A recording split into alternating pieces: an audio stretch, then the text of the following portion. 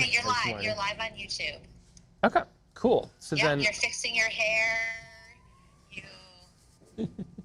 all right, let me get some cameras set up then. We've got multiple cameras above and behind and beside and stuff. So I'll start getting these running. Yeah, maybe just say hi. You've got people already watching. Hello. Yeah, so let's see. And how Let them know you're getting audio ready. sound good? Everything? How are things looking? How are things sounding? Let me know. Here, I'm going to mute you for a second so I can listen without you hearing yourself. Oh yes, Jen is working on the back end here. Okay, so I'm just setting things up right now is how it's going, and I'm gonna put, let's see, Jen, I'm gonna put you in my ears. Okay, so I'm just setting things up. Okay. Right now is how it's going, and my plan is to, like, I've got multiple cameras and everything, but in the food bank, live, theoretically, which is exciting. There's gonna be a lot of painting happening. I just gotta, the desk is messy already. I haven't even started, and the desk is messy. But soon you'll be able to see this messy desk. All right, we got some of this. We got one of these, and now I just need to figure out how to get this rolling. We also have swivelly chairs, which is very, very exciting. Okay, so this.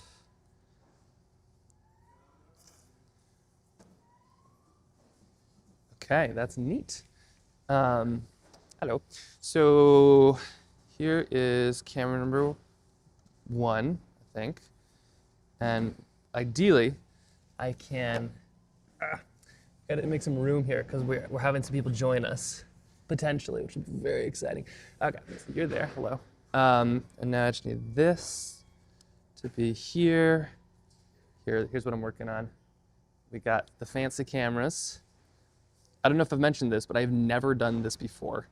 I've done like little streams. This is the biggest, wildest, most technological everything that I've ever done before, and it's gonna work great, probably. I hope.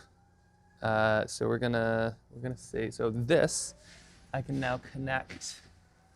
Theoretically, check them out doing cool food bank stuff. This I can now connect to this, probably, and then. Okay, here we go. So that's there, and now. Apparently, I can connect this up here, so bear with me. I swear there will be actual painting happening, probably. Okay, you are called Top Sony. This is me just messing with the camera stuff here, basically giving myself some more eyeballs. So Top Sony, yes, and then I should be able to pick it, and kablam, look at that. Whoa, okay, let's figure this out. What do we want to look at? Do we want to look at the painting? We got to figure out like a. We got to figure out a. Like, or I'm not a designer here, so we got to figure out what's looking at what. I should probably be a small thing, right? There we go. Scoot me down just like this, and then here is a heater. Oh my gosh! Look at this. There. That is, I have one close, and I do paint in the cold, kind of for a living. Let's see, okay, so I'm just scooting this over, scooting this back. We're just, thank you, yeah. This is me. Let's do it like this, and then I will paint right here, and then I'll get another one. How do I do this here? Let's do one of these. Now do another angle here. Okay, one camera, check. This is, do you want to see it? You want to introduce yourself? This is super, super, super early on. Oh yeah, let me see if I can do 2 mics here just as a test. We're learning everything as we go, and this is the beauty of live, is people just get to see the whole process. Okay, so theoretically this should now connect, yes. So, if I can do this microphone. Yeah. Please let me know in either Jen or in the chat. Is this working? Testing. Hi, I'm Katie. I am the Director of Marketing and Communications here at the Food Bank. Oh, Jen is just letting me know here. But once we get going, we'll have. And can you hear Katie? Can you hear me okay? Oh wait. Here, try talking. We're Hello. listening. Testing, Tell testing. tell me what you do on the food bank side. Oh, on the food bank side, I do all social media and I manage our website. I actually just got a promotion last week, so I know. And I handle all of the marketing for the food bank. Amazing. Okay. You're kind of hard to hear, so you might be on here. Okay, The that's way all I'm right. holding it, Well, no, it might be here, down here. The real test is you go like this. Oh no, it should be working. Okay. Well, yeah. All right. It works. Okay, it does work. All right, great. Well, there's people quality checking us already. Perfect. All right. Well, thank you. Sean is about 2 minutes away. Oh man. Okay. Well. Oh boy. So there's. Oh dear. So there's an. Oh no, it's fine. They get to see the process. There's an interviewer coming, because this is kind of a fun and interesting thing. So they invited somebody who's doing an article. They're gonna come and see this. Just chaos. But that's fine. It's fine. I'm not worried. Quick, get the cameras going. Look professional, look professional, look professional. So we'll have stuff here to be painted, right? That'll be good. And then I'll just scoot this all over here like that. There we go. Okay. So we'll be painting stuff right here maybe? Okay. Stuff will be here, and then camera number 2, so why not? And then I should be able to connect this like that, and then this should be able to sit happily over here and do something interesting. I was thinking.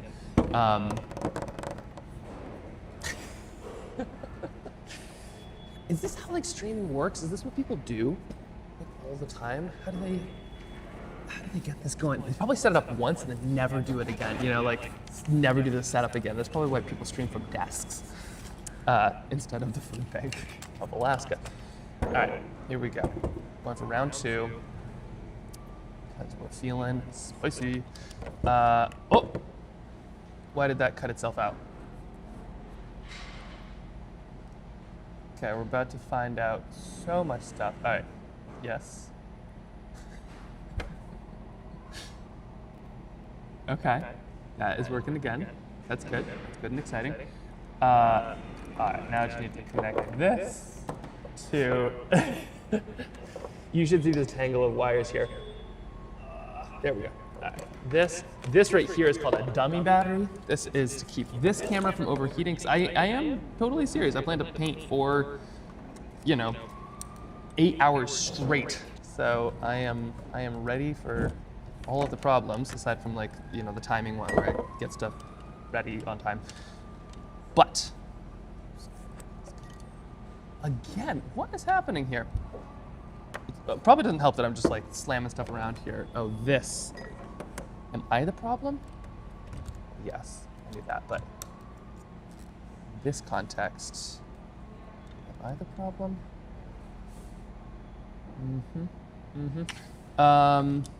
Okay, so this should now work like this.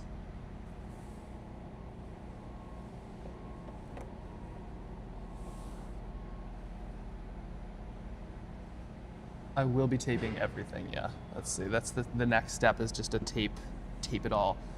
This I should be able to fix. I think I'm just like jostling wires here. Oh. Jostling too many wires? Poor thing is getting very confused. Okay, here's what we're gonna do. Cables, you're gonna work and it's just gonna be good. What's happening? Cameras, do you not realize that it is my birthday? I believe by law you have to be good to me. Oh. Okay, we're grabbing other cables now. About to lose camera cable privileges. Once I can find them. There we go. Try this one. See if this works any better. The problem with all of this is cutting into my painting time. So I have a limited amount of time to paint. And so this is just gonna make everything more and more exciting as we kind of get going.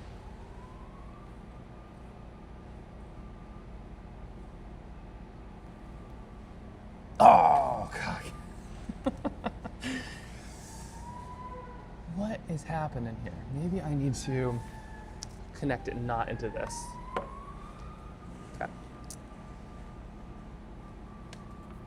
This is what people actually want to see, I assume. They're like, we don't want to see watercolor. We want to see a man fighting with technology on his birthday. It should work. Should work. It is not working. Okay, so theoretically, I'm gonna try doing this again. Remove. Yep. I didn't expect this camera to be the one that gave me trouble.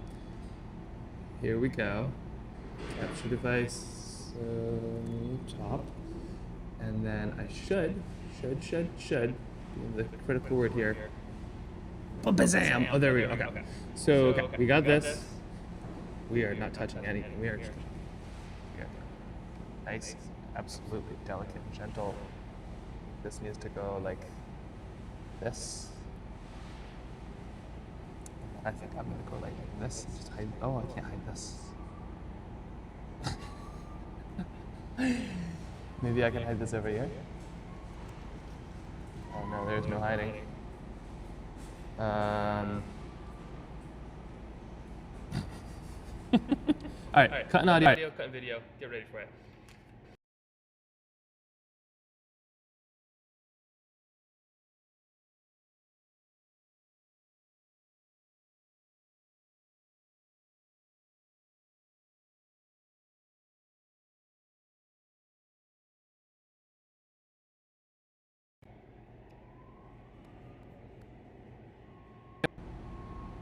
Okay, so this, okay, we're back on the audio. That's a good sign.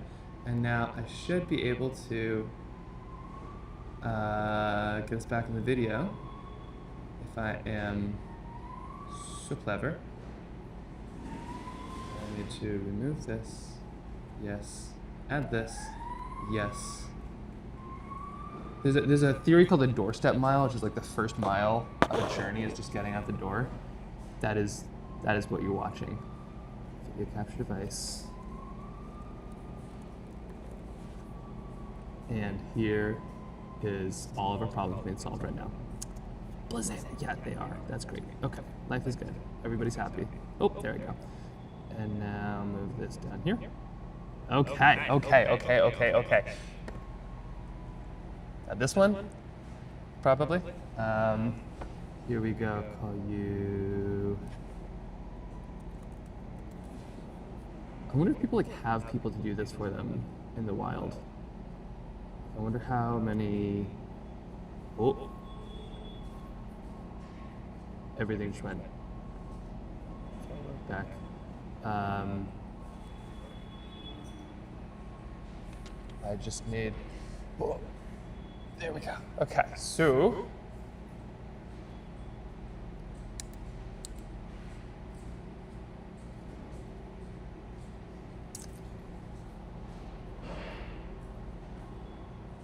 I just need this to go like that, maybe. Side. T-minus like 2 minutes, I'm thinking. Isn't like manifestation a thing? Are you supposed to say that? Sony side. That works. Now I just say okidoke.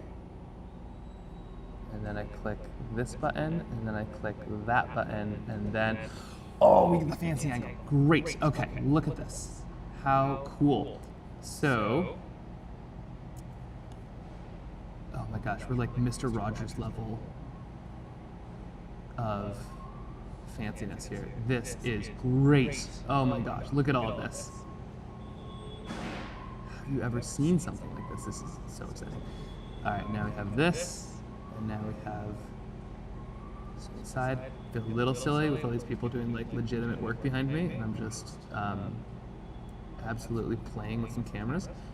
But I think I'm just gonna eat this up because the OCD and mood. Okay. Oh my gosh. Oh. Okay. So that's there. kind of want this to be.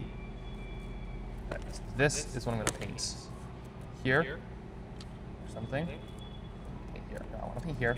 So I just need that to be here. Okay, and then this is going to go down like this. So down. Cool. There we go. I really want you to see this paint.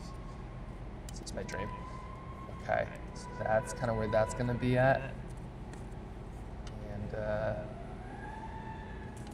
we go. Okay, cool. All right, and now let there be light, because I have some of that. Let's see, I just need one of these. Please observe the food bank in glorious action here.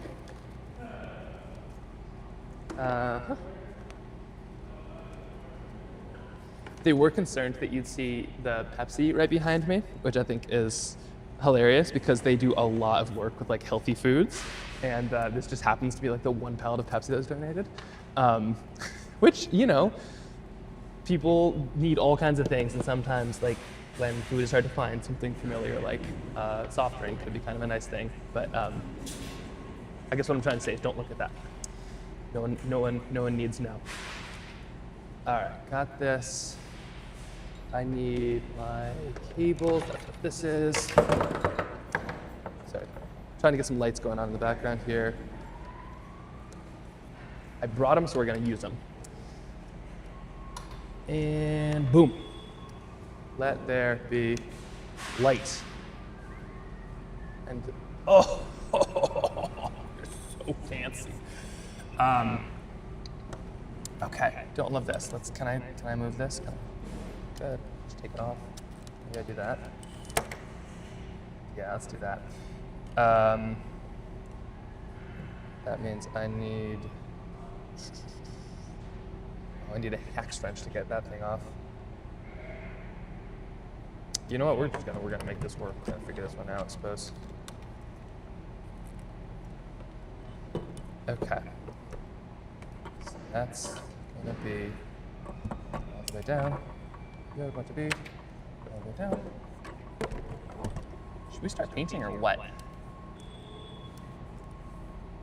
I need to go this. Okay. Oh, sorry. Twitch. Hello. I am so late on the comment game here. Hi, Twitch. Let's see. What's happened so far? It works. Oh, you're ready with party of 3. Oh my gosh. Hello. Thank you. I am just getting this stuff started. I'm about to do a whole lot of paintings. So this is where I'll be painting. I'm at the Food Bank of Alaska right now, and I am trying,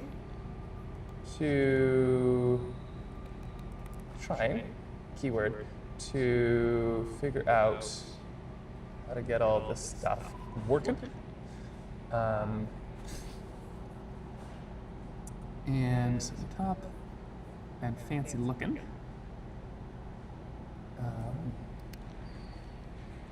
But there we go. Okay.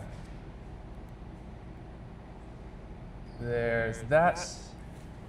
Okay, this feels good. This feels good. This feels fancy. Went a little bit out there. Oh my gosh, subscribers! You did not have 2 subscribers. Holy cow! Oh my, this is so cool. That's so kind of you. Okay. Well, let's do it. So the plan is I'm gonna make 32 paintings, and then first, thank you so much. I'm so bad at reading things. Just in general, Roxers box 31 and Comithdius.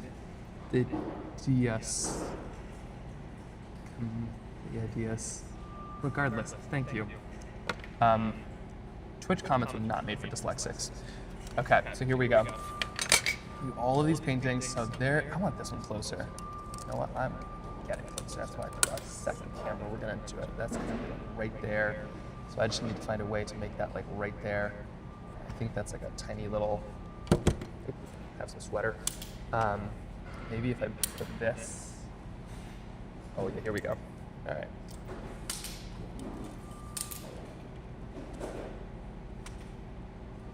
Okay. And we're about to do a whole bunch of painting. 8 hours worth. is the plan. So 8 hours painting, and I'm gonna try to make 32 watercolors in this time, and then all the proceeds are gonna be donated to the food bank. The loose how it works is I make 4 paintings, we put them on the website, sell them there, just so we can like figure out shipping. That's like my main concern, is like how do I do the shipping sides. But that's kind of what's happening. That's the plan, and got some fun people to come in and join. Sounds like Miss Alaska might be here at some point. I'll believe that when I see it, but that's phenomenal. But the idea is to raise, oh, I can say Cami if easier. Okay, Cami, thank you. But yeah, the idea is just to raise some good money and good awareness for what the food bank does, because they do some really, really important stuff here. And they can do a lot with donations. Like they can turn $1 into 2 meals, which is incredible. Like, yeah, you know, I can't go to the grocery store and buy 2 meals for $1, but they just have the buying power. They're buying so much. Oh, here, okay. Jen, I'm gonna hop off here, but I'm textable. Okay, let's get this going here shortly. Hello. Hello, Sean.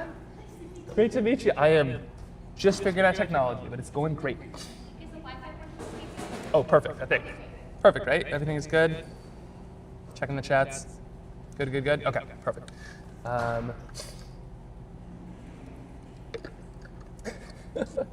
The behind the scenes. People just got to watch man fights with cameras for 45 minutes, but we're about to watch man makes watercolors. Okay, so here are the paintings. Let's see, where's the camera? There's the camera. So these are the paintings I'll be working on right now. Let's get this all set up. Get some watercolor. Gotta get some watercolor up here. Water helps. I did not bring a tea glass today. I'm not playing the watercolor roulette. Okay, a little bit there. And what do I need here? I need paint, paper, tape, and let's see, we'll grab a brush or two perhaps. Here is a brush. Let's zoom this one out just a bit. Oh. Yes, Jen. Oh wait, hold on, Jen. You're in my. There we go. Sorry, working this. Okay. Yes, Jen. I can hear you.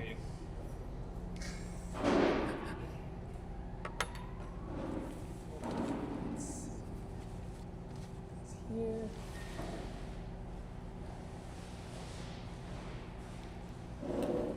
Okay. Yeah. Oh, I'll let them know. Yeah. Jen, oh yeah. Perfect. I got all that, I'll pass it on. Okay, and now I'll actually hang up this time. I think you might. Oh, you're right. Okay, so, slowly figuring this out. So Jen just reminded me how this works. Also, hello. Would you like to introduce yourself? This is the extremely low-key figuring out the live stream kind of thing. Oh, no. We are live. Jen, so Jen is squaring away the details on the other side. She's helping me out with this. And so technically live, we have, let's see, how many people we got right now? 4 on Twitch, probably more on YouTube as well. And the idea is to just start painting and then hopefully get a crowd, and as they finish, send them off there. I don't really sell originals ever, so this is the only way anybody can get them right now. But then how it'll work, if you are interested, but also it's just gonna be fun to watch some cool painting, is they'll be on the website. So once they're done, we'll put them on the website. We have a newsletter, and we'll send that out to the newsletter first, just because that way it's fair. I think there's a discrepancy in latency, so we want to make sure everybody gets that. So you can find that on the Trailbound Sketches website if you want. If you're interested in any, no pressure either way. It's just good to raise some awareness of what the food bank does and all the good work. But that's where all those things are. And now let's actually get to some painting. But yeah, I'll be periodically mentioning that. Jen will put links and everything. Okay, food banks get great rates. Yeah, exactly. That's why they prefer money over food. I mean, they want food. Food drives are great, but like, you know, you spend $6 on a can of soup or something, they can get like 20 cans of soup for $6. They're so good at what they do.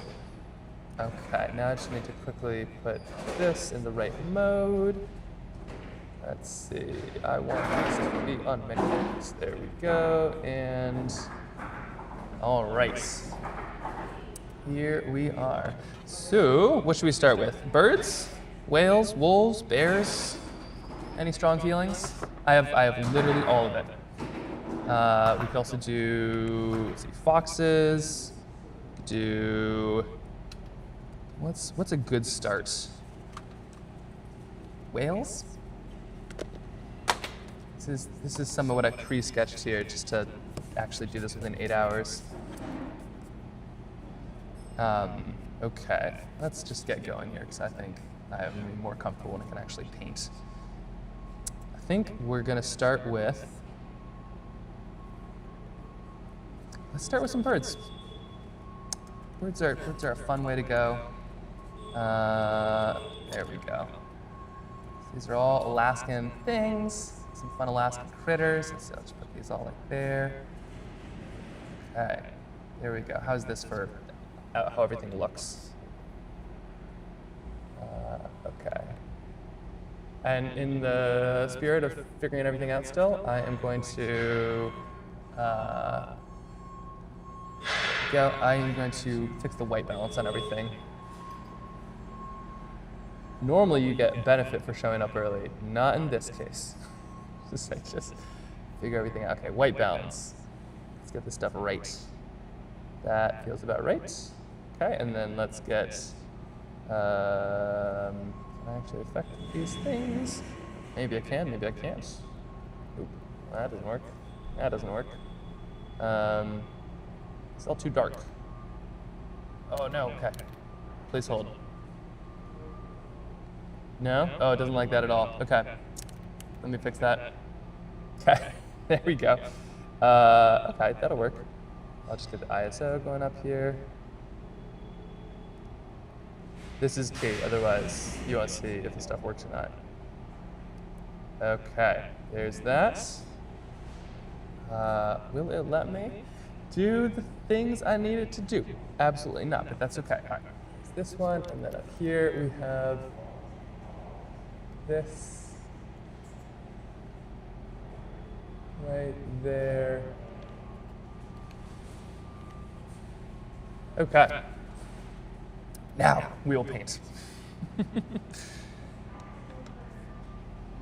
This may or may not be the first time I've done anything on this scale.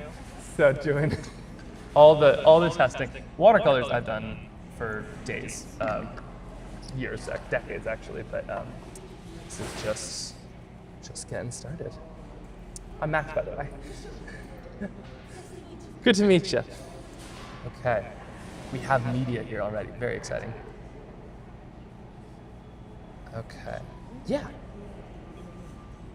I'll be painting here for 8 hours. So I think the beauty of live is that like just everything goes and people get to see the whole process. So if that's all right, like right here is perfect. And I'll just start. Let's see. I'll just start doing a little bit of this just so I can kind of actually get these going. So I was just realizing like 8 hours is kind of an intense turnaround, especially when you spend 38 minutes just mucking about with technology. So I am gonna get to painting here, and then I love to paint and talk. That's, you know, when my hands are busy, my mind can actually think. So let's. Oh, thank you. Yes, it's my birthday. And I'm 32, and I'll be doing 32 watercolors. Hopefully, that's the pressure, is actually getting these 32 done in that time. Okay, right there. And here is just a little bit of tape.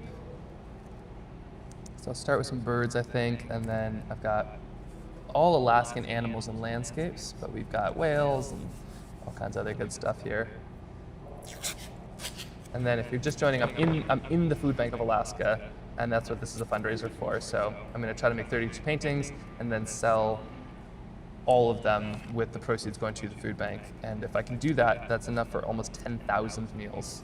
The food bank can turn $4,800 into 10,000 meals for Alaskans who, whether they are on tough times because of, well, who knows the reasons. You never know. You might end up needing a little bit of help, but this is, if we do this right, we could potentially raise enough for 10,000 people to not go hungry, which is pretty amazing. Okay, but let's get this started here. Just taping these down so they don't go anywhere too fast. Okay, so here, just for those interested, what we have is we're going to be starting with some fighting with technology. Should start with a lot of that already. Okay, we got that here, this there. We got ptarmigan, sandhill crane, bald eagle, close-up of bald eagle. Really trying to make this one not feel like the eagle from the Muppets. We'll see if I can pull that off or not. And let's see, I got a couple of reference things just for colors. Most photos, there we go. Okay. And there. Okay. And I'm just gonna go for it. If you have any questions, I'm seeing the Twitch chat here. I don't know, let me see if I can just pull up YouTube just so I have it. And see the YouTube chat. Let's see, I need Trailbound Sketches. That is gonna be there. And there we go. Okay. Oh, there's that. Okay. So I can now. I should be able to see join live chat. That's what I'm looking for. Can I join the live chat? There. I want that. Give me. Nope. Won't let me. Okay. Well, Jen, if you're listening, if there's anything interesting that I need to know, please send it to me. Okay, and then I'll figure it out post a couple of these. All right, shall we begin? Got it all? Good, good. I would love to be able to figure out how to do this better. Oh, there we go. Let's see if I can actually make this happen. There we go, okay. And we're in good shape there. Okay, cool. Great, let us start the fun. That took way longer than I thought. All right.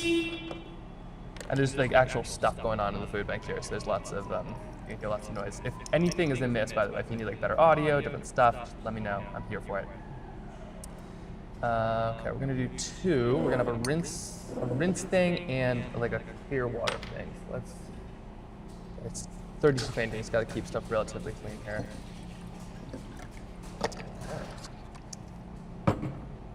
Here's this. And then if we're cool with it, all 7 of you, there's someone here who was hoping to do a little interview, which is so cool. Hopefully there's some more awareness for the food bank and the good stuff they do. So if you're down, I was thinking we just sit and talk, and I'll do some painting. And then if you have any questions about what I'm doing, I can explain. But yeah, sandhill crane, bald eagle. I'm just gonna add some base layers here, and then slowly kind of fill it in. There's also chairs too, if you wanna pull one up. And, I gotta figure out. I think winter ptarmigan is what I'm gonna start with here. Could do summer too. It's fall, so maybe. No, it's getting to be winter, so I'm just gonna add in. Oh yeah, actually, yeah. All is fair game. Get as close as you need. This is a winter ptarmigan here. We've got its plumage.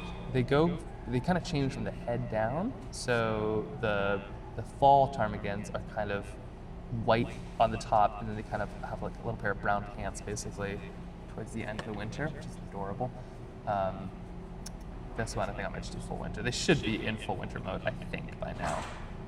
Got a little bit there. Okay. We're just gonna launch right into it. The sandhill cranes, that's a spring sandhill crane though, because it has little babies, you can see. Those little babies right there. All right. A bit there, a little bit here. And I'm just going to bounce between all 4 of these because that way the layers can dry. So I'm not worried too much about whether or not I can, not worrying too much about whether or not I have to wait. I'm trying to do 32 of these, that is going to be a lot of paintings, and I really need to kind of prioritize efficiency at some level. Oh yeah. Mics on, mics on, mics on, mics. Amazing earrings, by the way. These are super cool. Okay. See if that works. I'll just keep painting away and then. Actually, I know what I'm looking at though. Yeah, we'll do some of that. Light. All right.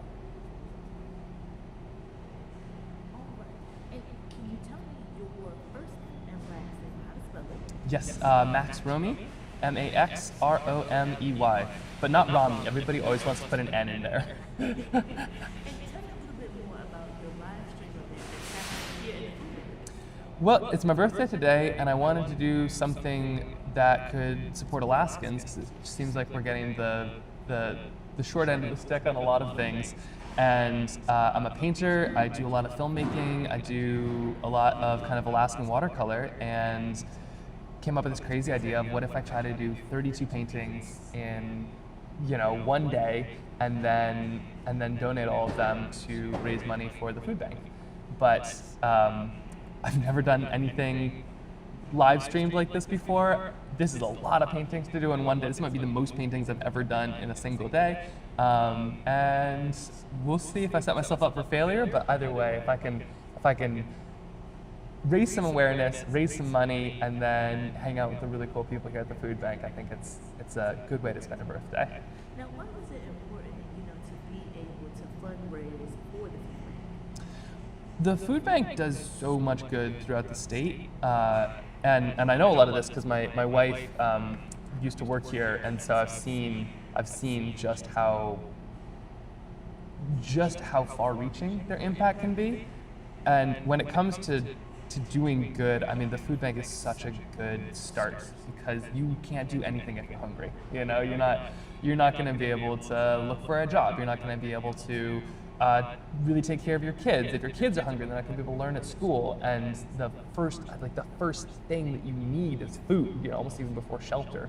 And so, I've seen the scope of what the food bank does, and also with things like SNAP potentially being cut or delayed, and like all these things, it just seemed like this.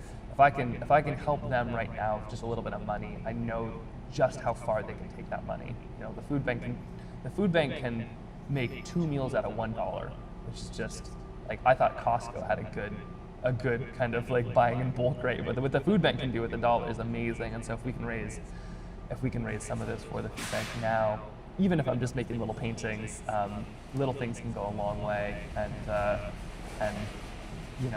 a birthday is as good a time as any to try that.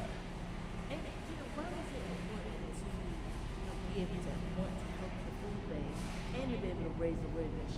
Where a few weeks into the government shutdown, just this Saturday, there were loss of SNAP benefits. But why is that issue, or why are these issues important to you? Well, I think that's a good question. I think these issues are important to me because they affect so many people in the state.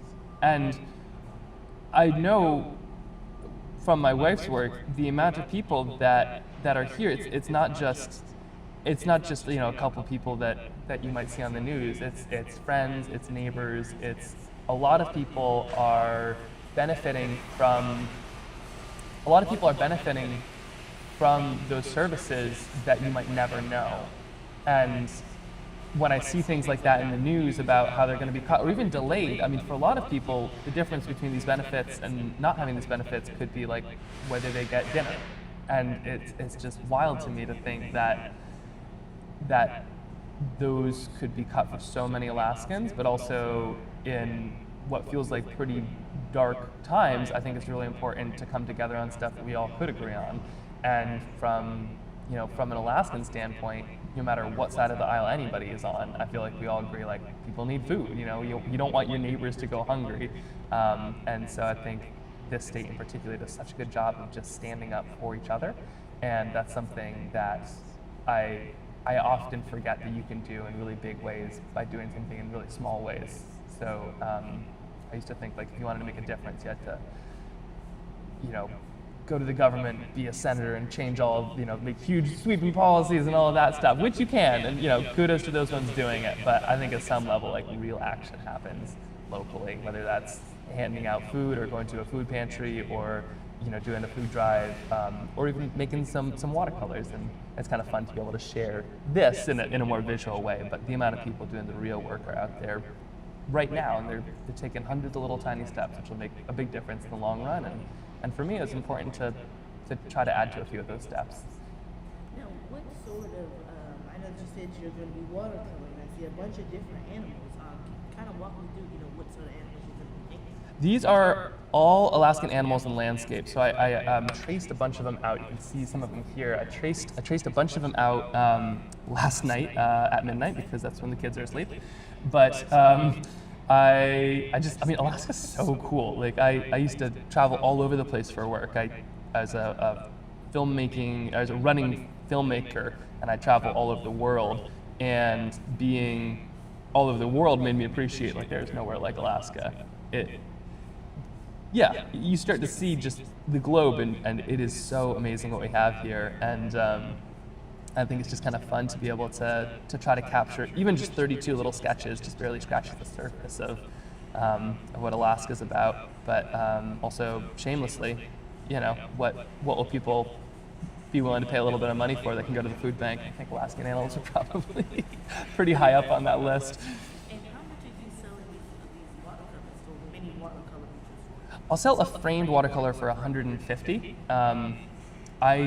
I sell a lot of prints and things, but I don't sell originals. I feel kind of funny about it sometimes, because I either feel like I'm overcharging or undercharging for it. And it's, when you make a watercolor, it almost feels like a little piece of you sometimes. And so I have a really hard time selling originals unless it's for a good cause like this, in which case it feels like something where it just makes sense. So yeah, $150 for a little framed painting, but $150 is enough for 300 meals at the food bank. And I just learned one of the companies that I work most with, Keen, the shoe company, they I just got the message they're going to match everything that I can sell today.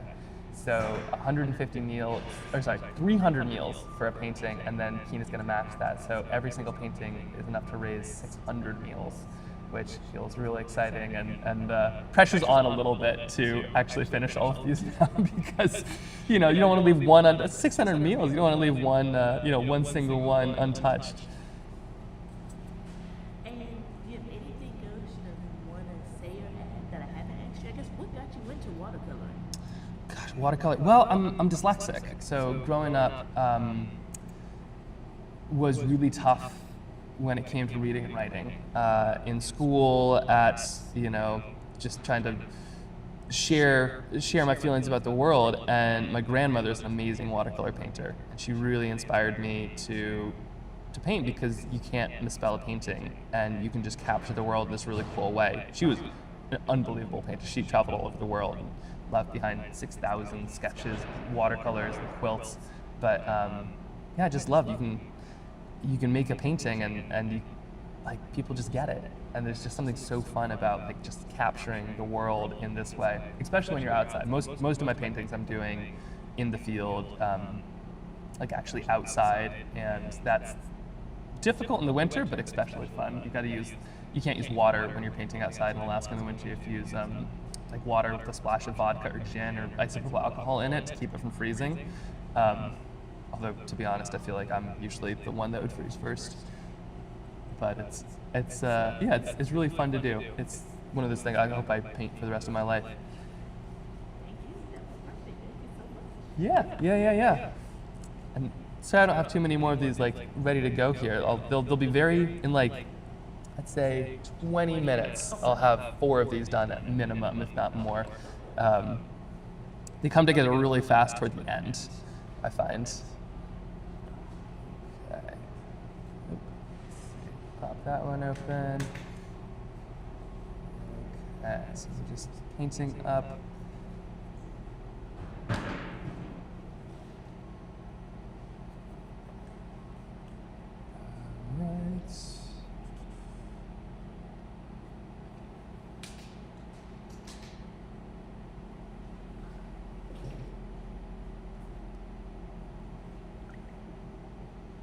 And then the streaming side is just a fun way to try to share it to a bit broader of an audience, but also that way my wife can just check in and see how I'm doing throughout the day. Okay, what do I need here? So we got a little bald eagle. I need a beak.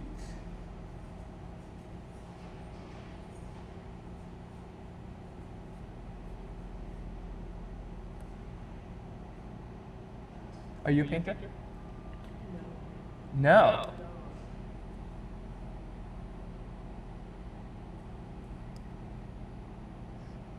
Okay, what am I missing here? So we got bald eagle, and let's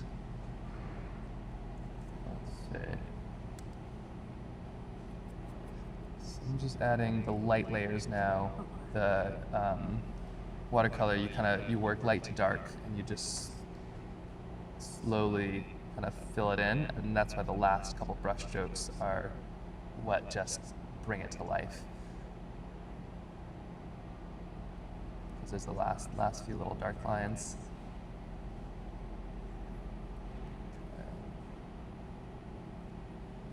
Let's see, just seeing that's still dry. Go. Sandhill crayons. I'm thinking a little bit of green. Down into some purple.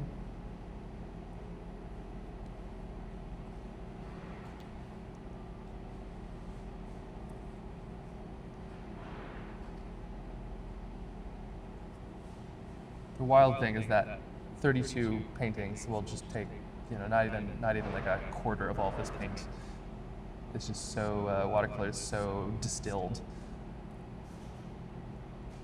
Here.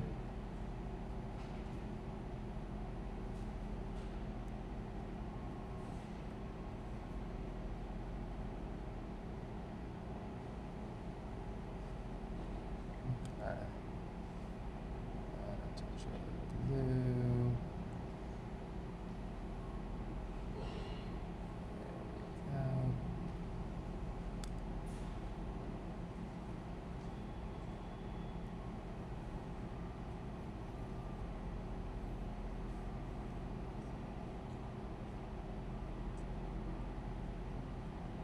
Okay.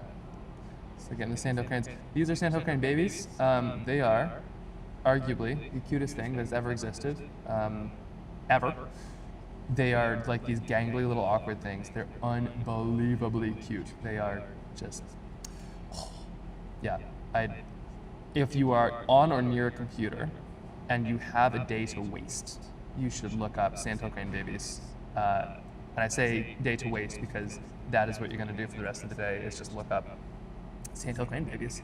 It's a dangerous rabbit hole to go down, but it's a really cute one. It's a really, really, really cute rabbit hole. I highly advise it.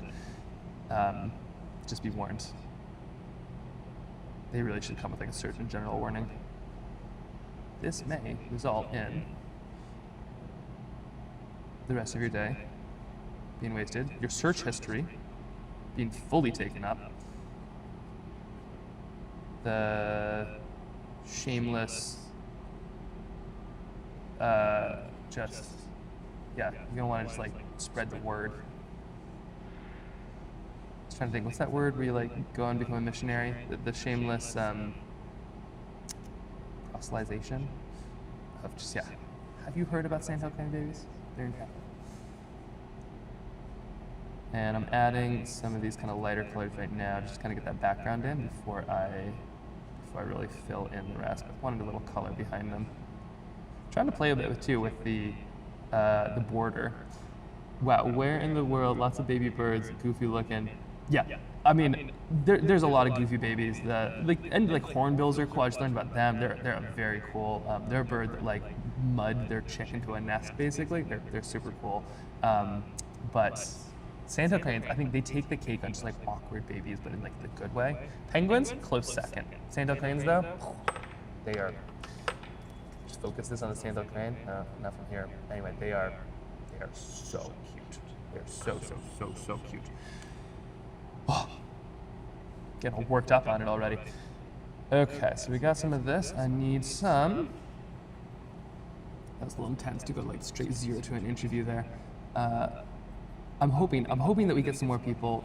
What I'm really hoping for all of this is just to raise a bunch of awareness on what's happening at the food bank. Oh, it said happy birthday. Thank you, Google Calendar. My hope is to really raise a lot of awareness about like the good work the food bank does, and I could honestly probably make just like one really big painting and sell it, and probably make maybe 2 really big paintings and sell them, and probably make a similar amount of money, which would be cool, and maybe I will do that. But my hope is that something like this, you know, gets the news and other people in to kind of raise the awareness, because what they really need is just like lots of people to pay attention, and lots of little bites of how you eat an elephant. I guess feed people an elephant. Not sure what the analogy is on that one. But yeah, this will be intense. I don't know if I can actually do all 32. I'm a little nervous about that, especially with Keen coming in. I don't know if you heard that. Keen Footwear, they're good people. They just agreed to match every single painting that I make and sell. So like an additional 10,000 meals if we can do all of these. So cool. But it's gonna be a struggle. So we're gonna just cruise through, slow and steady. No, fast and steady. Just gonna get there piece by piece and learn how to multitask at like a whole different level here. Adding some little feathers to my eagle here. Probably add in that eagle. What kind of sky are you thinking behind this eagle? Stormy or like blue? Open suggestions. The ptarmigan, I think I need like some purples or something fun like that, like some good winter colors. But we'll see. We'll see how the rest of that goes. The eagle's turning out all right. Let me jump this off the, how do I do this? There we go. Here we go. Can give us some close-ups. So here's the, it's gonna make me do, here's our eagle so far. Here is our ptarmigan, spelled like pterodactyl. Stormy sounds cool? Okay, yeah, not too much tougher. Oh, stormy clouds are way easier than, and then here we have the start of our lovely little Santa cranes. And here we have our bald eagle. Bald eagles in Alaska are an interesting thing. Like we have a lot of them and they're super common. So part of like the Alaskan thing is just like not be very impressed by bald eagles, whereas like in the East Coast, people make trips especially to see them and things like that. But we get really upset if people don't think we have many eagles or things like that. So it's one of those things. Very important to us to show people that we have lots of them. All right, we're gonna Stormy Sky, excellent suggestion. So we're gonna be doing some of this. Okay. A little bit there, a little bit here. And I'm breaking the frame because I want to. But also, because these things are so long. So what I mean by that is like, I'll frame these all, so I'll put a little mat on them, and normally I kind of, you either go right to the edge and you make a mat, or I'll do something like this, but I kind of like playing with it. This really cool artist called Jill Ritchie, Fairbanks artist, amazing watercolorist, does some really cool stuff outside with textures, and she often breaks the frame, and I saw that and I was like, that is so cool. So I stole it. A bit here, a little bit there. Okay. And okay, I feel like I'm getting into the swing of things a little bit. I feel like it was sort of one of those like hurry up and wait situations. Just, you know, get there, get out, get going. And now that I'm finally actually painting, I feel so much more relaxed. Got a setup. People come in, be able to talk and think and go at the same time. But nice to be able to get the word out. So even if it's a little soon. Okay, lovely, lovely. Let's get a little bit of that beak, adding some purple, some brown, just giving a bit of texture. Nope. There we go, give me a bit more of that. Adding some purple, some brown, just giving a bit of texture on that beak. Same with the eye, something like that. And seeing everybody come in at the food bank. So this place is huge, by the way. I'll have the CEO at some point hopefully stop by. I think she's getting an award today, so she might be a bit late. Or not late, she's doing what she needs to be doing. She might be here a little bit later, and she can explain kind of the scope. But this facility is absolutely enormous because they cover literally all of Alaska. They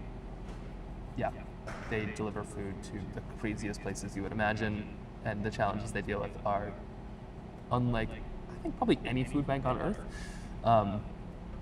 But I don't even know the half of the details. I'll let her explain it. Right now, I'm just going to paint myself with birds. That I do know. Okay, so we're just jumping because we don't want everything to blend together too much. This would be okay if it blends a bit on the eagle side. I don't know why they call them bald eagles. Like, there are legitimately bald birds, and eagles are just like white-headed eagles. Have you ever thought about that? Like, every other thing is just like something headed, like black-headed, something, red-headed, warbler. I'm sure there's terms, but they're like, no, he's bald. Wonder who made that call. Okay, a little bit of the brown going in here. The immature ones, so like a young eagle, they're super fluffy. They look way bigger than their parents, but they don't get that bald head until they get a little older. So they're all kind of mottled brown, and then they get a little older. This turns out well though. I like this. I'm digging this one actually, to be honest. I like what's going on with this. Okay, ptarmigan. Let's get you going. Oh, wait a second. Have I just not been playing?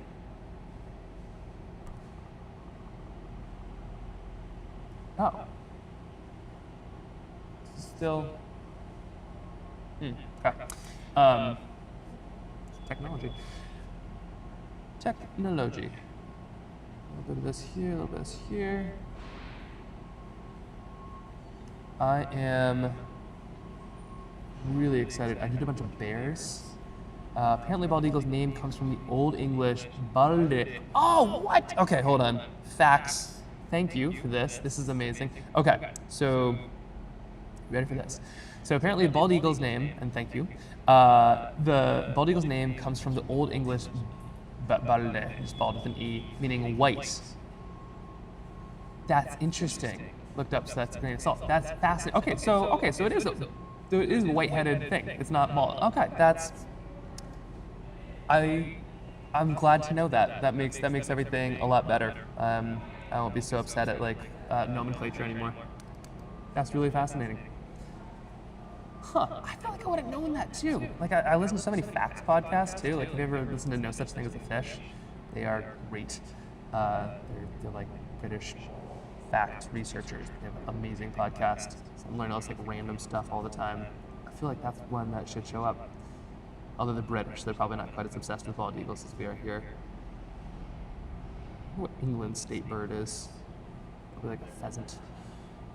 No, it's probably an eagle. I feel like all the big powers need their intense, scary animals. Although America almost got the turkey as our national bird, which I think is more appropriate and frankly more interesting. Turkeys are fascinating little birds, and they're tasty, and they are they eat ticks. They're a super cool animal. They just got reintroduced to the East Coast too by one person. There's one person on the East Coast who was like, I want to see turkeys everywhere, and they were single-handedly responsible for the reintroduction of turkeys to the East Coast, which they had been in super high decline, and now they're everywhere, which is awesome. They just like walk around in these big troops and just go roost in trees. Big fan of turkey here. Okay, so we got a little bit of a ptarmigan. I'm just adding in this background here just to give it some shape and structure. When you paint white birds on white paper, you got to find some way to make them stand out just a little bit. Let's see if I can get that pulled off. Problem with watercolors, you never know quite what like color it is until it dries. So it's always a little bit nerve-wracking. That'll do. Yeah, I like that. Maybe we'll do a touch of blue right at the top. Just like that. A little bit of that wintry color sticking through. A touch of blue right down here. There we go. Okay. This is the first 4, 32 more of them. Sketched them all out too because I was like super worried about color. We have wolves, foxes, airplane there, rockfish, salmon, many salmon, 2 salmons, ermines, wolverines. Gonna get to all of this. Moose, caribou, bears. It's gonna be a good time. Step 1, birds. Kind of gotta get your opener here. Okay, eagles. Let's get some of this trees in. Now the second part of this will be interesting, and I don't know exactly how this will work out, but theoretically, once I'm done with these, I'm going to take a picture, send them to Jen, and then they're going to go out on the website. Well, they'll go out to the newsletter the second they're live, but they'll be on the website and then be buyable, and hopefully some people are like, that's really neat, I would like an eagle, but also would like to donate 600 meals to the food bank in doing so. And then we'll see how it goes. They're coming along slowly. The eagle's actually turning out pretty decent. I wasn't sure, but it's working.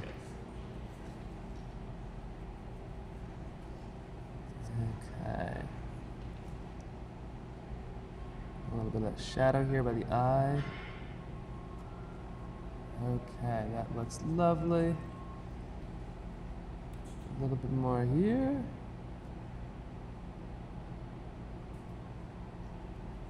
And, ooh, that is some serious mascara. Okay, so this is fixable. Allow me to demonstrate. Not that eagles wouldn't be the mascara though. I feel like they're a pretty dramatic bird. They would want it to run though. They'd like make it run on purpose. There we go. So just doing a little bit there. That will all dry lighter too, so I might have actually made it too finish you. But there we go. Something kind of like this. And I'm going to add a little bit more of that indigo.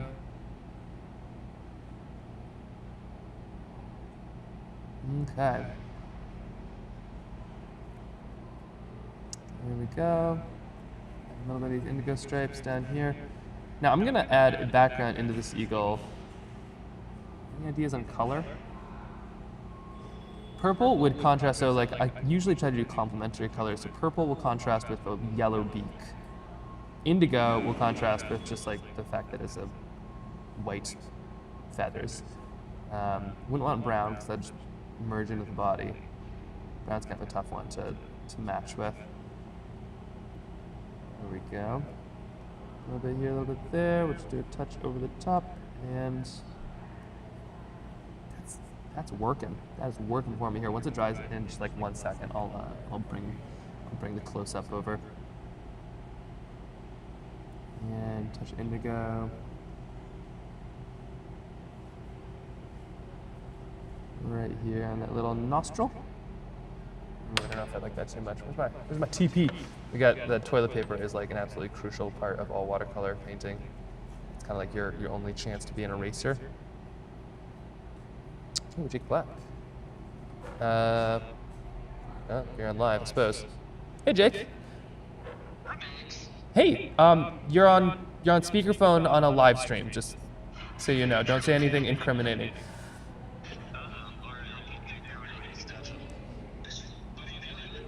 It's my birthday, and I'm painting 32 paintings at the food bank to try to raise money. Hopefully, I can raise 10,000 meals. If I sell all of them, we'll raise 10,000 meals for the food bank. But yeah, it's being streamed live. You can check it out. It's on the Trailbound Sketches YouTube, or I think we'll probably post links on Instagram and on Twitch. But yeah, how you doing? Good. I just walked in the dog, and I realized that I missed a call a few weeks ago, so I was like, I gotta call management and check in. Oh. Yeah, I'm just thinking of this and saying, and I said, take your birthday. Yeah. You should have played ignorance and just been like, oh yeah, happy birthday, and you would have seemed like one of those. Well, thank you, happy birthday. Thanks, Megasoy. So far, off to a rough start, just learning technology. The stream was exciting, but then now, it's going great. I have one bald eagle almost all the way sketched, and I've got a sandhill crane in the works, and another bald eagle and a ptarmigan. So we're just clicking through them. Yeah, we'll see. Somebody wanted to do an interview right at the beginning, so hopefully I said something like reasonable that made some semblance of sense, but that's okay. It's okay not to. I'm sure you did great. But yeah, hey, you should walk the dog more often, and I should call you more often, and we should catch up. Yeah, let's do it. Well, yes.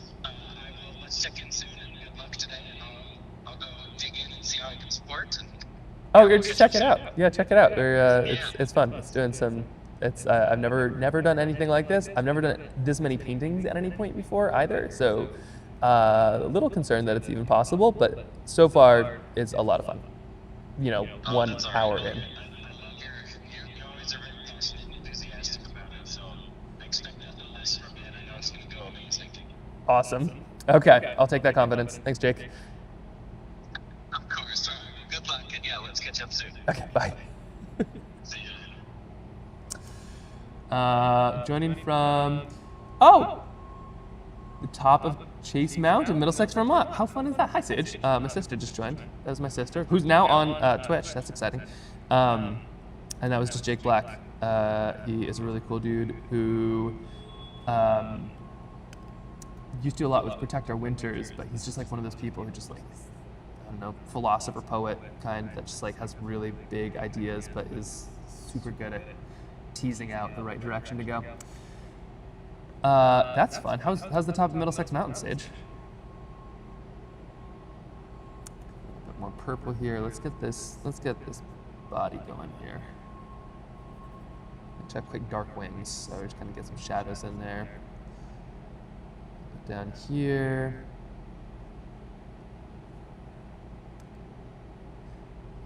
Okay. And touch over here. So okay, just do some calculations here. Very windy, yeah, I bet. Okay, so I've been doing this for about an hour and 17 minutes. I think I need to I need to do 4 of these per hour in order to make it all happen. So I might need to start picking up the pace here at some point. But also, these are turning out well, and I need to make them good enough that somebody would want to buy. So the pressure might be on shortly here. This pressure might have already started. It kind of feels like a race a little bit, where it's like, okay, let's, you don't want to burn yourself out, but also if you don't pick up the pace, you're going to find yourself with a big old deficit later on. So this will be interesting. Oh man, that eagle's turning out. Look at this thing. This is great. I am really stoked. It feels good to start with a couple solid paintings. Snow Leaf, Vermont. Termination dust. Oh, Snowleage. That's right. Thank you so much. I not to toot my own horn. I'm not sure if it's dangerous to call it, as a success early, but at least these are some excellent birds. No matter what happens today, we made some excellent birds. Snowleage is hilarious. I just learned this term. It's my sister, by the way, Sage. So snowleage is where there's snow and foliage at the same time. So there's red plus snow, and it's their termination dust. We have had snow in the mountains for weeks at this point. I haven't actually been up to go look at them yet, but it's happening apparently. Okay, cute little birds, little tiny sandhill cranes. Let's get some of these in. Add a little bit of some details. We'll add the little legs here in a second. And I am waiting on that. I'll wait for that to dry. Ptarmigans, what color are your beaks? You kind of have blackish beaks, I believe. Black brown. So I'm gonna add just a little bit of indigo. Check for wetness. That might be just not gonna risk it. Don't have time to redo any of these, so we just gotta be relatively quick. There's a couple different kinds of ptarmigan. I believe there's a willow. The rock ptarmigan have like red over their eye, which I could put if I wanted. If anybody has any strong opinions of rock versus willow ptarmigan, I know they have their fan base out there. So any die-hard rock ptarmigan fans, let me know. I'll add the little red thing under the eye. Otherwise, I'm going to just call it good on what we have for foliage here. I'll add a couple little brown feathers. They do change, so sometimes they'll have these little like a brown feather here, like that. A brown feather there. Just a couple little ones like that. Might even have a couple up top. Their camouflage is amazing. These birds are incredible. How am I choosing what to paint? So these are all Alaskan animals. I have a bunch planned. So there's like a bunch of Alaskan animals out there, just in general, but like on paper. So my plan is to try to sketch 32 of them. I have 26 planned. I still need to find 6 of them and see if I can keep up with that many. But that's the plan. Things are gonna get more and more intense throughout the day. Oh, let's give it a shadow. Here we go. Ready? Should I give it a shadow? Yeah. Let's do it. So here we go. A little bit of indigo right here. Look at this. And then I'm gonna come in with some. Just wild this out. Check me if I potentially wreck this painting. And then I just add a little bit of water to kind of diffuse it out. And that should give us a lovely little shadow kind of along the edge here, just like that. Oh, that turned out good too. Man, birds just doing me well. Okay, and now I just need a little bit in the way of some legs. Get these ones done. Just a couple here, just a couple there. Ooh, this might be a little bit too red. That's all right. The little babies have pink legs. The big adults have like scaly dinosaur legs. These ones. Okay, and now we need, let's see, is that dry? It's dry enough. Good enough. And I'm just gonna add the second layer. This is just a burnt sienna, and I'm gonna add some, I'm basically just getting it wet because I'm gonna add some darker colors which are going to kind of come in, and I want it to flow. That's what I'm going for. So there we go. A little bit of that on top, and then I'll just let the capillary action do its job. A bit more here. There we go. And let's just roll this down here. Now let's add some purple. Purple is a lovely addition to brown. That's blue. Purple is a lovely addition to brown because they have these like nice earth tones. So it's kind of your, before I add like an indigo or something, I like to add a purple and then an indigo, just to let it do its thing. And I'm making this one a little darker because I want it to stand out against the green. I painted a lot of sandhill grains, but every single one, it's like the watercolor turns a little different. Some of them work well, and some of them don't, and it's not really up to me. I feel like it's so kind of a collaboration with the watercolor. Okay, a little bit here, a little bit there. Also, let me know if you can hear me. I am in a warehouse. I have no clue if the audio still works well or if I need to change anything. Maybe I'm talking too much.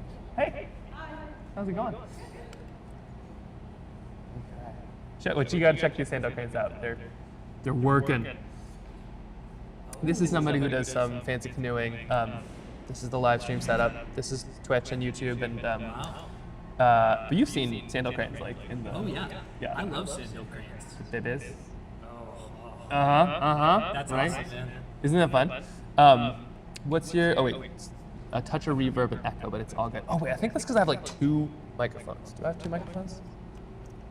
Yep. There's a microphone here somewhere. There it is. Oh, What do you do at the food bank? I'm off frame. Let me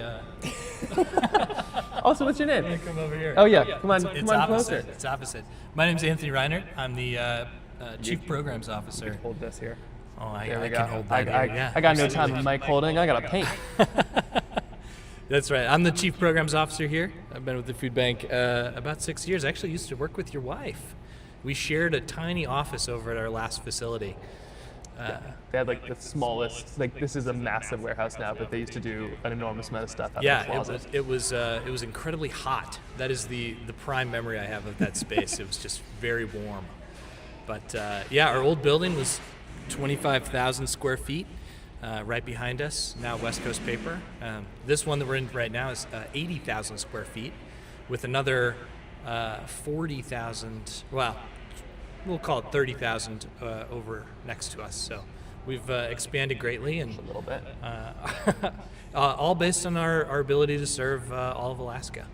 So, and we're using every bit of it right now. Yeah. Yeah. And for the record, like literally all of Alaska. Like Alaska, the shape of Alaska. It's like the size of a continent, and there's one food bank for all of it. There's also only 700,000 people, but we're like all over the Well, place. let me clear. There are other food banks for sure. Some of them are not Feeding America food banks and kind of do their own thing. Some of them work directly with us to serve a region, and that's kind of how our world works. Is we're a coalition, right? We are a network of food banks and pantries and service providers that come together to get food where it's most needed. So we don't do this alone, and couldn't even if we tried. That is just you. It's our responsibility is to serve the whole state, but we do that with many others.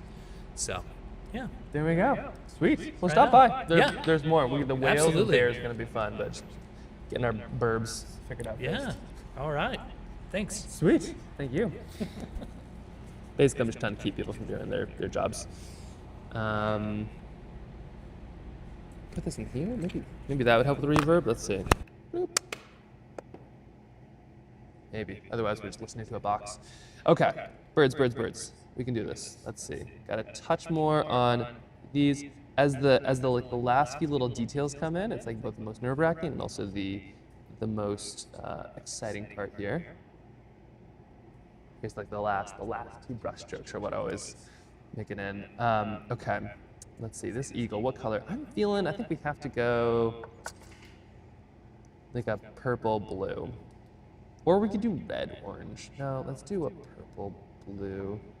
Do you want to get a shot of, I'm going to paint all of this in like 2 brush strokes. If you want to, okay, here we go. Let's add in some water to start. That just kind of gets stuff pre-wet. And here comes the fun. Oh, what color? Blue, purple. Any strong opinions? Okay, we can mix of both. Here we go. All right, start the purple. Here it goes. The real good painters just do this in like 2 brush strokes. I'm gonna do like 40. Let's see. What's your favorite bird to play in Wingspan? Oh, the chat is asking great questions. Okay, best Wingspan bird? We all know it's the Chihuahuan raven, but that has been removed from our Wingspan because it was overpowered and led to too many fights. The bald eagle is a terrible bird on Wingspan. I mean, it's a fun one, but like, for how much of an obsession we have about it in America, it's pretty meh. Gosh, I don't know. On Wingspan?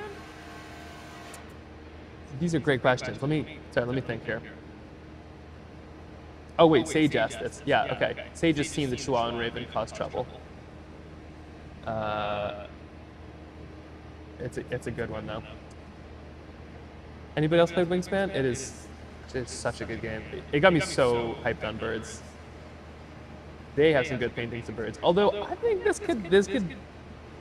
I think any of these could honestly be a decent Wingspan bird. Like, Okay, a little bit of blue up top.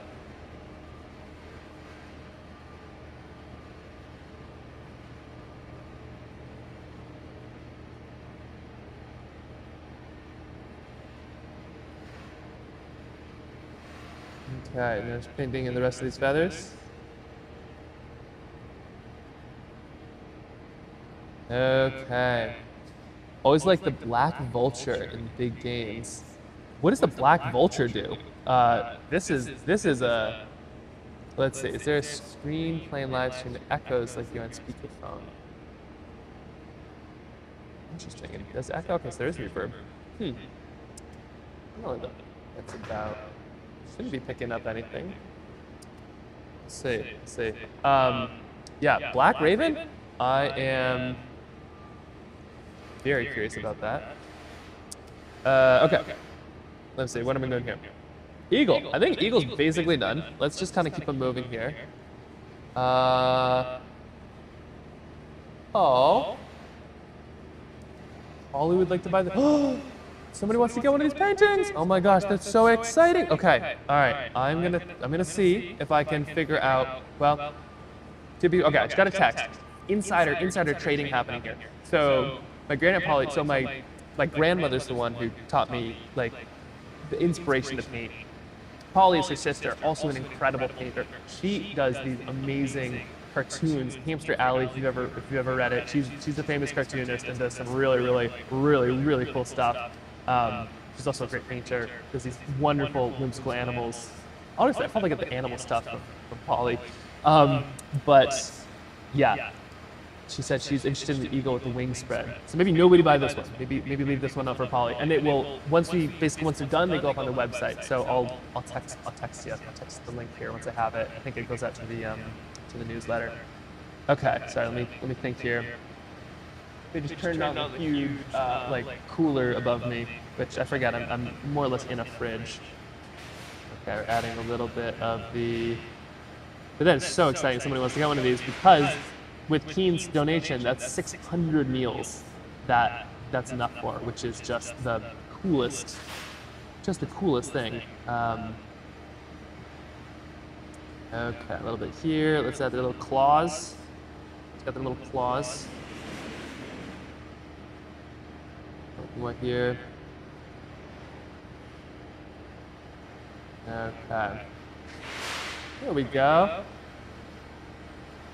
Oh, Jen says, please do not sell a painting on the live. I'm not gonna sell. No, they're gonna go on the website. I'm just, yeah. Never mind. All right. Jen says no. Jen is the one behind the scenes. Okay. Sorry, Wingspan. Let's get back to this here. One food for every success from other players. Oh, that's a great ability. Oh my gosh. If you ever played Wingspan, it is such a fun game. Okay. Ptarmigan. Feeling good about that. I'm just gonna put a couple more, little bit of indigo just to give it some shape. And let's get this right here. Sandhill crane is basically done. We just gotta add some more legs.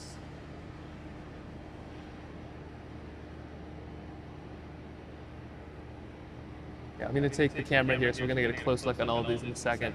All right, 9:33. I probably started at 8:30. So technically, I'm almost done with 4 of them in an hour. Problem is the food bank does close at like 4:30, so see if I can just pick up the pace. Okay, a little bit of brown in their beak, I believe. Sandhill crane, almost done. Oh, that turned out great. Oh, I'm so stoked by all of this. Oh, this is so good. Okay, and then the bald eagle. Okay, we gotta add our mountains, so we gotta have a little bit of right off snow line, with a little bit of purple. And then that's gonna come down into some other colors. So just like that. And here we go. Okay, so Jen says the email with the link to the special star page for these paintings will be in the email that goes out. Okay, so the email, here's the deal. we gotta play with the rules. So once these are done, I send them to Jen. Jen will put them into the store because we need to figure out shipping and all of those things. And then she'll send out an email. So if you're on the Trailbound Sketches newsletter, then an email will come out. And that'll be sent out. And then I think once that gets sent out, we'll be able to post on the Instagram and tell people what stuff is and where and all of those pieces. But that's the order of things. So it'll be on the email, on the store, and then we'll post on Instagram, things like that. I'm being told. I really should have just an earpiece so I can be fed information. All right, a little bit here, a little bit there. We got some green coming in now, just getting that full kind of mountain spectrum here. Then I'm gonna add a couple bits of blue actually. Or not brown, because I don't wanna hide the eagle. Okay. Actually, Jen, if you're on there, how's the YouTube doing? We're trying to do YouTube and Twitch at the same time. We might be double dipping, but we have very small communities on both. So maybe together we'll make one normal sized community. Okay, a little bit here. We are no avails. But we can talk about the paintings. We could like feed a bunch of people in Alaska, which would be awesome. Using animals for good. A little bit here, a little bit there, a little bit of this. Add the rest of this blue. Okay, this is turning out so fun. Okay, okay. Here. Jen says it's going great. Is YouTube going great? The painting's going great? And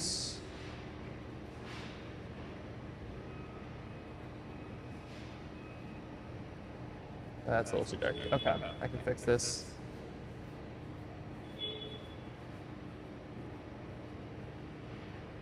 There we go. I love this is like massive movement going, all of it. This is so cool.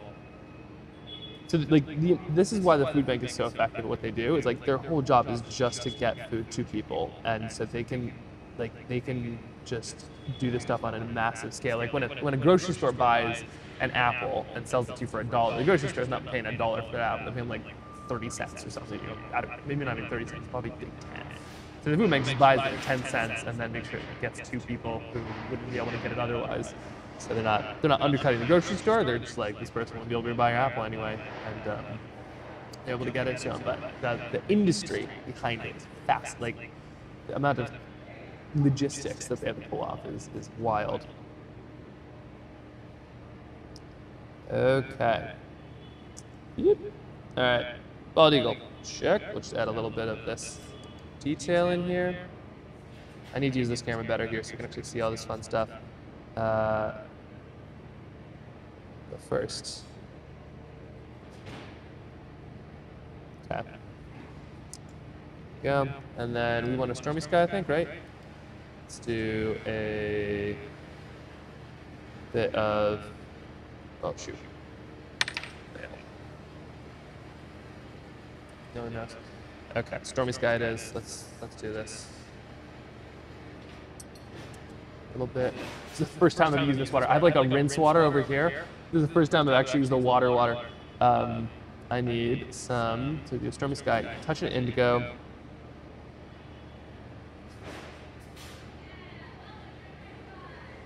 And then this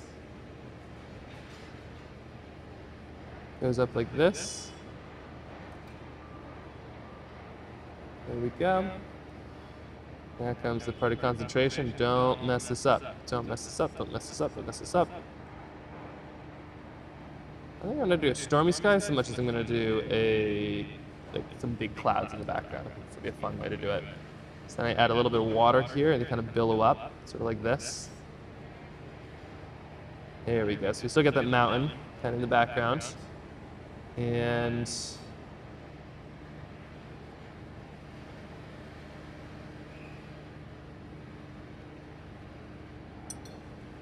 got some green into my blue. Oh boy, let's see if I can fix that.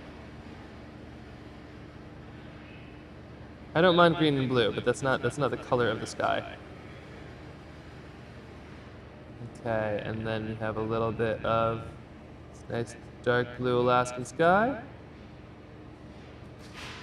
There we have it.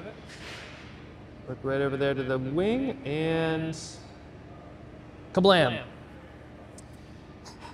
Okay, you want to see some details? Let's check these out. All right, detail time. Detail time. Okay, so we have, they're not limited to, one bald eagle. Okay, we're gonna see these big, ready? Check this out, ready? There we go, okay. So here is, well, that's very bright. Let me see if I can fix that. Okay, there's our bald eagle. That is a fun one. Oh man.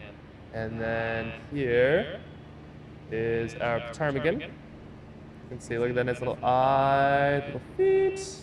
Oh, so cute. Here is the sandhill crane with those little babies. I'm so stoked to have that printed out, especially with like the grass being a bit of a white frame. Down here we have our bald eagle. Oh my gosh, very stern, but that is a handsome portrait. And then we go back to this bald eagle. Okay, those are some seriously fun stuff. Look at this! How fun is this? All 1 hour, kablam. I don't have too much time though to pause on those because I need to basically get those out and sent so that Jen does. So let me just put that back there. There you go. All right, so I'm gonna take a quick photo of these, and then let's figure out how this next part works. Ooh, that's not what I wanted to do. Okay, so this, how do I do this? There is, nope, can't do that. Okay, there we go. One photo.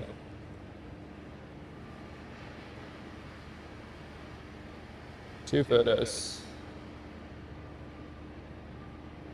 3 photos, and 4 photos. Okay, so I'm gonna send this over to Jen. I'll let you know when stuff happens. Okay, here are those photos. And now I'm gonna quickly frame these two. 1, 2, 3, 4. Oh, these look super matted because of the light. All right, 1, 2, 3, and 4. And now I'm going to quickly map them, which happens when I grab the right stuff. Okay, 1, 2, 3, and 4. I need 1, 2, 3.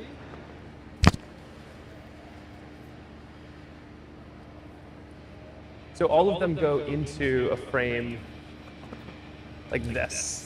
So this is, okay, Jen's gonna text me when the email goes out, so I'll let you know the second that email goes out. Or if you're on the mailing list, you'll just see it. It'll have the link. This is very exciting, and then we'll put it on Instagram as well. So each of these will look all sorts of fancy. Let me show you. Acid-free tape. So like this. Oh, I gotta sign these too. I'll sign them. Just a second. Each of these will look like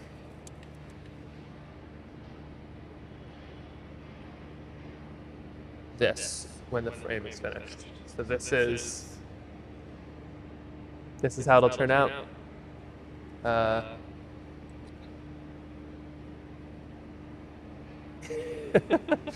So every single one of them will be framed. Jen, do you want a photo of the framed one or just the normal one? I think you can put these under the frame. Anyway, they look very, that's like a nice little thing. There's also a crazy thing, like that is 600, potentially 600 meals. Okay, state bird is a ptarmigan, another species. I'm really bad at telling them apart and changing color. or another species. It is the ptarmigan. Yeah, excellent call. You know your birds. The state species of Alaska is the ptarmigan, and they are lovely. They're just like little feathery cannonballs, though. You can you'll hear them exploding occasionally. They like walk too close to them, and they go because they're just like so hidden. You don't realize where they are, and then until it's too late, and then you walk past them, and it's just this like, yeah, it's a lot. Especially in like the summer when there's a lot of bears out, and you're kind of a little bit jumpy as is, and then the ptarmigan just like explodes next to you on the trail. They don't like explode; they just fly off the trail really fast, and it's terrifying. Okay, let me see. I can do this. There's one. There's two. And here is number 3. Blam. Okay. Eagle. Chef. It's like there, so we just have our little group. These frames are amazing. The little tiny magnetic things. I love them so much. Okay. Is there eagle? There's one. Round 2. Haven't heard the, yeah, they are wild little beasts. They're so fun. Because their whole thing is like they're so well camouflaged that nobody knows they're there, really. And they kind of bank on it, maybe a little bit more than they should, but they'll more or less be right under you. And then when they think the game is up, then they kind of run and scatter, and that's where it's so terrifying. Okay, 4 done so far. So they'll go on sale as soon as Jen tells me that they're on sale. She's putting them on the website so that we can square shipping. Oh, fun! That's so fun. So bring a camera over there and check it out. Yeah. Oh, that's so sweet. Eve packed me a lunch, so I've got like a yummy sandwich, but never say no to snacks, ever.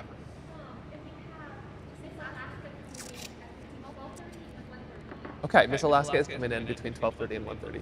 That's wild, wildly exciting. Oh, great. Yeah, that sounds great. I am just matting these ones up, and then I only brought enough like for a couple mats, so my plan is to I'll kind of reuse these ones, and then I have the rest of the frames at home. But I was thinking time-wise, oh, let's see. Having internet hiccups. Just went out. Did I go out? Somebody go. How am I doing? Anybody has a sense on that? The food mixture has some pretty good internet, so I'm hoping it's not me. But Alaska is not known for like having excellent internet, so I wouldn't be surprised if it was me. All right, bald eagle. Oh, that one turned great. Look at this. Oh, look at these. How fun is this? Oh, the birds. You can't go wrong with Alaskan birds. Okay, and now some of this. The rest of these all matted up, all ready to go. Just.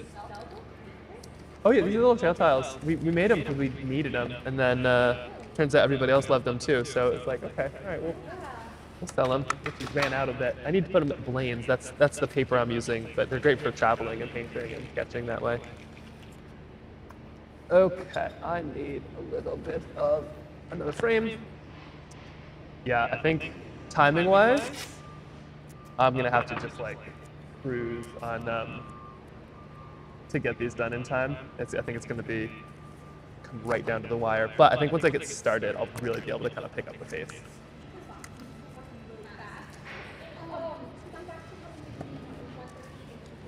Okay, I'll be painting.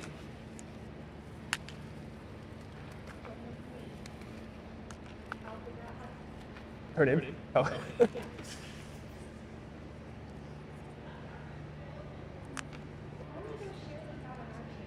Oh yeah.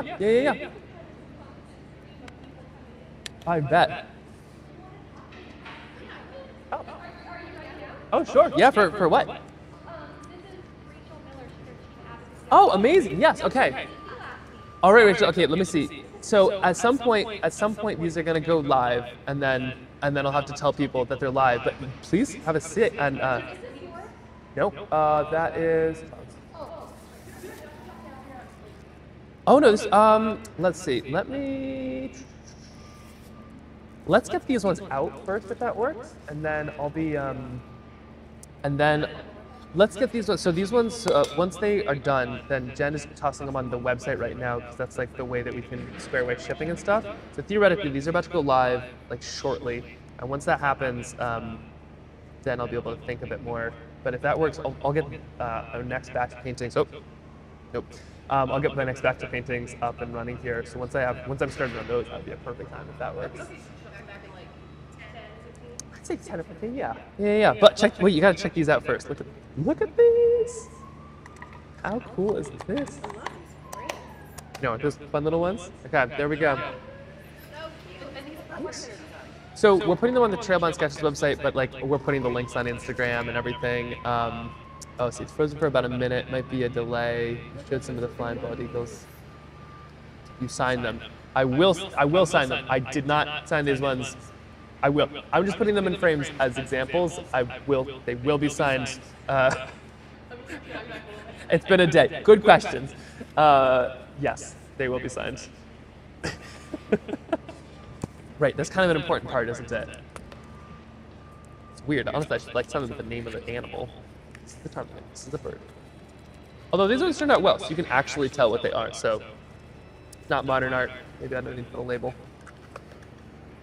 Okay, here we go. I'm just putting these in frames also so people can just see what they look like, and then I gotta immediately jump to round 2.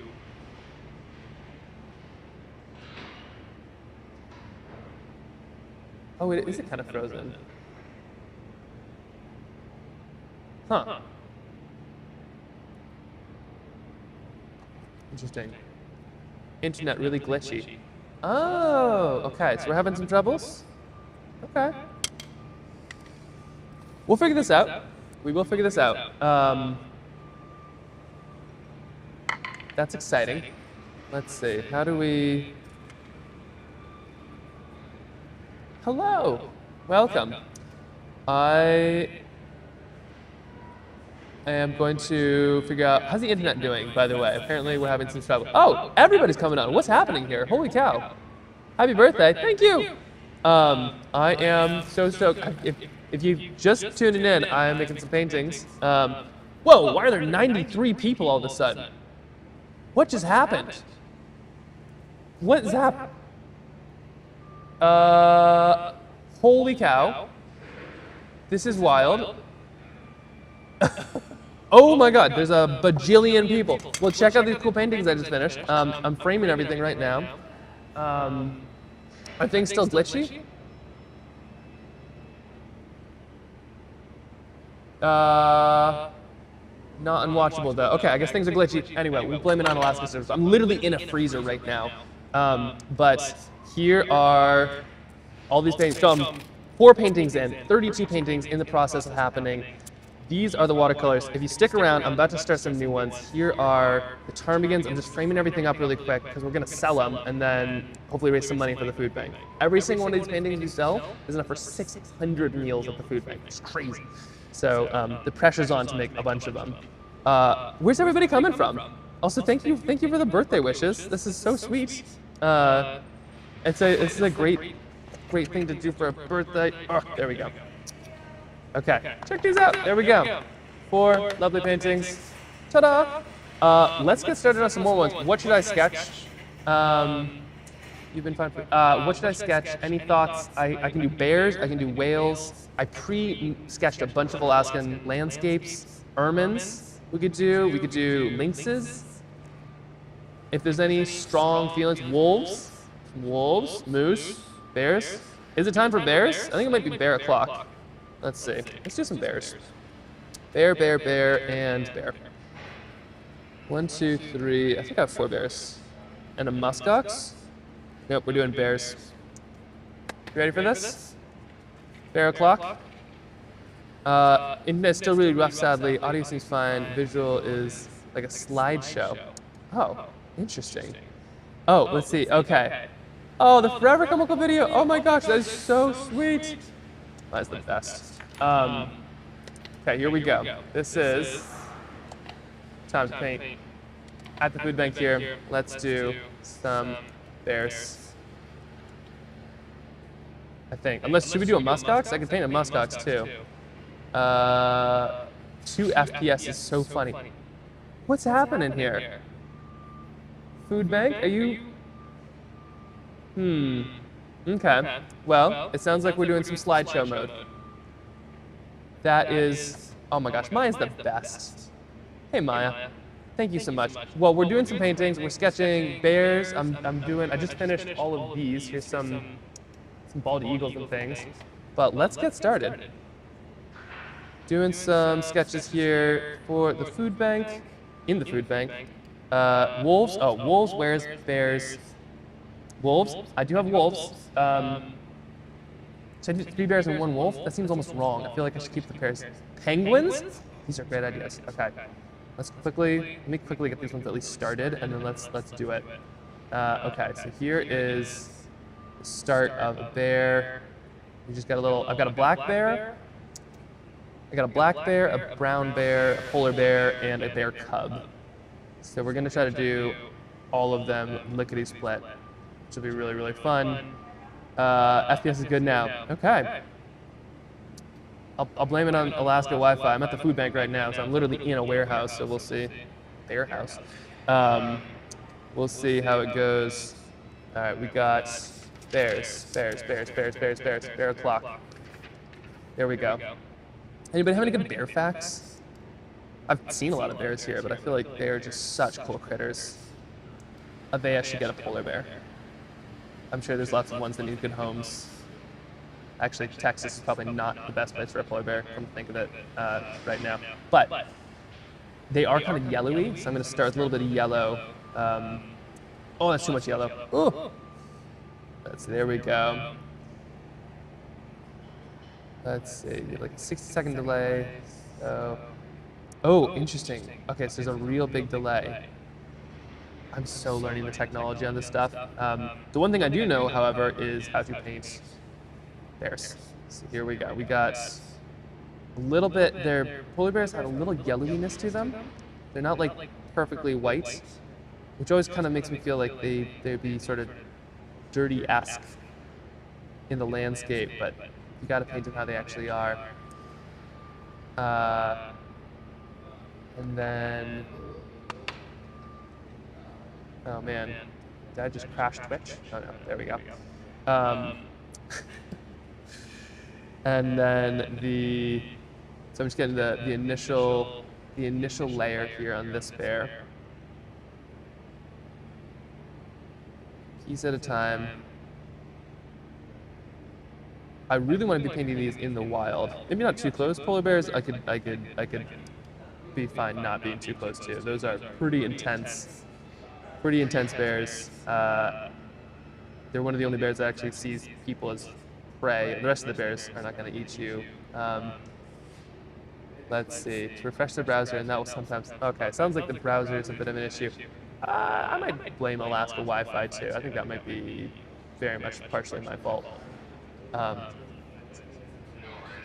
Let's see. Okay. Oh, and Connor's here too. Oh my gosh, all my friends. Hello, everybody. This is so fun. Apparently there's some technical difficulties, but I'm just trying to paint my way through it here. Sketching out some bears, painting some bears. I might have made this polar bear a little too yellow, but we're gonna find out shortly. While I'm at it, let's get some of the rest of these started here. This bear, we got a brown bear here. There is a difference between grizzly and brown, just so you know. Here, I'll scoot this one down here so you can actually see it from this camera. Which I'd be so fancy and do like multiple camera angles. Chat, there are 5 founder badges I have to grab. What is that? And so the difference between a polar bear and a brown bear, there's a couple differences between a polar bear and a brown bear. But the brown bear and a grizzly bear, brown bears are like the salmon and stuff. Grizzly bears are like mountain bears. Oh my gosh, thank you, Connor. What? Gifted a tier 1 sub to Connor. Oh wait, no. Megasoy, thank you so much. Connor needs it. It's very important. Connor's awesome. Okay, adding a little bit of some brown here. I started a little late, and obviously I'm having some technological excitement. So I am just racing to try to get 32 of these done in 8 hours. I've 4 done so far. My birds turned out great. The sand-tailed crane, bald eagle, and now I'm just racing to jump onto these bears here. But I just found out that the Keen, the footwear company, is donating a match of whatever I make. So if I can make and sell 32 of these paintings, Keen will match everything. All of it's going to the food bank. Very inspired by Aveas. Oh. We have, okay, and the email's been sent out. And the camera is down. Let's see. Let's just make this one huge now. The email's been sent out. There we go. So if anybody is interested in one of the birds, that is now out on the world, or they're on the, whatever you call it. They're on the website. I am no Maya. I'm just gonna keep on sketching myself some bears. So we're doing some of this, and that is too bright. There we go. Bears. They only get cuter, just so you wait. We're just gonna, they cute right up. Let's see, so I'm just adding like the initial layers right now, and this is just gonna give me this is just gonna give me kind of a base coat, little fur coat. Not a fur coat, like a, you know what I'm saying. They have the fur coat, we're gonna leave it on them. So once we have that, then we're in good shape. And then I'm gonna add a little bit of purple in here, just because their coats are so dynamic. I mean, it's so cool. They have so many different colors in there. So I'm just adding a little bit of purple into there now, and then we'll add our shadows later. I've seen a lot of bears in Alaska, but mostly what I see is what we call shadow bears, which is where you see a bear in the woods and then you walk close to it and it turns out it's just like a shadowy rock or a pile of sticks. But sometimes I do see these kind of bears too, and it's fun and terrifying. All right, so I'm just kind of rotating through. I'm adding some layers of color just with how watercolor works. You gotta let it dry. So that's why I do 3 or 4 or 5 at a time, just to make sure that I can really move through. For instance, I don't want to paint the rest of the bear until its snout is dry. So I'll be working on perhaps the grass down here. Yellow, the green. Some pretty bears for sure. Oh my gosh. I do want to paint some wolves at some point. I will be painting a few at, I think I have at least one wolf that I plan to paint, but seeing what's going on at Vegas, painting animals from a live cam, I think would be really fascinating, but also painting animals like in person, I think would be really cool. You don't need to be too up close, but like when you can just see and observe something in real life. I think that's why it's so important to, like, conservation is such an important thing in so many ways. We'll never get a chance to sketch a real like Tasmanian wolf, or we'll never get a chance to sketch a stellar sea cow. And you have photos of them or sketches of them, but like in real life, there's so much more. There's so much more. Yeah, you just see so much more of them than you ever could have imagined. Okay, just add a little bit here. Doing the bears now. Can I ask a question? Oh yeah, definitely. Your lines are in ink? Yeah, so I basically fill in everything almost like a coloring book. And so I sketched these out a little bit earlier. Thank you for the happy birthdays. And I sketched these all in earlier, and now I'm just kind of filling them in. But it's just like just a little micron fine liner, which is waterproof. That's the key. I've made mistakes where they have not been waterproof. Oh my gosh, what is happening?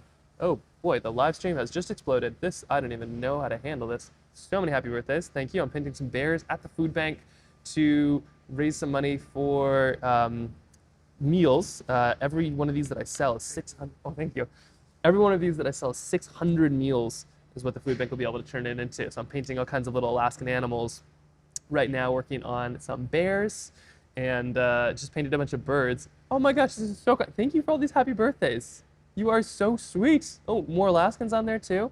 Blame Maya? Yeah, I do for most things. I was not a streamer. I am so new to this, and then I met Maya, and she's like, hey, this is a really convincing argument of why streaming and this community is amazing, and I have yet to be proved wrong. She is so right, but I think also I just happen to be part of this incredible community to, like, that is, like, just the Avaeus community is so amazing. I'm sure there's scary things on the internet and there's other communities that aren't quite as cool, but the support has been just so cool. And so right now I'm painting a bunch of bears as a fundraiser for the food bank, which I'm in right now. And my dream is to do more of these live streamings, like actually outside and actually in places where these wild animals are. So paint a moose in real life and then stream it, or paint a wolf in real life and be able to stream it, because you see things when you're out there and you see an animal in the wild. It's so cool. Where can you purchase these paintings? So we have a website, trailboundsketches.com, and as soon as, like, the second they're finished, we toss them up there just so we can figure out how shipping and everything works. But we'll also put the links on Instagram and stuff. I think the birds are on the website right now. So like this, where am I looking at here? This bird, there we go. The sandhill crane. Oh, sandhill crane got scooped up. All right, so you can't get this one anymore. This is the sandhill crane. Look at those little babies. So those are on the website. I think there's still an eagle, very handsome eagle. Another eagle, and then did I lose one? Oh wait, ptarmigan. Grab it here. Look at this ptarmigan. These are the floofiest little birds, and they're all changed into their winter coats now, their winter garb. Oh shoot, gotta finish this bear here before I get distracted. Can't be, okay. I think this black bear. 100% wants all of the water. That is so sweet. Well, hey, everything, all the proceeds of these paintings go to the food bank. So every single one of these is enough to raise 600 meals, because there's a matching donation from Keen Footwear right now, which is so cool. Very much Maya responsible. I've got to say, like, it's amazing when you see somebody doing so much good and a community that sponsors that.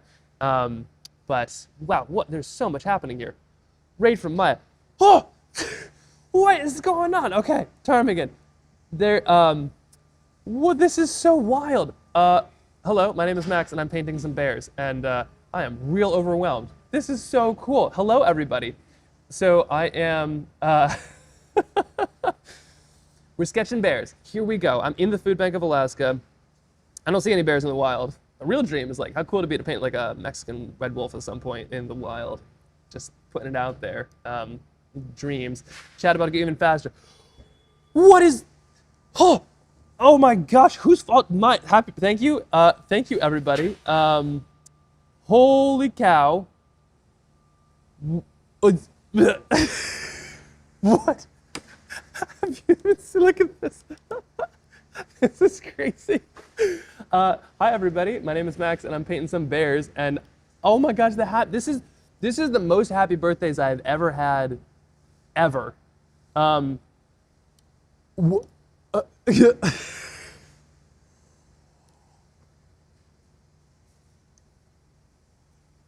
gotta keep on painting. I don't have time to even have a. Oh my god. Thank you. This is such a good birthday. I'm in the food bank right now. I'm painting some bears and to try to raise some money for the Alaska Food Bank. But wow, this is so wild. And there's gifts and subscribers. You are all so kind. This is so cool. I had no idea how today was gonna go, and I think we're peaking right now, maybe. But I haven't even started painting the whales, the wolves, or the moose yet. So maybe not yet. Okay. Can't not multitask. Gotta paint bears, not enough time. I'm trying to do, oh my gosh, and subscribers, and I can't even say thank you to everybody. This is so, what is happening? Okay, gotta think and paint bears. Oh my gosh, wow, this is so cool. This is, let's take some breaths here. I'm just gonna restart everything, mostly my brain. My name is Max. Hi. I think you're all from Maya. Who's the best? I met Maya at Jackson Wild. where she's doing a really cool talk about the importance of community and streams and things like that. And I started my first stream a couple weeks ago. I think this is like stream number 5, but I've been so inspired by seeing what your community has done that it's my birthday, and obviously. So I started doing I wanted to do something on my birthday, and so I'm making 32 paintings for 32 years, and then I'm going to sell all of them to raise money for the food bank. You can find all of this at the Trailbound Sketches website is oh my gosh, trailboundsketches.com. As soon as I finish the painting, it goes live. So like the birds are live right now on Trailbound Sketches. We also have a newsletter where you can sign up, and we'll just text you the links. I think it's on Instagram as well. Anyway, Trailbound Sketches stuff. Check out this sweet ptarmigan, by the way. So as soon as I finish on my frame, I'm putting them up there. Oh my gosh, this is so, oh my gosh. I didn't pay Maya to do any of this, by the way. She's just such a genuine person. That whole crew is. Maya, Connor, I haven't even met Space. I'm meeting these people. I need to go down there and paint in a vase. Like, I was thinking I could do it through the live stream. It'd be fun because, you know, like, there's a parrot right there, or a fox. And that'd be so fun, but also, like, it's so cool to be able to paint in real life. That's the real dream, is to get down there and do some sketches. Apparently, there's an amazing wall of art as well. But, oh my gosh, this is so cool. The fox, yes, I would love to paint. I'm gonna paint the fox here shortly once I finish the bears. Gotta work on the bear cub. Okay, can't think and do things at the same time. And normally I'm pretty good at painting and talking at the same time.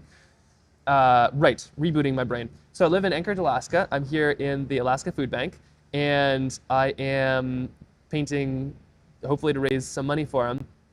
My dream is to stream outside. Like I do a lot of paintings outside, and I'd love to take you all with me at some point. Just gotta figure out how to, you know, make this stuff not freeze. Although I'm literally in a freezer, so it's a good test, I suppose. Adding some little color to this, your bear. It's a bear cub kind of going up a tree. Oh my gosh, what does all this mean? 25 tier subscribers. Are you giving money? You don't need to give money. Oh my gosh, this is crazy. What is happening? What does this mean? Well, I don't even know what this means, but thank you.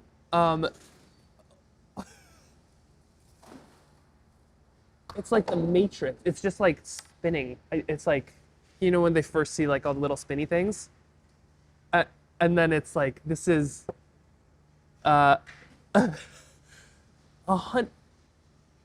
is this money? Oh my gosh, this is crazy.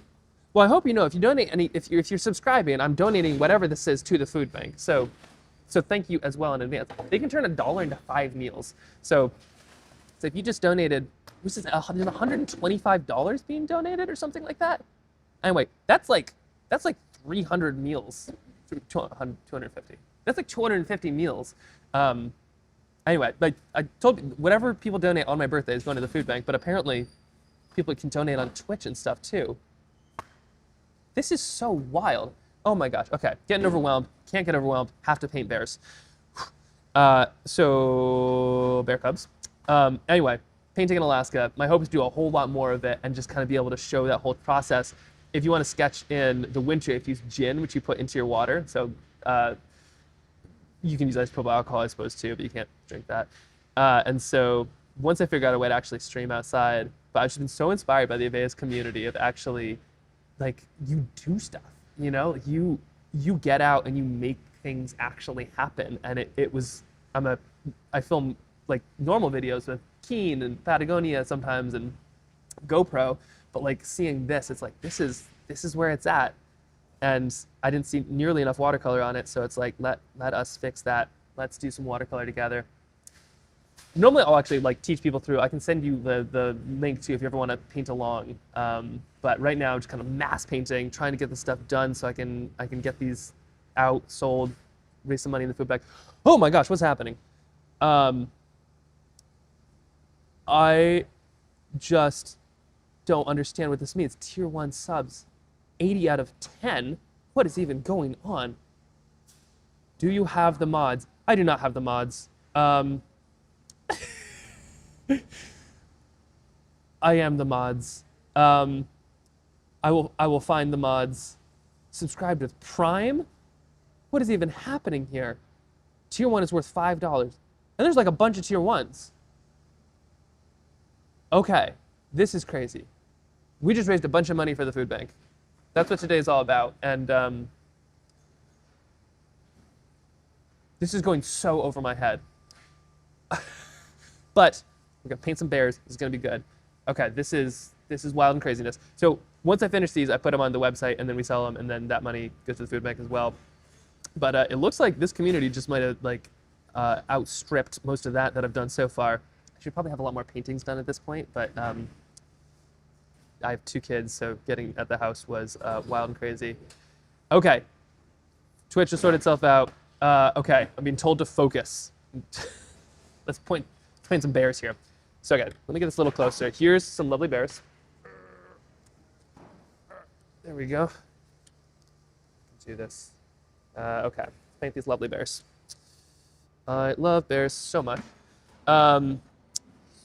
So here are our also lovely bears.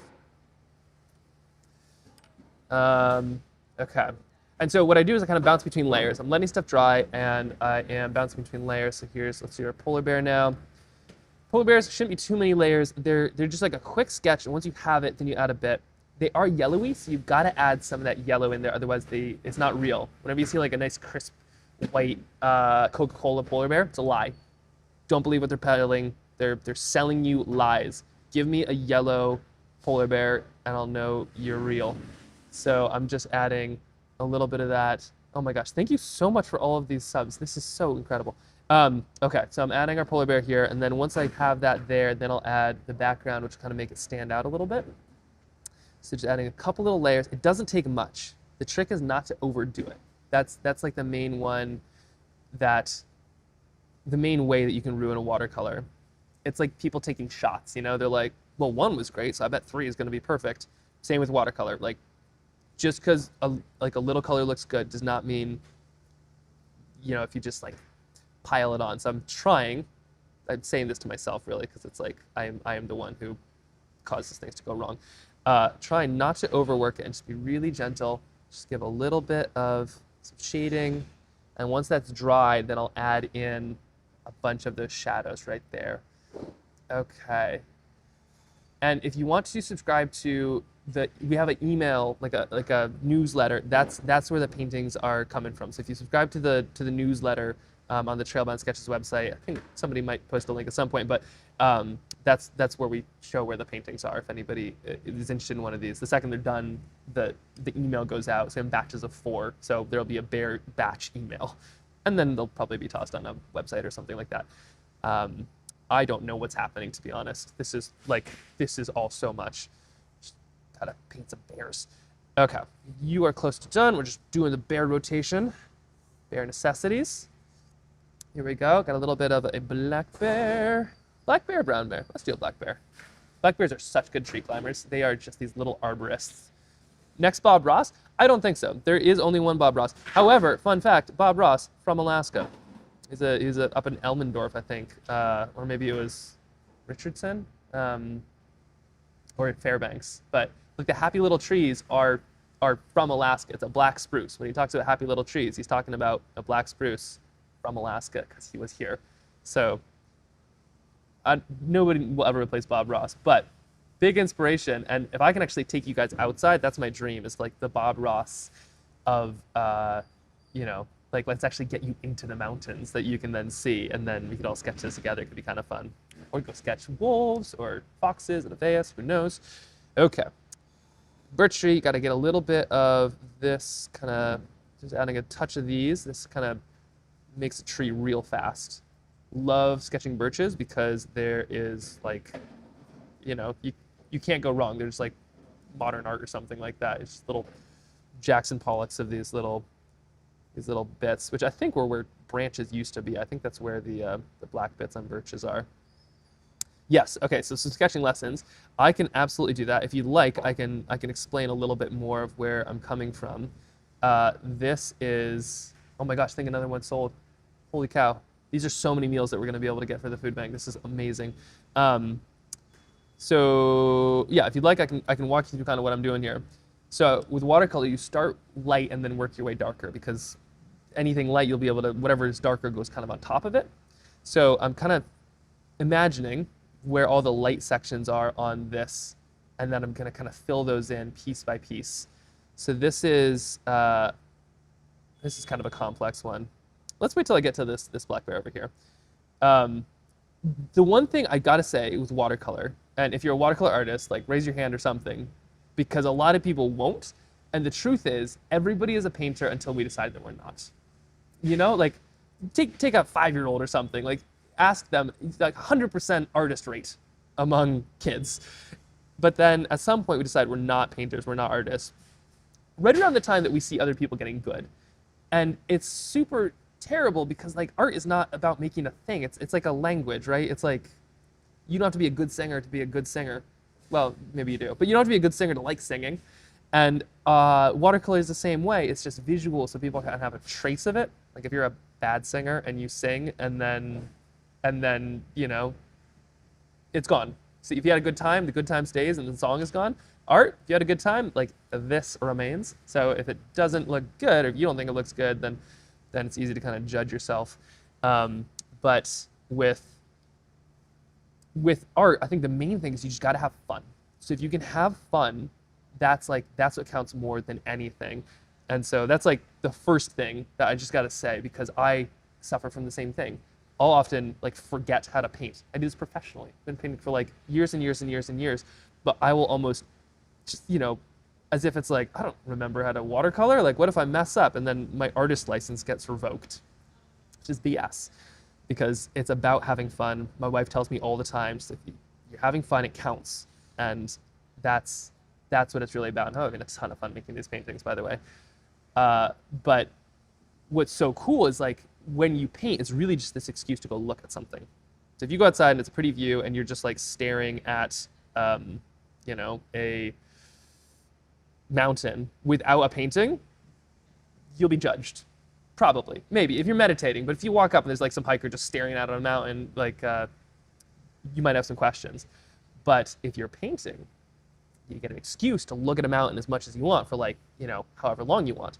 So that's kind of the beauty of it. And then with everything being so fast in the world, actually sitting and looking and painting, you get to see stuff you never would be able to otherwise. And I think that if more people did that, we'd see more stuff.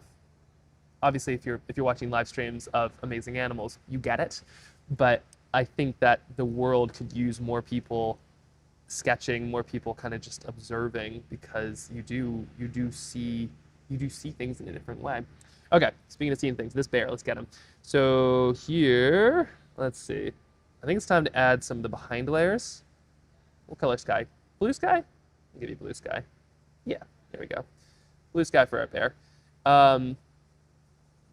Oh my gosh, 26 more followers for 1K. 1K of what? 1K of followers? Jeez. Is this Maya's fault? No mods. Yes, there are no mods. I don't know what mods are. If anybody has any suggestion, I am intrigued. I am the mod. I don't think I'm doing a very good job of one, but my main focus is bear painting. We'll get there. Eventually, there'll be some modding. All right, so just adding a little bit. Doesn't have to be fancy. We're just kind of getting some blue just on there. While I'm at it, let's add some of these flowers here. A little bit of red here. The watercolor is also all kind of about like it's about getting layers. So you've got to get your layers kind of locked in first.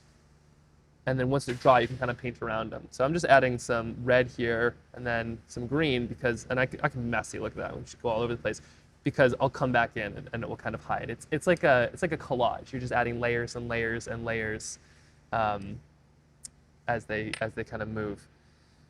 Okay, there's that, and we're just scooting through all of this. All right, here's our polar bear. I am going to add some background, I think, to this here bear, just to kind of give it a, yes. Sorry, I just saw it. Okay.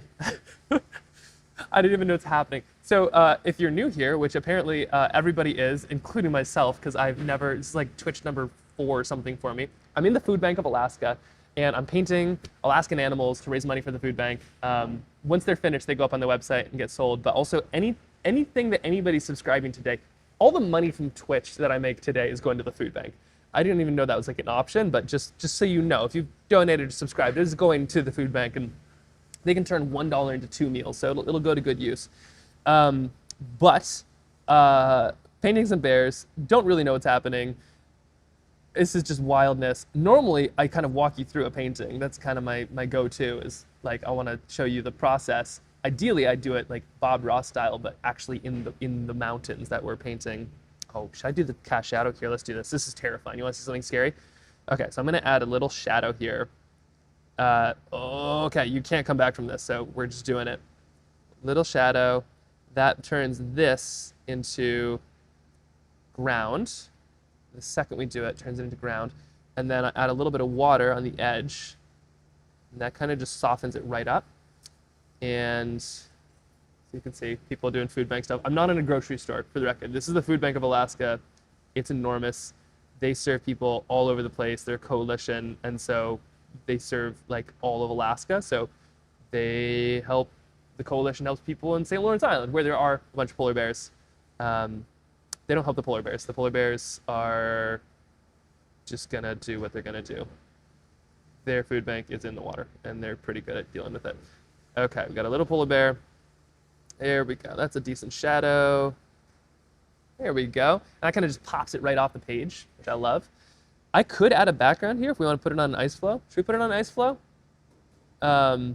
Yeah, no, I'm not at Costco. This is the Food Bank of Alaska. They do some amazing work. I'm basically in their freezer because this is a decent spot to sit. And we'll see. Yeah, I'm planning. It's my birthday. I'm going to paint for all day straight, so we'll see how that all goes. I kind of like, I don't know if we need do we need a background? I might just leave this one as just a bear. We'll see. We'll think about it. We'll rotate in. We're just doing bears today. All right, you are still wet. Let's jump into this bear. With watercolor too, the thing is, it shouldn't look good until the very end. You want to work light to dark, so by the time you are done is when the last little lines go on, the darkest little lines, and that's kind of what brings everything all together. So this is just the start of a lot of these. So once those last little lines go in, then we'll be fully finished. I don't think I'm gonna put a sky on this one too. I kind of like that vignette. So that's like something to think of. Like, it's so easy to get discouraged from a painting because it's like, it doesn't look perfect yet. It won't. It won't until the very, very, very end. So don't give up on it. But also, if you just have fun while making it, that's like what really counts. And if you learn something, then like, who cares if you end up with a finished product anyway? Like, that's really what matters. So I'm adding other layers. Let's see, polar bear's a favorite. Yeah, it's really cool. Sorry, I was just getting distracted. Yes, I'm curious. Okay, polar bear, black bear, brown bear. Any strong feelings? Also, wait, like I said, toward the end, that's when stuff happens, and you kind of see it. It's like they get really, really wild stuff. Oh yeah, so what's a food bank? A food bank is it's like a place where if you are in need of food, they help support food pantries. They're basically like, you know, on a rainy day when things have gone wrong and you are having trouble putting food on the table, they got you. You know, they got you on your feet.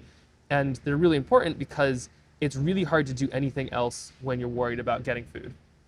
So like, you know, it's hard to apply for a job when you're hungry. It's hard for kids to learn in school when you're hungry. It's hard to look for housing, to take care of your family when you're hungry. And so the food bank is here to kind of help facilitate, you know, people making sure that they can get through those tough times. And the one here in Alaska is enormous because the state of Alaska is gigantic. It's like the size of a continent, and they bring in food to people all over the state. But they also work with programs. They work with SNAP. They work with just like all these organizations that are basically to get kids in particular and people who need food right now and get it for them, just so they can get on their feet and square things away. Kind of like a rotating door, you know, somebody comes in and they need something, and then they can get what they need, and then get out, get back on their feet, and then come back in and donate and volunteer. It's heavily volunteer based. It's real cool. But they could use some cash right now because there's a lot going on in the world, and they can do a lot. They can turn $1 into 2 meals because they're basically a grocery store with their buying power. All right, there we go. This bear I'm digging. The eyes and nose don't come in until the very end, so I'm just gonna add a little bit of this. Ooh, I don't know if I like that. Toilet paper is basically an eraser when it comes to watercolor. Fun fact. Okay, we got wee bear right there. Okay, we're moving. We're moving here. This, I didn't know how this one was gonna turn out. I'm kind of liking it. Now let's add some shadow on the. Let's add some shadow on the tree here, just to kind of bring it together. Sleigh bear, I'll say. Toilet paper to erase. Yes, there's all the tricks. Right here, just adding a little bit of this. Also, if I am not responding to comments fast, I am just learning there's something called a mod, and I will figure this out at some point.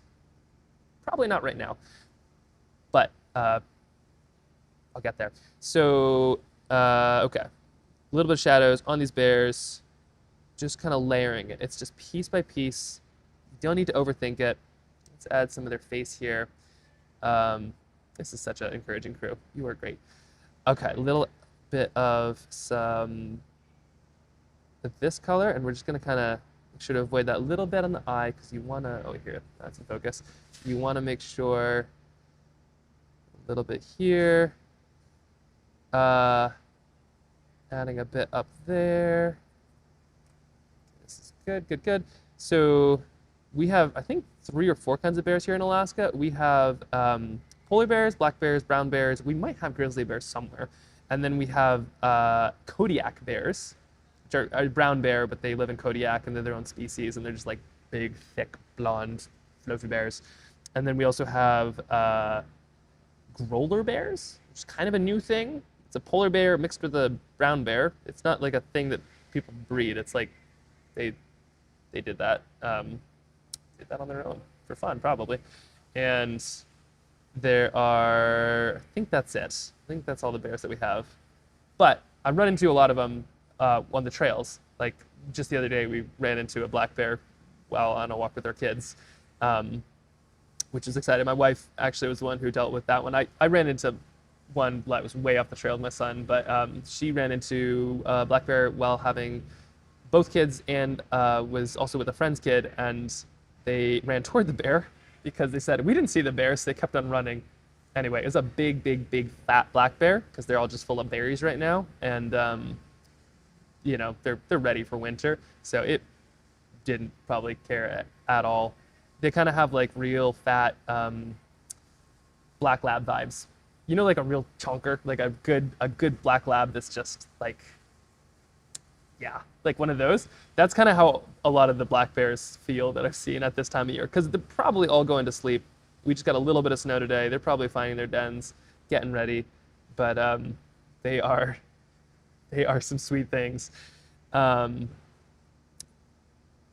Yeah, I love me some fat bears. Anybody follow Fat Bear Week in Katmai? Those are some excellent fat bears. But I don't want to see too many bears soon, because if there's bears out this time of year, it means they didn't get enough food to hibernate, and that is not a good situation for anybody. So hopefully we're kind of done with bears. So that's why I paint a few here. Let's see if I can move this down. You can see it a bit better. There we go. Okay. Bear cub. Yeah. This is like maybe a yearling here. They get pretty tiny in spring. This is probably, 1 year. And then they kind of get kicked out by their mamas, which is fair. I have a 3-year-old. I understand. Sometimes we're not going to kick them out. We're a different species, but sometimes I wonder if he's not a bear. Okay, a little bit of the here. Let's see. Let's finish this one up. No, let's work on this black bear here. We're talking black bears. Just a bear roulette. It's like those people at the card, where they're like, guess the marble. Whoa, what happened there? Holy cow. Oh my gosh, thank you for so many subs. This is wild. For the record, anything made today, I'm donating to the food bank. So I appreciate all of you doing this, but just know it's going here. They're going to be able to do some good work with it. So thank you for being you. This community is awesome. Okay, now, so I added this all to be a little bit dry now, and now I'll be able to come in and just kind of highlight, like just kind of almost cut it out. It's hard to explain, but I'll be able to make these pop by adding some here. Let me show you. Don't take my word for it, as they say in Reading Rainbow. Okay, adding a little bit here. This green, coming back to spring.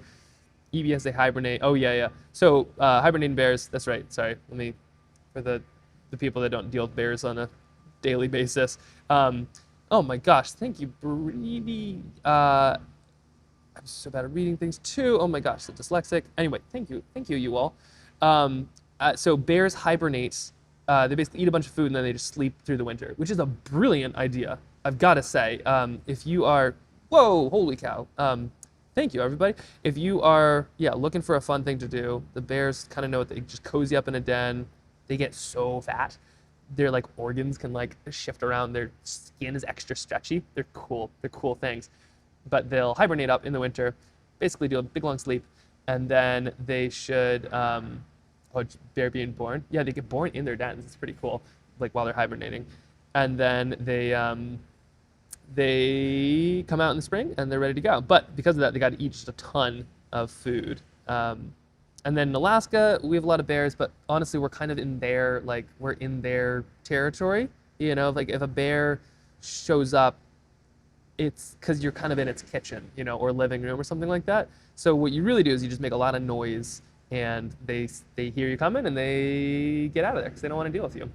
But we also use bear spray in case, say, like there's an altercation. It's basically a giant thing of pepper spray. You always hike with one, and if a bear charges you, you basically pepper spray the thing. And honestly, yourself too. But it's a lot better than people who carry guns and stuff, because if you shoot a bear and it's just protecting its kids or something, or is just trying to scare you, then if it's injured, then it's a real problem for everybody and the bear. So pepper spray just kind of like basically maces the bear, and nobody wants to eat anybody at that point. And then they kind of rub their eyes and deal with it, and it wears off in a minute or two. And if you mess it up, and pepper spray yourself, everybody's fine. But it's a safe way to do it. Okay. Oh my gosh, the hype train. What's even a hype train? A crazy train, but hype. Spelling that right. Set a new record. Today has been nothing but records. Hopefully a record on how many paintings I can make, although I am so slow on this. I'm trying to make 32. We'll see. I might be falling behind, but I can pick this up. The goal is 32 in 8 hours. So we'll see if this is possible. The more paintings I can make, the more money we can raise for the food bank. And then the more we can do, or the more they can do for Alaska. Okay, let that dry off. We're getting close. I think it's almost polar bear o'clock. I think polar bear is going to be the first one to be finished. This one's feeling good actually. Let's get this bear. We'll get them all pretty close, and then let's finish these ones up. And then get them on the website if anybody's looking for a bear. You can snap them up. Okay, a little bit here, a little bit there. And we're just gonna scoot this nice little paw down here. We're just upping the difficulty for you. Yes, this is this has been exciting. Okay, a little bit down there. So this is the last layer. You kind of add your darkest layer last. This is kind of what I'm trying to do here, is just get those last bits of contrast. And you do that because if you start with your darkest layer, you can't like paint something lighter or remove some of it. So you kind of wait until the last little bit. Probably should have made this bear a little bit more. Actually, no, this will work just fine. And then you add your last little details. So your bit of a, like a whisker or a face or something like that. You add those right at the very end, so you're not trying to paint around them all. And so what's going on in the background too is all of these people are, hello. Okay, so what's going on in the background is all of these people are like for food pantries, and they're shopping. So they're walking around getting food for a food pantry. So if you've ever seen like a food drive or something, or like a food pantry is be something local where somebody kind of knows where if things are really tough and they, weren't able to afford groceries for the kids or something, they can just stop by and pick up a box of spaghetti or something like that just to make ends meet for, maybe that month or day. And so the food bank is like where a lot of people go shop for food pantries. So maybe they run a food pantry and they swing by and kind of load it up with stuff here. It looks like a grocery store because it basically is. Okay, bear, check. Let's do this. You ready for some details? 1 minute left on a hype train. 36 seconds left on a hype train. What is even? How does one go past levels on a hype train? Is it? Oh, something happened. Anyway, I'll show you a hype train. Let's finish some bears. Here is the polar bears. This is number of gift subs. Oh, that makes a lot of sense. Okay, I've learned more. Wow. Let me show you the bear train, the hype bear. So okay, polar bear. Let's do these last little details. And let me show you how close. Let me show you close on all this stuff. So this is, let's see, that is a blurry bear. There we go. So there we go. So here's our polar bear so far. We're just gonna add nose and kind of eyes. Here is our black bear doing some climbing. Here is the, we gotta add some kind of legs over here. We'll get those there. And then over here, we got a little, enormous brown bear kind of in a little field, some flowers. And okay, so now comes the fun kind of detail part. This blurry bear. Bloop. All right, so okay, let's get some details here. Very medium brush, you can kind of see. Kind of a Goldilocks brush, really. It's a little bit, it works for thin stuff, it works for thick stuff. That seems, hype train level 8, my God, we're doing it. Oh, speaking of hype, I just found out Miss Alaska is gonna swing by on her lunch break, do some painting with me. It's a way to raise some awareness here too. So we're apparently doing stuff here, which is kind of fun. The power of watercolor. Okay, nose, check. A little bit in the ears, check. That's all it takes. I'm gonna add just a touch to the eyes, and then of course the paws. These are the most murderous of toe beans, but I think they count. And we're just gonna add a little bit there. And there we go, just kind of diffuse it out. Gotta get some of those, they have huge claws, which I'm not really getting too much of, but there we go. It's tiny details, but it makes a big difference. So there we go. Bear, necessities, there we go. One bear, check. Okay, and now let's move on to this bear. We're just kind of getting the last of these little details in focus.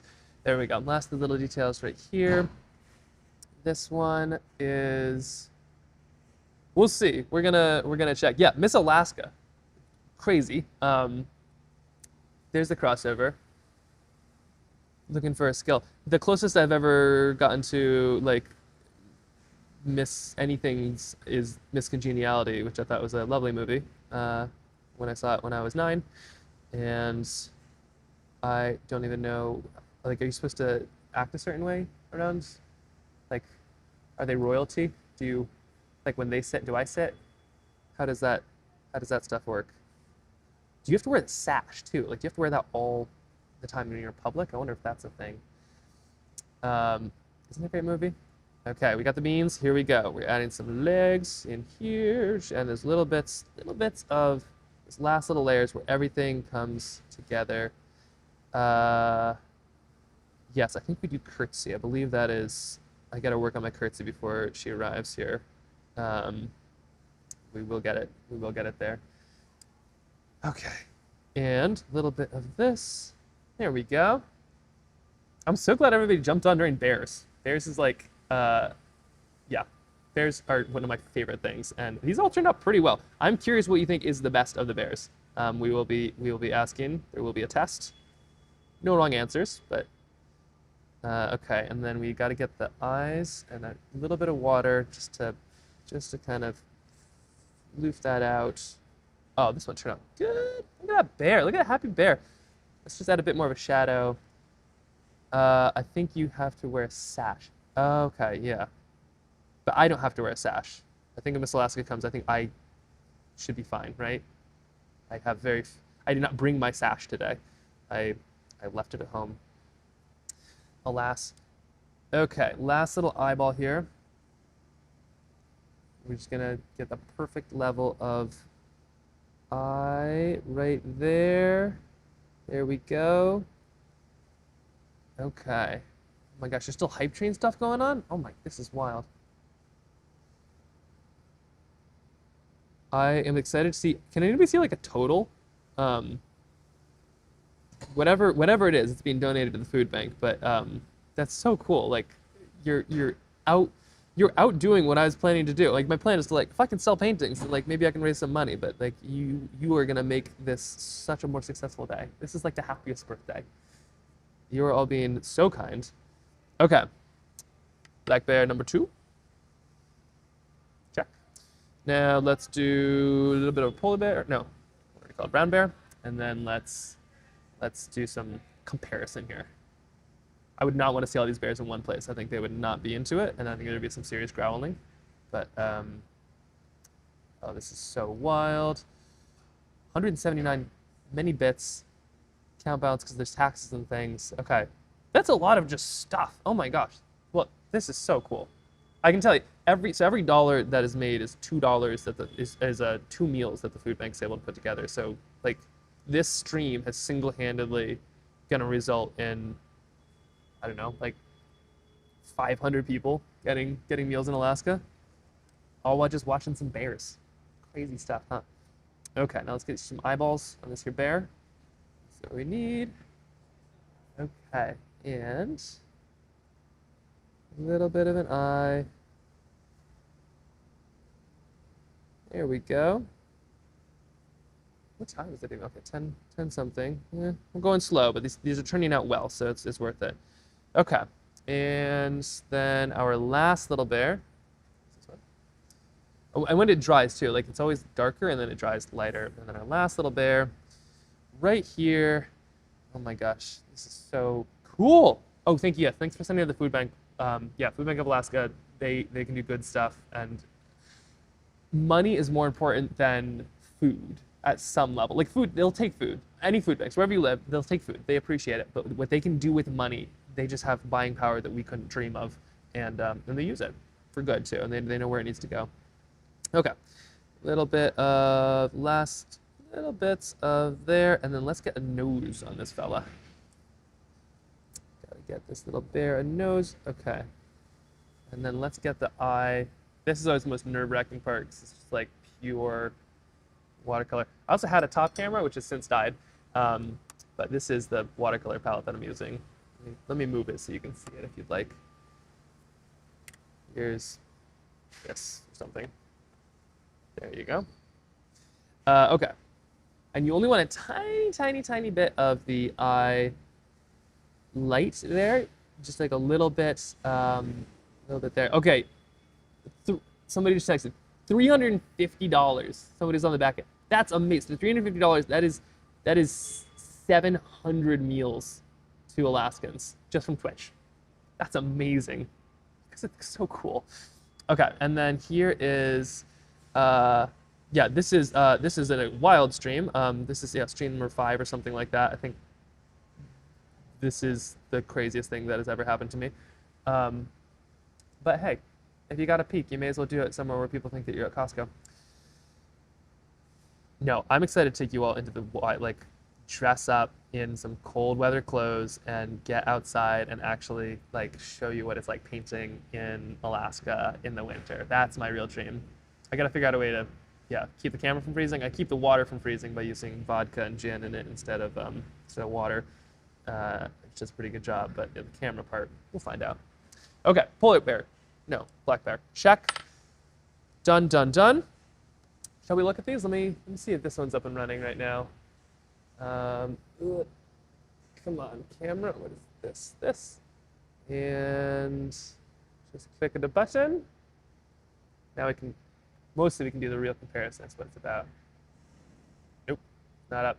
Okay, well, I guess we'll do the comparison. Oh yeah, we are. There we go. So, oh, what's happening here? This is, there we go. Is the top view. So we've got Got these 4 bears. Curious of the, like, I don't know if I can polls on this stuff, but the bear hype train is real. Look at them. Oh, there's my legs. Okay, bear hype train. Check these out. Look at them. All right, any take? Let me go. Get rid of me. Are these so fun? Let's see. Turn the new camera mic off. Oh, that's what's happening. You know what? I'm just gonna turn the new camera off. Let me delete it. Next side. So and remove. Okay. Is that better? Okay. Here is. Oh my gosh, hype train. This is the craziest thing. Here is the. Okay, let's see. A little janky here. Let me make me small. Boop, boop, boop, boop, boop, boop, boop. Okay, so here is all of our bears. Let's get you in focus, bears. There we are. Here's all of our bears. Any strong feelings? What's the best? Oh, still double audio. Ooh, interesting. I wonder why. If I had to pick one of the bears, it'd be the tree bear. Really? Okay, I feel that. Is audio okay, by the way? Anybody else getting double audio? This is technically doing a thing, but I don't know how to. I know what I'm doing. Double audio. Check to see if one of the cameras has the sound on. I can do that. That's the thing. Oh yeah. Ta-da! Ta-da! Okay. There we go. Yep. There's a little thing. Okay. Should be. Sorry. Bears. Back to bears. Let me just let me give you the full rundown. Here we go. Okay. So here we have this bear right here. We have the brown bear with a little bit of flower. We have got some tree bears going on. Oh my gosh, I love how these turned out. We have brown bear's personal fave. Okay, this is great. This is great. I didn't think this would turn out, so I think this is actually one of my favorites just because I didn't expect it to go where it did, and I think it's lovely. And then here we have our little polar bear doing its thing. Oh my gosh, it's so fun. These turned out great. So what I'm going to do now is I'm going to send them over to Jen, who is in New York and is the one helping me run the show today. And I'm going to put all of these on the website. She's going to put all of these on the website. And then once they're available, then they can be purchased there. We'll send out an email if you want one. You can we'll have like an email list that we send it out to first. And then I don't know if they'll get snapped up. I think the birds got snapped up pretty quick. Okay, let me just take a picture of all these bears. There is the black bear. Here is the mama black bear. Here is the brown bear. These look a lot better than these photos will be in, but that's okay. And here is the polar bear. Okay, sending these to Jen. And then we got to pick what's next. So the next, like we have some choices to make. We're painting foxes or painting whales. What are we sketching next? I'm gonna need your help very shortly. Okay, here are these, and I am 1, 2, 3, 4. Oh yeah, these look so flat compared to like the real ones here. Also, everything gets framed. So all of those bears will end up in a frame like this, and then that's how they'll be shipped out. So if you do want one, just know I frame them. Okay, and send those to Jen. She should have all of them now. All right, let's choose what we're doing next here.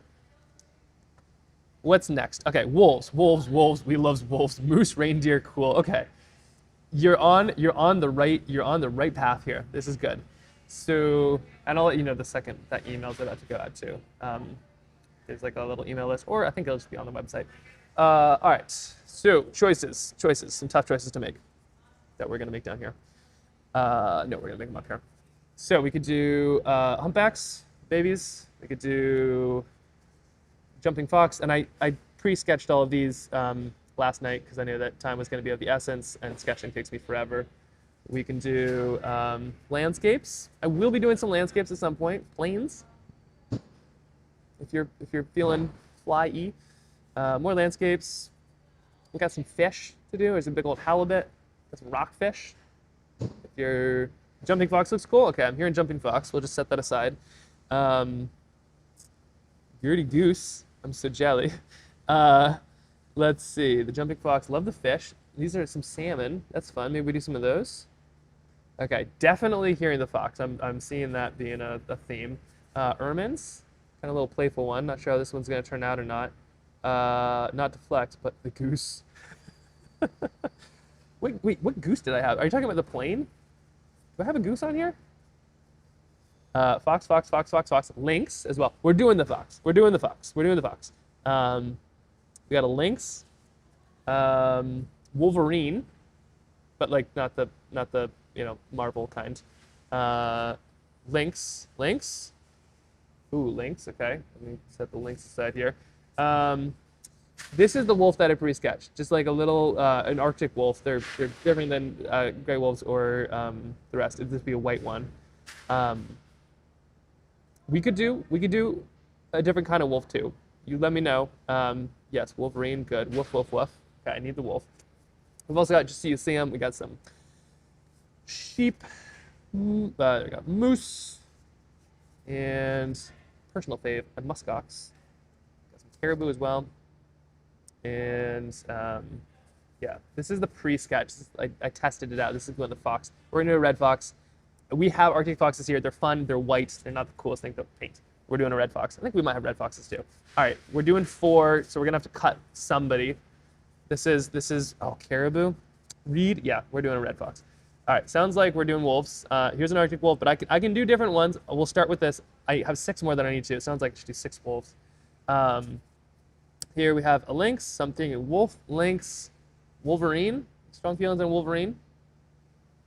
And it's kind of between the salmon and a fox. No, I know what this is going to be. It's going to be a fox. Do we want it? I can do salmon. Let's hold off on the salmon. We've got a good mix here. We've got like some, basically carnivore series here. So let's do it. Salmon, but let's do 5. Let's do 5 in a row. Makes no difference. It makes a lot of a difference. But we're gonna do it. Okay, we need to because I need to get these things going. I will sign these when they get sent out. I'm just not at the mental capacity to do that right now. You gotta really think of where you put a signature. And then all of these will be, well, let me show you kind of what it looks like. So all of these will be framed. Let me just grab one of these here. So all of these will be framed. Well, you can imagine, you have good imaginations. They'll look like this. It'll be good. Don't got time for framing. We got to sketch. Okay. Let's do this here. 1, 2, 3, 4, and 5. We're just gonna scoot those over here. This. Just before we get into the details, I'm just gonna make this nice and tall because we're gonna be, there we go. I'm gonna make this nice and tall just because these first initial lines are fast. They're really quick lines, and we just kind of run through it basically. Okay, so this is what we're dealing with here. We got salmon, we've got a lovely jumping fox, we've got a wolf, we've got a lynx, and we have a wolverine. That is in the shadows, but that's fine. Okay, ready to do this? Never guessed there was, for his 5th stream, yeah, this is crazy. I'm gonna get a drink of water. I haven't even been able to think here. This is Maya. This is Maya's fault. Thank you, Maya, but also, warning, please, my God.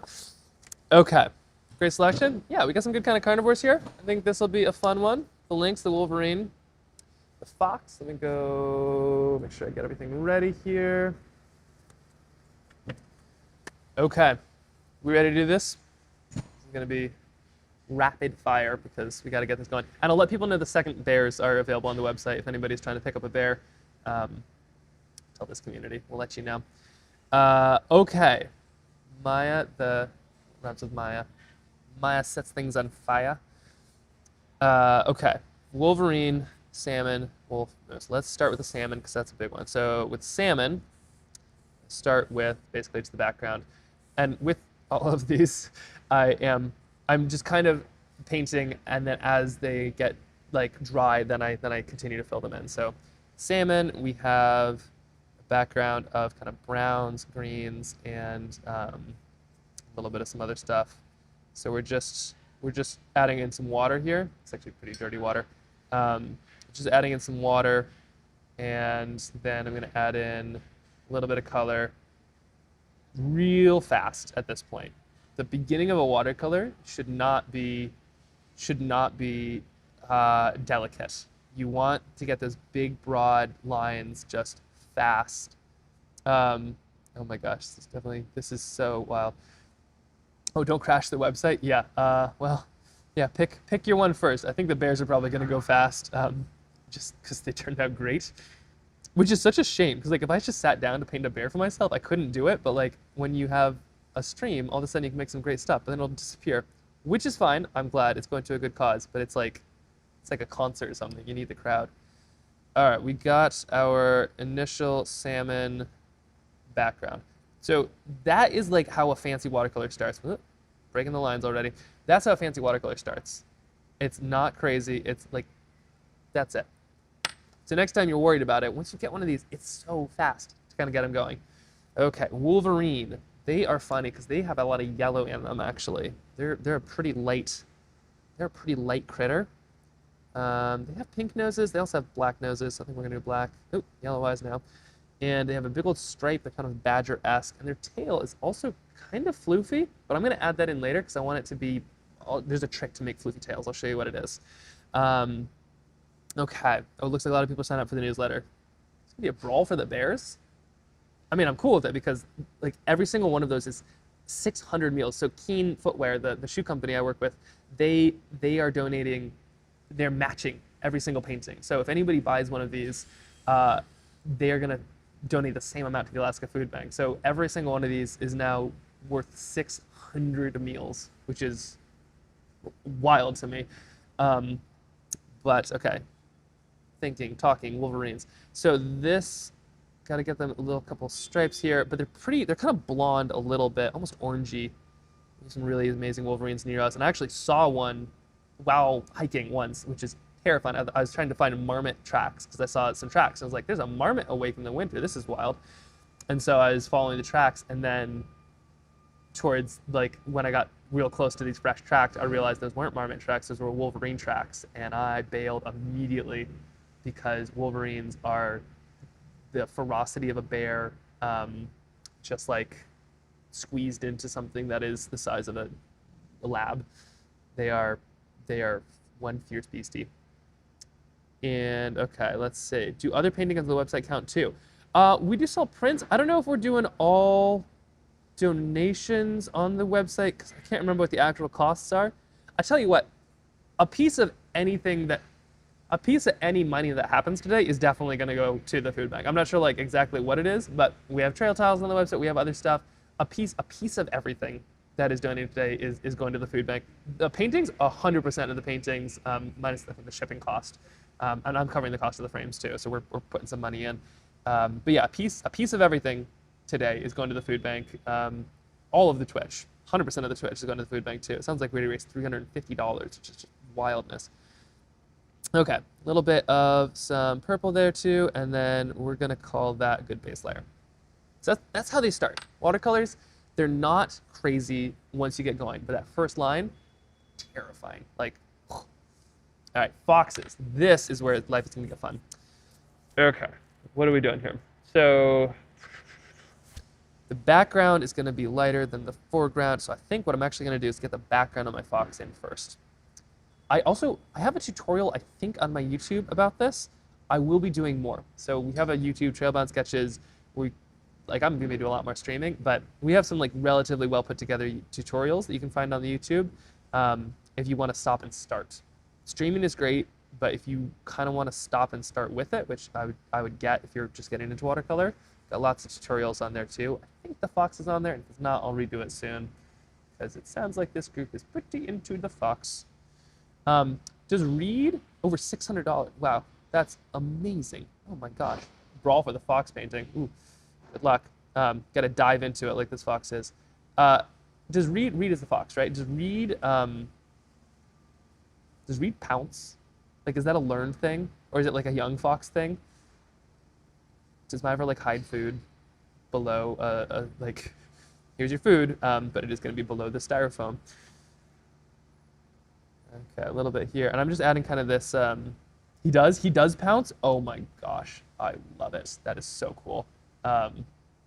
So now we're just adding a little bit of some indigo now, and I'm gonna add a bit of water, and it's gonna make this all make a cool effect. Cause I'm trying to kind of do that wintry, you know, kind of gray clouds look. So when I add a bit of water here, it should kind of make a good one. He mostly does laying down in a roll. I love foxes so much. They're just so like spunky. I feel like they're like the tenacity of a cat, but like the shape and loveliness of a dog. What are they related to? Anyway, it's like, is a fox a dog, or is a fox, are they a cat? What's their, I mean, they're a fox, but like, what's their origin story? Okay, a little bit of this, and then by adding a little bit of water here, it's gonna create this really cool effect. It'll look like a cloud. You'll see. Give it a minute. Same down here. A little bit of this here. Oh, canines. Okay, so dog hardware, cat software. Yeah, that is 100% a fox. Okay. Oh, right. And then we've got our little mouse down here. I need to add a touch of the snow in. We don't know how this is going to go, but I put a little mouse down here just to, you know, you always see these foxes jump in, and it's sort of like, are you just pouncing? But they do it for a reason, so you got to show the reason. Okay, so this will look good here in just a second. We'll just put that there. There we go. So as that dries, that background's going to look cooler and cooler. Okay. Same with over here, too. I can put some splotches on this, I suppose. A little purple. This is a fun technique. You just grab some water on your brush, and you literally just, like, do this. I'm doing this now because when I actually have the salmon, you know, working, they'll kind of cover that up. Okay. Got a wolverine, got a fox. Now we got a wolf and a lynx. Gotta get those two here. Lynx first, wolf second. Okay, lynx. This is an okay sketch. This is not my best sketch that I've ever made. So we're gonna see if we can bring it to life through color. Let's see. And I'm thinking they're almost a touch orange. Like, a lot of these animals have these base coats, so they've got these lovely kind of shades below them, and then their kind of guard hairs are much darker. So the lynx is, like, I think of it as a gray animal, but it has a lot of color in there, and I feel like that's just like Alaska in general. The winter is just black and white. Everything's black and white and gray, but there's actually color everywhere, whether it's the sunset kind of hitting stuff, or it's oh yeah, look at those snowshoes on this thing. I had to go kind of full on. You can kind of see there. Oh wait, I could just paint sideways too. Would that be better? That'd be better for anybody. I can just go like this. I'm dyslexic, it makes no difference. There we go, how's that? Ta-da! Okay, so yeah, with the lynx, they're really actually pretty multicolored critter here. So we're just going to add a little bit of that in there. Let's see. I'm curious. Feels like we didn't have like real consensus on the bears. I'm curious. Well, actually, no, I take it back. I think the fox is going to be by far one of the favorites, but that's because you all are biased. So unsubjective. That's all right. Got a good model there. And we're going to add a little bit more. A little bit here, and we're just kind of adding all these lighter layers, and we're going to come in with the real dark stuff here in just a moment. A little bit there, a little bit here, and okay. There's that. Okay, now wolf. This is the one I'm kind of scared of because it turned out well.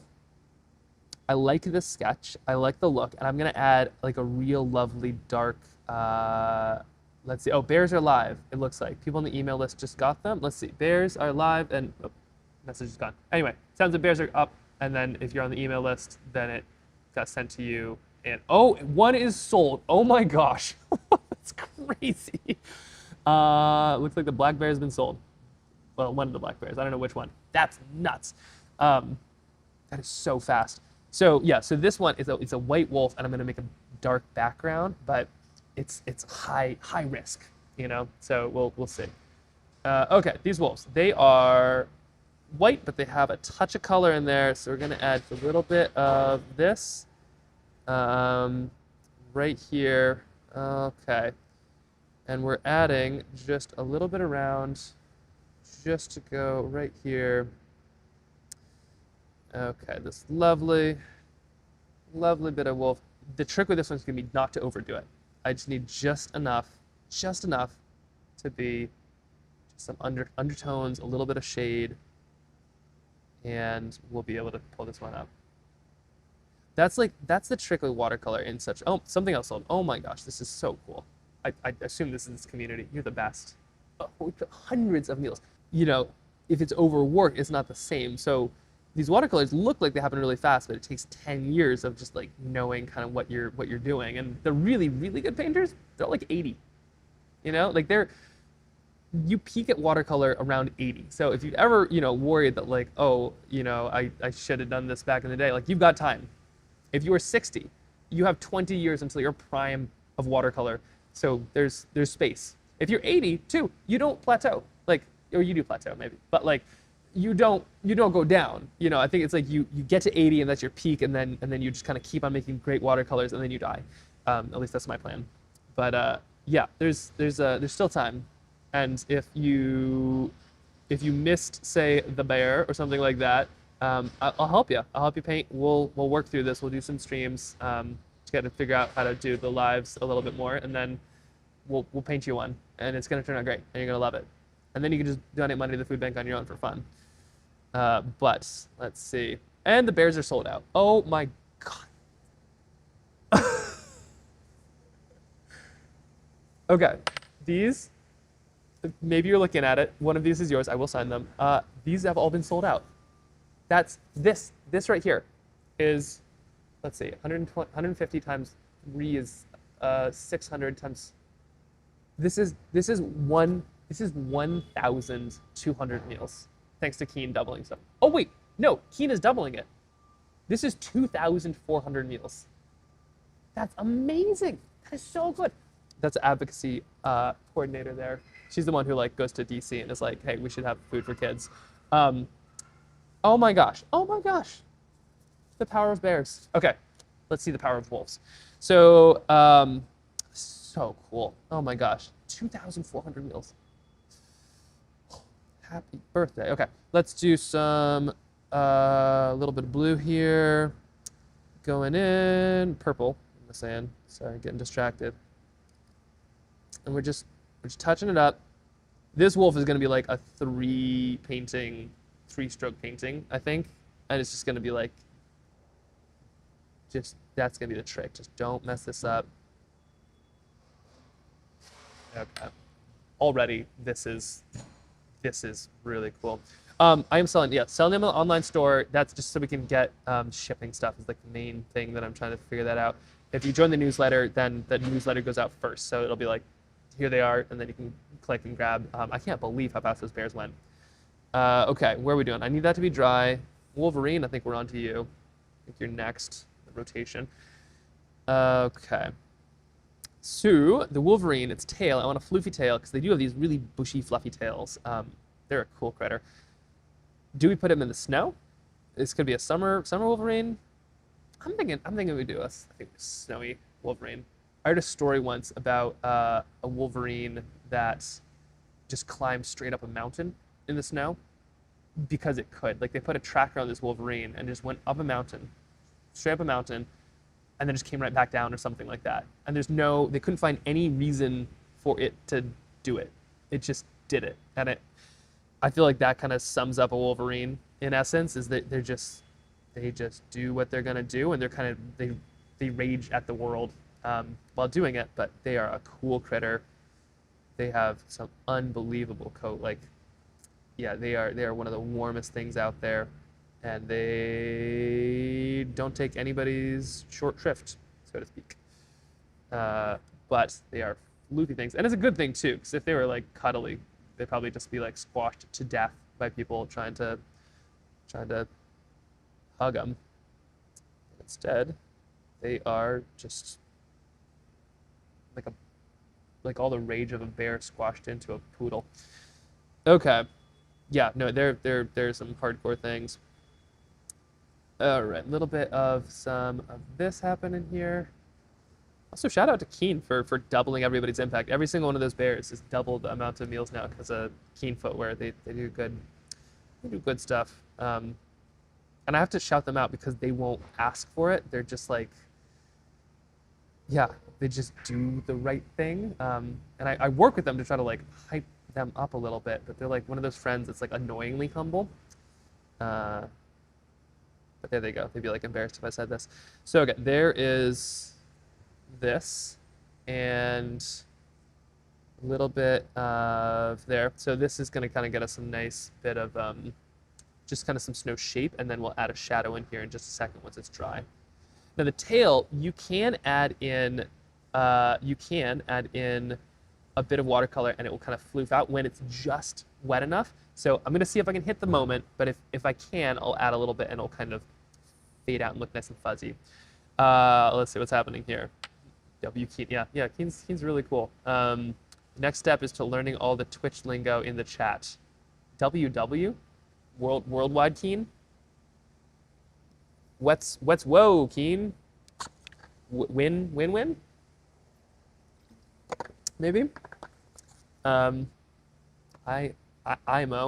I'm a lols. That one I know.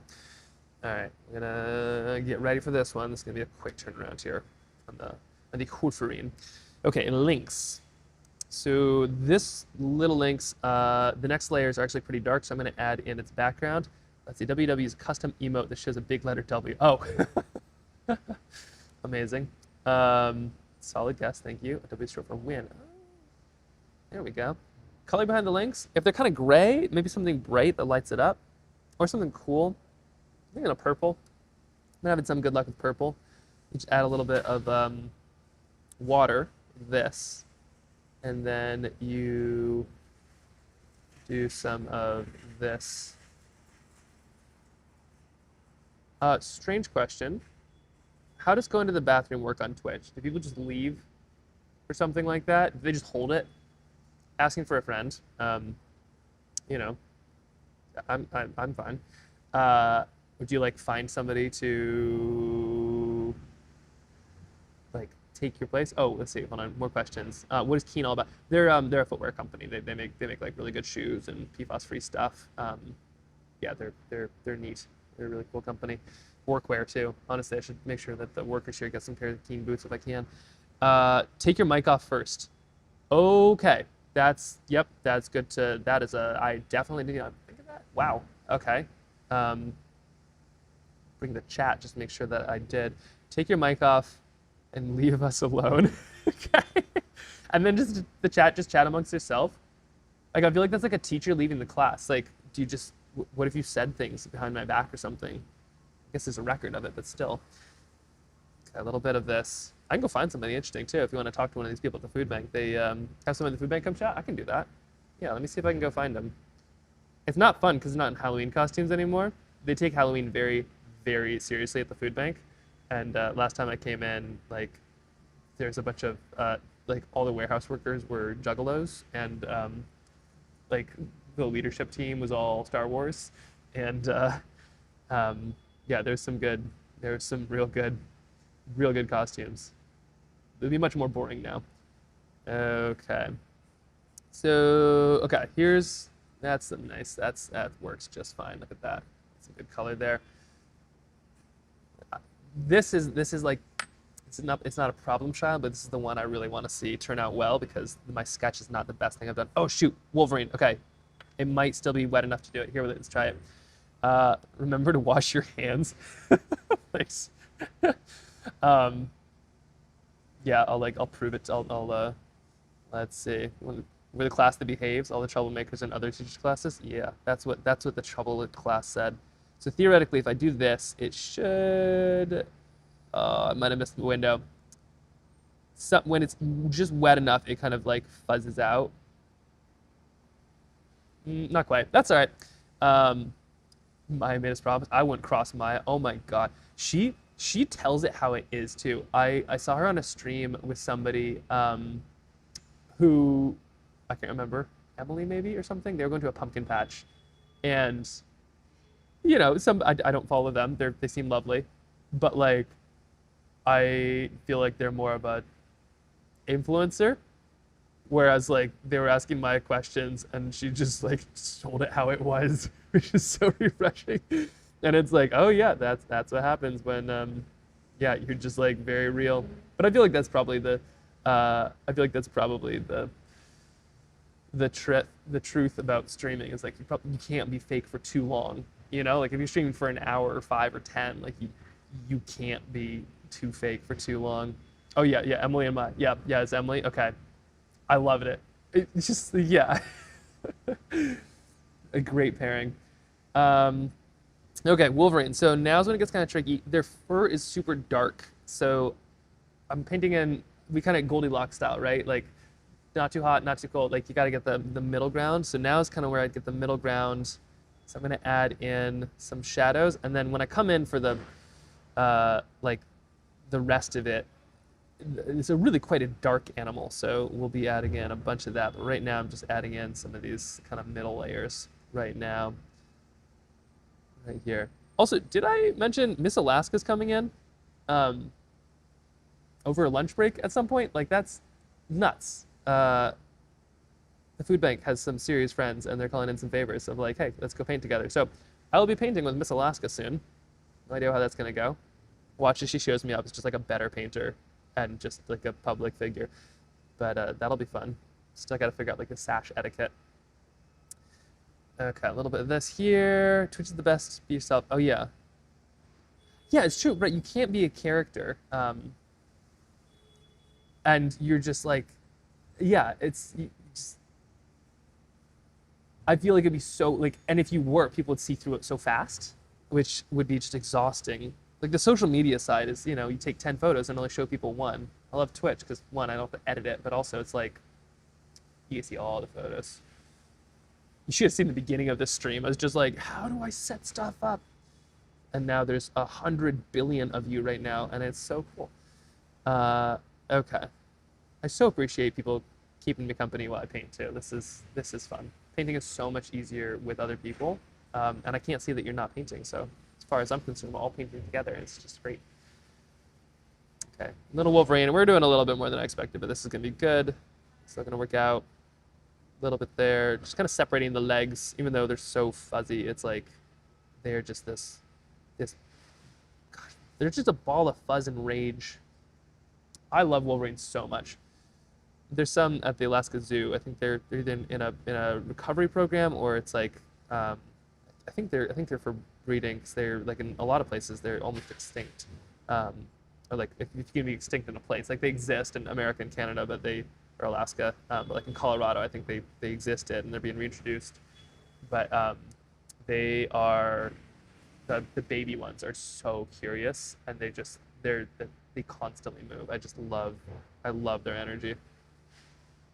As a parent of a 3-year-old, I can actually relate to the parents who usually are exhausted and like somewhere where the children cannot reach. Okay, a little bit here. Painting. Oh, with acrylics. Oh, so there are some painters. Favorite artist when I grew up? Honestly, probably my grandma. She was an amazing watercolor painter. She made stuff kind of like this.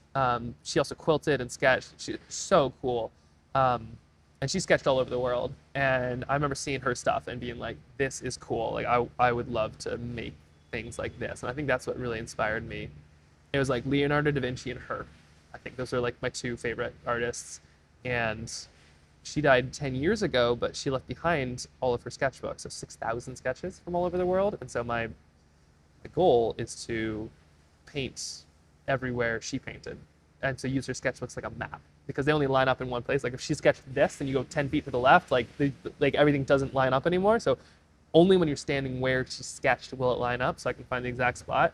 So my dream is to follow her and to find where she stood and make the same sketch in the same place, the same materials, which I think would be really cool. We actually have like letters. We send letters out about it. I think there's a sign up on our website. We blocked it for a minute because we got too many signups, but I think we've figured out how to pay for shipping since.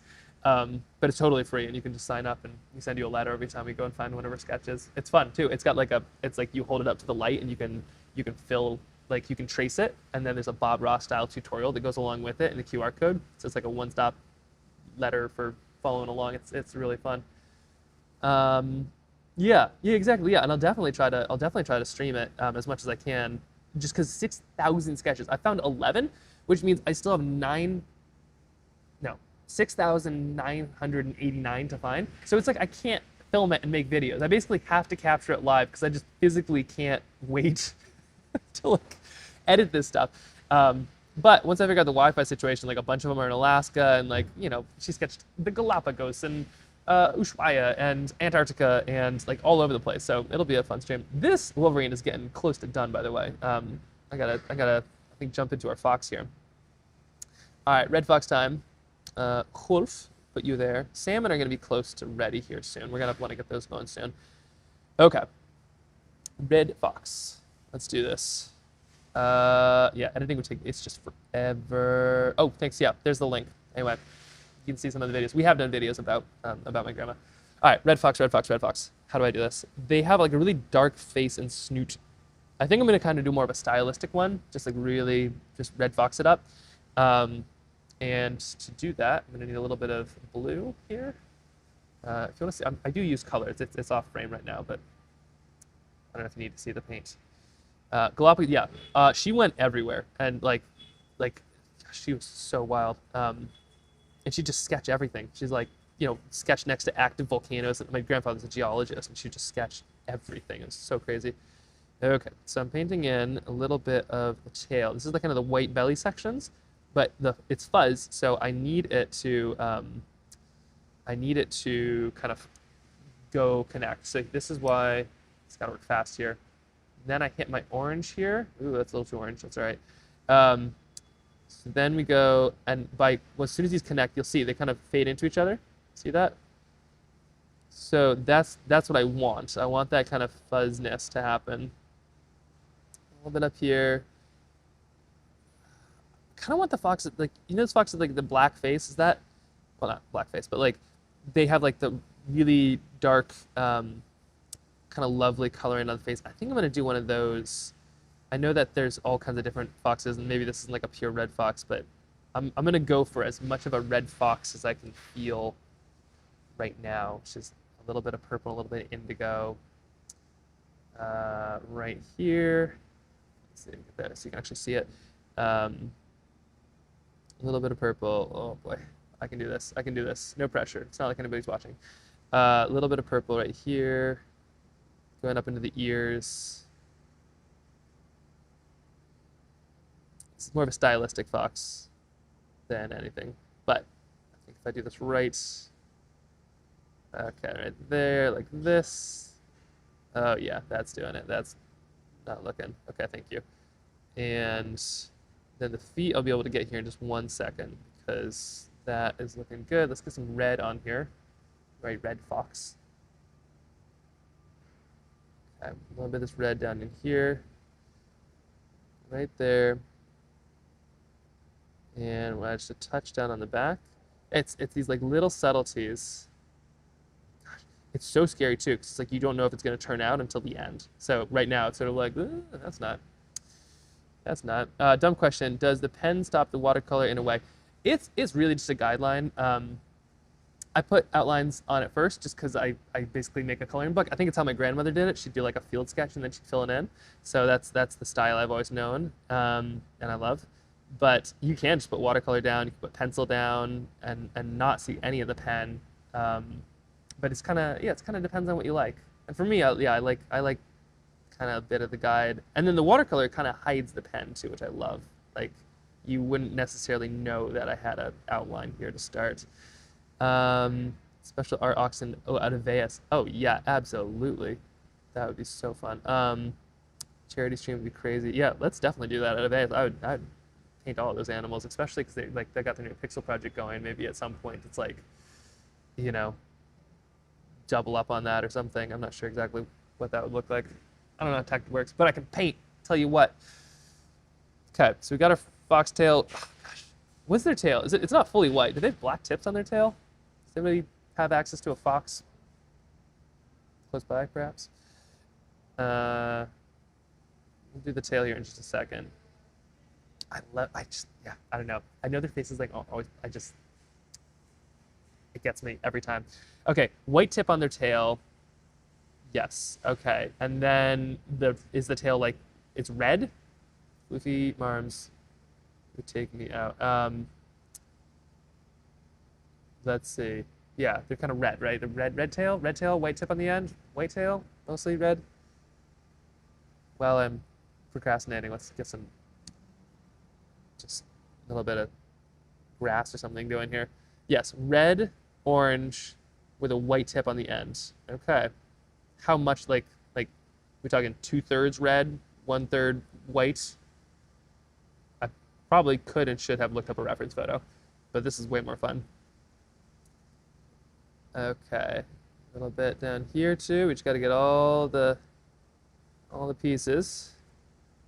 The brown in there too. Okay, I'm totally orange grass. There we go. Like that. It's important to have other stuff in your sketch, like grass and things, so that you have something to kind of bail on when you're too scared to finish the main subject. Paint by Twitch chat. Yeah, okay, let's see. The area that you have looks good, kind of white. White, perfect for the tip of the tail. Okay. But I need to add this is this and back is orange maybe? Let's see. Just like make sure no foxes see this and nobody will know. Okay, we got this, and then we got our little mouth. Gotta add you in here before I add the rest of the tunnel. The real question is the mouse gonna make it? Kind of up to whoever gets it. Story in motion. And there's a little bit of this here. There we go. Okay. Actually, the other thing I need to do, we're gonna bail on this one here too. We're gonna finish it in a second, but I need to actually add this to make the snow pop. There we go. It's that. Okay. There we go. It's little details, but they do add up. Okay, we're getting close. Let's do some salmon. Pressure on that one. In my imagination, yes. Okay, yeah. So the part we have color on is all orange, and then the very end of the tip is white. Gotcha. Okay, very cool. Very cool. All right, so salmon now. Salmon. A little bit of a red head, and then they are mostly green. So we're just gonna add red right now, and then we're gonna add some. Nope, green head, red body. Quick, where's the TP? Okay. Do this. Okay, that was close. Salmon, like I said, and absolutely said beforehand, and have never been wrong on. Green head, red body. That was close. Watercolor is like the #1 thing that I use TP for. It's so helpful. Okay, so this right here, green head, red body. Like this. Just cover up those mistakes. And then if I'm fast, I can have a quick switch or not. Let's see, we'll do one of these. And now I'm gonna add some red, just while it's still wet. Just because I kind of want them to bleed together a little bit, not too much, but just enough. A little bit right here. It's just a fun way. I'm doing lots of salmon. They're a whole school. We very much like salmon here in Alaska. Right there. Actually, a lot of salmon people donate, like fisheries will donate salmon to the food bank, which is pretty cool. Like they'll either want the tax break, or they'll have done a good catch and maybe a sale fell through, so it's still good salmon or something like that, but they want it to go to a good cause, and so a lot of times they'll donate canned salmon or something like that to the food bank, which is really cool because a lot of people in Alaska what food is. It's like food is salmon, and being able to, maybe you can't make ends meet, you can't afford, maybe you didn't get fishing that year, but you, like, salmon is a big part of your life, and you can't afford it at the store.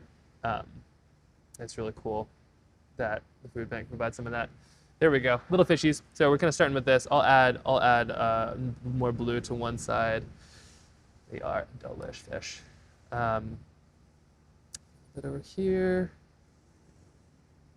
Yeah, salmon. There's some cool stuff about salmon. I mean, they can find their way back to the stream where they were born. So, like, little tiny eggs in the stream, hatch in a freshwater stream, swim out to the sea, do sea fish stuff for 3 years sometimes more. And then after 3 years, they swim back upstream and then find the exact same stream. Like, they have little compasses in their nose, basically. They're green nose, not red. And they swim back upstream, and they like find exactly where they were, and then lay their own eggs there in the same place. And then they actually kind of like me finding my grandma's sketches, but then they die, which is not going to be like me finding my grandma's sketches. Although the fact that it's going to take me 200 or 300 years to find as many at my current rate, just try not to die before then. And then they die. But what's so cool is the reason they die is because it like fertilizes the stream that their babies are in.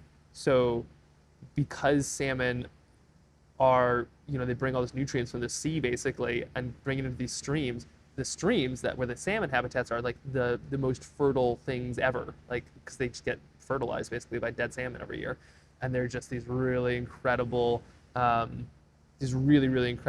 like example of kind of giving back to the ecosystem, because then the little babies, because they grow up and they don't just swim directly to the ocean, they grow up and they eat flies and all this stuff that you need a healthy ecosystem for. They eat all of that up while they're little babies, and then once they're big and strong, then they go down to the ocean and become big fancy ocean fish. Sorry, salmon are cool. Salmon are really cool. Oh, eels. Eels are the other ones. Oh my gosh. Yeah, I was learning about eels too. Salmon get all the credit. Yeah, eels are just badass. And like, they don't even know like where they go in the ocean too. They're like all one spot, like the Sargasso Sea or something. They like don't know how.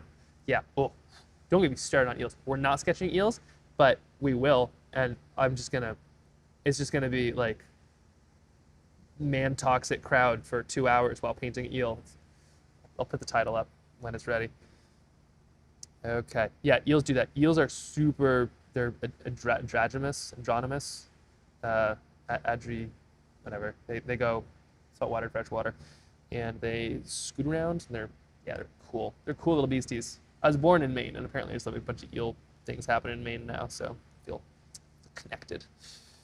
Not connected enough to swim back to Maine and lay my eggs and die, but connected. Okay, so we got this. We'll add the little fishy bits of a little bit layer, but this is a good start. Gosh, something about the white balance. These are a lot brighter and more colorful than actually look in real life. Okay. Oh, getting ready to send the next batch of emails out, selling in 2 to 5 minutes, so being posted. Wait, getting the next email ready for this batch of paintings. Paintings are selling. Oh yeah, for this batch of paintings. Okay, thanks, Jen. Does Jen count as a mod? She's logged onto the Trailbound account, but I don't know what is a mod. This wolf. Let's do it. I think. No, let's get everybody done at the same time. Then maybe I'll use the bathroom. Okay, Foxy. I don't know where the tail ends. I feel real funny about it too. Let's do this. Okay. Should I look it up? Is that cheating? Does anybody have like a really good GIF of a fox I can look at? Let's see. Okay, so this is our fox. Let's get we'll need some legs on it. I'm thinking like kind of dark legs, and let's do it. Let's add some. Here we go. I'm just gonna do it. Worst case scenario, I make another fox. I have 6 more that I need to do if I'm gonna do 30. Oh, is that? I'm ready. Is that the level of to the tail? We've got like 4 seconds. maybe 6 before it's too late. Oh man, I'm really regretting it's like 5-second twitch delay here. Okay, I'm good. I'm good. It's good. Okay. Okay, yeah, like I said, a nice calm painting today. Ooh, too much red. All right, so the fox kind of go up here, and then the legs, because it's belly, right? Its belly is white, but it's not like its haunches. So haunches, is that like even foxes have haunches? I'm just offending all the foxes around. Okay, now a little bit of purple, I'm thinking, just because that's a lovely color.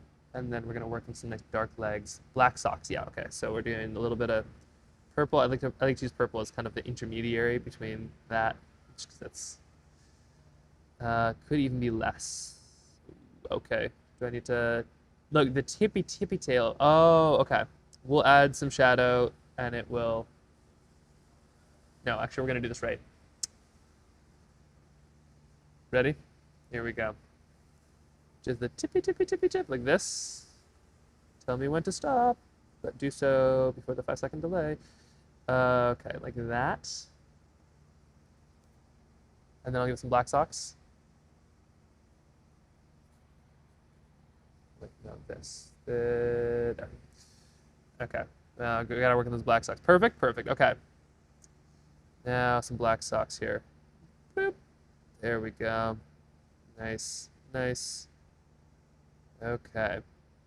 Technically indigo socks. Don't let anybody know. There we go. Oh, this is so fun. All right. Almost there. And a little bit more indigo sock. I love foxes so much. And a little bit of that. There we go. Let's get that other ear here while we're at it. Right there. Oh, that's a good detail, actually. That is working. Okay, we're gonna let that dry before I add the next leg, so I want a little bit of separation between the two of them, and then we'll add some shadowy bits and it'll all work. So cute. Secret safe with us. Thank you. Let's get some indigo running up here. So we got a little bit of this. Just like that. So this is the tunnel that the mouse is in, or vole. I'm not quite sure what. You can probably see it's kind of a blob. But this is its tunnel, and I'm going to add a little bit of that over here. So I added it in earlier so I can kind of carve through it. So it's, I'm surrounding it, so I just need to. There we go. Oh, that's a fun one. Oh, this is turning out great. Okay. Indigo is a fun color. Do you know indigo, there's like no recipe for indigo. Like all the other colors, like titanium white, it's called titanium white because it has to have titanium in it. It's like got this, it's like wine, like champagne is from Champagne. Like a lot of these colors are from, like they have to be a certain thing. Indigo, basically anybody can kind of come up with their own indigo. There's no actual, like, whatever they're called. You can basically call whatever you want indigo if you're a paint maker. But I love it because it's not too dark and it still has some color, and yeah, it's a good one. Done public painting. Yeah, I've done some public painting. I also just like talk to myself while I paint. So, benefit of just lots of painting and not a lot of friends. But this is definitely something, like I feel comfortable with this. What I love is when I can see other people's paintings too. Like it's so fun just painting together. If you've ever been in a group or something and wanted to paint, it's so fun to paint with other people because even if one of them's like really good, it's just fun to do it. Like it's painting, not paint. It's like the action. It's that's what counts, I think. Okay. Yapping is a skill. That is well said. All right, we're almost done with our fox, so we're good. We have like our, last tiny bit of things to add pile here. So we got fox, got our wolverine, we got our lynx. Okay, here is sweet lynx. You, as opposed to hot lynx, you are the one I was the most worried about. Let's get your eyes in there. You have quite yellow eyes, if I recall. I have seen lynxes before. They are They are so cool. They're so cool, but they are kind of scary because they just don't care. They just watch you. And honestly, I've probably been past a lot of lynxes where I didn't realize they were lynxes because they're just very still and camouflaged. But it's amazing the level of house cat vibes they just shell out. Like they're just enormous cats, but like a cat that would eat your dog and give you a run for your money. And their snowshoes. Oh my gosh, I love their feet are just so good. Oh.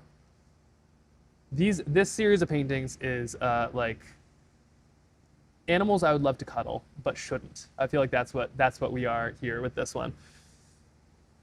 Okay, adding these in here. Ooh, I don't know what I was doing. Gotta think here. Okay, so we're doing indigo. Oop. And a little bit there, a little bit here. And we're just adding a touch over there. Okay, there we go. Even salmon, you know what, you make a good point. Animals I would love to cuddle but shouldn't. Kind of, okay, fun fact, I actually have kind of cuddled salmon. They didn't like it. My wife has a cabin. She grew up in a cabin. She grew up in a dry cabin. My wife is way more Alaskan than I am. She like grew up in a dry cabin with no running heat or water and an outhouse and yeah. I grew up in the city in Alaska with multiple grocery stores and a movie theater. But they have this bridge to their cabin and it's over a salmon stream. And so, you know, the salmon, you can't hunt, like you can't fish the salmon from the bridge. Like there's a line where you're allowed to go. And so all the fishermen are downstream, but the salmon make it up. They kind of hang out below this bridge and then they push on and they just chill below the bridge. But they have sauna, and what you do with sauna is you take a sauna, you got nice and steamy hot, and then you jump off the bridge and into the water. Even in the winter, they'll cut holes in the ice. Van Domelins are crazy. But they have this bridge that you jump off of, and in the fall, you jump off of it too, before like the salmon start dying and everything gets really gross. It's just a bunch of rotted salmon all over the place. And so I've jumped off this bridge into the salmon before I thought I was going to miss them, but I kind of went in them. They were fine. They're adult fish. They know how to handle a naked man falling on them. But that was a weird feeling. I don't know if I'd repeat that again. So I kind of have cuddled a salmon, sort of, or at least like a whole school of them have kind of plopped right in there. Wouldn't advise, but wouldn't knock it either. Yeah, not sure if that's a story to share, actually. I think nobody heard that. Okay, let's get back to our... It's just like, that's the stuff you can't really like tell people in public, right? Where it's like, I have jumped into a pool of salmon. Like there's a lot of context that I feel like needs to go along with that. Okay, we got a little bit of some floofy ears right there. A little bit more right here. And your face is like that. There we go. Okay, bit more color. That's working actually. I'm feeling better about this. Actually, I'm feeling really good about this now that I look at it. Let's get those murder mittens made here. Did the salmon bite at all? Oh, not me, but they're they look like it. They have these big old teeth. Their like whole faces change when they come up. They get like gnarly, kind of like really like unbitey. But they are, yeah, they don't really bite at much. Pardon. They don't really bite at much because they're done eating. They're kind of like the opposite of bears. They get like nice and big and fat, and then they just stop eating and just kind of make their, journey, and then help the bears get big and fat. There we go. So with murder mittens, let's get this one mostly there. We can do this. Yes, that is the Alaska experience. You got to pay extra for it. A salmon masquerade. I'm not sure if that would pass in charades, but I'll give it a go. Okay. Here a little bit there, just get a bit up here. All right, this is feeling pretty good on the lynx side. Let's give it some ruffles. So we're just gonna kind of layer around a little bit. This, and here we go. Just have these lovely kind of like eye patches and stuff like that too. It's like this, a bit of that, fuzz it out. There we go. That's working. Kind of layer it, and then you take one of the layers and you add some water to it, and it kind of fuzzes it out and makes it feel a bit more like what is it called? What do people do with their hair? Feather it. It makes it feel more feathered. Okay. So that is looking good. That is feeling good. We have a couple of details on this, and I think we're there. Ready for some of the big ones? More water. This has been a crazy last couple hours, in case you're wondering. Let's do some salmon. Okay. Re-engage. How many have we done so far? We're 8 paintings in, and then this will make 8, 9, 10, 11, 12, 13. 13 paintings. Not bad. Close-ish to, 32, but not terrible. My goal, I'm 32 today, so my goal is like a painting for every year. But if I slow it down, then I could like just do 33. Almost noon. Yeah, in Alaska it's almost noon here. So the food bank closed at like 4. So what I'm doing now is I'm just gonna add a little bit of this opaque like indigo or something, and I just added to kind of one side, and it gives us a lovely bit of definition. So here we go. You just kind of do it throughout here. Welcome to 32 Club. Thank you. So far, it has been unbelievable. Hoping every day is not quite this extraordinary. That would be pretty exhausting. Like, just the amount of money we worked at the food bank already. And frankly, the pretty pictures. This could have gone badly because I didn't know how these would all turn out. If I was like kind of by myself and a little bit nervous, I'm not sure if like the watercolor would have responded this way, but this is turning out just magnificently. Okay, a little bit up here, a little bit up here. There we go. So a couple of those. Oh, I forgot to add my. I was gonna add some shadows on this one. I like how this turned out. This is actually, I'm gonna leave this one here. I like where this is going. Just gonna wait 25 seconds for it to dry, and let's add some fins. Now let's add some fins right now. I'm gonna add some purple, some blue.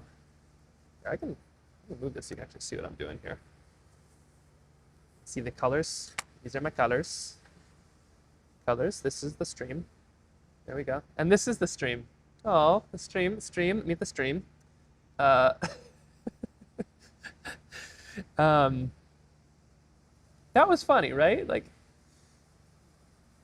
I feel like maybe my dad jokes are just kicking in. But now that I have 2 kids, I gotta kind of like step up the game. I have heard dad jokes are not necessarily about being a bad joke, but just being an overused joke. So I am. That's like the real trick is to just start that. Okay. So just adding a little bit of some blue, and I'm actually just kind of daubing it on right now because I'm gonna come back and just feather it in. So here's that, and then I'm gonna come back and I'm just gonna add a little bit over here like this. And it's just, watercolor doing what watercolor does well. Stream twins, exactly. It's exactly, yes. Oh man, you're asking for more puns? Good luck. Prepare yourself. Just get my family on this Twitch and then make them the mods. Everything will be a pun. I do need to learn how mods work. I will do that. Salmon first. Well, salmon, wolf, lynx, wolverine, fox, and then another 17 paintings, and then I will learn how to work that.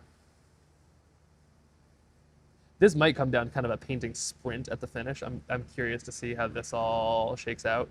I am committed. I want to do 32. I'd be curious to see how this goes. I might have to do some like rapid painting toward the end, but I've done that. And frankly, the faster you do a painting, sometimes the better it turns out, because the first half is to make it, and the second half is to ruin it. You just overthink it. And then the best paintings I've ever made have been where I just, I have 20 minutes or something and you just have to go. It's just hard to replicate. There we go. That is fun. This camera is not doing this justice. This makes it look a lot more green than it is. This is that is excellent. That turned out great. Okay, Foxy Woxy, let's do this. Here we are. 500 viewers? I haven't even seen this yet. What's happening now? Oh my gosh. Well, that makes sense. I just thought there was like 20 really, really chatty people. Turns out there's 560 lurkers as well. Here is our, let's see. Here we go, a little bit of a fox. Let's get some black socks. Black socks on our fox. Here we are. Hello, there's everybody. Ah, your famous just vibe lurking. You can take all the vibes you want. Smells are free. Oh, actually, no, smells. Yeah, people pay for that. But, whatever the stream stuff. Good thing nobody's hearing any of this. Okay. There it is.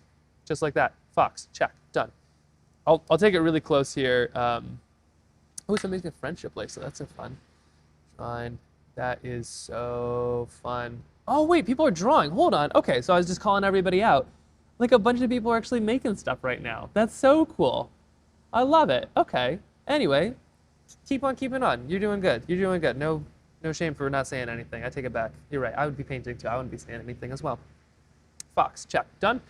Now let's, we're going to save the wolf for the last because I'm kind of nervous on how that's going to go. Our little Hulferine right here is going to need some, links goes up here too. We're going to need a shadow on this bad boy. So let's get a shadow here.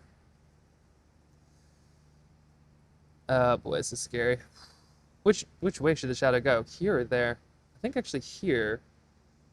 Right? Yeah. You gotta kind of pick where your sun is coming from, and then there we go. Okay, a little bit of shadow, and then so you put the paint down, and then you grab this just water right here, and you just kind of pull at it, just kind of tugging that paint a little bit where it needs to go, and then boom. Look at that. Shadow plus Wolverine. Let's give it a little bit more of a shadow because it's not a vampire, and let's add. Although if anything it would be one of these things, but my God, I don't know if like we can handle the undead Wolverines. And then let's add some little footsteps for it, maybe. No, just need footsteps. I'll think about it. We can add them. This is a fun one. I like where this Wolverine went.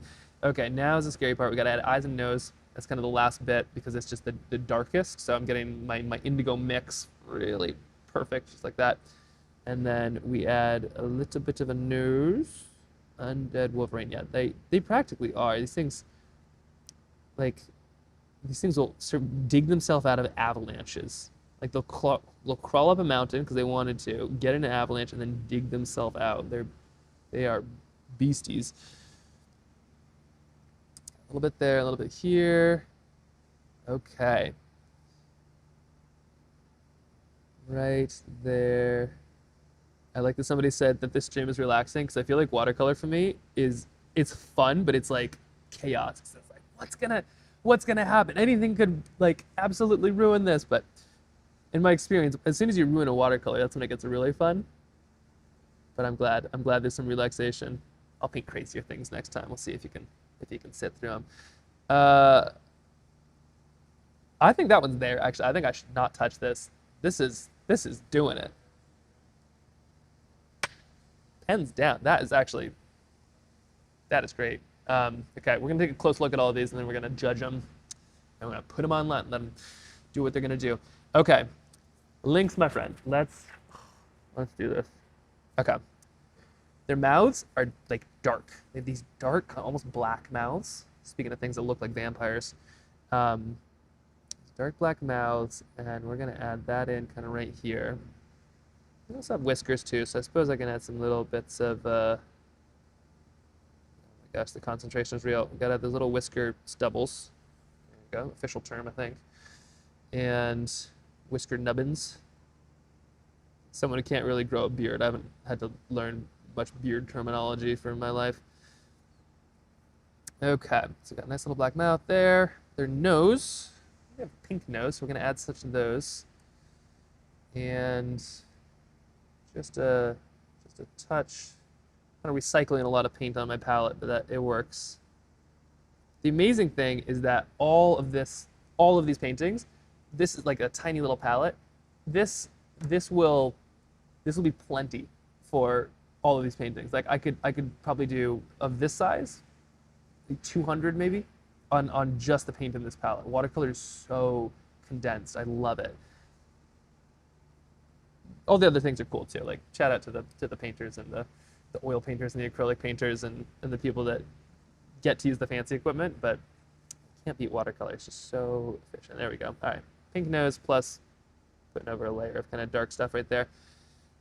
Okay, but they have these little markings all over the place. They have ears and they have markings. Two things that we need to, I think more than ears. They have ears and markings and feet and all the rest, but we just gotta, those are the two parts that could go awry. A little bit here, a little bit there.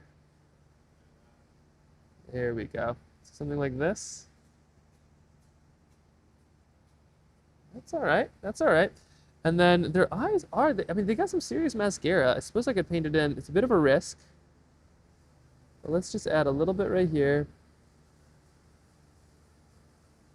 Oh, actually, I like where this is going. Okay. Here, I got to show you. There's an angle. This is really fun. My hand is steady. Yeah. Only in this. It's like that Blazing Saddles thing where he's like, see his hand? It's steady as a rock. It's like, well, I shoot with this one. The trick is keeping it steady in the cold. So when I paint outside in the winter, things get really cold and you got to wear big mittens and like figure out all these ways to keep warm. But it's, yeah, shivering while painting is an exciting thing. Okay, a little bit of spots because technically they are a spotted cat. So we're just gonna add a couple up here, a couple little spots down here, and then from this one angle, it's actually, this one turns out great. I'm really excited with how this looks. So we got this one, there we go, angle, and then we do have a little bit here.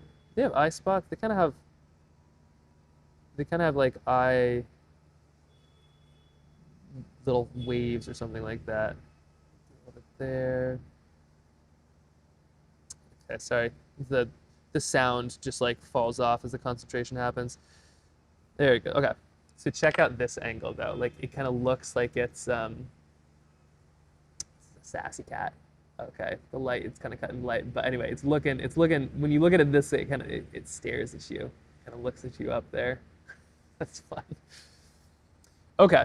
I think that turned out just fine. I'm actually pretty stoked on that. You never quite know where it's gonna go, but I actually really like that lynx. Okay, now it's time. Yeah, it is a hard rap album cover. So, okay, this, we gotta get this ready. This wolf, Arctic wolf. We have this this is one, that's one single, this is gonna be one single line. So this got finished pretty quick. It was a very tough thing to sketch, but it worked. Fill-in should be pretty fast. We have two things we need to add. No, I take it back. We have four. It's ear, it's eye, it's nose, it's mouth. That's four. We have five. And then this background here. So all of these are kind of high. What's it called when you like can't mess up on a climb? Like high, like don't mess it up things. Oh, my brain is going, what is that called? It's like a really steep side. Anyway, it's a watercolor equivalent of it. So here we go. A little bit of the darkness on the ears, and then I'm adding just water to kind of pull that up. This gives us a bit of a gradient. Add a little bit to the side, kind of gives us some fuzzes. But mostly, just add a little bit of a gradient. Touch over on the other ear just to kind of make it stand out. But they're fuzzy wuzzies, so it doesn't really matter too much if they kind of blend into each other. Oh, that's lovely. Okay, so there we go. There's that. We could add a little bit of extra on some of these if we want. A little bit here, and then I can kind of pull through. Once these are done, I'm gonna eat some lunch, by the way. Speaking of wolves and appetites. And pulling down a little bit here, up there. Oh yeah. Okay, this is gonna turn out just fine. Don't mess this up, don't mess this up, don't mess this up. High grade? Oh, it's like no fall zone? I'm trying to think, yeah, there's a term. The mouth, I don't need too dark because I am gonna add some color there in just a second. And then of course there's this nose where I'm gonna add a little bit of color And then I'm going to add just a touch more to the edge. The eye, we're going to grab a little bit of indigo. We're just going to fill in a bit right here. Oh, man. Okay, that looks great. And good. And then let's just touch these little stubbly bubblies.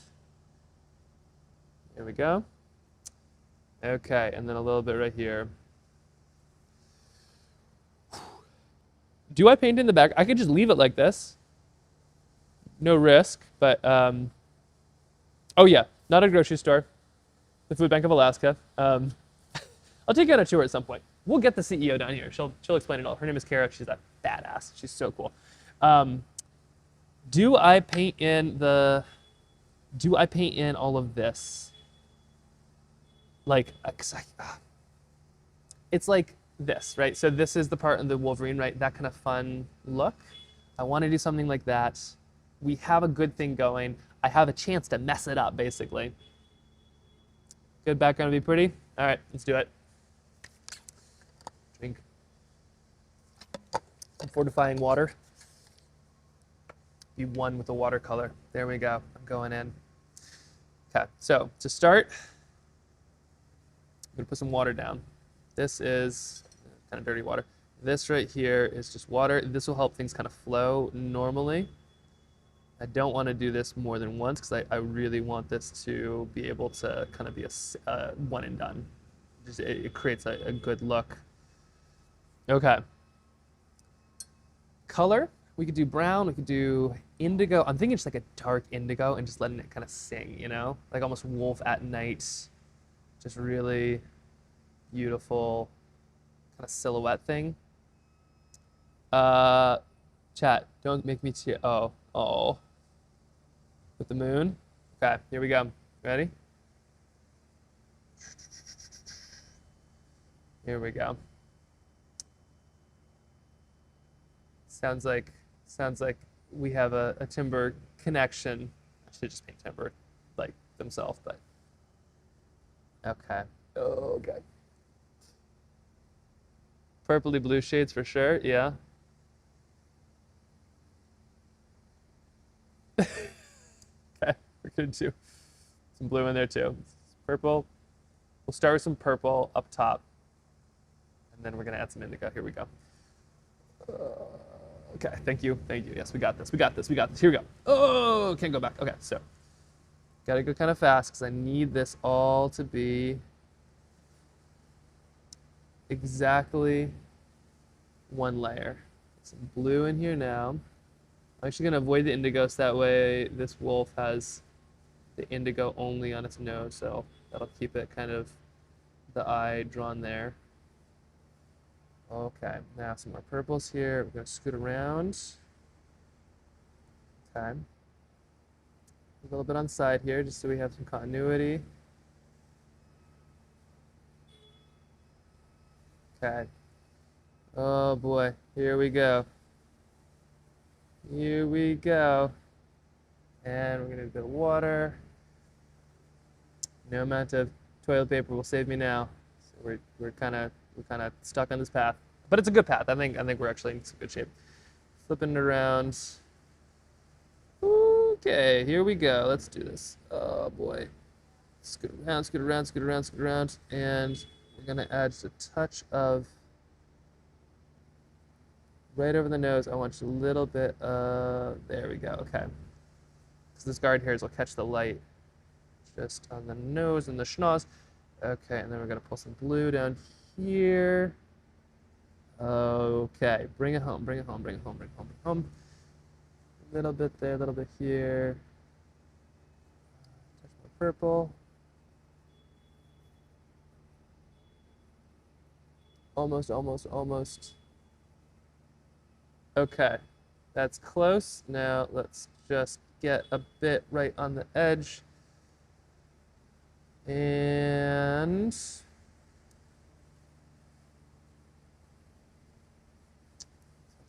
touch there. Bit of water for a bloom.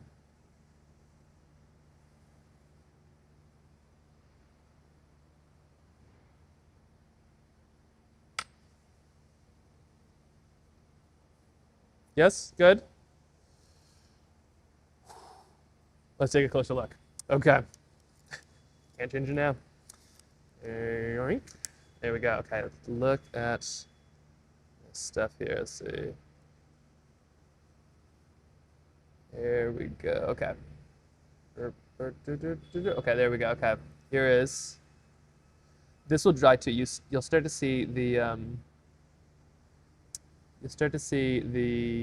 bloom happening here. So just a second, that's all gonna kind of create a really cool looking effect. It'll kind of look moon-esque a little bit. We'll add another one down here so you can kind of see. It'll kind of create a little texture. It'll kind of feel like the night. Northern Lights. Yeah, exactly. New favorite? Okay, the eagle. Yeah, the eagle one is great. I think that one is already. Oh, okay, let's see. There we are. Look at that. Hello. Oh, absolutely. Yeah, we're just. Well, hold on. You got to tell me what your favorite is. Let's see. Hold on. Let me just get all these together. Twitch has exploded, which is crazy. Didn't expect that to happen today, but there are 544 of my new best friends watching this. And here are today's Alaskan animals. Let's see. There we go. Okay, we'll do a close-up here. Close-up and then? Okay, all right, here we go. So we're just gonna do some close-ups, and then I'm gonna take a bit of a break here, but I'm gonna send these to Jen, who's gonna get them out to whoever wants to brawl for a fox. Okay, I can do this better. Here is, there we go, all right. There is our little fox friend. There we go, okay. I want you to see these details. There we go. There's our little fox friend. It doesn't do it justice, but the color is just like way more bright than it is in here. I think maybe I have the camera on flat. Here is a lynxidoo. Oh my gosh, so good. Those little murder paws. And then salmon. Oh yeah, these ones turned out great. They are also way more colorful. You can quite see. And then our friendly neighborhood Wolverine. Love how these claws turned out. That was a mistake for sure. Couldn't repeat it. And then the wolf. We'll let till that dries, but do you see that little that bit right there? That is gonna just turn out so nice. Oh man. Okay, so what's the take here? Wolverine. Who's winning? Salmon, Wolverine, fox. What's the wolf, Wolverine, and the fox? Is there a clear winner? Floofy wolf. I'll be honest. This right here turned out way better than I could have imagined. Actually, that is the shadows, but yeah, that is just so cool. I've never painted a wolf like that before. Oh my gosh. Okay, so I'm gonna take some photos of these, send these to Jen. Then we'll start the next one here in just a second. I'm gonna let these dry. Everything will be framed, by the way. So like if anybody does want one of these, it comes like this, like these, the lovely little tiny wooden frame. Okay, there's that. There's this. What was I doing and saying? Right. Gotta take photos of these, send them to Jen, and then let me take this mic off, and then we're gonna use the bathroom. No, we are not gonna. I'm going to. Actually, would you like to talk to the Twitch here for a bit?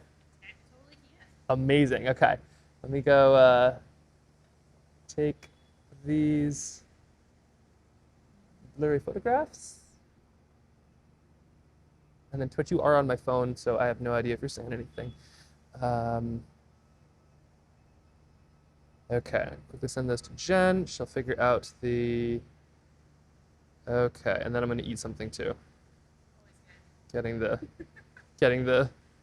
people checking in on me. I get a little loopy when I'm not hangry. I guess I get hangry too, but mostly I just get loopy. Okay. So focused, makes sense. Exactly. Yeah. Okay. So here is this. Those have been sent to Jen. She's gonna figure it out. Eat on the stream. Well, absolutely, I will. Okay. So this is okay.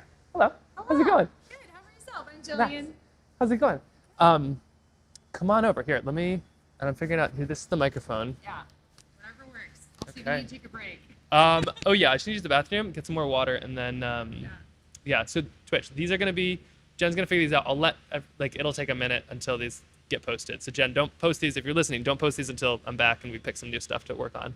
But do you want to talk about food bank stuff? I'd love to. Okay, so Yeah. I explained a little bit, not very well. Here's somebody who can actually talk about the food bank and what, like, when one of these is sold or when you donate, because anything you donate on Twitch is going to the food bank. So what the dollars of the food bank does. Yeah, of course.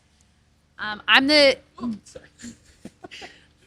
I'm Jillian. It's okay. You know, it happens. You're in a warehouse. These are anything anybody says is going to be asked here. So Love it. they are Okay. a very curious bunch. Perfect. That is great. I'm the child nutrition manager for the Food Bank of Alaska. And so I help run the child nutrition programs here. And so we run a variety of different programs, and your donations go towards buying the food that's behind me, also helping us administer these programs as well as staff here in Alaska. Hello, nice to see you guys. That's so fun. Oh my gosh, I haven't ever done something like this before, so this is great. But one of our biggest programs I wanted to share about that actually we're just in our second year running is called the Meals to You program. And this program, it's our second year running it here out of the Food Bank of Alaska. And this program alone, we were able to serve over 9,000 kids this summer in rural Alaska and over 1 million meals, which is our goal. And it was so exciting to reach that goal because that's sort of unheard of for a feeding program in a state so inaccessible as Alaska. And this program, the way it works is we partner with local school districts and we ask them if they want to help us verify students because a lot of communities are really far away and really hard to get to. And so we ask people on the ground to help us out and verify these students when they apply to be like, oh, this is a real child who can be a part of it. And so then they partner with us and the school district advertise the program. We have an online application that parents and families can do. They can apply for all the kids in their household. One child needs to be enrolled in school. But if you have kids that are 3 and 2 and 1, they can also get food as long as they have a sibling who's in kindergarten or above up until their senior year. And so what's amazing is these boxes of food are mailed from our vendor in the lower 48. And they mail straight to their P.O. box up in Alaska, which is sort of unheard of. Usually the way mailings happen to get things up here is they bounce back and forth in the lower 48 and the other states from California and Minnesota and all around, and then eventually come up here. Our vendor has figured out a way to get it straight to Alaska from their warehouse to the UPS airplane up here to Anchorage, and then it goes out to their P.O. boxes. And these are going all over the state, reaching many communities, and we give them 5 breakfasts and 5 lunches. This is just happening in the summer months, so it's covering what kids don't get because they're not in school. Normally they get those in schools. And so this is a new program that we're doing. We just did our second year of it. We're excited for next year to bring on more school districts. We served 31 school districts with that. And as I said, over 9,000 kids, over 1 million meals. And that's thanks to having people donate money here to the Food Bank of Alaska to help us run those programs. It's ridiculous how that works. The child programs are reimbursable, but without support like you, we can actually try new things and try to reach people different ways. So that's one of our programs for child nutrition. We also are in the midst of trying to find ways to reach our local community here, especially right now. And so we have some child food and some snacks that some of our local rec centers and local schools are actually going to hopefully start be able to get that food out to the community right now in this. So we're also using some of those things that way. And we run some other programs during the school year and after school programs as well. But yeah, that is sort of what we're doing right now. Does anyone have any questions? Because that's sort of the end of my spiel, but would love to answer any questions people have about what's going on. The artist is back. Have they been good listeners? They've been great. They've been very affirmative. Oh yeah, aren't they the best? Yeah. This has been the wildest experience. Incredible work. Yeah, no, isn't this great? Like I told you, the food bank is where like there's a lot of people that do good stuff, but like the food bank is like just solidly a great place to start because it's like, okay, you want to get people jobs, you want to get people doing stuff, you want to get people like rebuilding streams, try doing it hungry. Exhibit A, I'm gonna go eat some lunch now. So anyway. Well, I got a couple questions coming in. Thank you so much. How did I get into that area or that line of work? Great question. I sort of stumbled upon it. I actually been working in the maritime industry the past 10 years, a boat captain, and that's very typical job here in Alaska because we're very waterlogged. Hold on. Okay. Sorry. This is the most Alaskan thing. Okay. That's like the lamest way to say that you're a captain. What? You got to start with, like, I think that's how you introduce yourself. Like, I'm Captain Jillian, yeah. thank you, Captain Jillian. Yeah. Like, what? Anyway, sorry. So yes, used to do that. But then I sort of got tired of the tourism aspects. I worked in tourism, and that's after a while working with people and trying to reach those needs. Sometimes it's hard, and also it's a very demanding industry. Being in a boat, being in the weather, very tiring.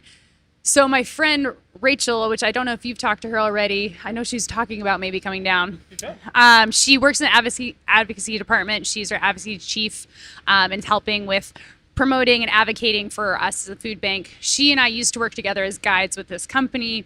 And she's like, I think you would like the food bank. And what's sort of funny about the Alaska Food Bank, very probably different than other ones. A lot of us are like retired mountaineers and retired guides because we don't want to be out in the cold anymore. We just want to have a change. So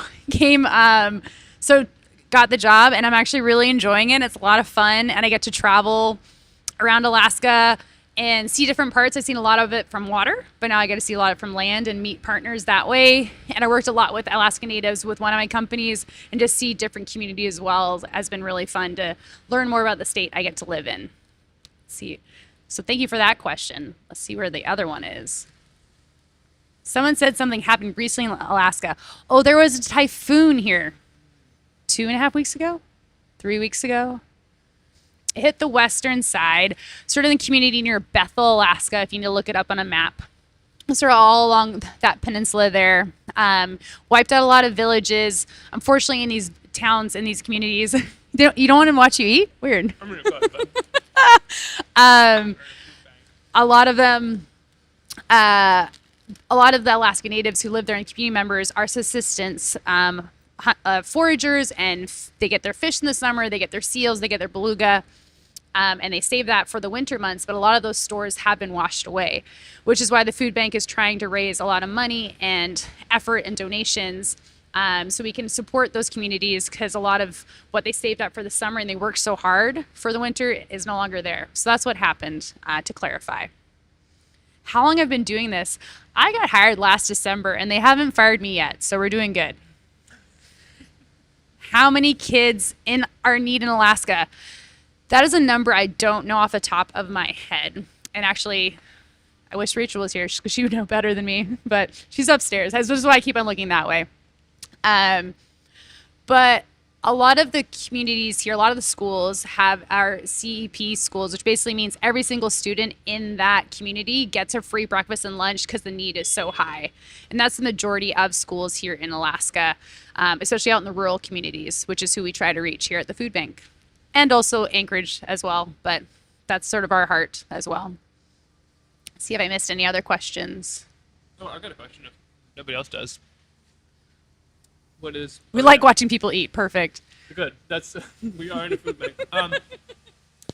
So my wife used to work at the food bank, which is kind of how I learned about it, because I feel like the food bank flies so under the radar, where it's kind of like, oh yeah, right, I can't believe you do all this stuff. Alaska's enormous.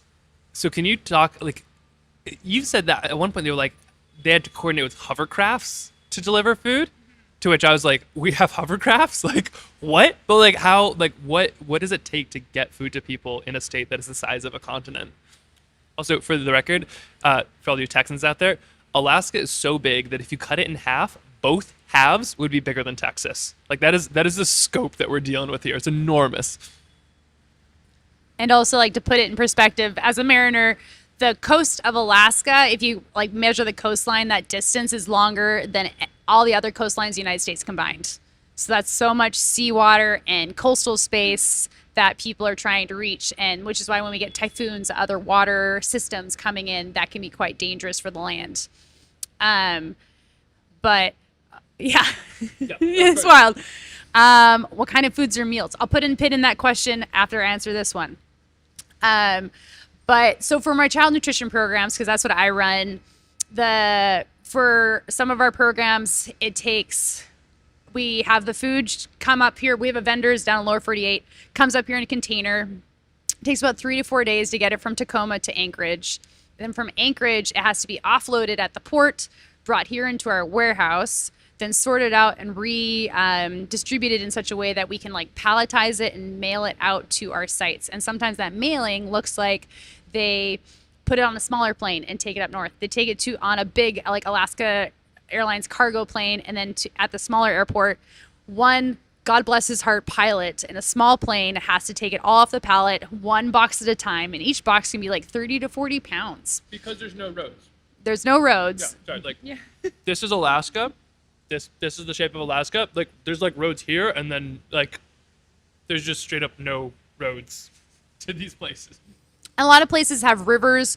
So in the winter months when things are frozen, you can take a snowmobile across, pulling a sled. But in the summer months, it has to be a plane, or it has to be a hovercraft, or it has to be a boat, depending on the community. Every community is different, and how they get things. And then depending on the weather, stuff can be stalled. Stuff can just rest on the tarmac, and they don't get to ship it for like 3 weeks because a pilot is sick or injured.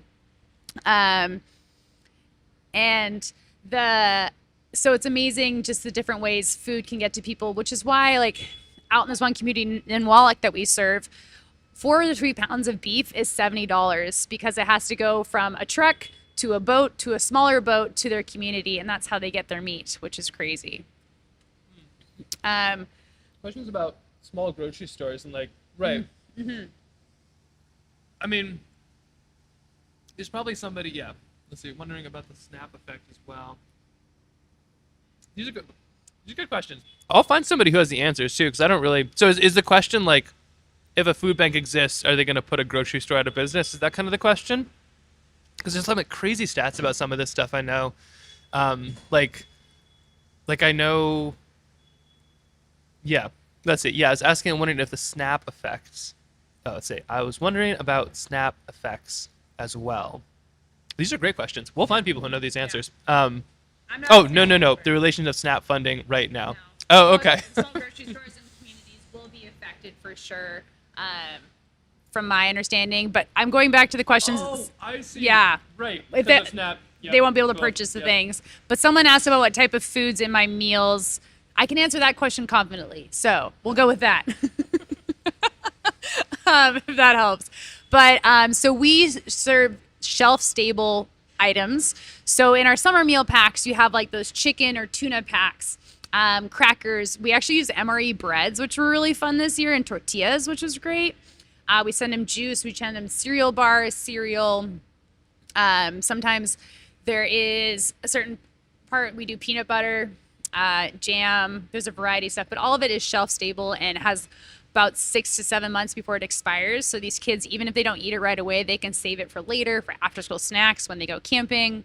So that's our children's meals we do, because that just works better. Unfortunately, serving rural communities with produce is so difficult because, as I mentioned, sometimes stuff sits on the tarmac. 2 weeks ago, I went to Bethel, which was the community that basically was the rescue community for the people impacted by the typhoon. And we went there. We took a bunch of totes of produce because we were able to hand them out that day and take it with us. So that's basically the most consistent way we can send produce. Sometimes we're able to send potatoes and carrots and apples and stuff that stores well. But unfortunately, for consistent stuff, the shelf stable tends. But the kids also really like it. They think it's sort of fun, and they like to try new things. So I enjoy that. But I am gonna bow out here. But I hope. Thank you so much, you guys, for your questions and your interest. Would plant-based meals be cheaper? Unfortunately, kids don't like the plant-based meals we've tried.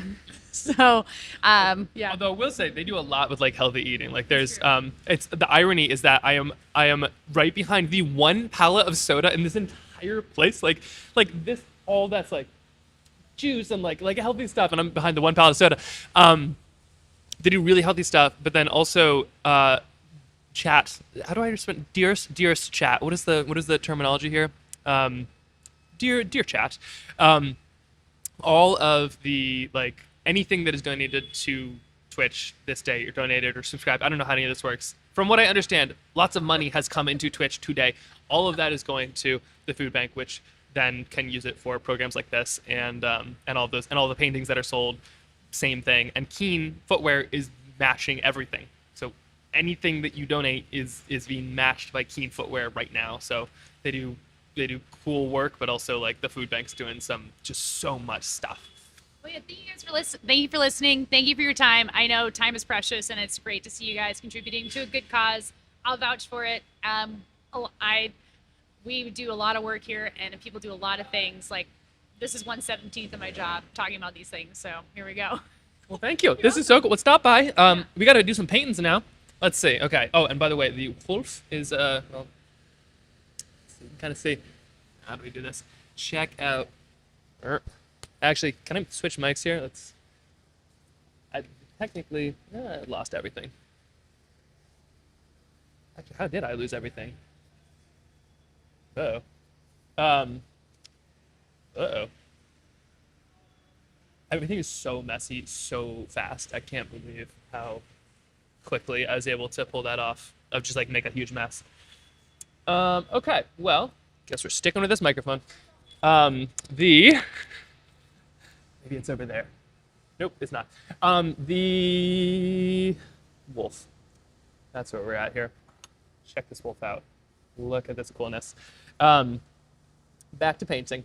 Back to your regularly scheduled paint. Check, there's a shadow here. That's the light that's shining on me, but look at this thing. How cool is that? Oh, it's so neat. So all of these little things finally did. That's so Northern Lightsy. Okay, so theoretically, all of these are gonna be jumping online soon. The second I know, I'll let you know, but also the email will go out first. So if you're on the email subscription, if you're looking for one of these, no pressure either way. Like this has just been such a cool day. But if you're looking to get one of these, they'll be posted on the email, which will then have the link, and then of course I'll tell you, and you can find them on our website, and I think we post it on Instagram too, although I haven't been on Instagram. The chat has been very engaging. So that's what's gonna happen with those. All right, I almost like don't want to wipe this off the table because it's like we just did so much cool stuff, but let's onward and upwards here. Oh my gosh, sweet little fox. Also sign all of these at some point. Also, check out these bears, by the way. Do you remember these? Look at those awesome bears. I think they're all spoken for at this point, but like, look at this cool stuff we're doing together. We'll make a lot of paintings. It's gonna be great. They sell out too fast to be posted anywhere else. Oh yeah, okay, so they're not on Instagram because you are amazing. All right, what are we doing next? And I can also just sketch stuff too, but it just takes a minute. We have whales. We have caribou. We have muskox, we have doll sheep, we have rockfish, flounder, no, halibut, they're like flounder, sorry. The Alaskans are gonna give me grief for that. Little O'Malley, which is a lovely hike that I am a big fan of. One plane, this is a lost lake, this is a place called Beluga Point, more salmon, an ermine, or a moose. Those are our choices. I'm hearing, okay, let's see what we got. We got whale, love the muskox. Sea critters be nice. I see at least 3. Yeah, whale. Okay, I'm definitely seeing some whale here. Let me just, okay, it sounds like whale is a go. So with that, we can do 5, I think, a time. That's what it looked like. Okay, so whale is a overexposed go, but a go. All right, whale, yes. Ermine. Okay. And muskox. Those are the 2 I'm seeing a bunch of. Okay, muskox. And a landscape. I can do a landscape too. And an ermine. Where's our ermine? Sir Ermine Trout. There we go. Ermine. Paint, says Eve. My wife is telling me to get painting. Okay. She's probably like, you're going to be late. I'm very late. Okay, whale, yes. Whale, fishies, ermine, moose. Moose. Okay, yeah, we can do a moose. Didn't get the email when the bears were up, so I was hoping I get this one. So here's hoping I get this one. Ermine. These do go fast. We could do a moose too. Moose, ermine, whale, and a landscape. Or should I just do like all landscapes at once? Maybe I'll do all landscapes at once. Let's stick with some critters.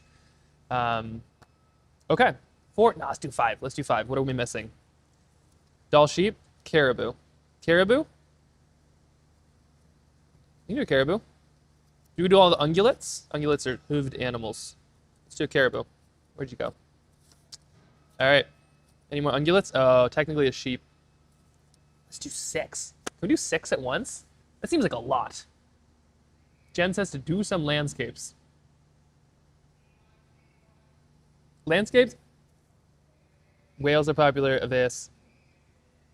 Nah, we're not doing landscapes. We'll do a whole series of landscapes next. We'll do these and then we'll do landscapes next. Jen says, I feel like I paint landscapes fast. Well, we'll see. Okay, here we go. So move the fluthy horns. Yeah, we're doing ungulates. Aside from the one that I'm not doing. Okay. And lots of oh my gosh, okay, they were up. Sorry. I was gonna give people a warning, but it looks like if you got the holy cow, everything is sold out. What? Wow, that was fast. Okay, tell you what. I'm gonna do these. We have some more of these, and then I said I want to do 32, and there's a bunch that I don't have on here. So perhaps there'll be more chances for other things such as wolves. Let's get these going. Let's go sketch fast. We can do this. We can do it. Okay. Prints. I am probably gonna need to make prints. Yes. Probably. I will figure that one out. I'm not framing everything right now, so I will scan at some point. But yeah, I think that might need to be a thing. Okay. Just let's see. Boom, gone. I can't believe, how do people go that fast? Prints are a good idea? Yeah, okay. I think we're gonna have to do something like that. Let's do it. Here we go. Ermine. Start right here. These things a little bit more over here. Technically, I have like an overhead camera, but I haven't, I don't know what's going on anymore, so I'm gonna leave this right there. I don't have a fancy light. Maybe I should just... Be right back. Sorry, let me get... Yeah, people are typing so fast. Let me get a light so we can actually see this stuff. That would be kind of nice, I assume. Okay. Here's one light. Speed of light.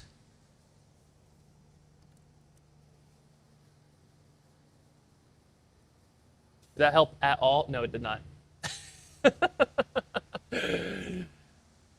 Well, okay, that's fine. Okay, let's be sketching. I'm gonna put it back. This is called the British call this faffing. If you're just like messing around but like not actually doing what you're supposed to be doing, they call it faffing, and that's kind of what I'm doing right now. Okay, swear this is the last thing. Let's get some sketching.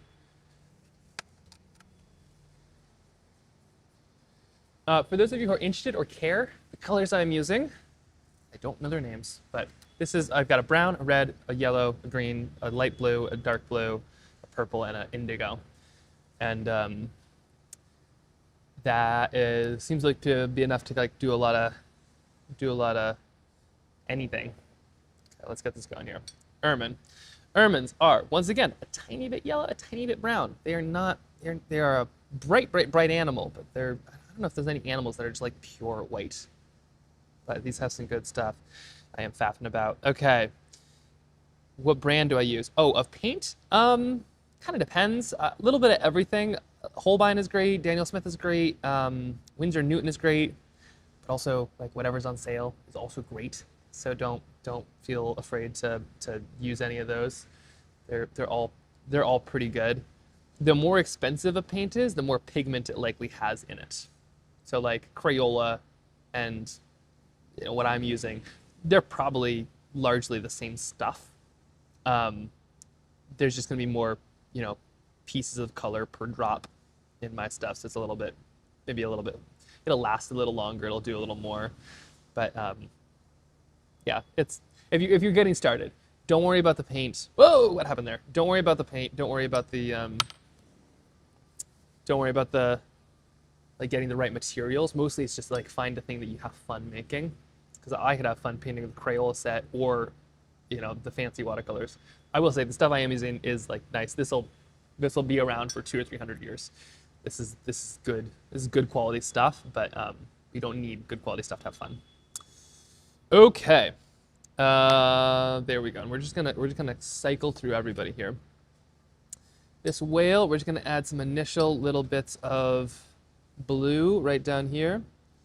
And I am adding just a little bit just to kind of get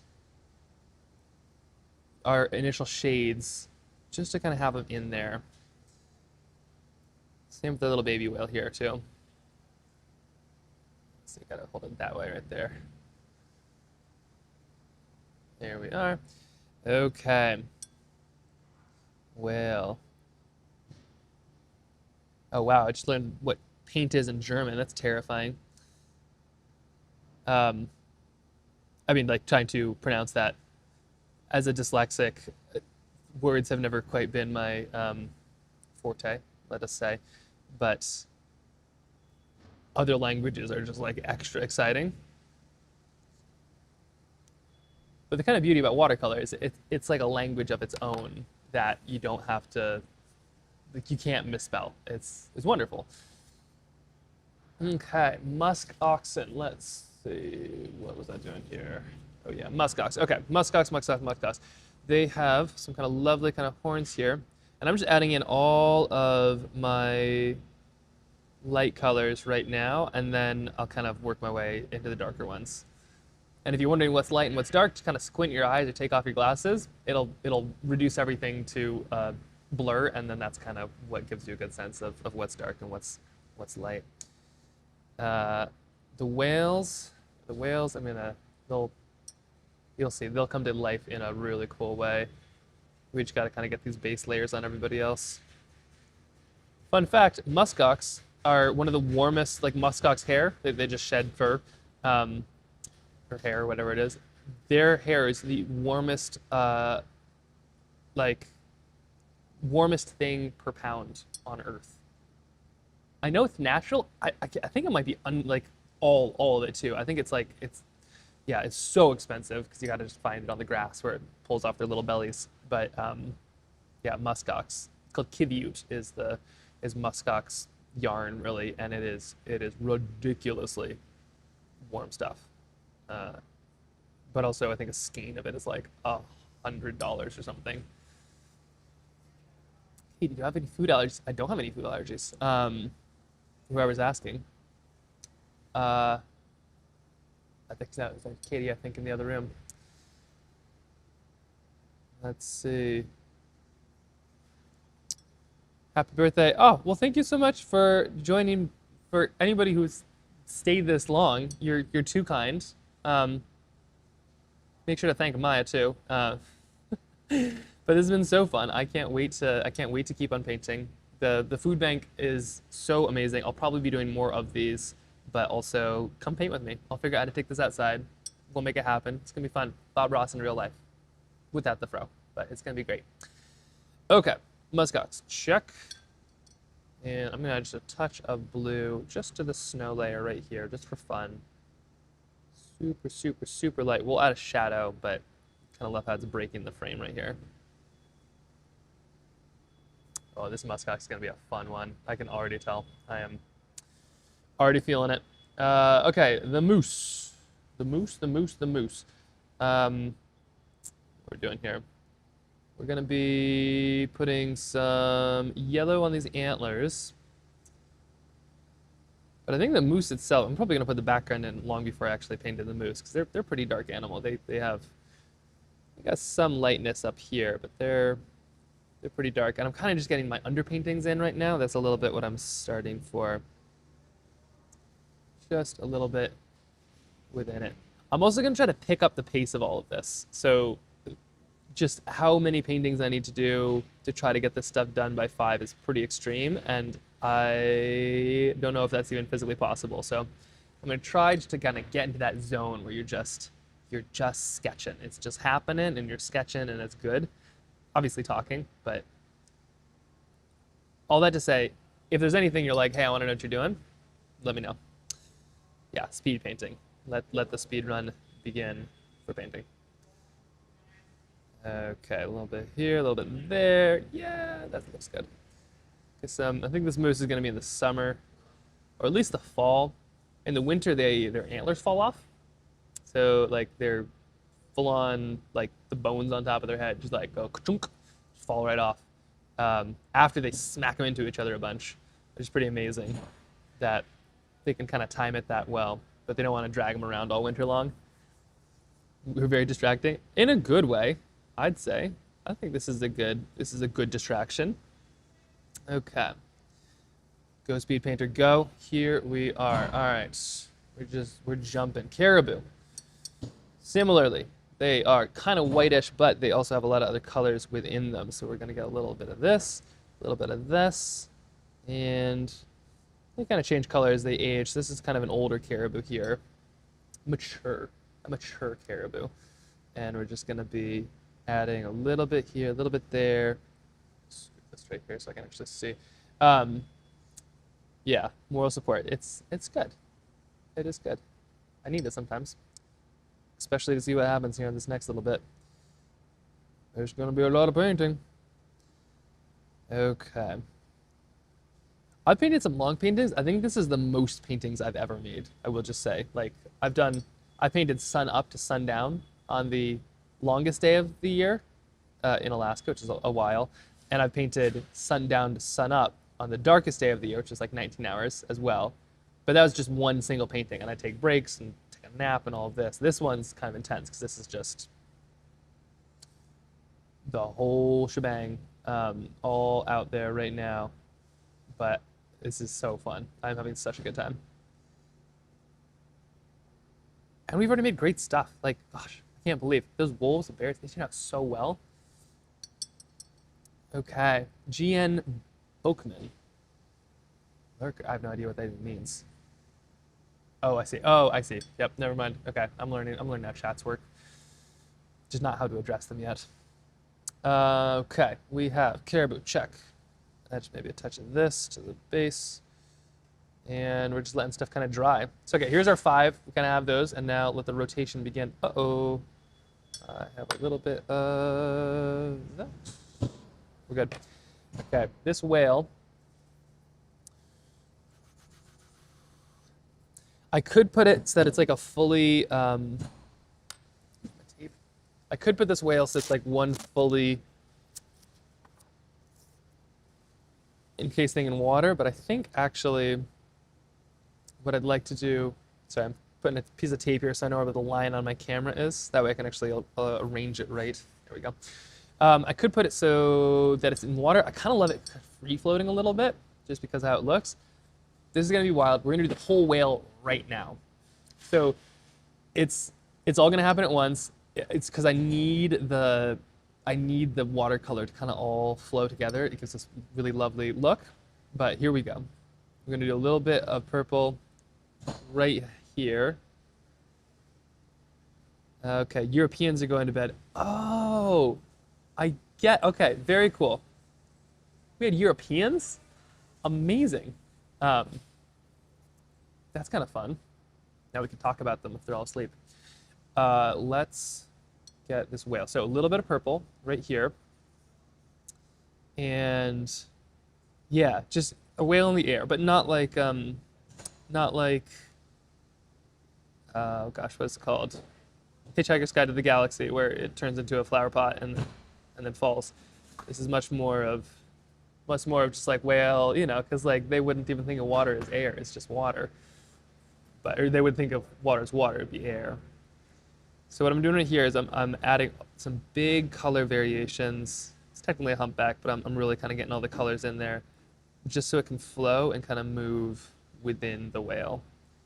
And then I'm gonna add a little bit of some indigo in here, and it'll kind of flow over top. Oh no, the Europeans are still here. All right. Everybody be nice. I do. Europe is very cool. And my grandma made a bunch of sketches in Europe, so I will be there at some point trying to find all of them. I was in France most recently trying to find the Mer de Glace, and that was a crazy experience because that's just like gone. But yes, we like Europe. Okay, and Norway. Oh, my grandma used to live in Norway. They were in Oslo for I think like a year, but then they went and lived in the. She actually like made a book that she never published, a children's book about Norway, and I've always thought it'd be kind of fun to resurrect it.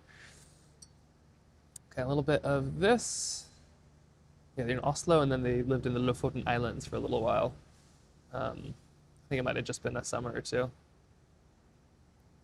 Okay, moose are closer to deer. Yeah. Actually, no. You have an expert there. I'm gonna let them take it. I think deer are closer to rabbits, personally. Everything that I've seen of rabbits and deer is like deer are just long-legged rabbits. Moose are like, yeah, they're their own thing. Musk oxen, though, those things are practically prehistoric. Those were around when they were woolly mammoths, and you can tell the sounds they make. Like they are some crazy things. Oh, cool. Also from Oslo. Yeah. So at some point I'll be there trying to track down my grandma's sketch. We'll live stream it. You can come track us down. It'll be fun. I don't know if that's like in this year or next decade, but okay. A little bit of this indigo here, just adding that to the whale. Just like that.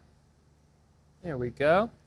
And then we're gonna add this little flipper here too while we got some paint on the brush. And I'm not gonna paint it all the way in because the whales do have this like little like white rim on the flipper there. So we're something like that. There we go. And same on this side. Isn't this cool? Isn't this one's, it happens fast, but it's fun. It's really fun.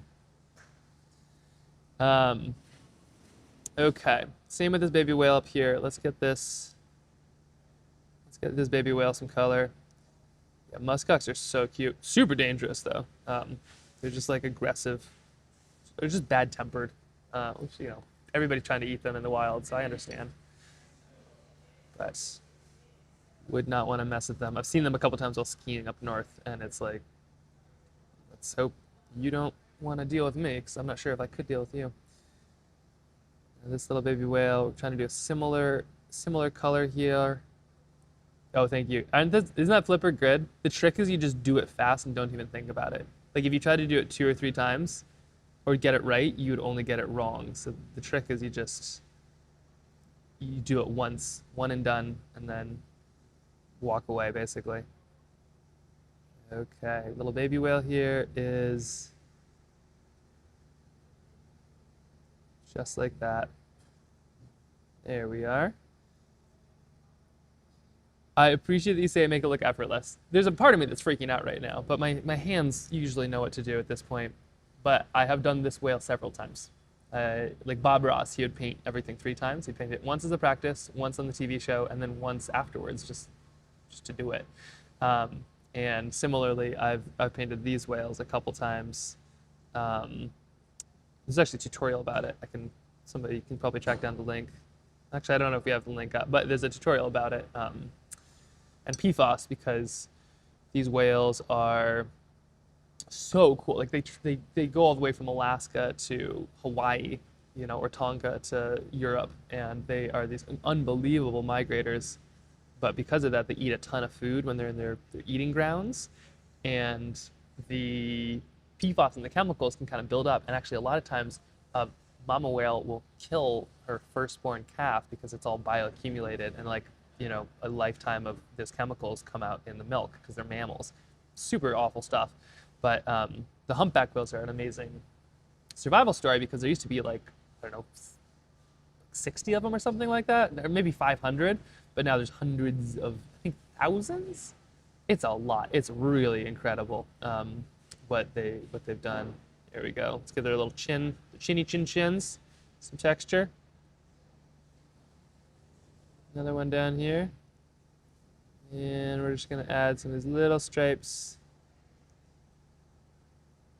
This is easier than adding white in or something. There we go. Little chins. And there you have one whale. Now I'm just gonna check how this is doing. There we go. Need a bit more of this. Just while it's still wet, I can still add some of this in.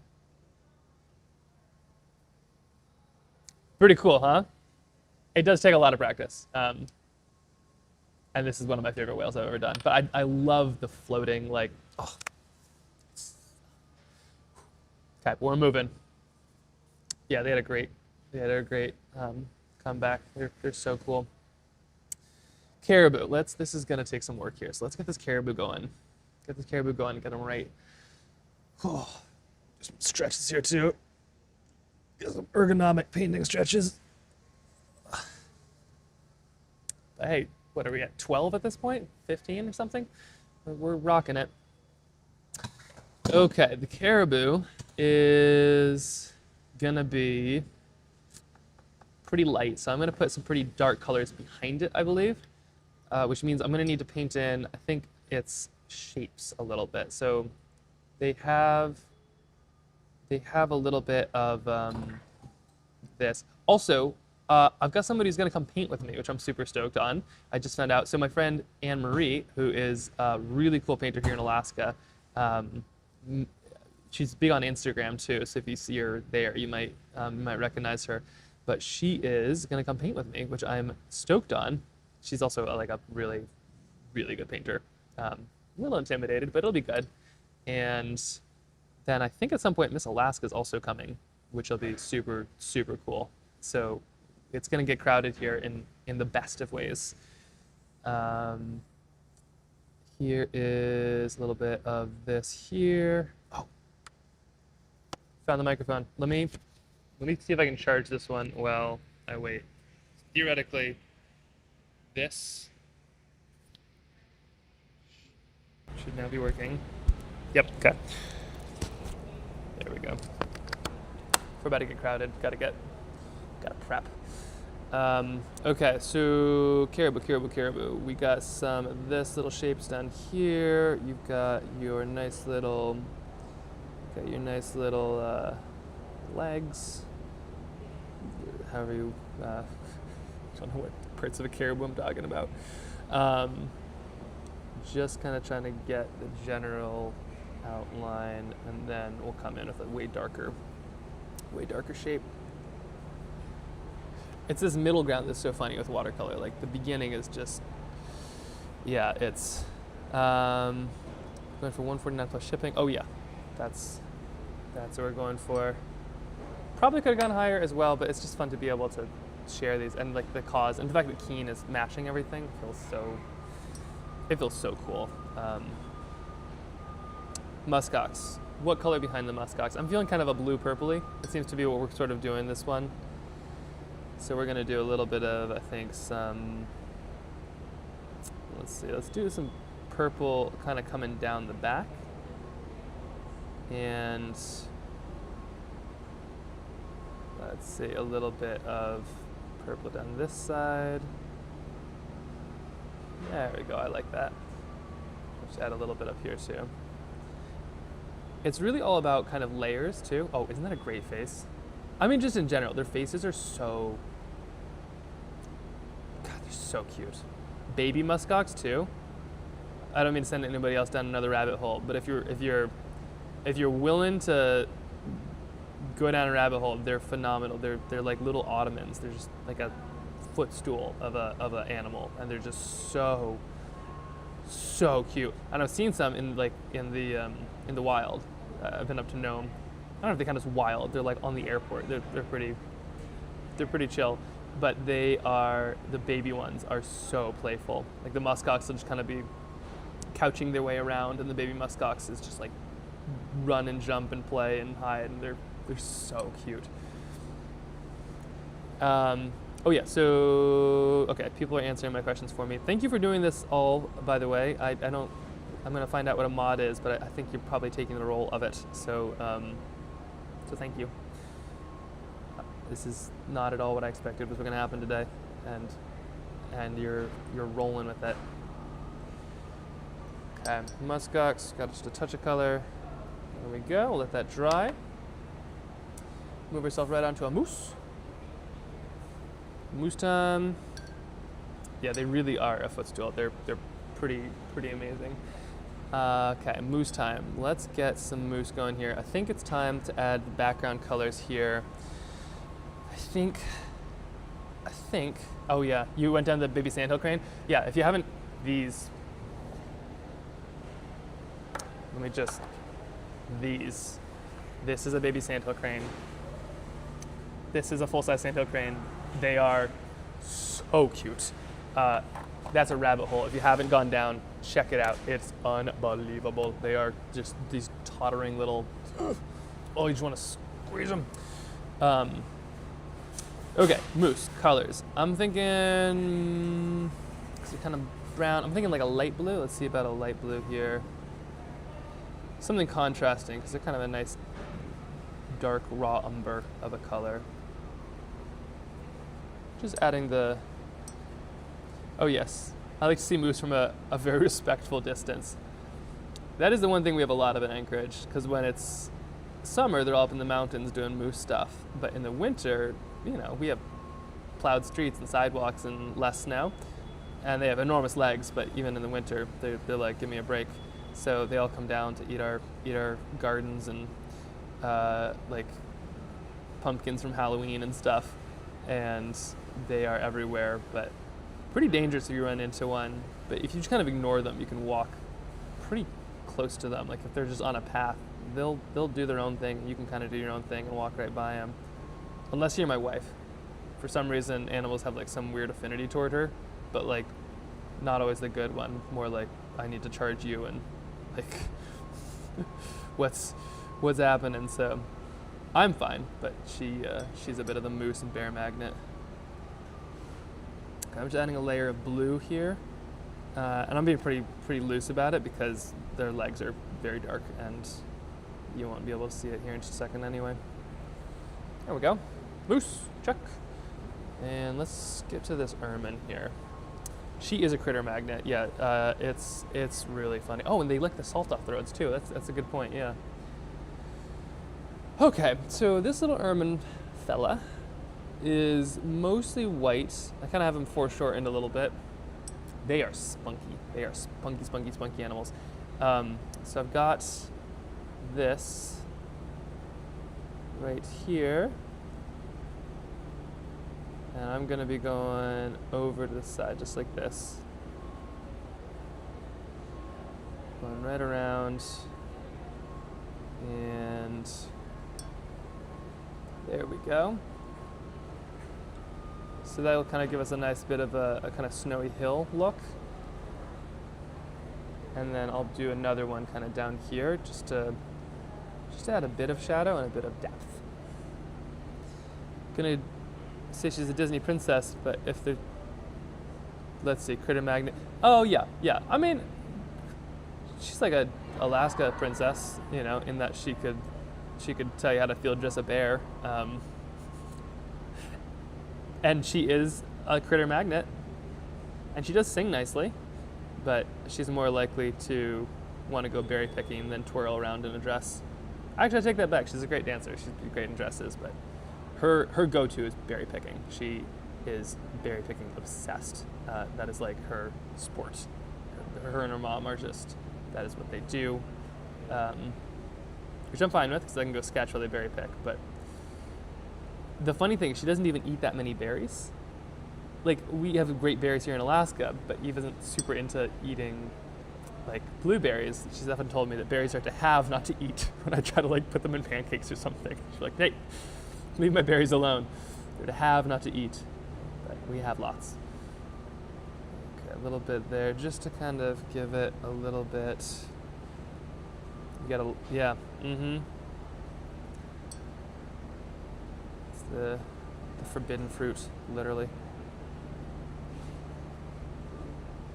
Okay. I'm gonna see if I can kind of make this a bit darker, just to kind of hide some of that line right there. Okay, this is a fun little ermine. I'm into where this is going. We're gonna give him a nice little shadow too. Actually, I don't know if it's a him. Ermines are spunky little things too. They're not quite as dangerous as like a wolverine. Like if I was on ermine, I'm not gonna run away, but they kind of rule the roost. I find they have a big personality, really big personality. Okay. Adios, adios,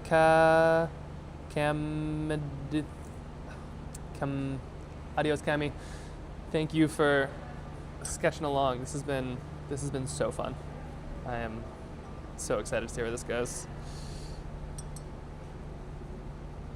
Lots more painting. There will be lots more painting, but it's been so cool to be able to bring people here in the food bank while doing this.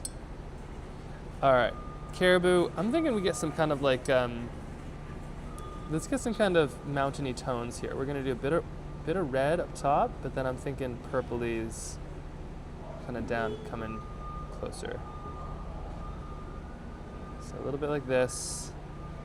There we go. And let's get a touch of purple right down here. Just scooting down. And that's going to give us kind of a nice, oh yeah, that's lovely. That'll give us kind of a nice outline. All right, the Europeans are going to bed. Well, by the time you wake up, there should be some really interesting sketches, a couple more. But let me know kind of in the future what you'd like me to sketch. This is really fun stuff, and I feel super inspired, but also I can't wait to be able to take people outside so you can see it happen in real life. Because there's one thing to sketch a caribou, it's another thing to sketch a caribou when it's right there, which would be so cool. Or one day, hopefully, make it down to Aveas, where I was. It's Aveas, right? Not. I need to hear it said more. Aveas. Actually, make it down to go sketch some of these animals. But until then, yep, that's right. Okay. Until then, maybe I should do some sketches from like the cams or something, where show how you can take a cam and make a really cool painting out of it. Okay, this caribou. Oh, look at that. That you won't be able to see it until it's dry, but like that turned out perfectly. Look at that. Let's add some blue, perhaps. Alveus. This is us. Alveus. Okay, thank you. Okay. Oh, hey, welcome. Okay, so I am learning how Twitch works, so you gotta bear with me. Welcome. I'll figure this out. Ooh, what's that? We have a lot going on. This is for you. Oh, thank you. This is a chai latte. If you like it. Fantastic. Okay. So everybody, this is Anne-Marie. Do you go by Anne-Marie or just? Anne-Marie. Okay, great. I have a microphone for you. Why don't you pull up? I'm just gonna quickly finish up this. Super fancy painter. If you get a chance, check out her Instagram and you can see what she does. Like really cool, like posters. I think oils, right? Yes.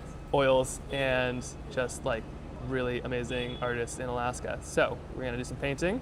I didn't expect to have this much company on Twitch, but now we got, okay. They're all saying hi. Oh, chai latte, yes. They're very excited about that. Let's see. And then theoretically, Miss Alaska's coming? I don't know. I don't know anything. Apparently. So that's a thing. Okay, let me see. How can I make some room? I am going to, let's see. So I just need just give me a little. oh yeah, I can give you a corner here. This would be great. And then I brought, do you have watercolor stuff? I also brought some if you need any. I have a bunch. And I have. Wonderful. We're probably in a rush, but I have a birthday present from. Oh my me gosh. And Romey. Oh, this is so sweet. Yay. Oh, this is amazing. Romney, so here, you should, Twitch, this is here. So I'm still learning how this all works. So Twitch exploded. Maya, who is an amazing conservationist and runs a sanctuary called Aveas in Texas, and has a bajillion incredible followers, basically sent everybody to go keep me company. So now there's 416 people watching me paint, and they've been the reason that everything has like been scooped up. All of these have sold. Oh my goodness. So the food bank has like we Okay, so made you like have everything sold so far. like at this point I think we're like at like 4,000, 5,000 meals or something. Okay. Something crazy. Anyway, yeah, Romney, amazing painter as well. These are so cool. Oh, and your calendar. If anybody's looking for a sweet calendar, Anne-Marie has really cool ones. You can find her on TikTok and things. And they like tear off, so you can just like have them as paintings later as well. Oh, these are so cool. Yeah, Okay. not to cut into your time, No, this is great. Oh, and a deck of cards too. So epic. Okay, great. These are amazing. Okay, let me go make some space for you. Ooh. Okay, we're painting ungulates right now. I brought my Trailbound Sketches. Ooh, So very fancy. Do you need more trail tiles? I brought extras. And let me think I have enough. let me scoot this here. So, and I have a top camera, so I'll figure out a way to see what you're sketching. I think that would be really fun as well. Thank you so much. Chai latte. This one is me. Okay. Yeah, they're both. It's the same. It's my favorite. So. Oh, great. I'm not normally a caffeine person, but like I am today. So. I thought chai latte was the same thing. Okay. Okay, what's your Instagram? Anne-Marie Dot artworks. artworks, I yeah. changed it recently. Anne-Marie.artworks, You did the name change. You did the married name change, which is brave as an artist. which is yeah, it's something to think about if you're getting married as an artist. I had to rebrand. So I'm in the process of rebranding. Exactly. Okay. Oh, and I have here. This is for you. Okay, deck of cards. Yeah, no, it's really cool stuff. Yeah. And oh, perfect. So people have your. And okay, so this is the chat. They are the best. I'm just gonna put that there. If you have any questions, here's a microphone that theoretically will work. Can't wait to meet everybody. This is. Let's see. Okay, this is working now. So they Hello, are the hello. best, but we've just been painting along and making some really cool stuff. And I'll figure out how to show. She's making all kinds of cool watercolors, very different style, but it's like Okay. really neat. So once I have these done, then I'll send over because I think you're here for a bit, right? Okay. This is good? Decent? Well, they'll tell you. I guess they'll tell me.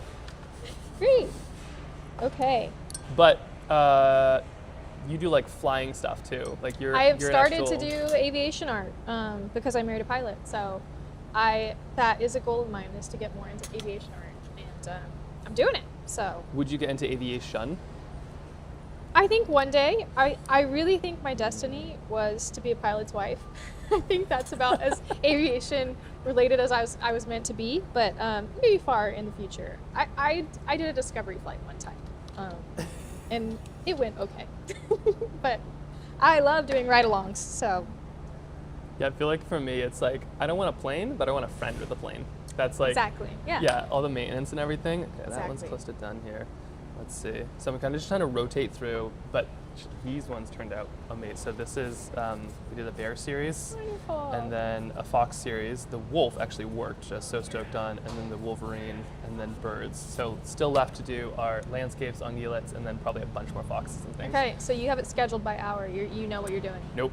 No, I'm just, okay. I'm just desperately trying to get them all done. I think I was pretty slow to the gun, and then just trying to make it happen. Okay, Okay. let's flip through. I've played with my trail tiles before. Ooh, the painting of the driftwood is cool. Yeah. How do you? So, can you explain that? Which one? Your painting on driftwood is so sick. Says it's just J7. I think it's a moose antler. I don't know what they're talking about. Oh yeah. Are you talking about the moose antler? On driftwood. It might be a moose antler. I don't know if I've ever painted on driftwood. Which is cooler if it's the moose antler. I know. Yeah. The ideas that they're gonna come up with. Okay, just checking wetness. Okay. Thanks for showing up though. This has course. been a wild thing, and then we got like the lowdown on what the food bank does. Also, anybody donates or subs Yeah. on Twitch is going to the food bank. Right. Yeah, it's been just a Yeah. wild experience. Jen says less talking, more painting. I'll chit chat. Thank you, Jen. I didn't realize this is a poppin' happening place. I thought the food bank was essentially just a big closet for food. There's employees everywhere. We're surrounded by like dozens of people doing work. Yeah, So that it's legit. is that's surprising to me. I was imagining just a big pantry, but this is a very happening place. Yeah, so they stock all the pantries from here. So they do like a ton of work just to like get all the pantries and the logistics of like getting food to Nome, or like for the disaster side of things. Like they can mobilize a lot of food really quick. Yeah. And so it's been really interesting to learn about it a little bit. Something. Oh yeah, sorry. Okay, on antler, yes. Okay, Cool. I'm being chastised for not painting faster. My producer Jen is on the background, who is just trying to keep me on track, and then Eve is also like, you should eat food and things like that. Yeah. Yeah. Okay. Do you mind if we share a water cup? Oh, absolutely. Yeah, here. Okay. This is the cleanest I have so far. No, perfect. I don't have a plan either. But yeah, the food bank, they do cool stuff. Hopefully they'll be able to swing by and show you some like the scope of what they do. But they like Yeah. everything from here to Nome and Palmer and stuff. They do some wildness. This is incredible. No, great. Yeah, isn't this kind of fun? It's not at all what I expected today. So Maya is just like the coolest person. I met her and Connor at this Jackson Wild Film Fest. They were doing a panel on it, and they're like, you should look into Twitch and streaming. And I was Yeah. like, what is Twitch and streaming? And then I've been convinced since. Yeah. And then they have just the coolest community, and they This is basically my like first Twitch Twitch appearance. experience. Yeah, this is. Is it really? It is. I've never been on a Twitch before. Okay. So this is you my figured Twitch out debut. TikTok and Instagram. I figured out but- TikTok and Instagram, and that's about where I tried YouTube, and it was that's a different form of art. Then you've gotten really good at it. That's Twitch a is top like one for me. YouTube without editing, Yeah, which is great. yeah. I used to do TikTok lives. I guess that's the same thing. Yeah, no, exactly. Yes, welcome both of you. Yeah, Maya is the ghost. But also just it's like really cool stuff within like the conservation field, and then they just raised $1 million with their community to go and like create a new program to try to keep some wolves from extinction in like the Mexican red wolf, I think, and some other cool stuff. They had help from Mr. Beast, which doesn't hurt, but I think he gave like $50,000 and everybody else gave the rest. Yeah. So I feel like the community is really impressive of what they've been able to do around it.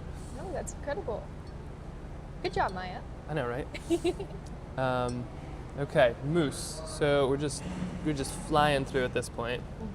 I asked them what they wanted. They wanted moose, whale, muskox, ermine, and the caribou. So that's what we're just jumping in. Great. I'm having first brushstroke anxiety. I've got red, so I. So you don't put a line down first. You do the I full. was just gonna jump in. That's hardcore. I guess. I think sockeye salmon is speaking to me Amazing. because I have red. So. Oh, There we go. all right, we've got a line down. There you can see this is what's going on over here. Yay. I have multiple cameras. Once I figure this one out and Great. send stuff and take a Okay, high tech. drinking break, I will. Okay, that lives here. And are you in focus? That is in focus. Okay, there we go. Oh yeah. So Aves is based in Austin. Oh, Yeah. So cool. That's where I'm from. Yeah. Austin to Austin connections there. Great. So what brought you up to Alaska? Like, were you? I was following my best friend from college, and she got a seasonal job in Fairbanks doing fisheries biology work, and it was just a 3-month seasonal gig. And at some point in time, it was probably me, it may have been her, someone floated the idea of needing a roommate, and I said, 3 months in Alaska, that sounds like a good time. I would be in for that. And so we both came up to Fairbanks in 2021, lived in a dry cabin in the woods outside of Fairbanks, and just had the best summer of our lives. Like, both of us fell in love with Alaska, had just the best summer. And then we are both still here. So Alaska kept both of us, and she lives in Fairbanks full time and got married and bought a house last summer. And I stayed, ended up moving to Anchorage for my +1, who ended up also staying. I convinced him to move up here. And yeah, it's been history.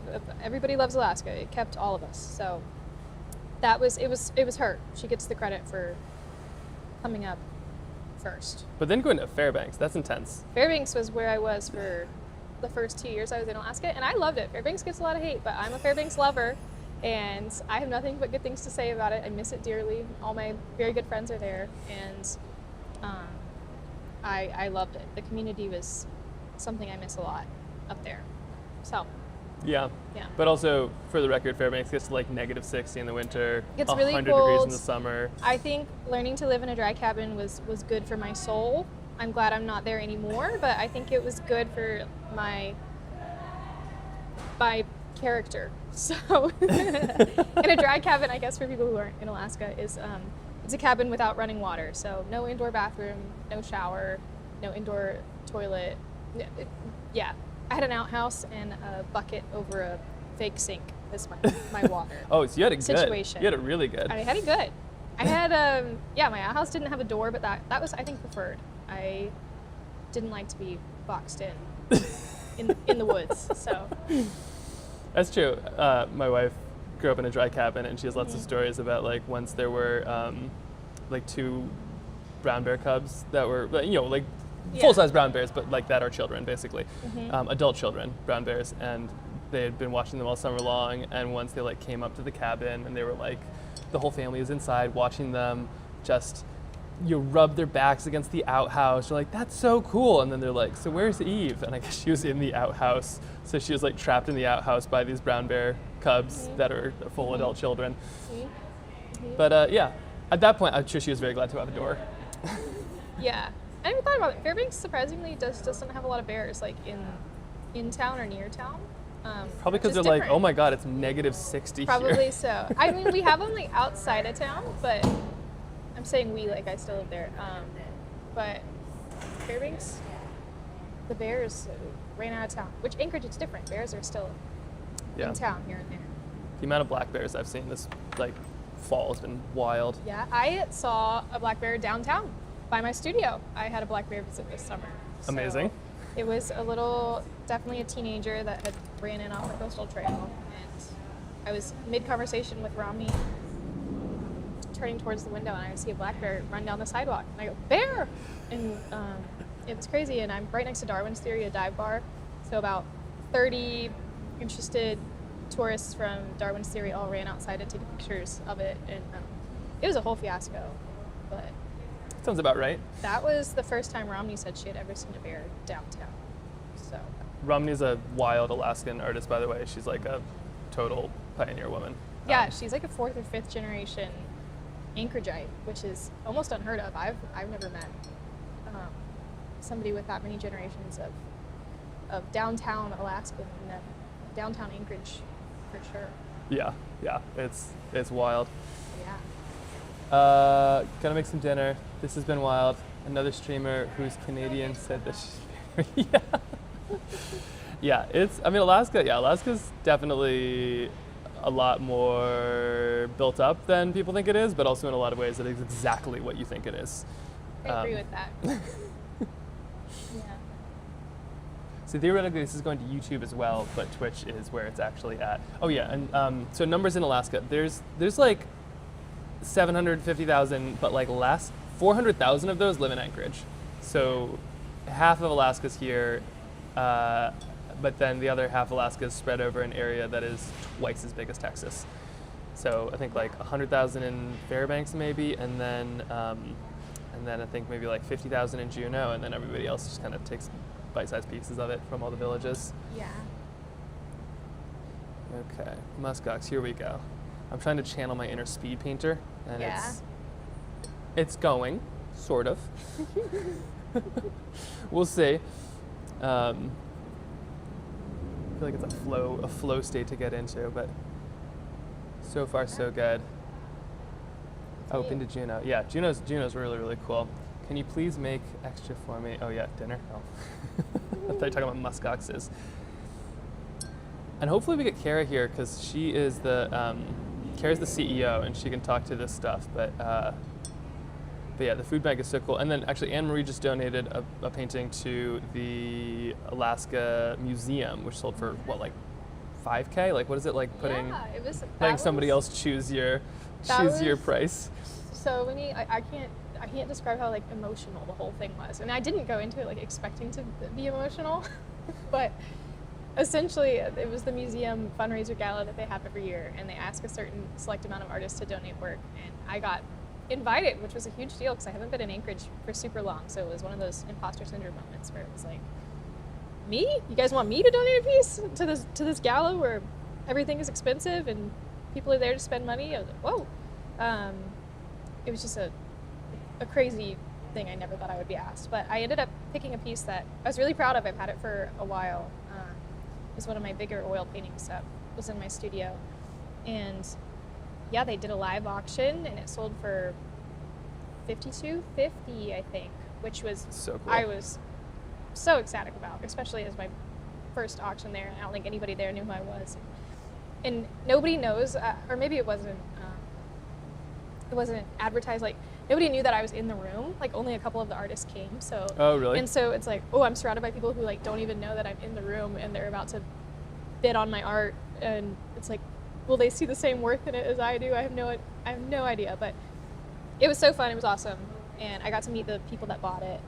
And Oh, cool. yeah, I saw which table had the winning bid, so I went over there after the whole thing was over, and I introduced myself, and they were ecstatic too, and I was really teary-eyed, like, for the rest of the night after that.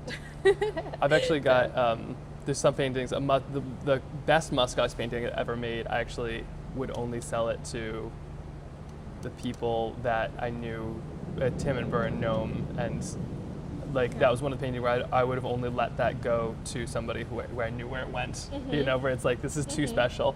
Yeah, and a lot of times I don't get to see where my paintings go. I don't get to meet the people, so. Send something in. Oh yeah, Alveus does an art auction to raise money for their animals. Oh, so cool. Yeah. Also, yeah, Maya's a great painter. Maya does everything. Wow. But yeah. I would love to get more involved. So yeah, there's this wild sanctuary and it like does just really cool stuff. But they've just got such a cool community and like an art wall and some really cool stuff. Yeah, I'll be definitely doing that as soon as I can. Step 1, paint the ungulates. Step 2, think about that. That's great. Yeah, the museum ended up raising, I think it was $310,000. Wow. And I think their goal was $250,000. Wow. But with all the live auction and silent auction and just independent donations, they were able to raise like almost $250,000, which they said they're excited. They're going to get a new projector for the planetarium, which I've never been in the planetarium part. Oh yeah, the of planetarium is museum. amazing. They said they're going to get a new fancy high-tech I should think projector. some Northern Lights. Shoot, sorry. I Ooh. should definitely Yeah. I'll think of that. And yes, the bear paintings got snapped up really fast, but yeah, I'll see. There might be some more. We'll see. Hi, just tuning in. Give a recap of where to donate. Oh yeah. Can you give a recap? So okay, so how this is working? Making paintings. As soon as I'm done, then we put them on the Trailbound website. There's an email on. We send out newsletters. So if you get on the newsletter list, we send out the paintings once they're there. They're getting snapped up really fast right now, but basically we do it through the website so we can figure out shipping and stuff. All the proceeds go here, and yeah, I think. Oh, and there's a link. Well, thank you, Megasoy. You are on it. But yeah, it's been really cool so far. I think everything. I think most all of it has been sold, which means like every painting that's sold, Keen is matching them. So Keen Footwear is matching them at a like everything. So we've got every painting sold. I think is the equivalent of 600 meals. That is for the food bank. 'Cause the food bank can turn $1 into 2 meals, which is amazing. So they're getting work done here. Okay, that is a little ermine. How fast do I need to go? I have a That's good Northern 4, Lights method that you can like knock about, bunch out. 6, 7, 8, 9, 10, 11, 12, 13, 14, 15, 16, 17, 18. This will be number 18. Okay. Yeah, what's your Northern Lights technique? Okay. Start by making the whole page wet. Oh, hold on. I should. Here, let me. Oh, I have a big Anybody want to see the Northern Lights? I'm gonna keep on just working on these. Let's see. Well, I do another wolf painting. I might do another wolf painting. I'm just gonna quickly. Here. Check out this Northern Light technique. And I'm gonna quickly just finish these up. I was straddling a camera. Okay. Great. So yeah, what's the technique? Or here, Okay, just I'm put it starting kind by of I'm here, wetting the whole page, right there. and then I'm going in with. Or if you can put it right Really here. only then. needs like 3 colors. I'm gonna start with my lightest color, which I'm gonna use yellow because I know it'll end up bleeding. And I have a pretty muddy, not very Northern Lightsy looking yellow right now, but that's okay. Okay, I'm gonna start with my lightest color, and then I'm just gonna go in with like fun little lines anywhere across the page. And that's good enough. And then I'm gonna go in with a medium color. And for this, I'm gonna choose green. Kind of that very vibrant, phthalo looking green. And I'm gonna go on the outside of those lines I just made. And it helps when the whole paper is wet because everything is blending naturally. I'm gonna go in with that on both sides. I'll go check if it's going on. I'll be right back. Keep on painting Northern Lights. Okay. The helm is yours. Cool. I'm taking over. This is my ship now. Okay, I'm gonna go with my green, and then I'm gonna go in with the darker color, which I'm gonna choose as blue. And I'm choosing these colors, but you can choose like more pinky, purple, even, I don't know, what are some other Northern Lights colors? Red. Okay, and I'm gonna fill in all those spaces with the darkest. So anything that still is left on the paper.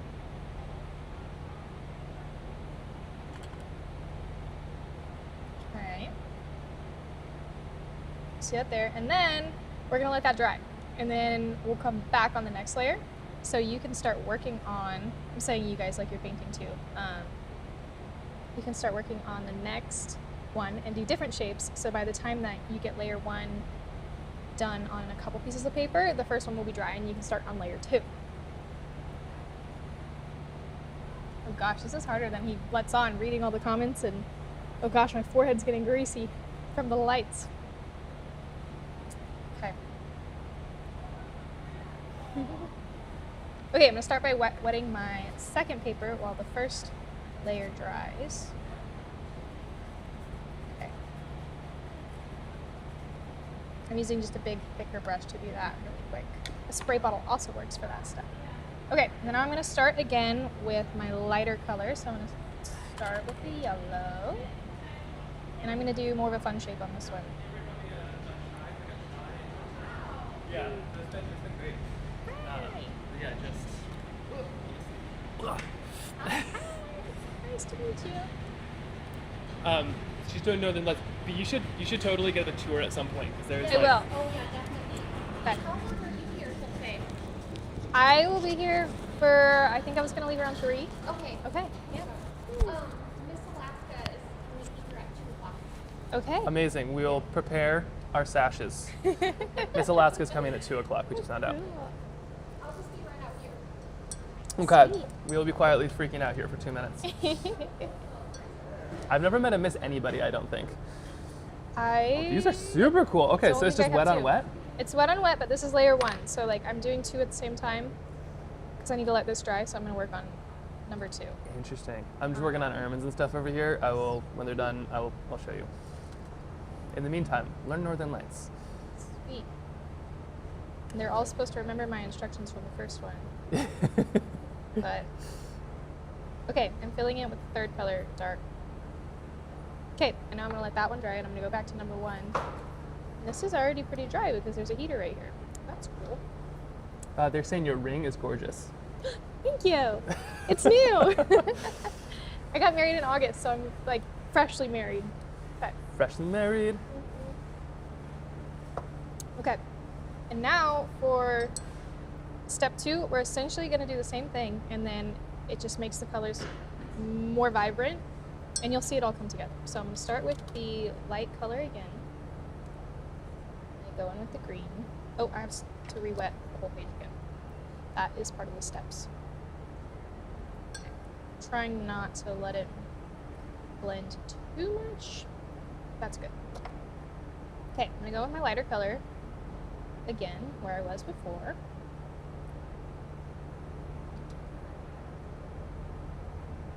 Okay, and then I'm going to go with my medium color. Northern Lights, for anybody who hasn't seen them, are both the most beautiful and disappointing thing ever. Because you see them, like, and they're just long exposure photographs is why they look like that. But then occasionally actually see them and they'll look like that. And it's just like more vibrant and ethereal than you ever would have imagined ever. They're just incredible. But most of the time it's just being really cold and finding clouds and being like, is that Northern Lights? Oh, Yeah. no, that is a cloud. That's about 90% of Northern Lights chasing, and then the 10% is what keeps you going back out the other 90% of the time. Mm-hmm. Yeah, exactly. And that was another reason I love Fairbanks. The Northern Lights up there were unmatched to Anchorage. Right. Unmatched. And I took it for granted because that was where I was first. And I got to see those Northern Lights show like pretty regularly, like the really, really intense ones. And then when I moved to Anchorage, I thought it was the same. I said, we should be able to see all the same Northern Lights that I did in Fairbanks. No, not even close. So if you're ever going to go to Alaska to see the Northern Lights specifically, like that's what you're planning your trip around, you should go to Fairbanks and stay somewhere up there because your chances are a lot higher. And Yeah. they're very, like, just the farther north you go, the more intense they are, obviously. But And Fairbanks is a cool place to visit. I just like the people who live there. It's like they're hardcore. That's yeah, it's Wait. definitely it's a different culture. It's a different culture. when you have to go outside to like get groceries and it's -60 versus being there for fun because it's -60. Mm-hmm. After it'd be Yes. intense. Okay, so I'm gonna let layer 2 dry. I'm gonna do the same thing. And so pretty much I'm just repeating the same steps if I didn't say that before. I'm doing light color, medium color, dark color, letting that dry, and then I'm gonna do it again on that one. So we have like 3 layers of vibrant color. They thought I was Miss Alaska. I'll take it. Where's your sash? I'll take the compliment, thank you. My goal is to get Miss Alaska at painting, though. That is like Yeah. that is what we're gonna do. Okay. Yeah, this chat is the nicest. They are. I always thought like comments online were supposed to be mean, and this is like these are Yeah. such sweet Toxic people. positivity. Yeah, yeah, yep. That's the truth. I'm trying to think of the only viral video I've ever had that was 100% nice comments was my cabbage growing video, and Oh yeah. that was the only one that it got like several million views and not a single hate comment. And I said the cabbage brings people together.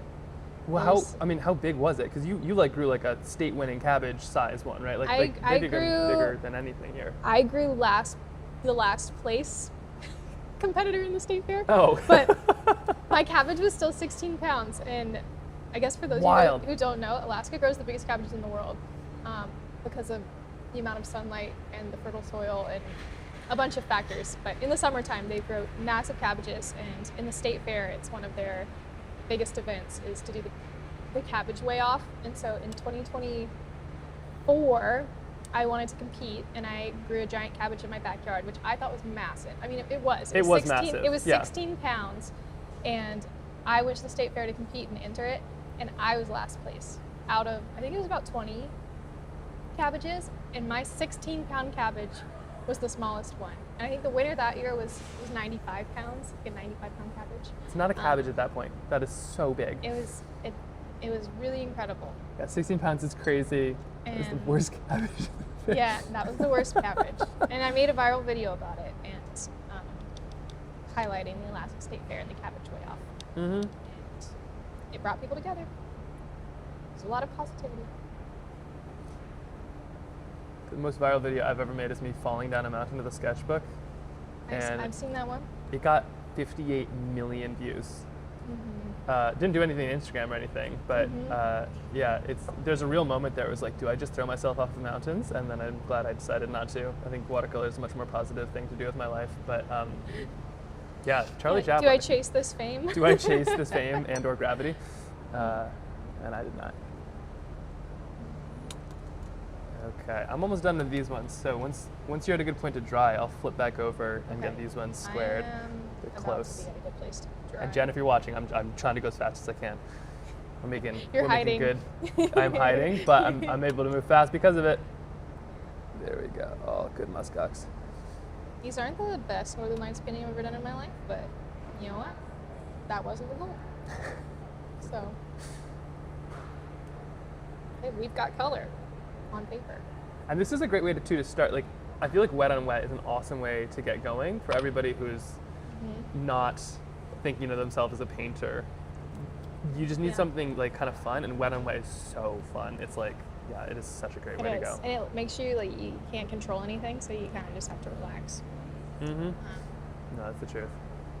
Great. Okay. I think I'm gonna. Anne Marie also add- does like really fancy oil and acrylic stuff too. So if you get a chance to check out her work, she like does Yeah, huge watercolor canvas. is like my secondary medium. Oil painting is my main medium. That I have my first love is oil painting. So, but I do a lot of watercolor stuff in the summer. Yeah, you did like postcards. Like that's like when you first I moved up do. here, didn't you like send a That ton of was like postcards? the thing that launched me into my career was watercolor postcards. And, Yeah. The first summer when I came to Alaska with my friend, I wanted to fund it somehow.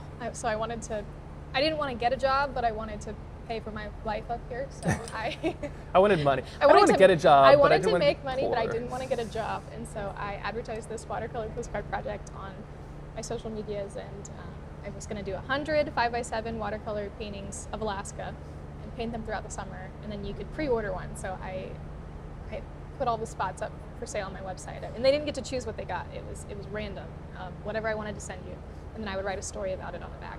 And I sold all 100 of them before I even got to Alaska. Like I pre-sold, so then I got to Alaska and I had work to do for 3 months. I was like, I need to paint these postcards and send them to people, and that's what I did all summer. And for being 21, I was charging $100 each for them. That was $10,000 in my pocket as a 21-year-old, which is like $1 million. So it felt like I was a full-time professional artist, like immediately. I was like, look at me, I am very professional. I make money from art, and it changed my mindset a lot on it being possible to be an artist. And from there, I just kept riding the wave, and I've never let it. I've never crashed yet. So we're still riding that wave of that. So, but that's what launched me into my art career, was the postcards. And then I did them every summer since. It's been 5 years in a row since I've done the summer postcard project, and I think I'm transitioning to something else this year. A little bit. Oh, they're super cool. You have an actual snail mail club. If yeah, if you're looking for like actual letters, which are the best. I am pumped up. I'm still doing snail mail. Still have a love for it, and so I started a snail mail subscription. Which, have you ever heard of that before? Like they're popping up all over my... Yeah, we have one. We haven't like monetized it. We just like send people to chase down Yeah. my grandma's sketches. But yeah, it's. I think in a world of Instagram and stuff, it's kind of nice just to have like an actual letter. In a lot of ways. Yeah. Yeah. I love them. I've been seeing so many snail mail clubs pop up on my TikTok and Instagram, and it's like a monthly art subscription. You can pay or not pay, but you get, in mine at least, you get a postcard, a sticker, and then a story about each piece every month, and it's just a fun way to keep the post office alive. I love the post office, and I love snail mail. My greatest joy is opening my mailbox and getting wedding invitations and birthday cards and Christmas cards. Like, I love it whenever I get mail from my friends. So it's a way for me to spread that to other people. I think there's something to be said too about the little steps, like even this, like we're not going to raise as much as like one of these big companies could donate, but this is still something, and it will do something, and then maybe inspire other people to do something. And I feel like I feel like these, like, maybe it's Instagram or social media or something, but I feel like this is like this push where if you want to do something, it has to be like the biggest thing. Yeah. But the truth is, the biggest things are just made out of these little tiny things, and they all started by somebody doing something little and then just keep on doing it, but you only see the big thing when they're done. And I just wish I knew that sooner and more, and I did more little things. But I love being able to do these paintings. I think I'm actually, speaking of which, I think we're ready. We're almost ready for this round. So let me see. I gotta detangle. Okay. T-month, yeah? Oh, we got the news. The news is coming. Great. Amazing. Okay, so, all right, don't mind me. So, okay, let's do this really quick. News is gonna come, and then let's do some more of these, but we're gonna start with these so we can at least get them out, because I think it's late for a lot of people. Okay, is there an artist that used to do journal entries to visit various places and then shared stickers? Oh, super cool. Yeah, it's really cool stuff. Yeah, awesome news. Literally, KTUU. Okay, where am I going here? So I need this to be right there. Let's do this. You ready? So here are, we're gonna do just some little tiny details. Wrap all these up. At least these ones up. So cool. Okay. This is going great. Okay, so this has a close focus. Wow. Okay, so Ermin. Almost done. These things are so spunky. How does the news arrive in Alaska? Snowmobile, dog sled? I mean, they cover them, that's for sure. All of the above. Usually a big truck, but let's see. Okay, so little Ermin. I just got some little tiny feet I need to add in right here. So we're just adding a couple. And then I've got these little footprints too, so I have it kind of scampering back, and they really kind of leap and dodge, but I've never seen an Ermin stand still. I really looks great. Love how much detail is in each painting you've done so far. I mean, that's what I love about watercolors is you don't have to worry about getting them perfect, and because of that, like all this detail just, I don't know, it fills in, which I love. Okay, so we got our shadow. That's feeling pretty good actually. I'll leave that alone before I ruin it. Caribou. We have an eyeball to add. It's like the last little piece that brings them to life. So we just gotta add the last little tiny piece. There we go, and always leave a tiny bit of a space for like a light in the eye. So see this? Like I left the tiniest little space for the light in the eye. That's what it takes to kind of make it look alive. Like when people talk about sharks with their dead eyes, it's because there's not a light. You put a light in their eye, not dead eyes anymore. And that Joss is relatable. Okay, this. Oh, there are bits too. What is happening with all of this? Looks really great. Thanks for the bits. What's a Great. bit? I have no idea. I'm learning so much like Twitch lingo. It's phenomenal. I just learned what subscribers were. You guys okay. tell us what a bit is. Yeah. 80 bits? Are bits like tips or something? Were you thinking us for the tips? This is a little bit of some... 100 bits is $1. So bits is money. Bits is money. Great. Okay. Anything from today is going to the food bank. So thank you for what you're doing then. This is awesome. Okay, now I'm just gonna add a little bit of a shadow here because I want my muskox in the snow. Just a little bit. Get it? So they donated $4. That's so cool. Twitch is confusing and I barely understand it. You and me both. But I like it. Or maybe I don't know if I like Twitch or I like this community, but either way, if this is where they are, you all rock. Okay, a little bit there. There we go. Muskox. Check. Maybe a bit more of an eyeball. No, it's working, so I'm gonna leave it. That's really cute. All right, muskox done. Caribou done. Moose almost done. And then I'll take pictures of these, send them to Jen, and then theoretically, Miss Alaska's coming in like 15 minutes, so I'm gonna just like run to get the next one started here shortly. $50 pog. So funny that you're all so new to Twitch. I think Anne-Marie should get on Twitch. It's like, because as an artist, I will say there's something lovely. Like I'm gonna do this stuff anyway, and so like people coming along is like absolutely. The more the merrier. And you have an actual studio. Like Anne-Marie's in like actual studio in downtown Anchorage. So you have an actual cool space you could show people. Yeah. I'm like, welcome to my home. I have my aesthetic space downtown, and then I have my trash monster studio at home. So.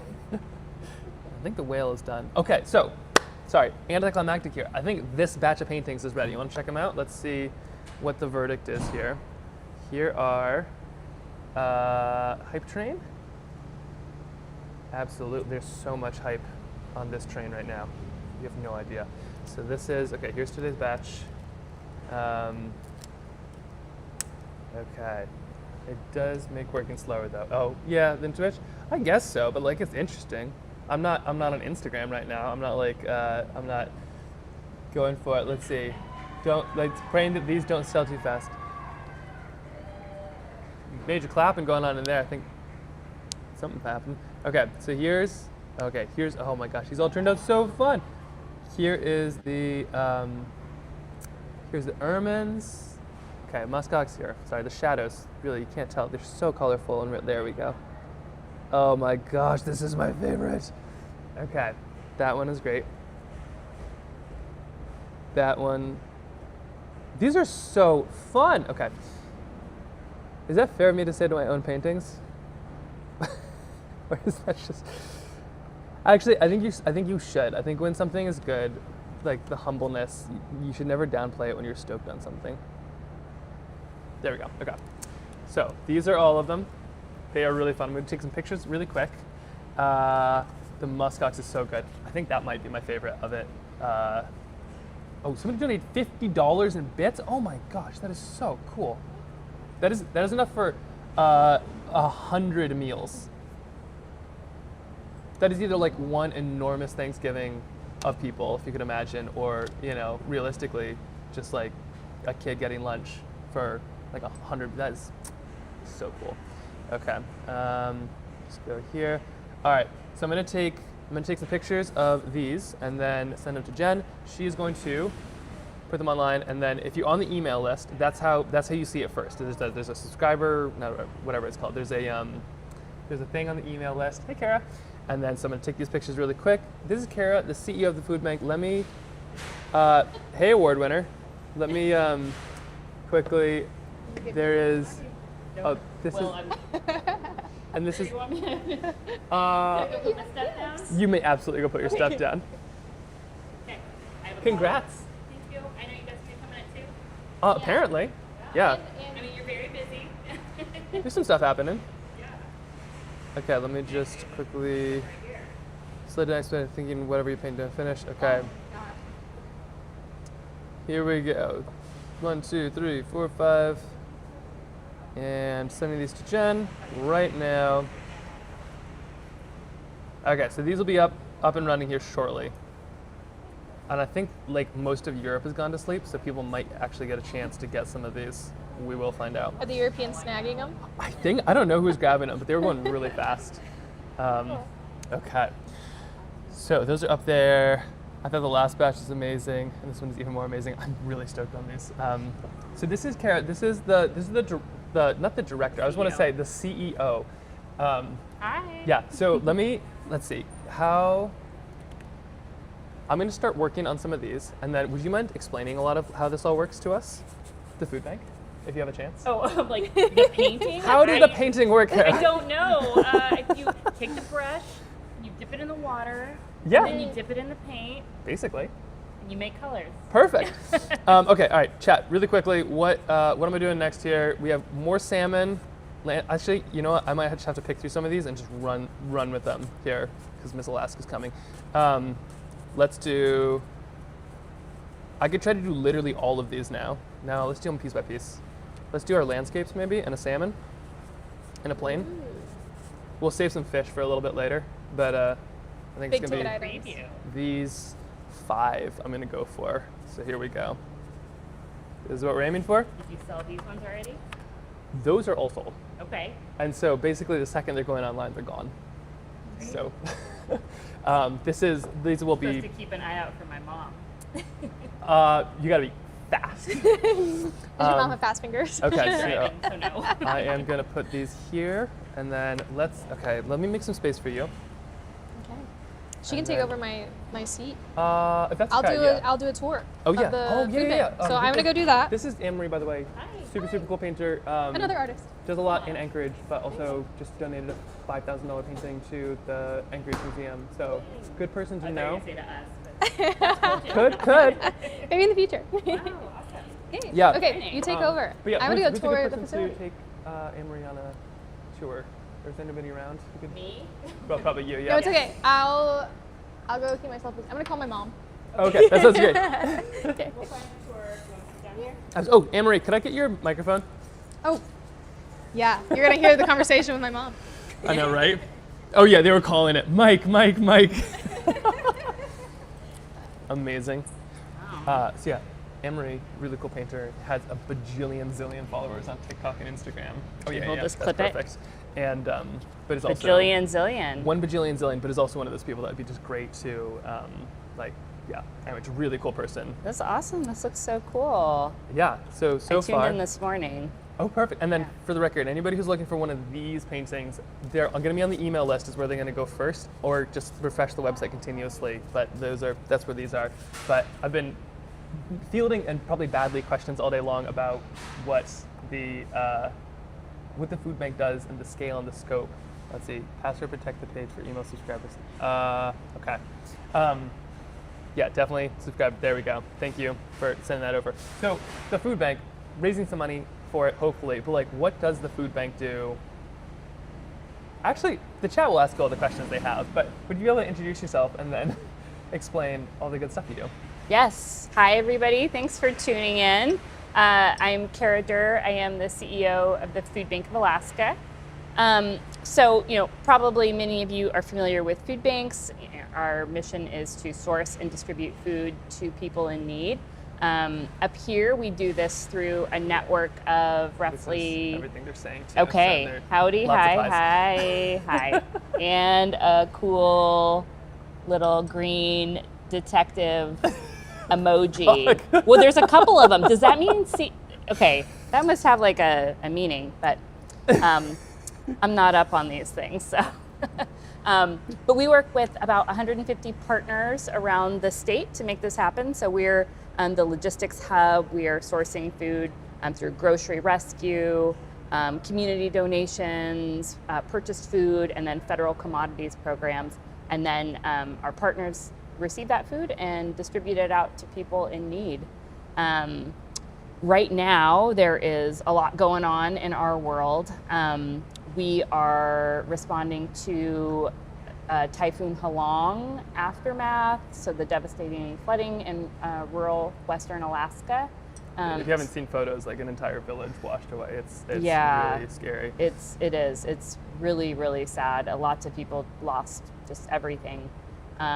So, disaster response is one of the things that we as an organization do. So we've been working with a lot of others to collect donations here in Anchorage for that response specifically, as well as shipping out food to Western Alaska to our partners there. So that's been a huge endeavor and a huge undertaking. And then, of course, on top of that, November 1st, SNAP benefits did not go out as expected. So that's about $24 million in benefits, about 66,000 Alaskans who are not getting those food benefits that they would have expected. So there is a lot going on right now. This is, I know it's for your birthday, but it's so timely and so important right now because we've got really two huge crises that we're responding to. Yeah, and for the record, on Twitch, and then anything sold on the website, but 100% of everything that's going into Twitch right now, and then all of the proceeds from all these paintings are going to that. But the food bank can just do so much with a little bit of money. It's amazing. But like, what's something that you didn't know about the food bank that you were surprised to learn? Or I guess you're kind of running the show, so you probably know most of the Well, no, yes, you would think, but food banking is really complex, and I have been with the Food Bank of Alaska for 13 years now, and I am still learning new things every day, and we are still learning better and more efficient ways to serve people. Technology continues to improve, and so do the ways that we can source and distribute food. I think, if maybe thinking about like biggest misconceptions people have about hunger. There was a question. Oh, okay. Let's see. Oh yeah, somebody's asking about like families and food bank assets. That's right. Yeah, there's kind of a How really many good we question. assist. Yeah, but Yeah, so we don't Complex. actually have accurate numbers on this because we don't have a centralized data system with our partners. But some years ago, we did a big study that looked at this question, and it was about 155,000 Alaskans. So it's pretty high compared to... out of 700,000 Yeah, Alaskans. yeah. That is- But you think, the purpose of food banks is, for some, it's just a very temporary resource that they can get. Maybe they lost a job and they're just a few months behind and need a little extra food or resources, so they can come to a food bank. It's, generally it's easy, it's accessible, there's no income restrictions. And so, that 155,000 represents people like that may have just used the food bank or the food pantry partners for an instance. Yeah. And I think Miss Alaska is still coming. We have 2 minutes until 2 here. Also offended that you don't think this is Miss Alaska. Yeah, I know. I am a poor substitute for Miss Alaska, believe me. I know. Yeah. Interesting. Yeah. Well, and I feel like it's one of those things too where we were just talking about like little stuff makes a huge difference. And so Yeah. even like for everybody's given, I'm learning what bits are and things. Password request now. Maybe something people get in the email. I think that it is something for the email. Yes.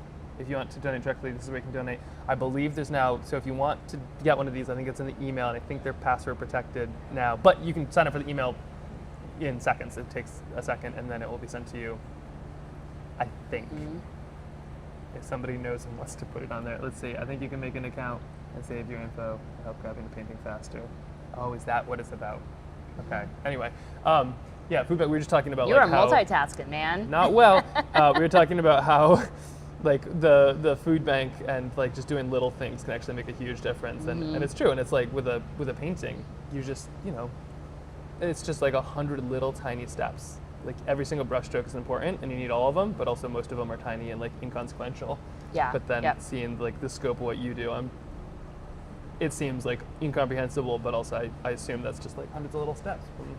It is, and hundreds of little donations and contributions and lots of different ways of getting involved. I think the thing about hunger as an issue is it really likely touches everybody. I think many of us have probably experienced periods of food insecurity ourselves, know somebody who is, know someone who's on SNAP, know someone who uses food What does banks. like food insecure mean too? Like what's the term?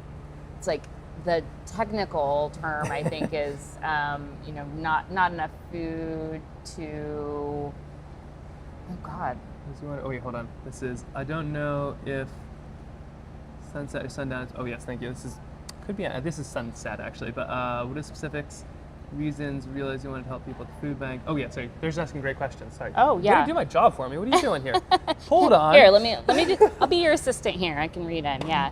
I think this is probably geared toward me specifically. Like I said, I've been at the food bank for 13 years, and I got this job, not this job, but a job here, fresh out of grad school, where I'd been doing a lot of research and research abroad on international development. I was looking at microcredit, so just looking at different ways and resources for people, and saw this job come up at the food bank that had a big research component, and I thought, well, that sounds really interesting. And I had no idea when I started that job that I would be here 13 years later and be the CEO of the food bank, but the work really just grabbed a hold of me, and every day I come to work knowing I'm doing something really positive for the community. I think food is something that brings people together, so I feel like it's very unifying, and it's just interesting, good work. So no day is the same, and 13 years in, I'm still learning new things every day. And this is like, so a lot of people are not necessarily from Alaska. It sounds like a couple Alaskans, but like if you're in Texas, if you're in, Louisiana, if you're in, like they have food banks there, right? Like these are a pretty universal thing. Yeah. Every state, many other countries. Somebody asked, what are the challenges with shipping food to Alaska and distributing to local communities?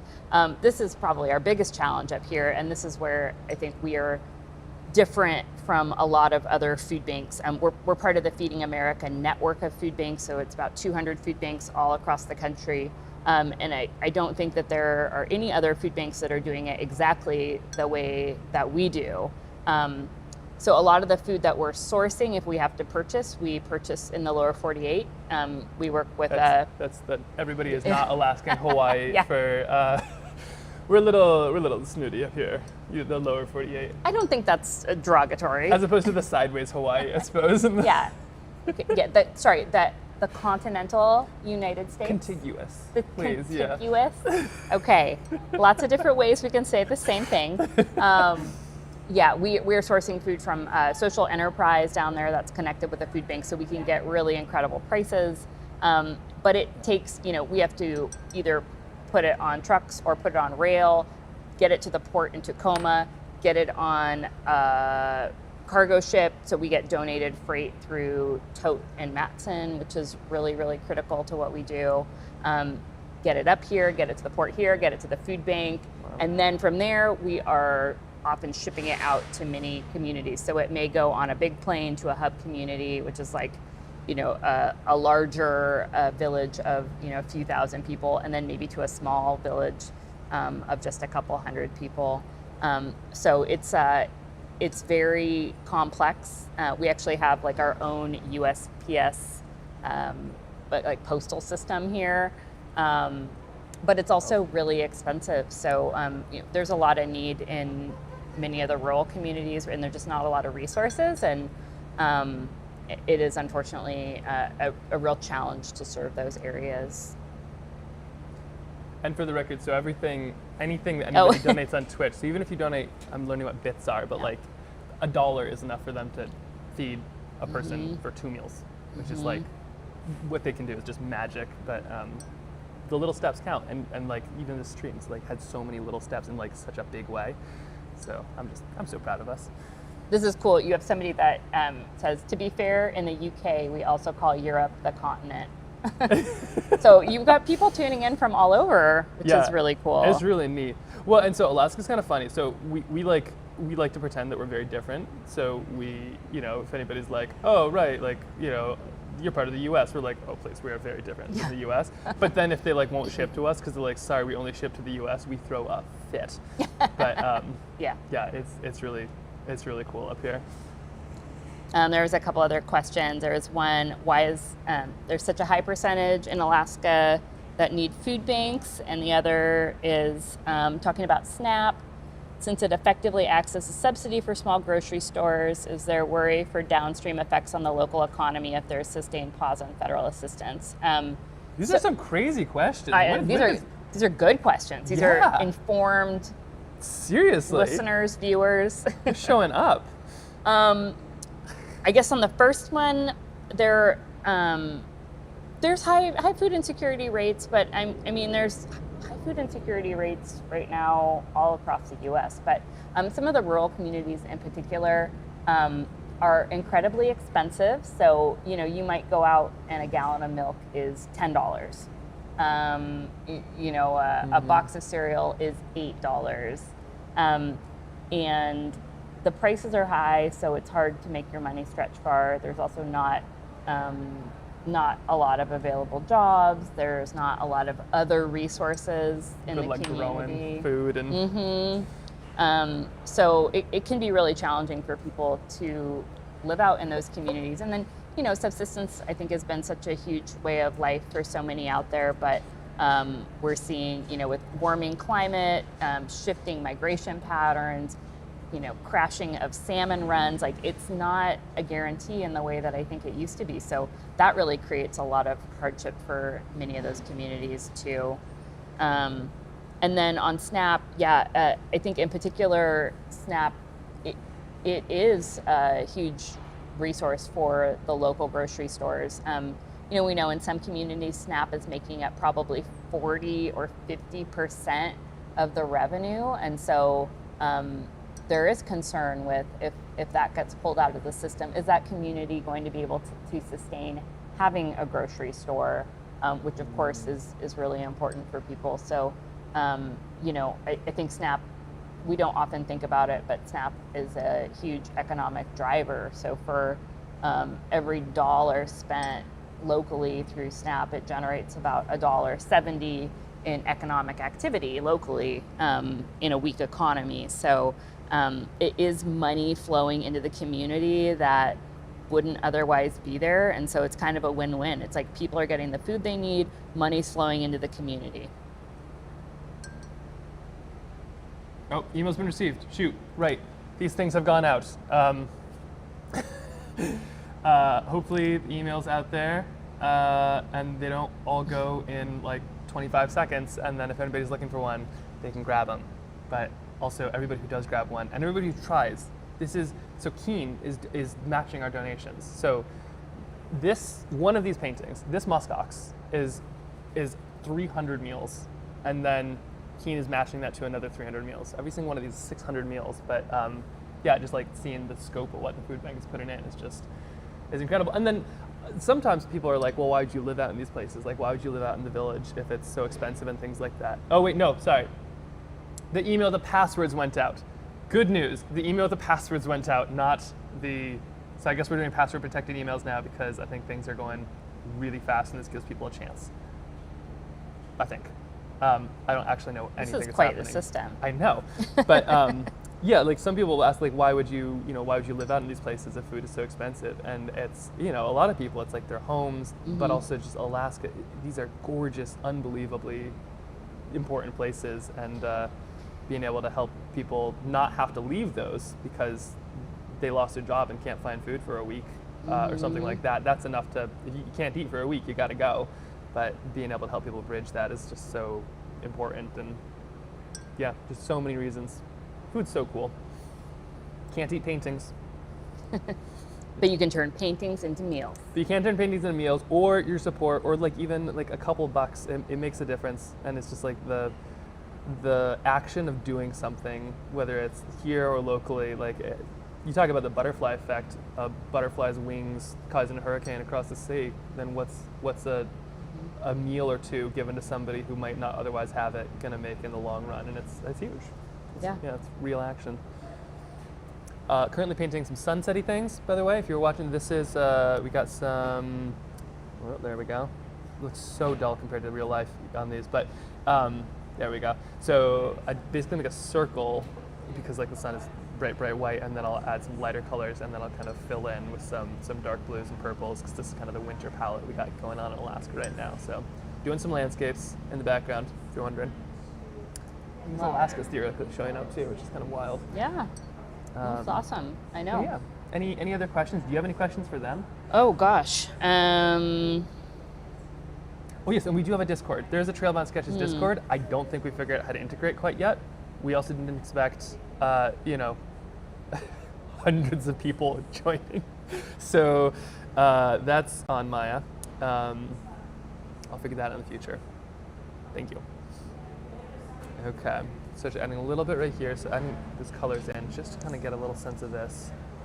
Do you know what the protocol for Miss Alaska is? Like, do you have to bow or something? Or? Yes, you have to bow. I believe there's a ring, and you kiss it. Okay, good. and then I think you're supposed to end with a curtsy.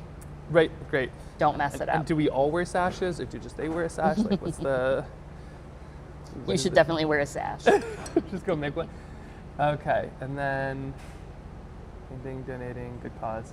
Well, I'm gonna go. I have to hop on an emergency response call here shortly. Thanks for taking some time. Thank cool. you. I'm gonna go. Yeah, thank you. Go. Just won a big award thing as well. Yeah. Not just the coolest streamer award.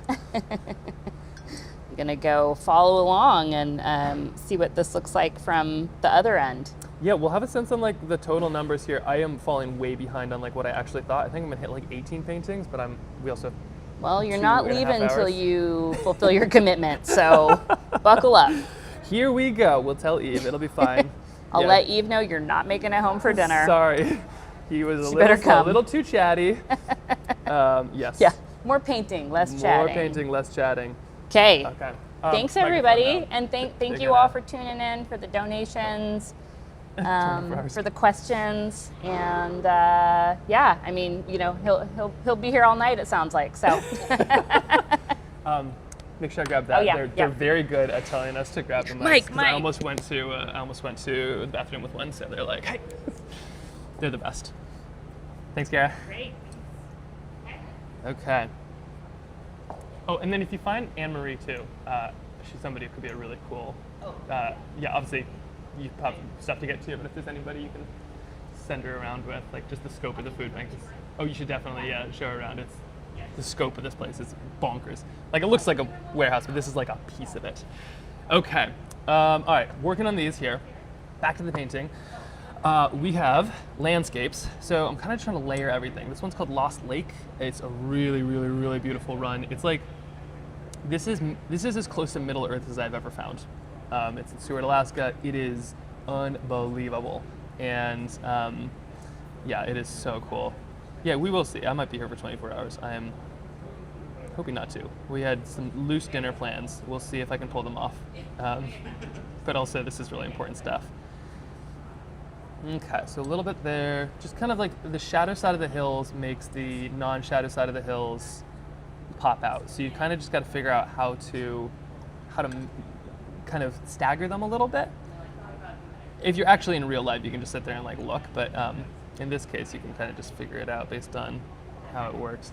So we're doing a little bit of this. Any thought on sky? Do clouds. I don't know if I want to do clouds. Could could your camera move up to facility 2 or would it disconnect? I wouldn't trust myself not to disconnect, but just like imagine like this, it keeps on, how do I put this? Have you seen Indiana Jones and the Raiders of the Lost Ark? And like when they put the Lost Ark back in that warehouse that just keeps on going? That's like this. Like you can't quite see it, it just keeps on going. It is so wild. Yeah, meals, we'll see. I am literally surrounded by food, but it's all spoken for. So that's not an option. Okay, I need a couple more lines in here. We're just gonna, so distracted here. We gotta pick up the pace. A couple more lines back in here. I'm using a lot of these colors because like Alaskan in the fall is just, it's nuts. It is so bright, it is so colorful. It has the reds, it has the purples, it has the blues, it has the greens, but no camera ever really captures it. And so it's just lovely to be able to put some of that into paint, because this is kind of how it feels, even though it might not be how it looks. Lost Lake in particular is just one of the coolest, spots. Put some of that green in there. Oh, look at it, just shoots across. Absolutely love this. Colors are so fun too, because I feel like there's just a different palette for all of this too, and just like using a slightly different green to a slightly different red can totally change something, which I feel like would be a fun thing to do. Like you could do a fox palette, you know, and even if it wasn't painted, you'd be able to see within the colors. You're like, yep, this is a fox. I see this. Okay, a little bit of this landscape. I'm not sure about the sky. I'm thinking like a nice light blue sky, but I could also see a kind of a cloudy, stormy sky. The open ocean is right there in this case. All right, let's kind of keep on moving through a bunch of these. I think salmon I need to be doing next, actually. Let's add a little bit of this. Okay, glad you like them. Yeah, these are just some fun landscapes. Okay, this salmon is one where I'm gonna add a couple little kind of shadow salmon below it too. Something kind of like this. It could be other salmon swimming below it. It could just be their shadows. You can kind of see them sometimes when you're like seeing salmon in these streams. Oh, good. Okay. Sense always donates a huge 5,000 pounds of food. That's amazing. Favorite brand of paints. Yeah, that's so. I mean, when you think of like the scope of it, like you all got to eat and just, you know, being able to start with that. That's awesome that your son's school does that. So paints I think a lot of this is Daniel Smith, but also Holbein, Winsor Newton. The good paints are good paints. The really expensive stuff is that way because it'll last a while and because there's a lot of pigment in it. But aside from that, I would say the most important thing is you got to buy whatever will help you make artwork. So if an expensive paint will be like more likely for you to actually paint, then that's great, get it. If a cheap paint, you know, if you're worried about wasting expensive paint, which sometimes I am, then that cheap paint might help you make more artwork, get it. All that matters is whatever you have that will actually make you make more sketches. And we actually did a funny thing. This right here, these are little tiles that we made. It's called trail tiles. Here, Anne-Marie has some that you can kind of see there in a tin. And we actually started making these because it was so funny about like a bound sketchbook. Like what if you mess something up? It's like stuck in, it's bound. So we actually made these because they're just connected, and then you can just not worry about it, because if one goes wrong, no one will know. Okay, so we got this. This landscape right here is actually going to reflect a little bit of the sun. So we're going to add, it's a snowy mountain that'll paint, but it's actually a yellow kind of mountain, really. Oh shoot, I messed this up. No, I didn't. Thanks to the power of toilet paper. I'll blot some of that out later. Okay. So here we go. We're adding a little bit of this, but actually salmon's in the stream. Is this cheap paint or expensive paint? This is expensive paint. But I could do a test one day where we use Crayola versus the fancy stuff. Hello. Hello. How's it going?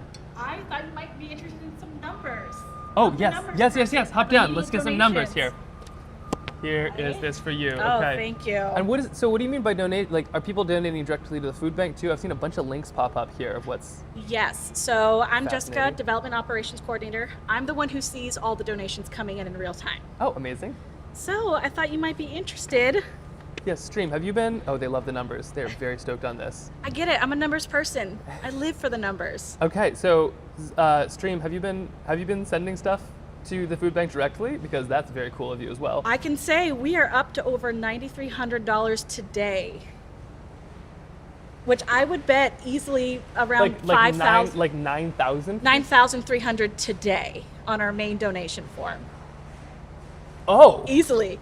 So this time last week was around $450 on a weekday, and we are up almost to $10,000 today. Well, that would be an amazing coincidence if it wasn't It would this, be. but I can only imagine is this $9,000. There is a lot happening, right? There's a lot happening right now with Yeah. nationally and with the typhoon Oh, sure, and right, people. right. The community's amazing. Our numbers have just skyrocketed. If you saw my desk right now, I have a week's worth of mail donations ready for me to get hundreds of donations. But today alone, we're up to $9,000. Oh my gosh! And so yeah, compared to like last week. Last week, a few hundred. On a Monday. Oh yeah, a few hundred on a Monday. We'll get a couple through, mostly through the mail. But our community's amazing. Wow. That's Yeah. unbelievable. Well, okay. It is I can only imagine that insane. you all had something to do with this. That is, yeah. What a crazy coincidence. For a Monday morning. That is amazing. Way to go, everybody. Yeah, so I thought you might be interested to hear some of those numbers. That's crazy. Just a shout out to our community. For the typhoon alone, we've already gotten $35,000 just through our Wow. online portal. That's amazing. Again, doesn't count paper mail. Sorry, everybody. I was out of town for a week, so I have a week's worth of mail on my desk to sort through. And there's money allocated. So there's typhoon relief is an entirely Yes. separate thing where people are raising money directly for the typhoon. The beauty of raising just straight money, from what I understand, is like they can use it for exactly what needs to be done. So when money's like Exactly. allocated, when it's like, here's $500 to be used for Lunchables only on Tuesdays. That's exactly not what it is. So what we're raising here is just like Unrestricted. funds, and they will put them where they need to be immediately. We are always grateful for unrestricted. If we need to buy food, we can. If Yeah. we need to send food to a partner who is directly there on the ground, we can. Wow. So $9,000 today. $9,000 today. God. Again, so context, almost 500 this time before the typhoon, 9,000 today, Wow. and not counting paper mail. Oh my gosh. Yeah, so I thought you might appreciate some of those numbers. That is overwhelming. It is. That is absolutely incredible. As the person Did you with hear about that? over 600 mail. That's crazy. Did you get the tour, by the way, yet? Okay, no, there's people that are gonna give you a tour. They're gonna find you. Oh, the tour was a lot of fun. But that's okay. That is. It is insane. Our community is stepping up in a way that is Oh wait. All the overwhelming. paintings just got sold out again. I'm so Wow. sorry, but also that is incredible. That is this so whole, amazing. This last 5. The Oh, I've been Muskox, watching. The whale, those all just got snapped up. Wow. It's 600 because Keen is doubling whatever we raise Really? with the paintings sold. Wow. So that is 600 meals per painting. So another 5 of those, just like. our community is so incredible. It's so cool. It's funny because I get an email for every online donation that comes in, no matter where it's from. I get a copy of the email to make sure everything goes in. Yeah. I have over 500 emails in my inbox right now, Wow. Yeah. which is both amazing and, Good luck to you. busy couple of days in the best way. My email is 10,000. Oh, and then that's so emails, I think they scary. like hit the cap or something like that, but yours are good ones at least. Mine are all just junk and Right, my work email I feel really good about. That feels good when it's full. My personal email, terrifying. Never check it, so scary. My Gmail, absolutely not. that's so cool. Yeah. Thank you for the numbers. I'm stoked to course. see what these final ones are, but that's amazing to be able to add on to any of that. That's huge. Like, Right. I what mean, a- thank you so much for coming. It's been so fun. For those who don't know, we have this streaming on our lobby TV. So we're all watching as we walk around today. It's fun to see everything come together. And a total throwback. I don't know if you remember. Did you go to Service High School I did seminar? go to high school, yep. I think we overlapped at one point. Oh, I think I was a amazing. freshman when you were an upperclassman. Okay, sounds about right. I was looking up the food bank Alaska's page. very small, for the record. Like, It is this so is small. so normal, where it's kind of like you'll meet somebody in the airport and you'll be like, oh wait, you live in Anchorage? Where did you go to high school? And it's like, oh wait, we were on the same ski team. Like, wait, we were both in Mr. Sand's class? That's crazy. Okay, then yeah. Yeah, Wow, that's 'cause hilarious. I saw the food bank post about what you're doing today, and I'm like, I recognize that name. Typed it in. We're Facebook friends. I'm like, Like, there yeah, we go. should be. That'd be embarrassing if we weren't. Right? No, Alaska's one big small town.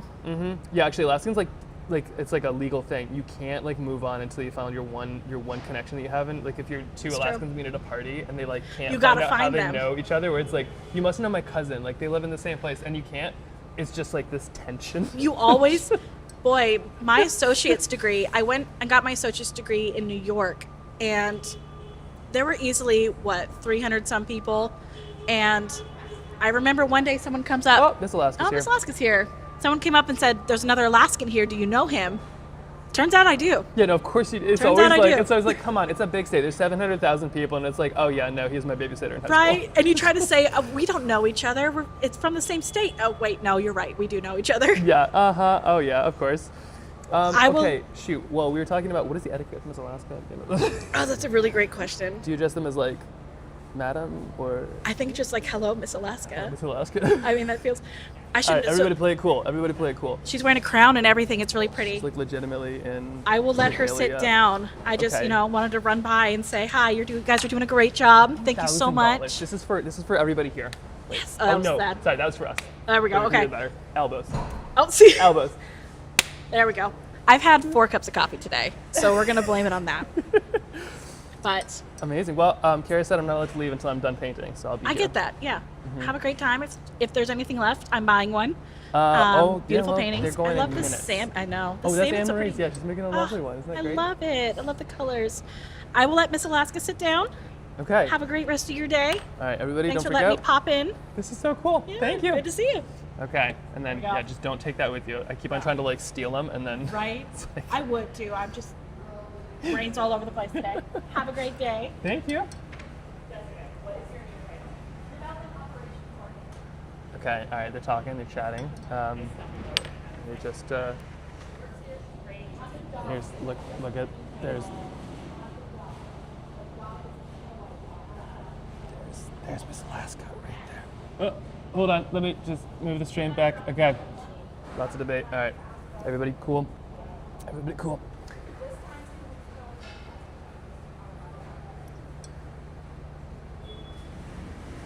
The curtsy or not the curtsy? Are people serious about that one?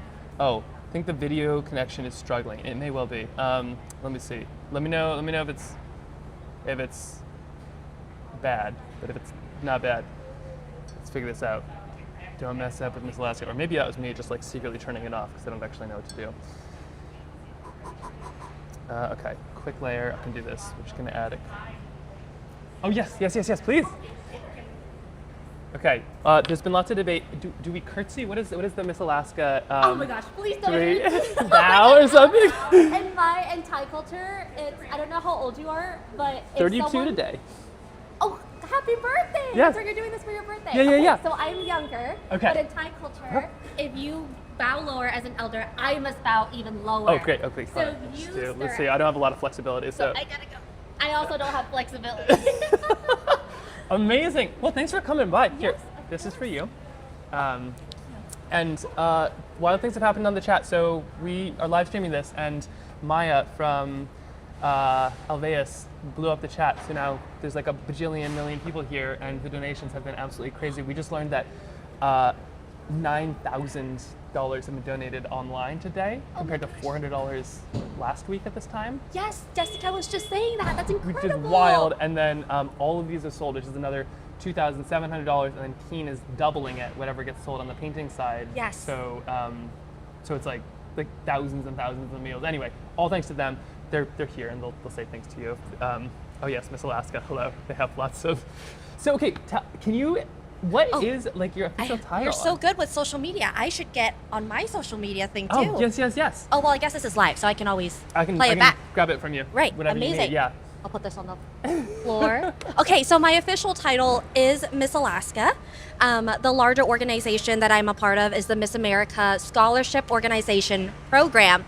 It is actually the largest scholarship provider to women in the nation. And the original pageant. So I'm very, very lucky to be a part of this very close-knit Alaska-based community here. I think you're a born and bred Alaskan, no? Anchorage Not based? born, and they get really like a stickler about it, which is so funny. Like my wife Who's moved they? here. The Alaska. Have you noticed this? Like my wife she like moved here when she was 3, but she can't be like I'm a like born in Alaska, even though it's like well, Like she's prohibiting herself yeah, from claiming it's like self-censored. At 3? And no, you'll see the old sourdoughs. You'll kind of be like, oh, so you're in Alaska? And they're like, nah, I moved here when I was 2. And it's like you're 70. Like I think the other 68 years probably like are enough to count. But yes, I moved here when I was a teenager and like in high school, and it was just like, yep, it's home. You know, it's you see it and you're like, this is it. It doesn't take much. And then I traveled all over the world as a filmmaker, and then the more you travel, the more you're like, nope, this is it. This Alaska's is like home. There's nothing like it. Yes, yes. So tell me more about your paintings today. So making a bunch of sketches. Let's see. There's some birds that have all been framed. This is what we've done so far. Curious of your favorites. Am I allowed to touch? Oh, absolutely. I don't want to. Okay. Yeah, unless you like had Cheetos, but No. No. I think you're good. So just like rapidly sketching, trying to do as many as I can. I'm trying to do 32 in the 8 hours that they're That's open. right. Oh yes, they have. And if you have any questions, by the way, chat, this is your time to ask them. I'm sure the Miss Alaska side of things is very different than any other ones. But yeah, basically trying to make as many paintings, and then we're selling each of them for 150, That's right. which is 300 meals that the food bank can use, and then Keen's doubling it, so 600 meals, but they're just like getting snapped up in seconds. So I'm just like trying to like make as many as I can, but mostly it's just been really cool to kind of sit and learn, and just like there's really, really cool the amount of, how many people are just like here for it. Yeah, are you a painter at all? No, I wish I was. My dad's one of those people that can just see something and sketch something very realistically with no art background or anything. Yeah. I fear that has skipped me.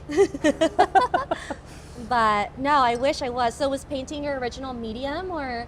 Well, growing up dyslexic, words were definitely not my original medium. That's right, I saw that. And like having, you've researched. I did. Oh, I didn't know. I was like, wait, this is so cool. But yeah, it's like it's been. My grandmother's one who taught me how to paint. Kind of. I mean, her inspiration. This is like her style. I'm basically just painting with her style right now. Lou? Yeah. Is that right? Oh, you are good. You've gone all the way down. Okay. Wow. Little Snoop. I was gonna say no, prepared. So the wonder about it is just like it's a language, just like any other. But like this one, you don't need to like. I can paint anywhere over the world, and people know exactly what I mean. And the way you can capture it is just so interesting. That's so cool that you have a painter in your family too. I feel like does he sketch a lot of stuff? He's here, primarily a sketcher, a black and white sketcher. He paints very broadly, but nowhere near as realistic as his sketches, I will say. Okay. I will say. Yeah, he more so sketches to build. He does a couple of portraits of my younger brother and I, but amazing. Other than that, oh my gosh. Okay, so how did you land into this world? So this world. So painter, loved the outdoors, traveled a bunch as a kid. Painting was kind of the one way that I could capture something without, misspelling it, but also just, I loved it. And I filmed with Solomon. You filmed a what? Oh, with Solomon, like they're a running brand. I did like a bunch of trail running. Yes, I have their shoes. Okay, yeah. For a bunch of years, and it was like all fast-paced and just like, capture the athlete, but while I was waiting, I'd often sketch. So I'd always have a sketchbook with me, always. And then it was just such a great way to capture it because everything's so fast, and sketching just forces you to slow down. You spend 35 minutes for like a single picture, but you see it more than you ever would even if you took 1,000 photos, in 2 minutes, which we can now. And so this was just like such a wonderful way to be able to capture the world, and then left Solomon, but found Keen, who loved the painting stuff that I did. And one of the first films I did where I filmed the Grand Canyon, and I lost every single camera during the journey. So I had 7 cameras, and all of them broke by the time I was done. So all I had to finish the story was a sketchbook. And it was like, oh wait, there's like a legitimate thing. And I was always embarrassed about The painting side, I actually started a fake Instagram. So like I started Trailbound Sketches because I didn't want to like sully my Max Romey Instagram. And then that is like 10 times bigger than the Max Romey Instagram ever will be. Isn't that funny how life works like that? Right? Isn't that so great? But that's landing me here and just like kind of trying to paint it forward and do good through paintings and kind of share it that way. But I will say, you say that it skipped a generation. Most people don't peak with watercolor until they're like 80. So you've got some time. 80? Yeah. 80? Like the best painters out there are like 70s and 80s. So you got some time. And then once you hit your 70s and 80s, you just plateau and you just keep on doing what you're doing anyway. Oh my gosh, that's incredible. Yeah. So many people talk about bodily aches and things to not necessarily look forward to with age. Right. So it's nice to hear a really big positive. At your peak at watercolor, yeah, you'll be 80. absolutely rocking it. But yeah, it's just such a cool thing. I think if there's more people that paint in the world, we'd slow down and we'd see each other and kind of appreciate where we are just a little bit more. Yeah. So it's kind of fun to be able to do that one sketch at a time. So how has your style evolved over the years? I've gotten a lot faster and a lot more colorful. I was just gonna say, what number are you on? I think there's 18 in here, and then this would be 19, 20, 21, 22, 23. So 23. Trying to do 32. The last ones I have pre-sketched are a halibut, a rockfish, and a goat, but I have more paper. So we'll see how that goes.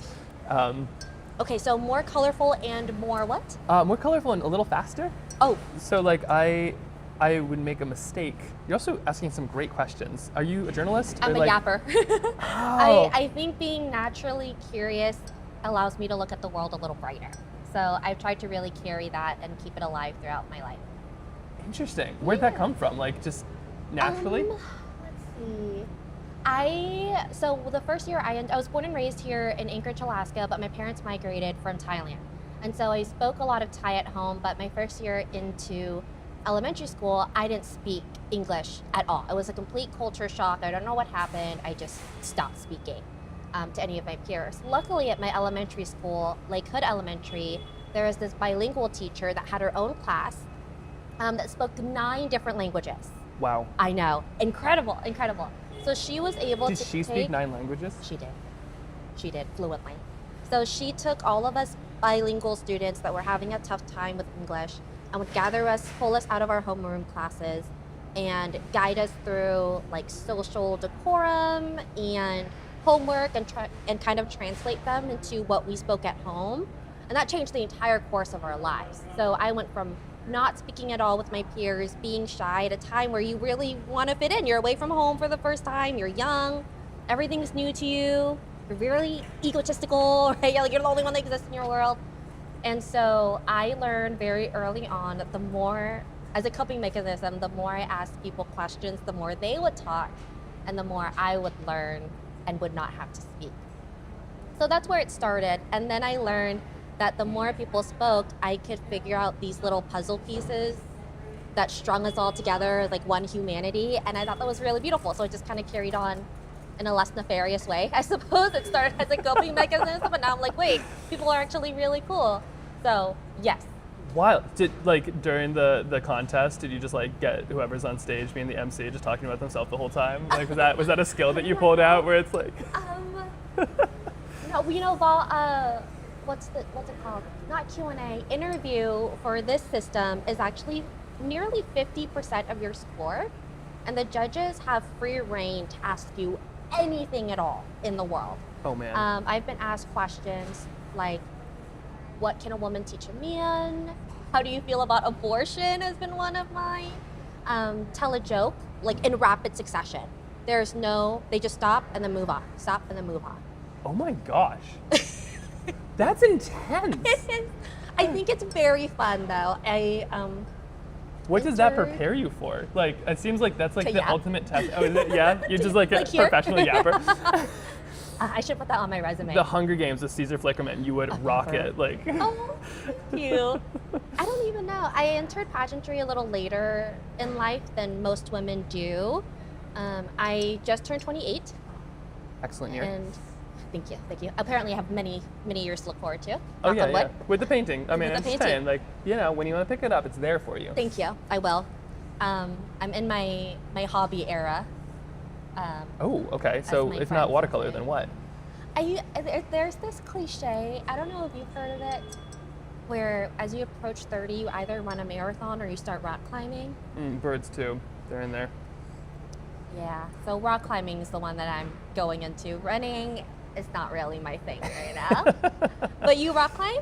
My family does. I will if I have to. My son is You have 3, to. just like took it on and is super into it. And I mean, by like super into it, I mean like he's all about climbing. He climbs the fridge, so like he'll Oh, climb yeah. anything. You have a Superman on your hand. Yeah, that's one way to put it. But the climbing wall is great because you can like leash your child and it's socially acceptable. That's you true. know, it's That's like you right. can literally just tether them to a thing, and it's like, wow, this is. I would love to do this anywhere, but like this is okay.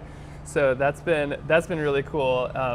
But yeah, my wife like climbed a ton. My brother-in-law Lang, he's like a professional basically. He like climbs all kinds of stuff. But yeah, my 3-year-old, he's free solos just about anything you can at this point, which is incredible. yeah, try not to like dissuade him, but also gravity is going to be a real issue if he, you know, when you're free soloing the fridge. But I'm surprised you haven't got like the birding is the other one too. Oh apparently. yes, that's a big one. Yeah, that's like Especially that's here in the AK. 30s like, which would be good. We did some good birds actually. Okay. Honestly. Everybody has a. Do you have there's something called a spark bird, which A is like spark bird? yeah. So you see a bird and it's like the thing that got you into birding. This might be one of mine. This is Oh, a spark bird. sandhill crane with its babies, and they're just like Wait, say it again. a sandhill crane and babies. But yeah, they're just like the little chicks are so cute because they're like these gangly little things. They're still like tall and lanky. But yeah, painting birds, I like feel myself moving inexorably toward it. Like I'm trying not to, but I why? can't. Well, because it's like kind of cliche and everybody does it, but it's also like I can't not. Like the paint, you're just gonna end up there. But watercolor is pretty rad. And I was gonna say, I've already forgotten. This is what happens with no sleep and 2 kids. Oh my gosh, why haven't you been sleeping? Oh, because 2 kids. Oh, there's 2. Yeah, Is the yeah. 3-year-old the younger one or the older one? He's the older one.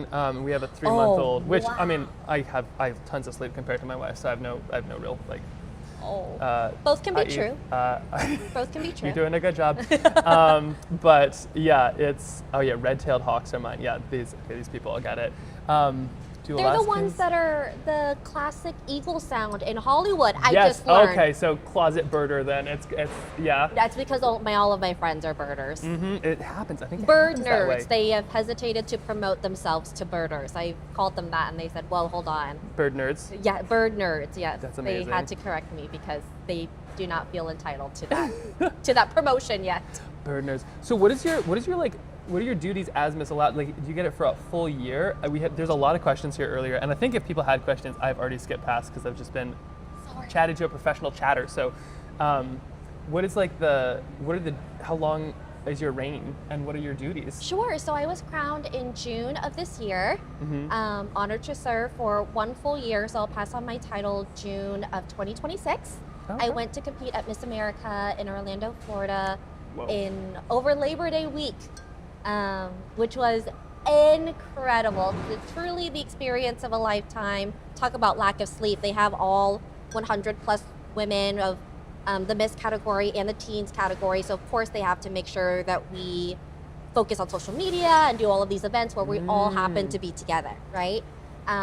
Cassie Donegan, Miss New York, took home the title, and she is just incredible. Her story. Diplomatically said. But she is. I can't even. Oh gosh. I think movies really portray a lot of women-filled environments as very catty and competitive. But I find that the more environments that exist like that, the more collaborative it actually is. Everyone is so kind and so helpful. You ask for. I'm a dancer. That was my talent. And my top was shifting too much during my tech rehearsal, and as you can imagine, that is not a good show. Okay, not for free. And so then I went backstage and I frantically asked the other women. We do it in 1 day. Okay, we're there for a week, but we do production in 1 day. And I asked all of the other women, "Oh my gosh, I need something, and my fashion tape is not working. Does anyone have anything?" There's 3 different dressing rooms. All of these women, mid-hair, mid-gown putting on, they all stopped and looked for a toupee tape for me. Have you ever heard of that? I can imagine. For hair? Really? Yes. they said, you know what you need?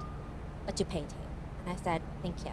But no, it was just so great, and I just love Cassie's story. It's one of those where you really trust in the process. She actually placed first runner-up in New York and wasn't supposed to go to Miss America until, for some reason, the winner had to drop out, so she resumed the duties, and she was just so grateful to be there the entire week and just took it in. Lo and behold, and then she became Miss America. That's wild. Oh, so okay. I may or may not have seen all the shows where it's like Love is Blind and stuff, and there's just like this huge room with all the. Tell me more. I've never seen it. I've heard of the show, but I've never seen. I watch over Maria's shoulder, and then I'm the annoying one who asks all the questions like, who are these people and why is this happening? But anyway, there's like rooms just full of people and cameras and everything. Is it like one of those situations where it's just like an intensive, they're just kind of putting you in, miking everything, or is it just more like event after event after event? Event after event after event. I think long term, they definitely want to get Miss America on some kind of TV network in a reality show form. I personally think it would be a blast. Unfortunately, my media side doesn't think it will do well because we're too positive. Like that's such a Put them all in Alaska. Bring everybody up. Have it in Alaska every year. Have like a rock climbing challenge. Yeah, like make them see how they do up here. I feel like Yes. reality TV loves Alaska. No, and, you're so right. You know, that would create some interestingness. You're so right. That's actually my goal this year. Is the woman that crowned me, Jordan Naylor. She did an incredible job partnering with the Anchorage Fire Department and had my class go and learn about hands-only CPR at the fire training station. We got this, the jaws of life, you know what they use to break out. Yes, we played with that. We broke down 2 different cars. We wore their protective gear. It was such a blast. And I'd really like to start partnerships like that with the Miss Alaska girlies. Women, excuse me. I think it'd be so fun. Like police training, how fun would that be?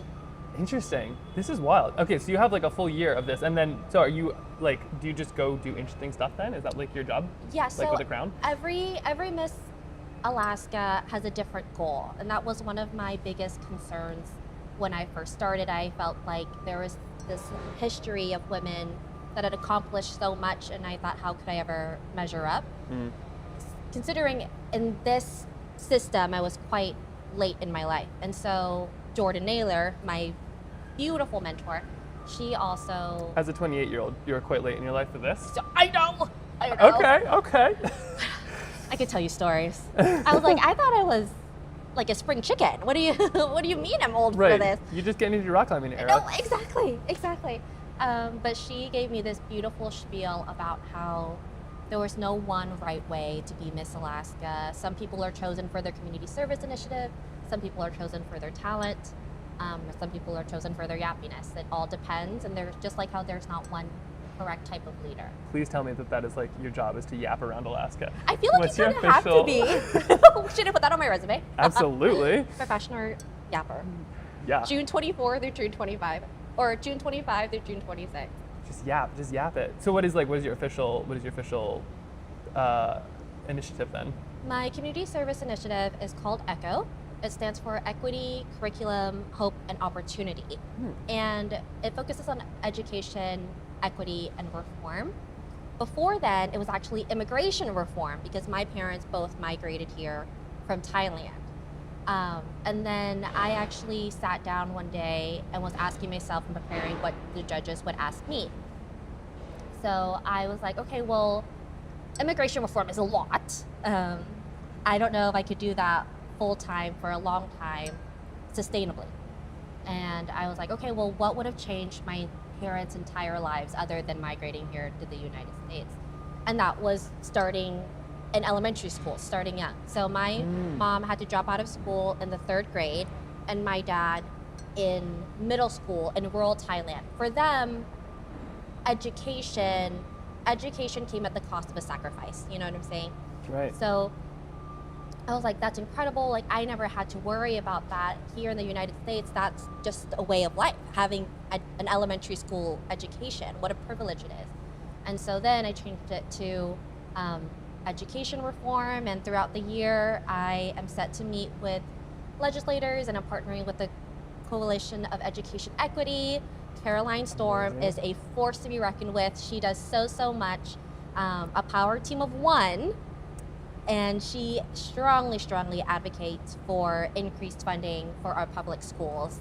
Right. And the bilingual program that I told you about is in a public school, and that changed not only my life, but so many other students' life that go on to give back to their communities like I'm doing, where they're able to be committed members of their society because they gained a spark of confidence at a critical time in their lives. So, Right. yes. We're talking about the food bank at that level where it's like you might need food for like one day, but like Harrison, kind of people come in when it's tough, like they'll come in for a bit, but then they'll that's what they just needed a week. But then once they're on their feet, then they're the ones who are volunteering and donating. But it's like you got to have that moment where somebody can come in. So for education, like if they don't get that, they're not going to come back and volunteer later on when they do have that. But that's cool. You're taking the fight to it. It kind of like ignites your belief in goodness, and when you see that that's possible as an adult, you come back and try to give it to others. That's how I think. Kind of like believing in Disneyland. You know what I'm saying?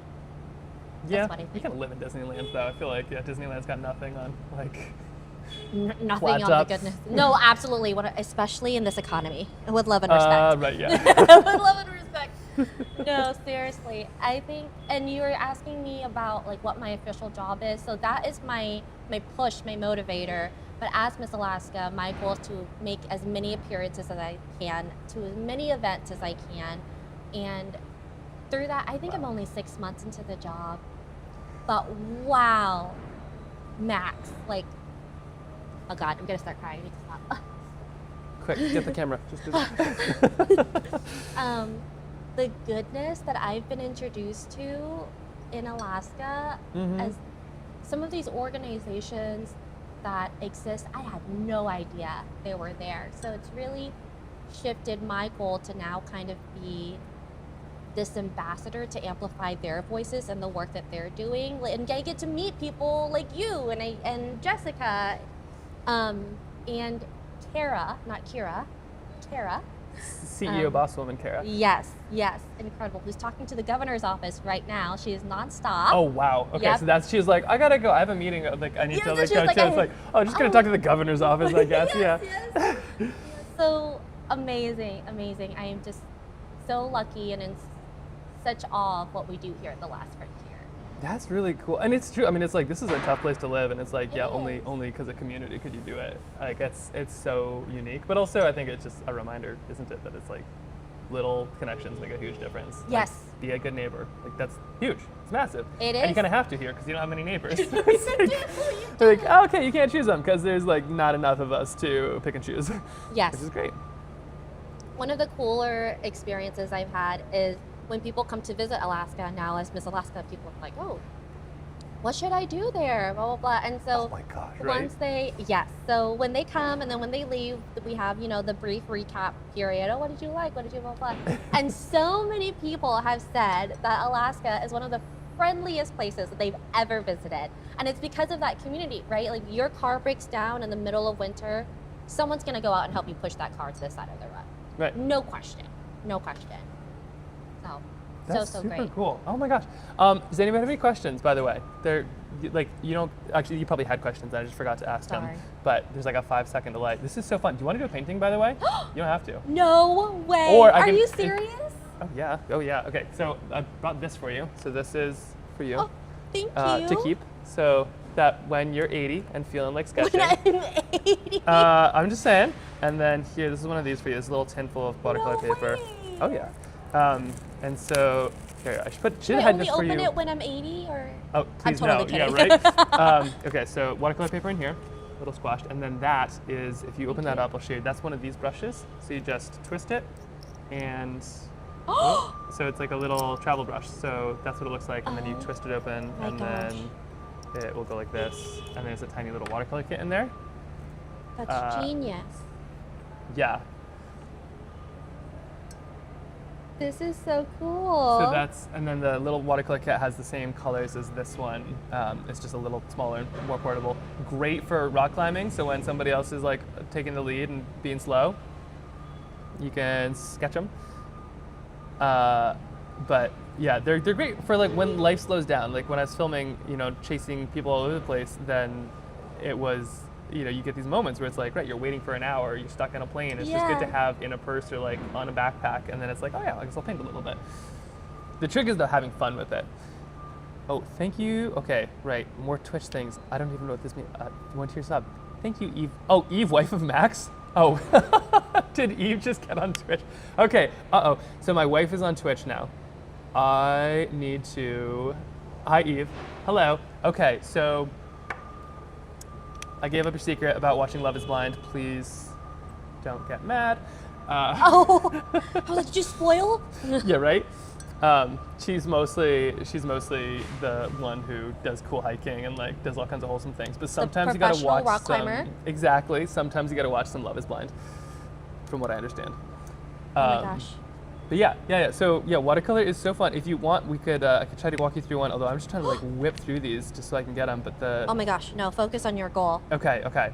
We will have to reconnect here to do some painting, or maybe once like you're not having to travel all over the state next June, you can check back in and be like, all right, now that life has slowed down. 33 paintings. Yeah, we'll see.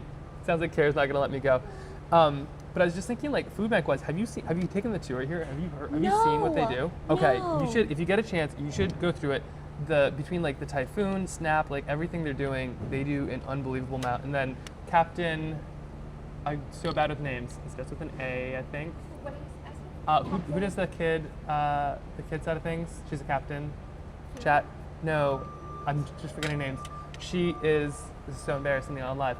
She was just here, she has amazing earrings, and she was a captain, and then she does like the children outreach, or the... Jillian, okay, Yeah, not an A Jillian. at all. Jillian is just telling us about, close, right? They're like next to You've each other probably on the met a lot of alphabet. people. Yeah, absolutely, for sure. Jillian. Jillian was talking about like the food side with kids and things like that, and just what a big thing they do. And like, if you're hungry, you're not going to learn. So yeah, they do a ton kind of hand in hand within this, and from like the educational standpoint, they do some really cool stuff. But if you get a chance, you should get the tour with them. They cover absolutely. everybody here. It's like they do a shocking amount of good. I'm going to save this. Okay. Because I do have to get back to work, and I feel like it will drive me crazy if I'm like a sensory person. Mm-hmm. Do you know what I mean? Okay, yeah. No, absolutely. I don't want to be. Okay, last chance. Anybody have any questions for Miss Alaska? Also, what's your like official title? Like, what do like people call the Queen, like all kinds of things? Oh my and gosh, not her no. first name? Like, what do you go by? What do you want to go by? I go by, so I introduce myself as Your Royal Sapara. Highness? Oh, okay, that's good. No, sir. No, sir.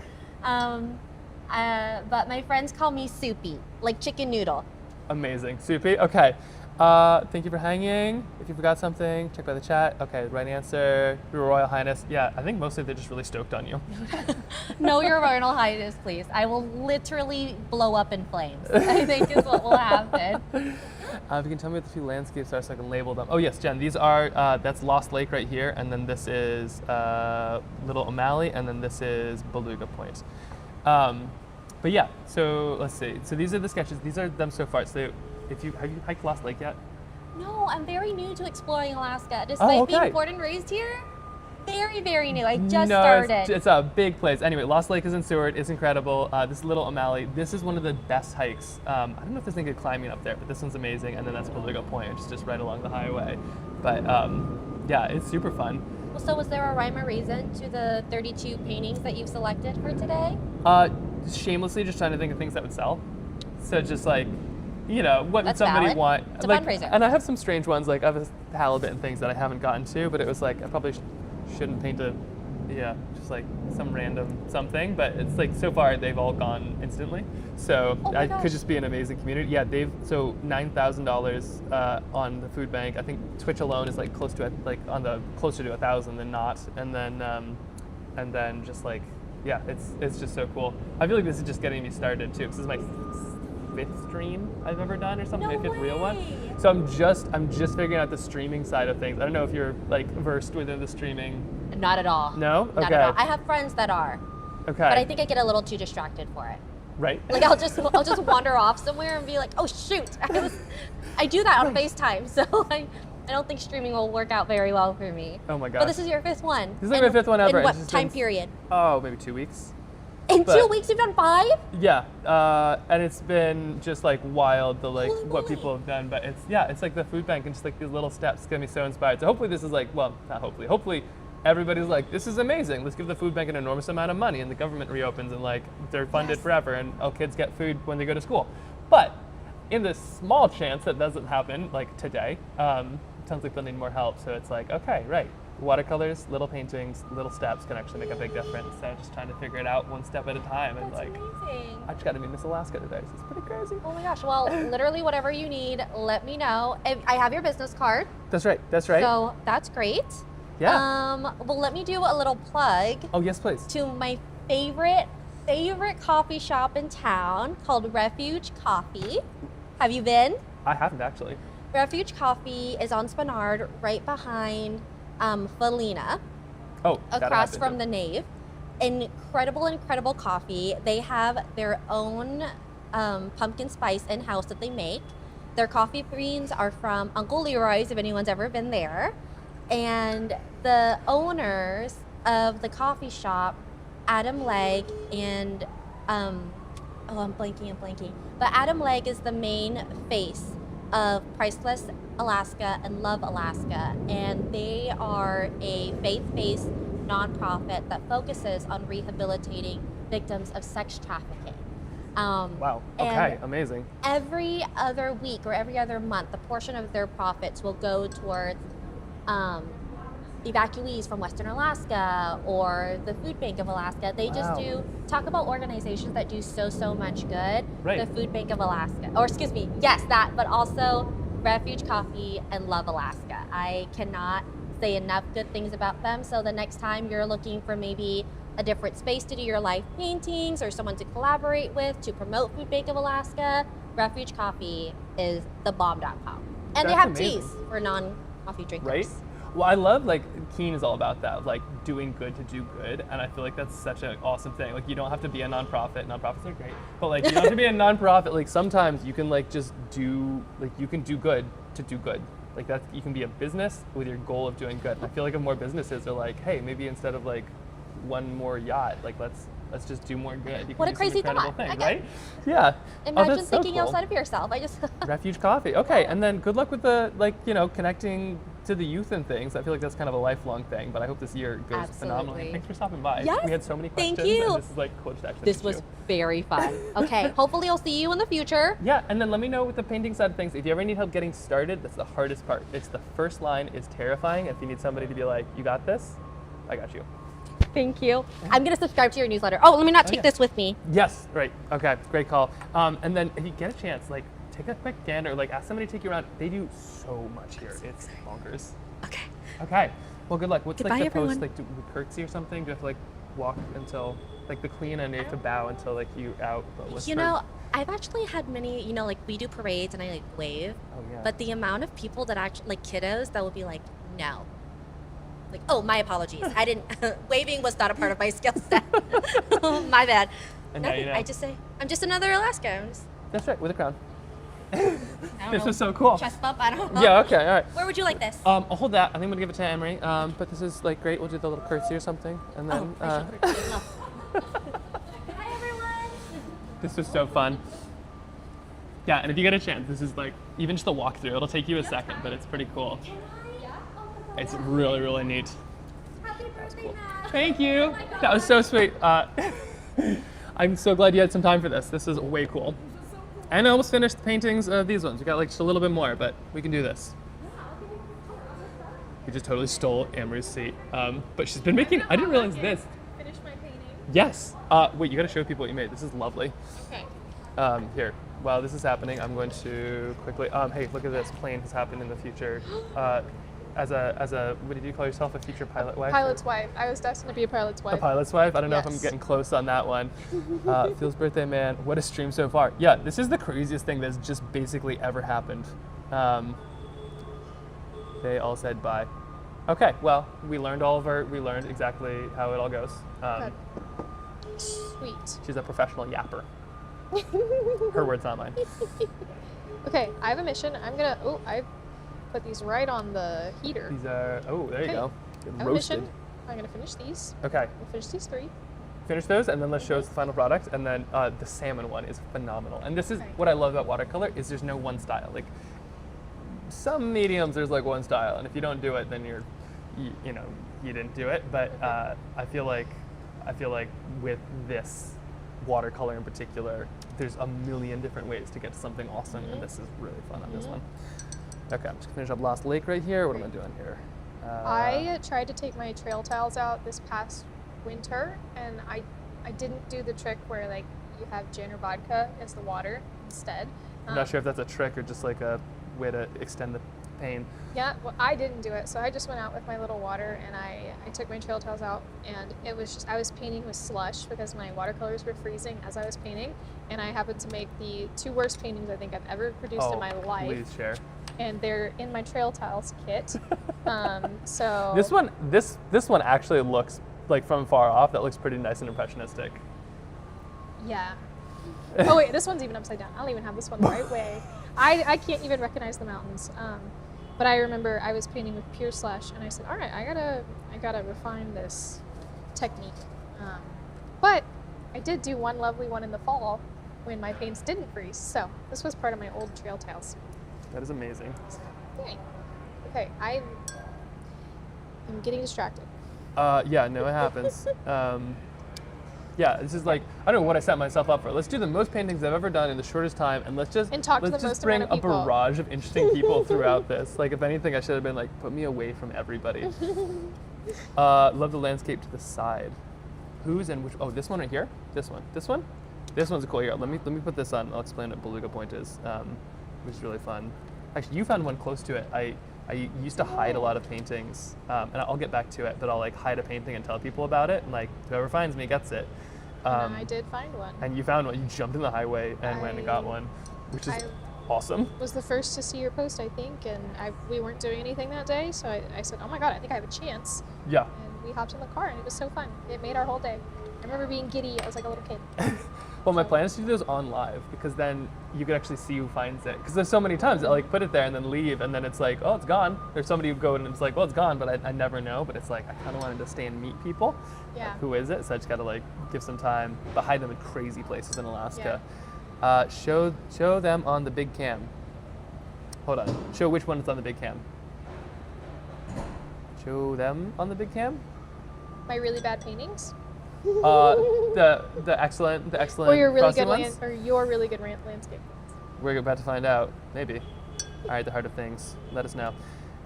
Also, Eve is now on the chat, so my wife has entered. I can't remember what her name is. She's the mod, but it's like Eve, wife of Max, I think, or something like that.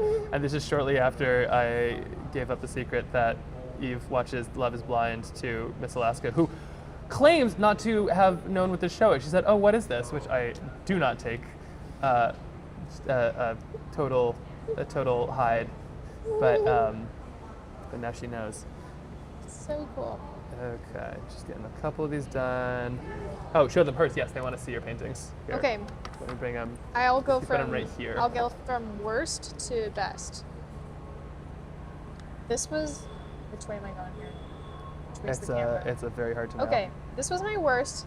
This was, I was painting, I think it was 15 degrees outside. I was painting with absolute ice and a frozen brush. So it's like literally like painting with a snow cone at this level. It was painting with a snow cone, not until fun. It melts. It's and so this nightmare. was same spot, trial 2. I got a little bit better. I don't know what I did.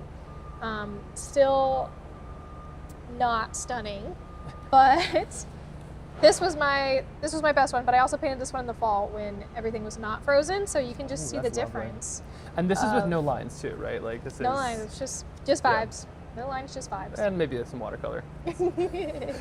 Yeah, but. Oh wait, they missed the second. Okay, yeah, Eve. I don't know if this is okay with Eve to be on the chat here. This kind of changes live. I can't just like shamelessly like share family secrets and things. What are your kids' names again? Kip and Muir. Like Muir is in John Muir, but we call him Birdie because he's an early bird. Are they watching? Not what we have actually never shown the kids a film. They have never seen a video. Oh wow. Ever. Yeah, to Eve's credit. At this point I probably would have broken and just like started showing them nature documentaries. And sorry, Max's wife, I respect your decision to watch Love is Blind. Yeah, Birdie is great. They're like, Kip is a wild child. He's basically a raccoon in kids' clothing, and in the good ways. Like I was this way too, and my mom. This is kind of payback, I think, for my childhood, which is good. Unfortunately, Eve is doing the brunt of it. But yeah, Eve's been really good. They haven't watched anything that they haven't been in. Wow. Yeah, but Kip has been in a couple of films. He was in a film with Mark Ruffalo, That's incredible. which is like a wild thing to say. But What's the story behind that? making a story about Forever Chemicals with Keen, and Keen is a really ardent supporter of taking PFAS and Forever Chemicals out of stuff. They're just a really cool brand. They did it in 2018 before like people cared about this stuff, and then Mark Ruffalo is like, after he did Dark Waters, is a super big advocate for that, and Keen helps support the National PFAS Contamination Coalition, who's like the real deal. They're the ones actually doing the work. They're a coalition of people who have been affected by Forever Chemicals, which are scary stuff. Have you like gone down that rabbit hole yet?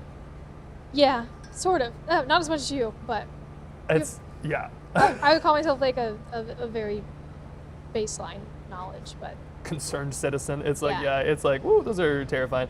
But yeah, so like they did a lot together. And anyway, these people connected us with Mark Ruffalo, and we made a film about Forever Chemicals called A Little Story About Forever. Maya, this is the one, I think everybody, Maya showed us, it was Poggers.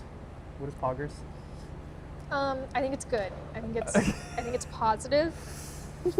Okay, anyway, Maya showed it. She's an amazing supporter of this.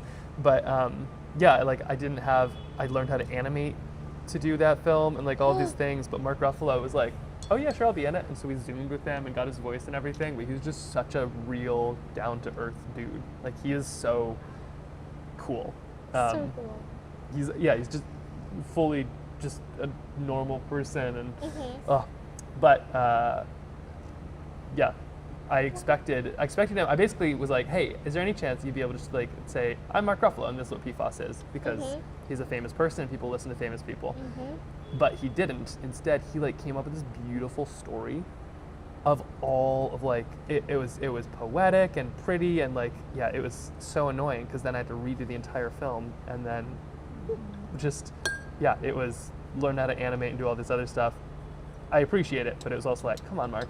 And he's just been a really amazing voice in that community. That being said, he'll say it first. The community doing the work is what it's really about. Like, they're the ones actually like changing the laws and getting the stuff removed from fields and water systems, and it's like it doesn't. Policy's not changing right now, but the people are changing it, and it's really cool to see. Oh my gosh, that's so fun! All right, I think I'm not going to overwork that one, so I'm just going to set that on the side. What are you talking about? The first part of a painting is to do it, and the second part is to ruin it. You're not going to do the second part? So true. So true. Did you hear all the numbers that they crunched earlier? 9,000 donations, and then so 18 have sold, which is 2,700, doubled by Keen, which is going to be, however much that is, math.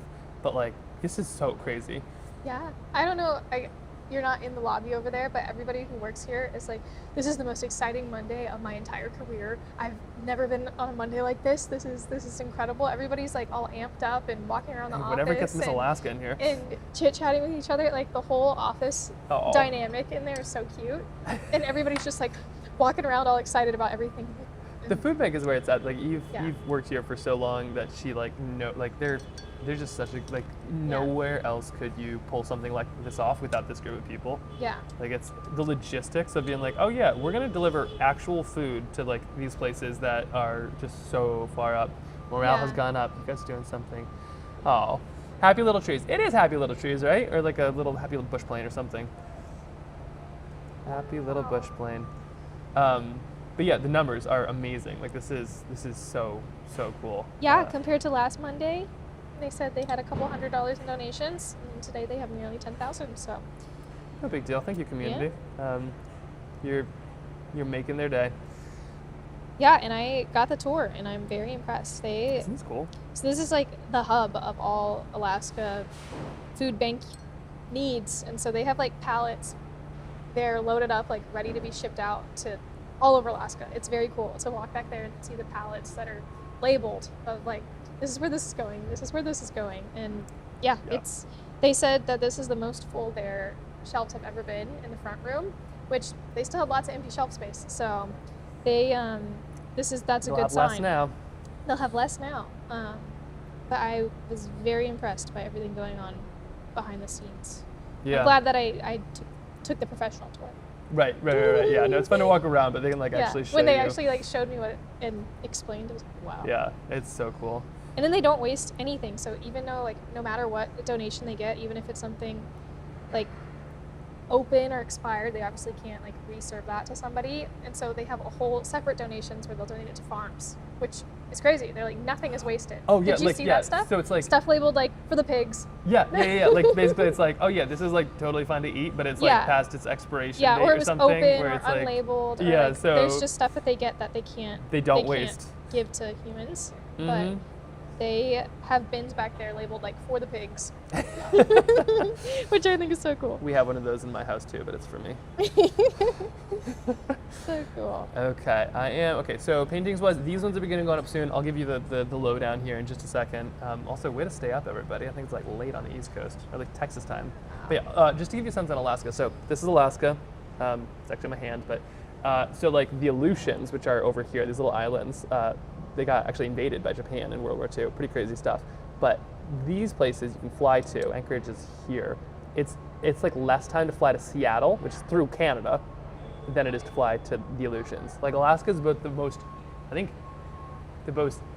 eastern and most western place. And most northern. And most northern. Yeah, it's a cool stuff. If I haven't hyped up, oh yeah, 7 p.m. in Georgia. Okay, 6 p.m. Oh yeah. Oh, that's not bad at all. All right, you're just having dinner then. Okay, let's get. What is the most southern state? Is it Texas or Florida? Or no, it's Hawaii. Never mind. Is it really? I mean, it's got to be Hawaii. I have no idea. Somebody in the chat, tell us. Yeah, most southern state. What's the most Anybody? southern state? Catcher's Mitt State. Oh, there we go. Oh, it's only 4:40 in Vegas. I bet the most southern state has to be. It's got to be Texas, right? You lived there. I'm thinking Hawaii. No, Hawaii's right next to us in that little box that they always put on the map. Oh, Hawaii. What? Okay. Huh. Well, we'll see. Very interesting. Yeah, there's some of these crazy stats too, where it's Point Nemo, you're closer to the closest people to you are the International Space Station, which is it's the place where you're basically in the most middle of the ocean. But I feel Alaska has a bunch of those accolades. Yeah. Oh, those are turning out great. Yay. Oh my gosh. Okay, They're wait. Anyone want to see these? All Actually, right. Show this one first. Okay. It's still working. Check this out. A little That's so cool. ethereal Northern Lights moment. And, This is a great way. This looks amazing, but also this is so fun to do. If you're looking to start watercolor, It is. I Anne-Marie's. learned This is from a amazing. video Okay. about this on YouTube, and then I've been doing Northern Lights the same way ever since, and Yeah. love it.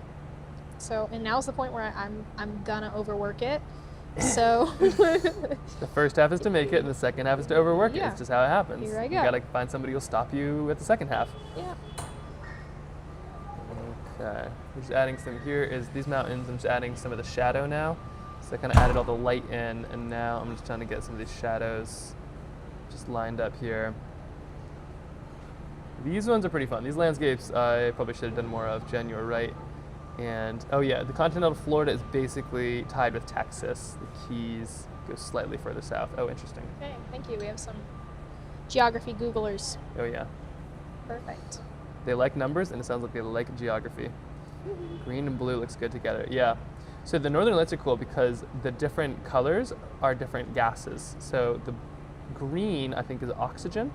So when oxygen hits the upper atmosphere, or no, sorry, when northern lights are electricity, it's band. It's the sun.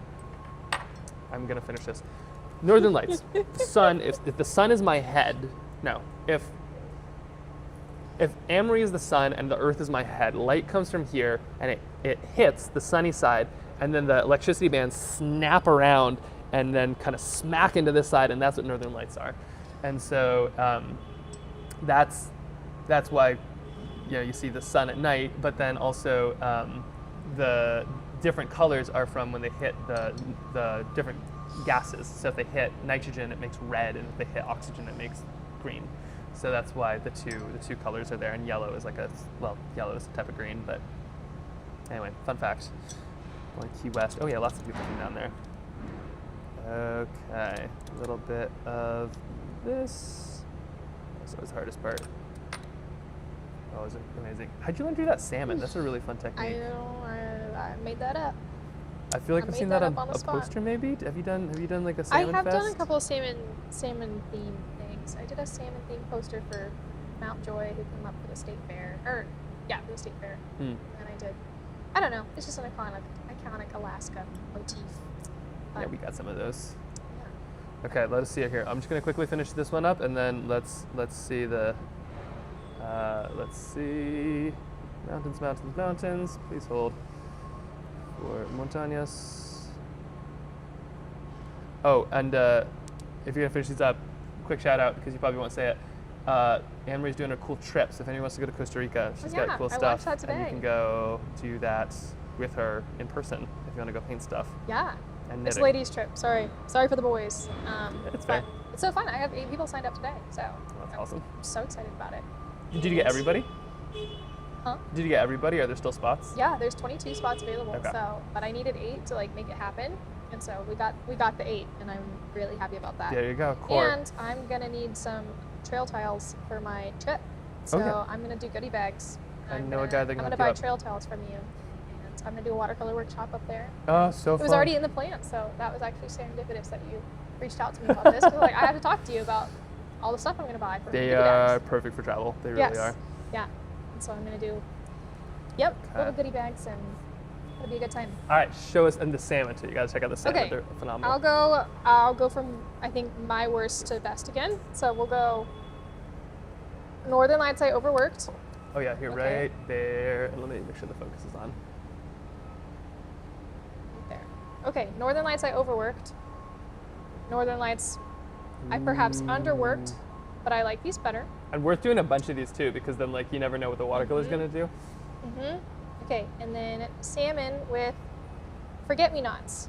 And I had to remember your little eye trick so that my salmon still had life in its eyes. Oh, there you go. Yeah. So I had to go back and add the white. The gel pens I did too have are a dead. amazing. Yeah. I did have a dead salmon, but yeah, that's my 3 paintings that I worked That's on. so fun. Oh, I appreciate you painting with me. Ooh. This has been a hoot. Of course, I am going to get you clean water, Oh, that'd be great. Thank and you. then I'm going to come back, and the news is coming to talk to you. So Oh, the news. yeah, I'm going to get you Oh, prepared to talk shoot. to the news, Well, I'm and all then I'll talked out, so skedaddle. they're gonna have to wait. But okay, I'll be right back. Okay. Oh yeah. They're gonna talk about that. The mic. Charge that up really quick. Yeah, this cool. Yeah, Anne-Marie's really cool. She also does a lot of neat stuff. Like she's like one of those people that's an artist that also does neat things, and we should shamelessly pressure her into doing very cool stuff for the food bank because like that's totally up her alley, and she would be like, she does all the posters and stuff for like. Oh, and she's back. I was just saying, you do all like the cool posters for like the state fair and stuff, but the food bank used to have like posters that people would get. You should totally do something with them. I can't remember, Eve, maybe Eve, if you're on, you could say, but like they used to do like really cool posters that would be like ravens or something like that for the food bank. I'm not sure if it was like donate and get a poster, which it sounds like I need to do prints of all of these, and then maybe you donate and we get some stuff to the food bank. We'll figure out what that looks like. But yeah, you do some really, your poster style is so cool. I feel like that'd be a neat one for the food bank too. Of course, they were showing me this just like big blue panel they have. They're like, we have no plans for it. Oh, We want somebody to paint it. This big giant empty blue panel. yeah, like that stuff would be amazing. Which Totally I was do. like, really? You guys just painted a big blue panel with no plan? They're like, yeah. That's what you call an artist trap. Just It waiting. was working. They're like, yeah, I took pictures of it. I go, huh, I can think about that. Mm-hmm. Anyway, there's an incredible group of people that are now going to kind of hound you about doing more stuff for the food bank, but I will. that's sort of the danger. This was so inspiring. And it was so fun. Like everybody's having a good time back there. Sorted cabbages and lettuces. And Yeah, but how big? They were grocery store sized. Yeah, Which nothing. Not even a 16-pounder. yeah, which was also interesting too. I didn't realize the grocery stores donate a lot of food here too. So that was like most of the food. That was incredible. Yeah, the grocery stores do good, and I think that's, yeah, the grocery stores will donate stuff that's like close to expiring. I think sometimes, just not that it's like people can't eat it, but it's, you know, it's still good, but the grocery stores have all of their policies and things. But that's why money is so important, because the food bank can use that to like leverage a bunch of other stuff. Oh, this one turned out good. I'm excited to share this. I'll show you all in 1 second once I'm done with these. This plane, I feel like this actually turned out pretty good. I use your style of no lines, and I feel like that's kind of a fun one. All right, signing stuff, good call. I'm just going to leave these with you. You can do whatever you want with them. Oh, that's so sweet. You can sell them, you can keep them, you can throw away, you do whatever you want. We'll ask the chat. But also, those are lovely. I'd totally take those home if we shouldn't do anything with them. With my new lesson. Oh yeah, have you had to like learn a new signature? Crazy. Oh wait, you have no mic. Right. So thank you. Microphone, microphone, microphone. What did we say? What did we say in that last little thing? We said, I'm going to give you these paintings and you can do whatever you want with them, and you can keep them or sell them or give them away or whatever your heart desires. Amazing. Chat, please decide. This has been fun. Thank you so much. And now, because I'm older than you, you must bow lower than me, I think. So I've learned from Miss Alaska. Yeah, she said in her culture that if an older person bows to you, you've got to bow lower than the older person, which is like, if you're a flexible grandparent, you can really just ruin somebody's day. Okay, all right. Let's check out these paintings here. Let's get them up, and then I think there's a couple more. I'm gonna try to get those going and done here. The news is coming, so I think I might need to paint some more bears or something that is slightly different. Maybe. We could also just paint the rockfish, but we'll see with the news. Thanks. Hey, I'll say bye. Bye, chat. Happy birthday. Thank you, that's right. I keep on forgetting. This has been great. Okay, couple more hours. I think 1 more hour. I don't know if I'm gonna get all this done. Okay. So this is what I got so far. Okay, we got a little bit right here. Let's get this one done, and I'd love to show you these so we can get them up and going. This is a little person right here. Let's get this going. Yeah, I think I saved the weirdest paintings until the last, so I might need to like quickly redo something so that the news isn't like, and here is an artist making the paintings on his birthday, and it's just like a rockfish and a flounder. Having some serious questions about it. Okay, right there. Solution is always lay flat on the floor. For the news? Is this the trick? I'll give it a go. Okay, we got this, we got this, we got this. Oh, these turned out good. Man, you kind of like zone out there and then you come back in and you see it. So, check this out. Here we go. This is, let's just move this on up here so you can actually see it. Bloop. Here we go. So this is, where's my light here? Is that light? That's in light. There we go. Here's the chat. Okay. The new is coming. I keep thinking, oh, the new, truck, the daily news. Yeah, no, sorry, the news. There we go. So here is, this is Beluga Point. This is a really cool spot. The ice here is just like the tide goes up and down 40 feet and there's all these chunks of ice in the winter. It is so cool. This one turned out phenomenally. Gosh, there's so much colorful in real life. This is still, it works. All right, there's this one. Here is this one. This is Little O'Malley. Oh no, sorry, this is Flat Top Peak 2. Looking toward, nope. This is Little O'Malley. Yeah, this is Little O'Malley. I think. Oh shoot. They look very similar. They have a similar ridgeline. Anyway, this I'm really digging. That is a really fun one. The top of the peak. Call it something ambiguous. These turned out really good. We're like toward the end of the day here too. I kind of thought I'd fall apart. This, a really fun little bush plane. I am hyped on how this turned out. Vehicles are scary because if you mess up like the proportions, the angles or something, it's a lovely red. And then we've got the Lost Lake. This is Seward's where my mom lives, right down here. And this is this really cool trail. It's just you're walking through Middle Earth. It's like, instead of orcs, there's bears, but you wouldn't be surprised to see hobbits. This right here, we have some more salmon.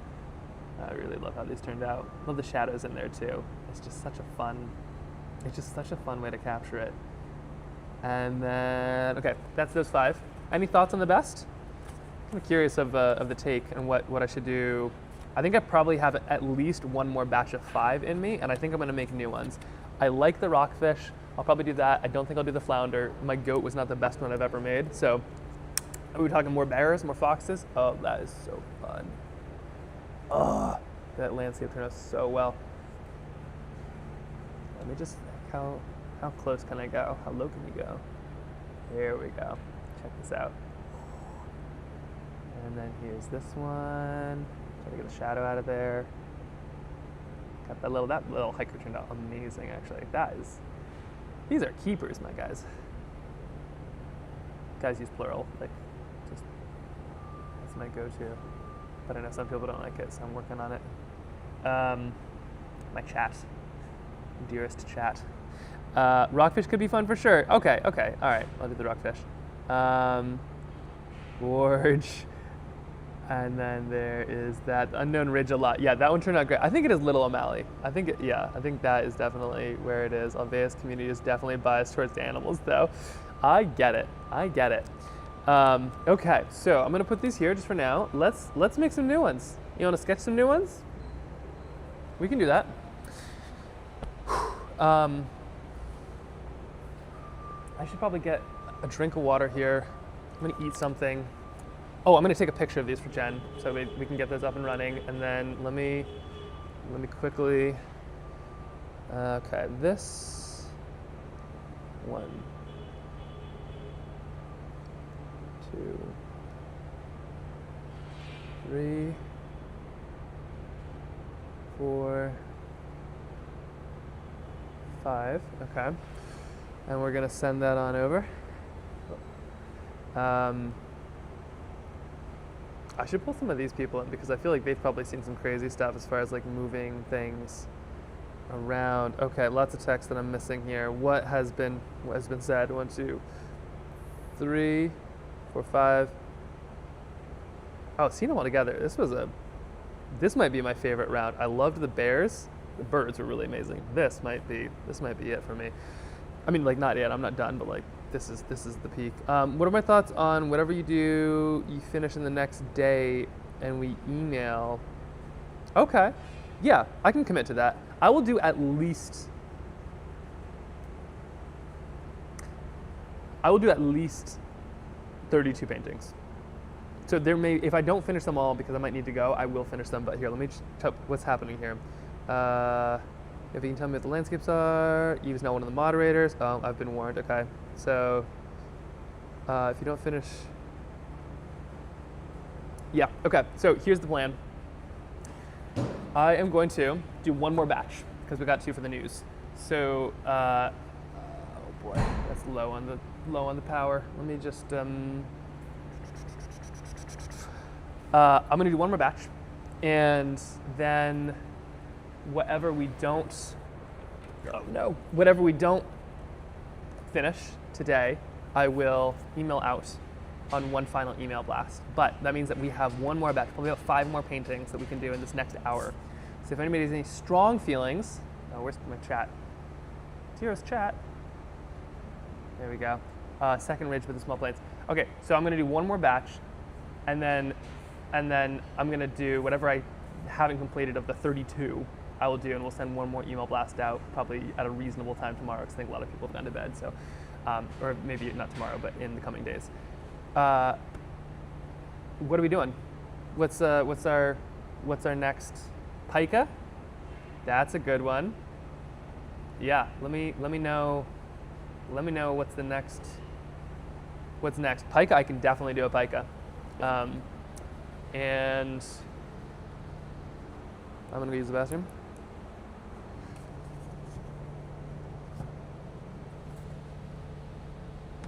There's that. Okay. Pica. Excellent job. I second pica. Mosquito. I hear they're big in Alaska. I like the one with the ice. Okay, I'll do a pica. Yeah, pica for sure. We'll count on that. And then, do we need another bear, another fox? Let me know. Microphone. I am leaving. Right there. I'm gonna use the bathroom. Be right back. Please don't everybody disappear, or just let me know what I need to be painting.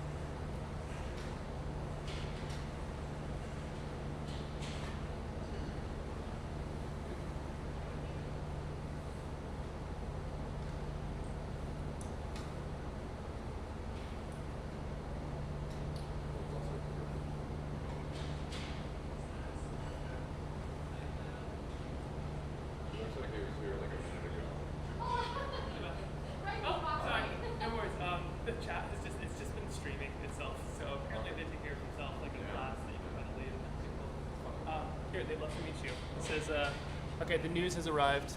Here, let me. This is like my 5th stream ever, so I'm still learning how this works, but it's been some crazy stuff. Yeah, have a seat. They are very friendly, and this is some wildness. It's funny because I was on the other side of this. Oh, were you? Long ago, I thought about leaving a comment. So. You should have. Would you like a microphone? Sure.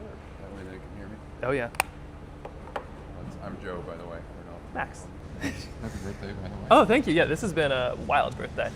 Yeah. So really quick, I just need to figure out what I'm painting. I don't know if you need any footage of any of this, but we're doing one more round. So far, we're definitely going to do the rockfish. I'll do a flounder too, why not? I already sketched it. So I'm going to sketch out a couple more of these, and then we're going to paint them up. This is the last round, so this will be going to the, oh, they're all saying hi. What did I say? Hello news, hi Joe, hi Joe, hi Joe. Hello everyone, nice to meet you. Big request is the polar bear. Okay, so they're asking for a polar bear. So I'll probably sketch a polar bear and maybe a couple more things, and then I'll paint those fully in, and then that'll be it for today. But these are about to go out, so once these hit the website, they've been selling in like 4 minutes. Oh, awesome. So far, Wow. I think is like from what I can tell, or it might be faster, but so far all of these have sold so far. Awesome. So, how many? framed 4. Do you have a count of how many you've made? Let's find out here. So this is 4, 5, 6, 7, 8, 9, 10, 11, 12, 13, 14, 15, 16, 17, 18, 19, 20, 21, 22, 23. So if all of them go, that's 23 at 150 each, and then Keen is matching each of them. So whatever the math on that is, and then $1 is a meal. Or sorry, $1 is 2 meals. So every painting, every one of these is 600 meals. Wow. That's so far. And then we just found out that Twitch has been donating wild stuff. So so they are like, there's like, I don't know, $600 or something, $700 within Twitch alone. That I'm donating all of that to the food banks. That's another 1,200 meals. And then we just found out that the numbers of donations today, we don't know if it's entirely Twitch based, but like we'll give you some credit here, or maybe all of the credit, I don't know. But anyway, last Monday they had $400. This Monday they have 9,400. Wow. Or 9,200 or something like that. That But is like an we'll take insane 9,000. jump. Yeah, so it could be because of snapping cut and all those things, but I think it doesn't hurt that there's a pretty wild community doing some stuff here. Yeah, that's awesome. Yeah. Would you mind miking up for us absolutely. as well? I mean, Manuel, I think the the good old roads. one. Okay, let me grab. And for everyone wondering, this is my cameraman, Emmanuel, over here. He's quiet, but. And it's on your birthday, slay. Thank you. Yes, it is. You are the one slaying here, assuming that's a good thing. In which case, another clip. Down. Okay, there we go. Yeah, so $3,000 at this point, which is just amazing. 3,400. Last few sets have been for less than a minute. Okay, so less than a minute. So I need to do a pika, a polar bear, it sounds like, and a pika, polar bear, and maybe another fox, a wolf maybe. We'll see. We'll see. We'll do another chunk of animals here. 1, 2, 3. 1, 2. 1, 2, 3. I'll do 4 more because I've already sketched those 2. Okay. Whenever you're ready. This can go. You want me to grab it? Double or mic. You let me know. I'll let you because it's always easier. That's easier. And then this part just drop underneath the sweater. Oh yeah. And you know the drill, sort of. Know my way around a road. I just switched the DJI, but I have my Rodes are my backup. So I actually have, if you need a backup mic, I've got one. Yeah. Right Never had someone on live from somewhere else instead of our. Yeah. you think the news is live? Like yeah. Oh, awesome. See how fast they do that here. The beauty of this is there's no editing. Yeah. Super. Okay. So, dearest chat, I'm just going to be sketching out these things while I have them. I'm going to go track down some reference photos, just lickety-split, and then we'll get onto these next ones. Is it okay if I ask you just a couple questions while you do that? Absolutely. Awesome.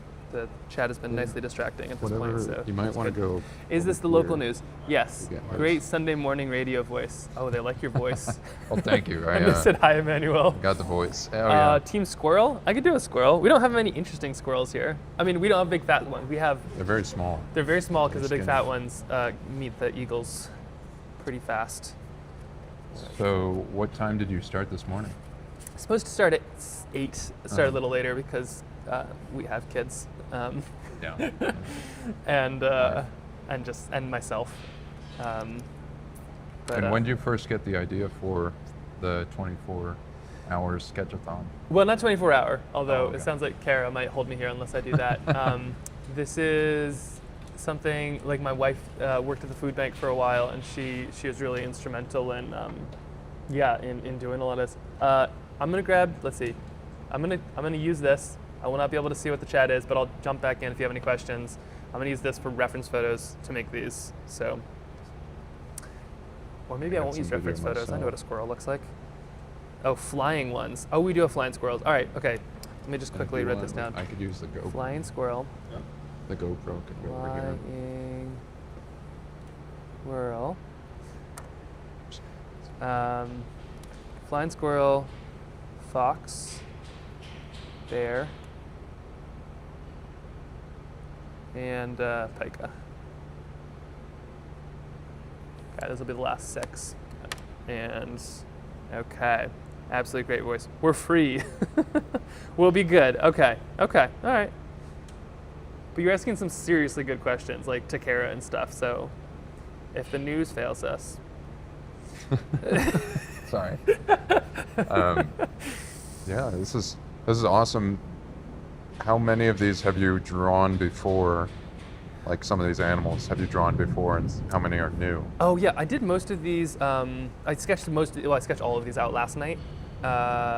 And I'd say like I've painted. This is a pretty common one that I've painted before, just Yeah, like I the saw that on landscape, your because it's page. like so. And I can lay these out wherever you want. These are Anne Marie's. I can lay these out however you want to. If you want the full. Yeah. Oh, and you're welcome to look through all of these too. Okay, sorry. Although don't, unless you've eaten Cheetos recently, because they've all technically been accounted for. Muskox got to be up front, maybe. Oh, I like the muskox. Isn't that one's really great? great. Oh, maybe let's do a muskox too. Let me just one more, right?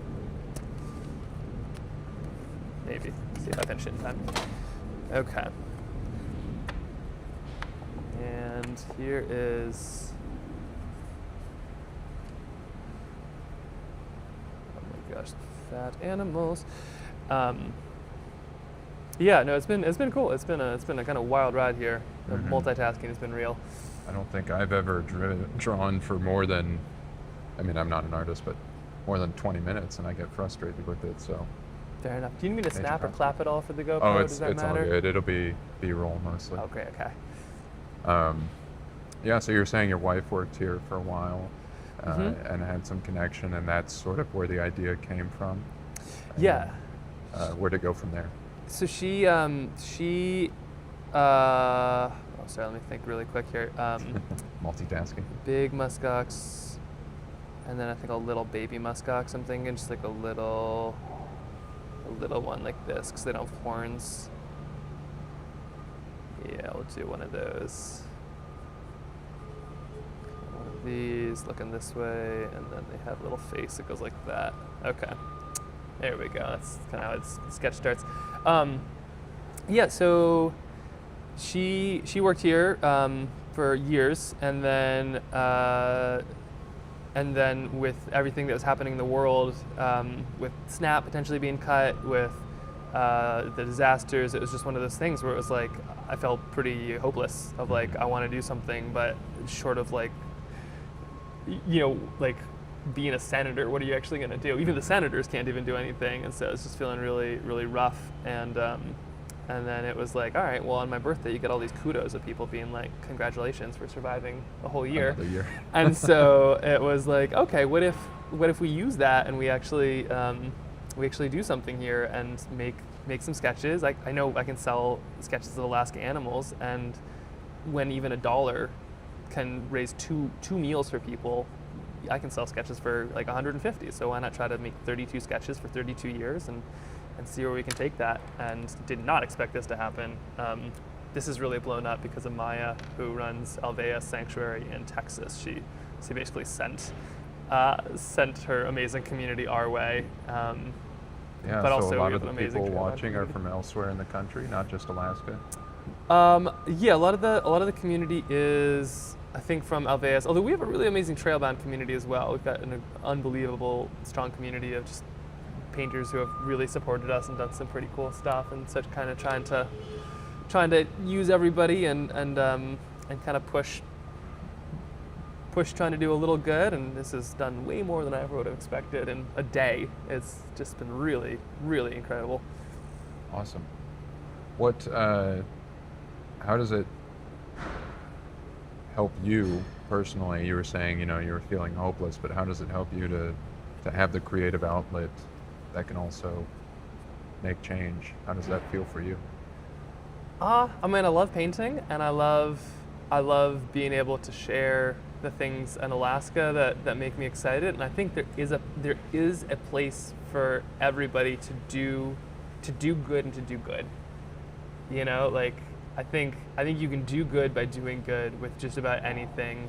And in my case, like I love watercolors and I love painting, but you just need to think in one clever way to be able to twist that into encouraging other people to help something like the food bank. You know, and I don't have a spare $10,000 or $15,000 on me, but I know how to turn a piece of paper into something special, and everybody else has come together to figure out the rest. So that's been really fun to see that all kind of come to life. But it also gives me a lot of hope, just knowing how many other people there are out there doing this stuff to make ends meet and to make it happen. Like everybody in this warehouse is just incredible. Like Yeah, they can't hear it on the stream, but there's, you know, forklifts and people working, moving things around constantly. So it's very much a busy time here at the food bank. Yeah, the scope is incredible. Yeah. And how has it felt having people in real time, you know, reaching out, saying hi? You said it's your like 5th stream, but how has that felt? I know it's a little probably overwhelming or just odd, but what has that been like? It's kind of crazy because I think it's like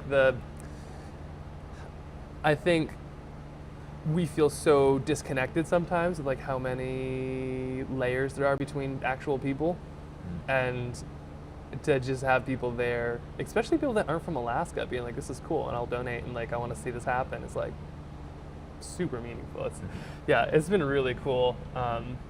And then to know all these like little pieces of Alaska are going to be sent to their homes as little tiny reminders, you know, whether it's a sandhill crane or something, and like each of these is 600 meals.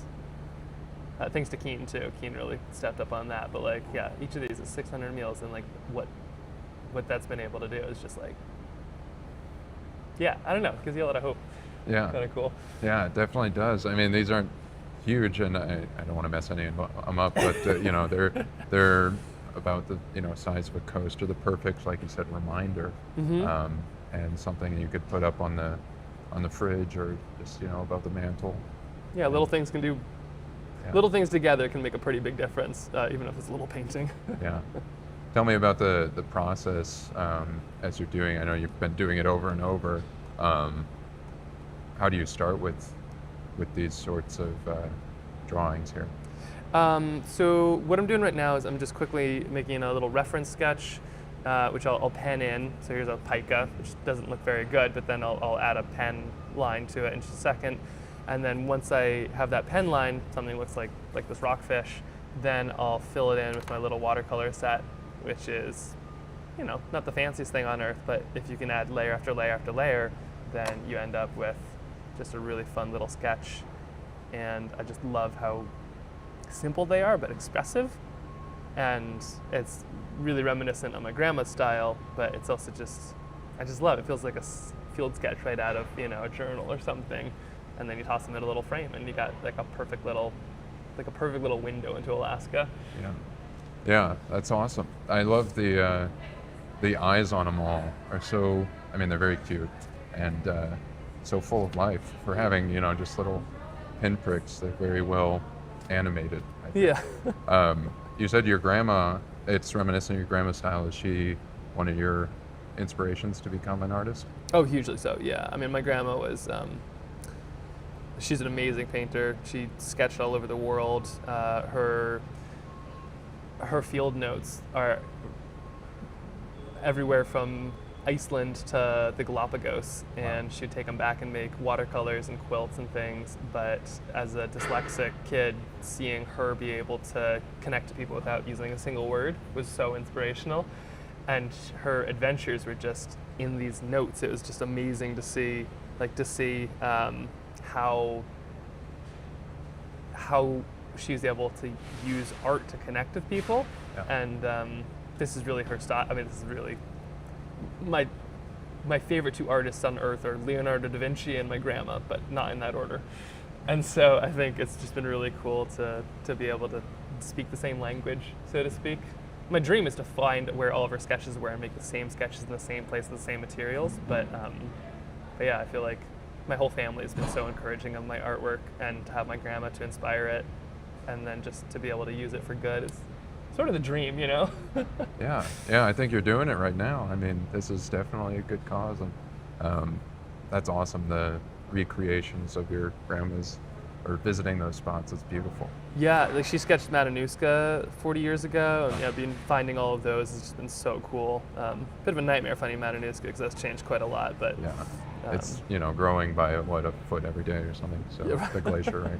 Well, that's awesome. I really like the Northern Lights here. Oh yeah, that's Anne Marie's. She stopped by. She's a really cool painter. We've had, let's see, who's visited? Miss Alaska was just here. Anne Marie came and made some sketches, and there's a bunch of people who were going to be here, but were just out of the state, so it was pretty cool to have those kind of connections here, which has been amazing. Yeah, I've seen you had some people have been recommending animals in the chat. Have a lot of these been recommendations? These were all pre-sketched because I was like, here we go, because it takes a while to sketch them. So for instance, like a fox, I'll go sketch a fox right now. But then the chat has just been so fun of like people asking good questions. Kara, the CEO, is down here, and they were like grilling her with really good stuff, of like, so how does this affect, how does Snap gonna affect the lack of Snap versus the grocery stores? Will they be able to survive? And I was like, I didn't think of that. Good thing we have 500 people. A crowdsource to exactly, crowdsourcing us some questions. Awesome. Yeah, that helps with. I mean, it helped my job too if I could have that every. Right? Yeah. Why don't you get a chat going? You could really. All of them. That'd be fun. Way better than VR or AR. Totally. What have you learned in this process that you didn't know before, either about the food bank? Or about SNAP benefits, that sort of thing? I think I'm learning just the breadth of the food banks and what the food bank does in Alaska and the scale. I mean, they are so outmatched in the scope of what they're taking on. Mm-hmm. When you think about it, like all of Alaska, and to have one kind of coalition to try to handle that.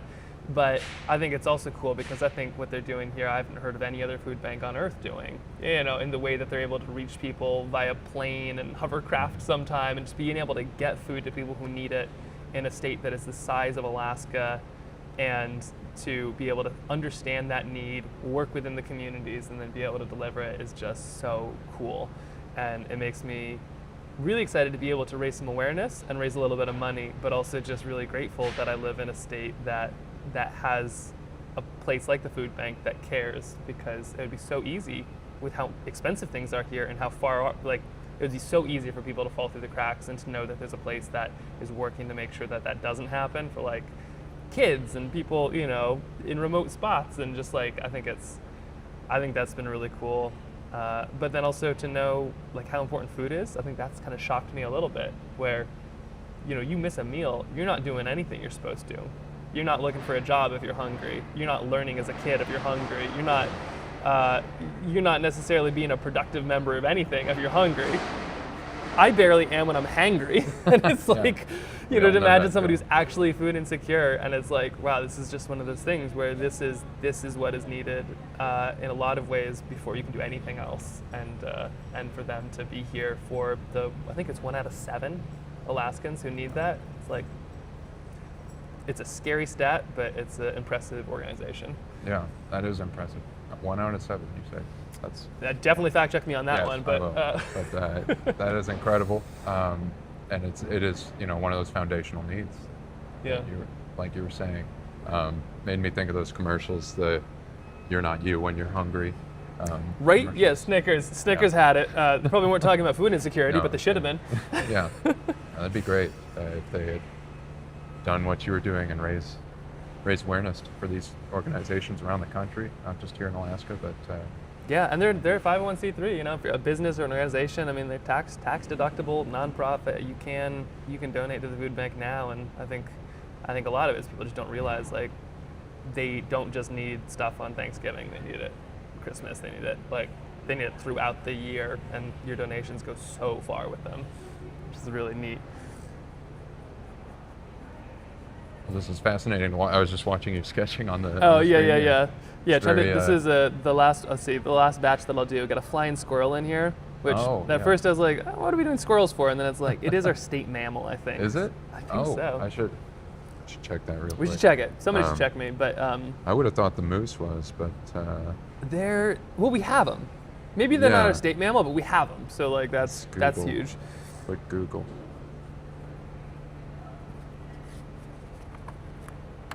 Okay, so here's this, and then let's see, muskox baby. So first I'll kind of get the shape of what I'm looking for, Yeah. and then once I have the shape, then I'll find a reference photo just so I make sure I get the color and things like that. And the proportions, ox baby. I mostly sketch this stuff because I've seen it. Yeah. Like I spent a Do you lot ever of time with. do sketches with live reference animals? Ideally, always. Always, Yeah. yeah. So that's mostly what I aim for, is to do it with live. It makes it tough in Alaska in the winter because Yeah. watercolor plus The outdoors. 20 degrees is a bit of an issue. If you mix your water with vodka or gin, it'll keep it from freezing. So you can put a splash of gin or isopropyl alcohol, but you can't drink that, in your water, and then you can paint in the cold or a freezer, Yeah. in this case. Okay. And so yeah, the dream is to do a lot more streaming outside, a lot more painting, and actually bring people into those places like Bob Ross, but in real life, without the fro. And this has just been a really cool opportunity to be able to paint some animals for a good cause. But the dream is to actually be able to do it in real life, because that's like, painting is really just about looking. That's Yeah. like what it's actually Very it's true. actually about. Beauty in the eye of the beholder. Exactly. Yeah. Making It's so it long come as to that eye life isn't on frozen. paper. The vodka tip is funny. That's, I guess, makes sense though. It works. It doesn't freeze. The real issue, I think, is not whether or not the vodka will freeze. I think the real issue in a lot of ways is whether or not the artist will freeze. But it's a good tip for at least a start Yeah. of getting you outside. Yeah, a lot of it too is like making sure your hands don't freeze. So you're Yeah. using like cayenne pepper jelly on your hands or Yeah, 'cause you hand can't wear warmers. gloves, I'm guessing, when you're doing it. You can't. You can. I try to wear big puffy mittens, Yeah. but like kind of basically just cinch it in there, because yeah, your fingers like a with gloves claw. get too cold. That makes sense. Yeah. I'll be on the lookout for those when you're outdoors and see what those look like. Yeah, those will be some fun ones. Those are always a riot to do. But you get inspiration out here. Like, I've painted enough muskoxes in the wild that I can paint one pretty quick in indoors. But yeah, it'll be interesting to see if I can get these next 6 done. That's a chunk That's of a change wrap. for the food bank. Yeah. Birthday well spent. 100,000. Well, I applaud your effort. I thank you for letting me sit in. I'm gonna step yeah. out here and let you finish up. I don't want to keep you from, meeting your goal. So. Well, thanks for like spreading awareness. And then if you need any photos of anything too, like I'll just be doing this, so you're welcome to peer over, or feel free to move whatever you need. And We'll stick around and get some B-roll, but Yeah. I'll let you keep working. Here, I and I'll brought give some you- little extras of these too. You should Oh. take one of these. This is a little tiny watercolor palette. Oh, awesome. Here, let me grab one more for Emmanuel. Emmanuel, right? Yeah. Yeah. Got to get you two painting.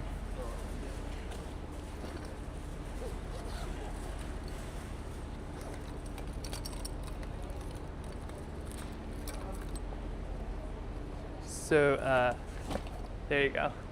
So this is a little tiny palette, and then the brushes you just unscrew and at then that. re-screw in. And then once they're in water, they'll soften right up. Wow. But yeah, if you need to be like a courtroom sketcher or something, and you need to report Yeah. somewhere where you're not They allowed, don't allow you can be that. like, no film or video? Well, all right, we'll take that to the letter of the law. That's for you. Yeah. Well, thank you so Okay. much. Yeah. It's been an honor. This has been a hoot. And thank you to I'll say bye to the chat. But, this is my first chat or Twitch stream ever, so this is an experience for me too. We'll see if they have any strong opinions about what you said. Orca will be lovely. Bye, Joe. Bye, Joe. Bye, Joe. Bye, Okay. Joe and Emmanuel. Bye. Bye, guys. We might be in the background, but we'll let Max finish up. And it's awesome to see. What are you working? What's this one? This, we'll see if it turns out. This is a baby muskox that's going to be Oh, very flanked cute. by its parents. I think would be pretty cute. We Yeah. also got a pika, a bear, Mm-hmm. but like a polar bear is walking across, I think like an ice floe with Yeah. their shadows. A fox, maybe a face-on fox, and a flying squirrel. Awesome. All So right. we'll see how it all goes. I'll look out for those. And your mic here. All Thank right. you so much, Max. This has been fun. You're around. You might also grab Kara or someone. Oh yeah, Kara's Kara's definitely the one to speak to. Okay, keep on keeping on. Here we go. All right, let's do this. Speed paintings. If you want to see it, actually we'll see. I'm just gonna sketch these out really quick. I'm gonna erase them. Then we're gonna go and paint like an absolute banshee. Okay, we can do this tail end here. Once you're finished, you get to live there. This is the finishers village. Okay, their mic. Yes, I got their mic. Thank you. All right, muskox. Let me see if I got the proportions right. I don't know if I got this one right. Yep, nope, they are that cute. Let's see, I'll just put this down here like this, and they got their little tiny feet. And then, oh, you want to see? There we go. Okay, musk hawks. So, and then the mama's heads are huge comparatively. So got one of these, and then you got this massive head right there.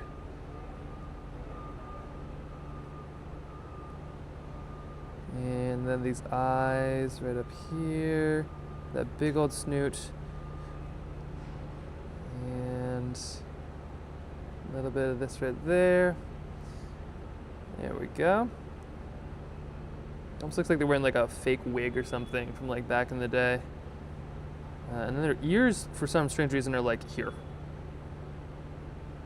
But we got this big hump, and then there's like another one here. Or I guess I could toss that kind of this way. Maybe it's kind of protecting the baby. And then they have their big old hooves. Alveus should get some muskox. I feel like that would be a really good fit.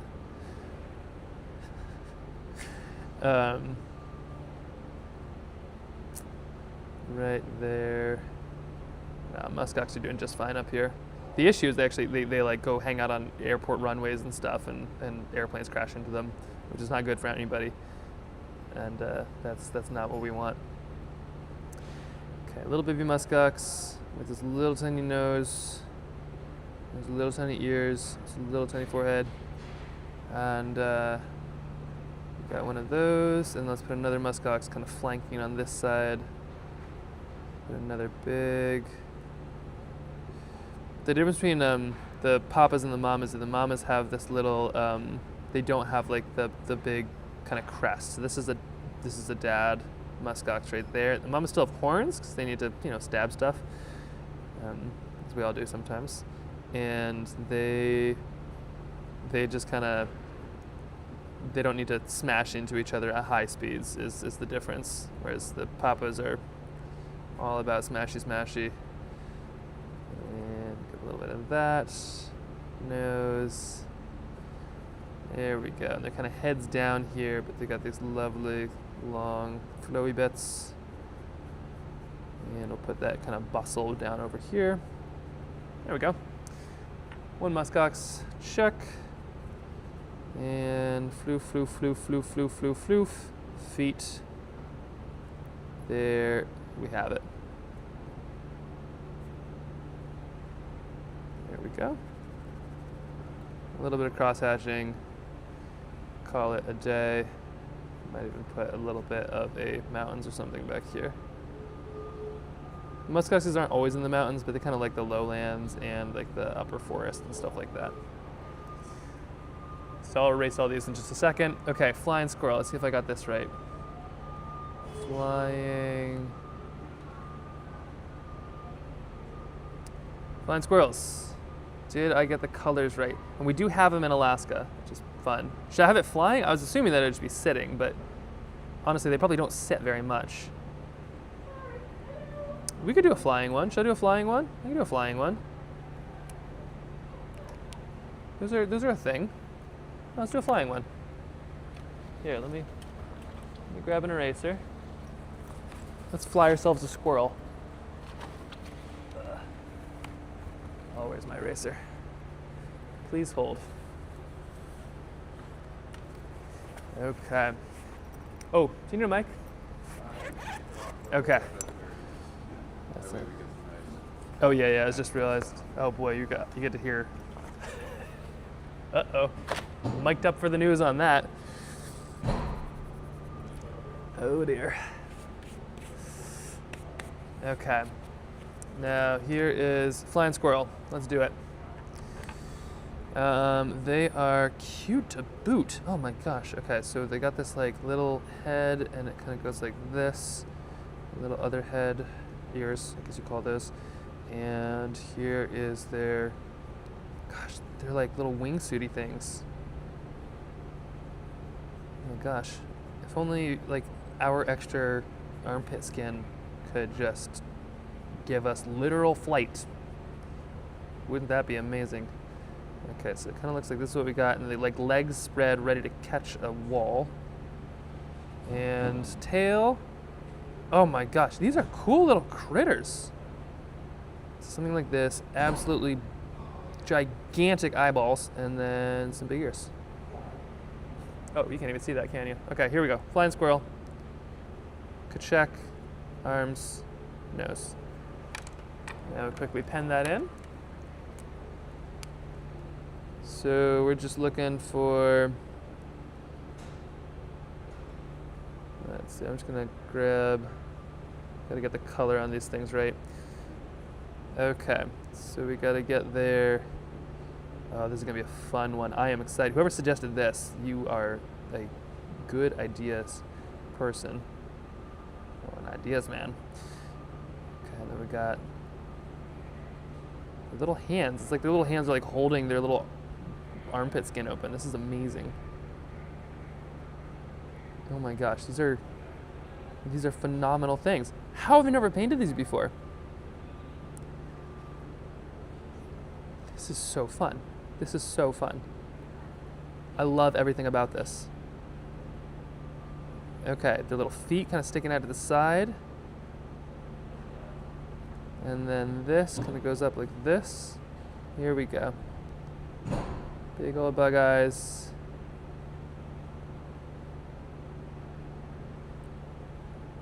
And they do have a kind of tiny nose. I made that too big, but that's okay. And then they have good whiskers too. So I'll add a few of those now, and then we'll add most of those later in white. I'm just gonna add a bit of that eye just to get it. And then this one is kind of just sticking out. Okay, there we go. One squirrel, check.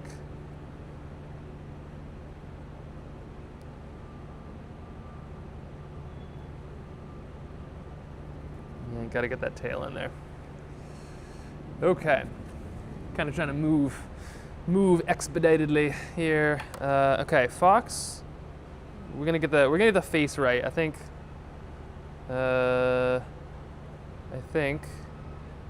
No, not what I'm looking for.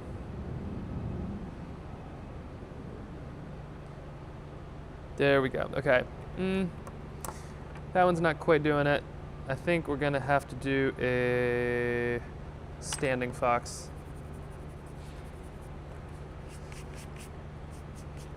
Why, you ask? 'Cause we can't double dip. We've already done the flying fox. we're gonna have to do just a kind of nice, basic, beautiful, classic fox. Not a firefox, because otherwise I would have had to start that yesterday. Big old tail, we'll keep that puffed around, some legs, some black socks there. And here is our fox. Nice long legs. Got to give him a little bit of eyeballs, I suppose. My sketching, I feel like my sketching commentary is always weirder than my painting commentary, just because, like, when it's sketched, you're literally bringing something to life. And some of that. All right, let's paint this thing in with the pen. Cut a little bit of this, a little bit of that. My wife was talking about picking me up at 5. I am going to, or 4:30, I think. I am going to paint so fast on these, so hold on to your seats. If you're thinking about going to bed, don't, because you've never seen somebody who's painted so fast. There we go. We're gonna give you a nice kind of curly tail, just like you were flipping around. You're like, oh my gosh, what was that? Somebody painting me?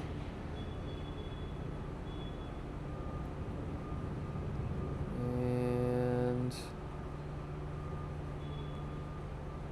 a little bit of that here.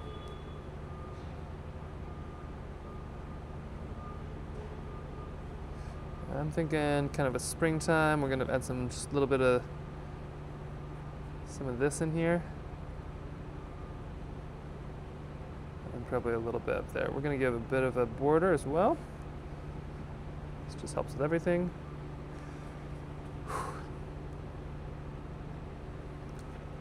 I've also, Chad is on the phone, so is the photos, so I'm mostly just, I'll pick up the chat. I'm excited for the questions and the comments. Just know they will be revisited. All right, fox, oh, face, right. Gotta get your face. You have eyes that look like this, and you have a second eye that also looks like that. And you have a nose that's very good and dark. You have some of this and a very nice mouth. There we are. Okay, good fox. Check, check, done. Whiskers. Almost got away with that whiskers. There we go. Okay, fox, check, done. Okay. Oh, I had some serious soreness. Polar bear, here we go.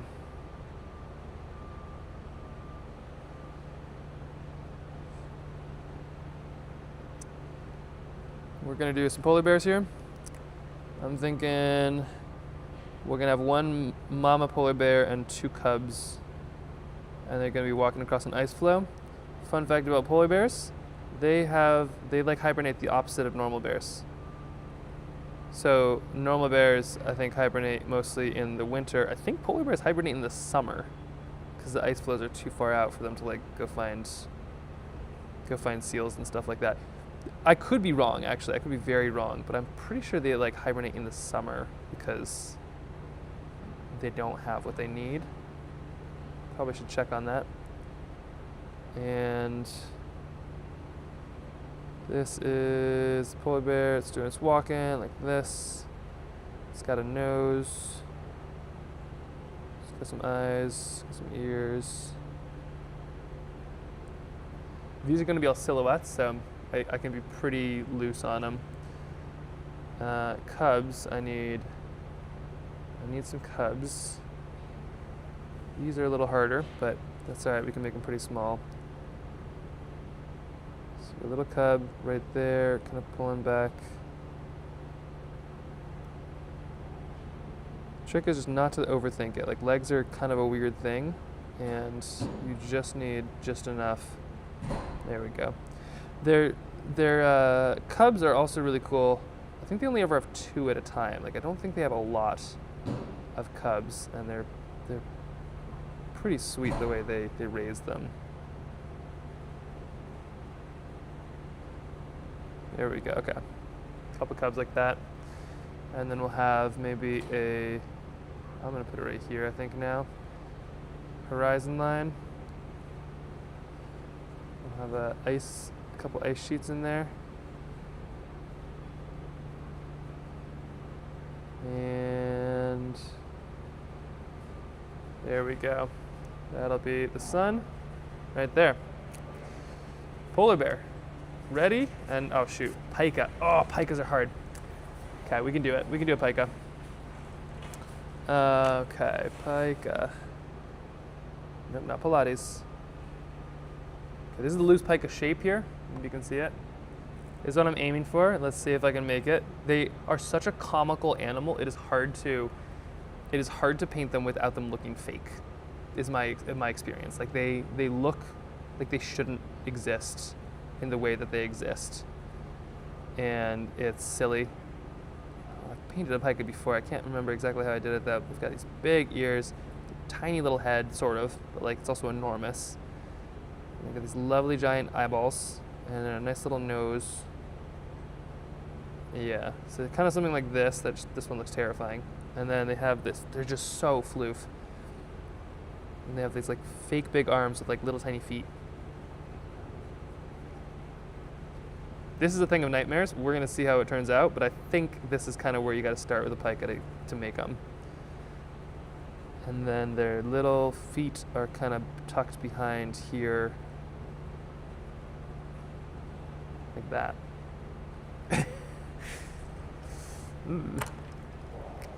Who asked for a pika again? Okay, here we go. 1 pika. And let's do this here. We've got a nose. We've got a mouth. And they do have, let's see, good little bite power here. Adding a little bit along this way. Let's give 1 eye.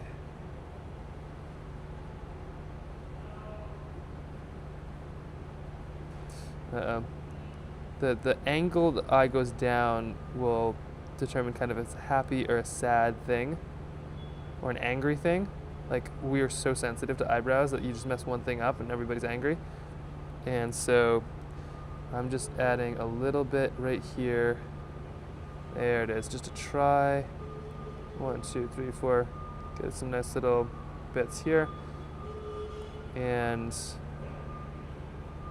I'm just trying to kind of get its shape. That they have such round faces. Okay, perfect. And then flowers, they often have like a little forget-me-not or something. So I'm gonna put a couple here.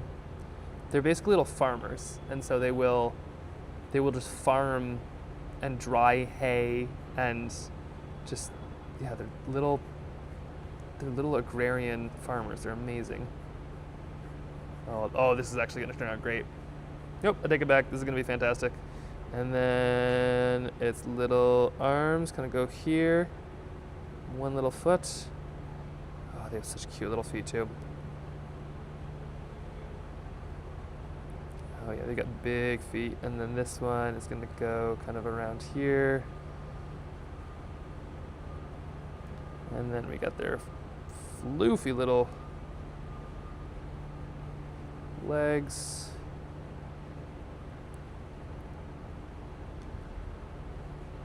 Great, and we'll put it on a rock. Okay, that's gonna turn out just fine. Let's get to erasing and let's get to painting.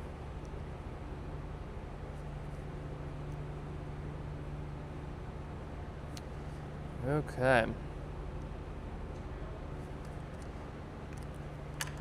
Back to the chat. Oop.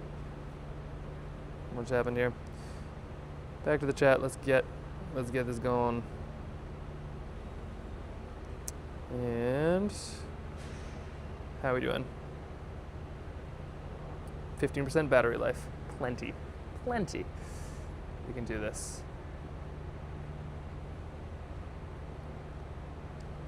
Okay.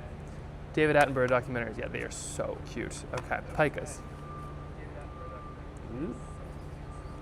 Nope. Don't need to hear myself. All right, you gonna do this? Welcome to speed painting 205. We're not even on 101 anymore. Set your clocks, set your timers. All of this done in 40 minutes minimum, maybe even faster. And this might just happen to be like the cutest of the set of paintings yet. We're about to find out. Okay. Here is fox.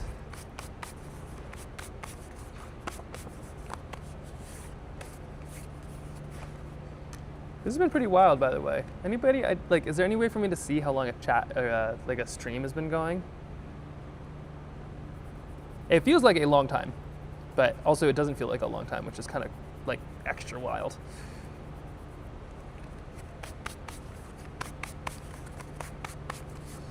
You gotta be really careful about the shavings of the eraser, which are rubber. I used to use the plastic ones, and then I learned all about microplastics and got pretty freaked out. And so I just use like actual rubber ones now, which are probably also ruining the planet. I think like rubber plantations are not supposed to be great. 8 hours and 12 minutes? Oh my gosh. No kidding. Honestly, that's like the fastest 8 hours has ever gone for me. That's pretty amazing. And I don't know if this is like my 5th chat, but this is definitely like my 3rd actual serious chat. That I know. I don't think I've done many legitimate ones this big. It's been so much fun having the background noise. Oh. Well, we've been doing work. I mean, like, it sounds like we are partially responsible, and in some cases fully responsible for something close to $15,000 to $20,000 for the food bank. Potentially almost up to 10 from these and then Twitch. And, you know, from the 9,000 that came in, who knows like exactly where that was all from, but that's pretty crazy stuff. Okay, you ready to do some painting? I'm ready to do some painting. I'm a little hungry though. Okay. Oh, the news is done. Oh, they had a big light. Did they not bring that up for me? I guess we have lights. Okay. Just a fever tree here. Just so nobody thinks I'm just boozing up in the food bank. It's time for a little bit of sugar and ginger. Okay. It'll speed me through this next insanity. Inspired to done to my own local food bank. Oh, hold on. Wild stuff going here. Oh, since the raid. Oh my gosh, how cool is that? Don't your local food bank around the country in addition to the Alaska food bank? This is so cool. You're all so cool. Do you know this? Like, who does this kind of stuff, honestly? Okay, so here we go. We're gonna start putting these here. Rockfish, right there. One of these, one of these, one of these, one of these, and one of these. Okay, and I'm gonna quickly just get some references right here, just so I can see them. And I need to click select you, you, and you. Get sent right here.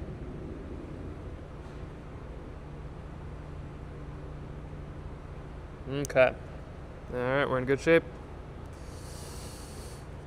Here we go. And away we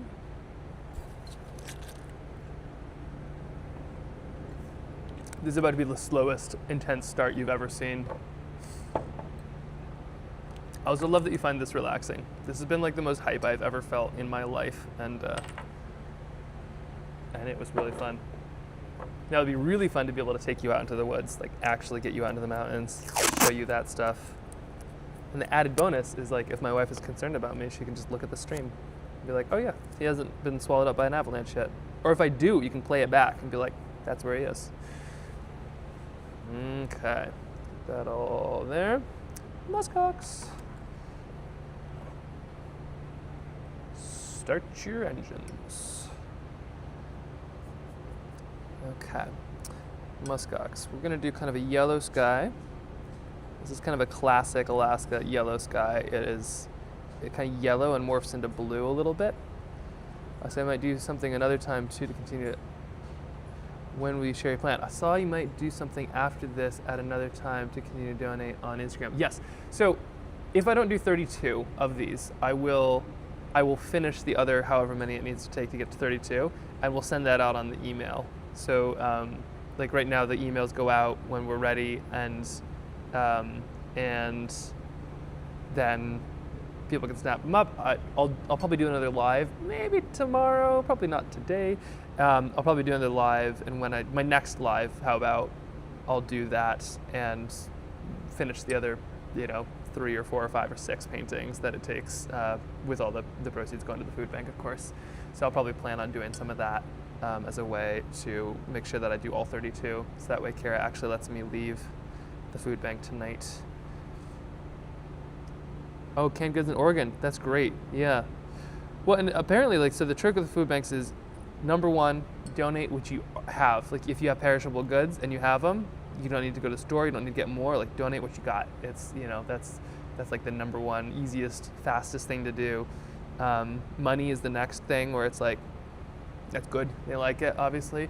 And then I guess the third thing is just volunteering and kind of being involved. And, when you're connected, even if it's just something you do once a year, you get to know the community and the needs, and that's just such a valuable thing, I think, for them. That's so cool, though. Avalanche watch, yeah. Just finished them today. Amazing. Just finished them today. Thank you. We'll see. I'll let Eve. My wife has been home with the kiddos all day long, and she's probably ready for me to come home. Or maybe she's actually really enjoyed it, and she's like, this has been a lovely reprieve. I don't know. Okay, rockfish. These ones are pretty fun. Let's see. This is kind of a crazy looking one. They have, I think it's called a China rockfish, but like it's in China as in like a China plate. And so we're gonna put some fun stripes on it. These fish are wild looking. They actually look like this. So I'm gonna just scoot it here, leaving a few spots bright white to show that it is shiny. Which I guess means that it's out of water, but that's fine. Not for it. But yeah, China rockfish. There's like a bunch of different kinds, and they're just really, really cool little beasties. They're very common. Oh wait, she's in the mod chat. She can join us watching. We'll see what happens here. Yeah, China rockfish are just one of the rockfish, but yeah, Alaska's tons of them. Everybody talks about the salmon or the halibut, but rockfish are legit. They're cool, and they live sort of on these giant sea spires, like these big kind of fjords where the water goes down like 600 feet. They're the fish that hang out at the kind of cliff edge 500 feet down. Okay, adding a little bit of these up here.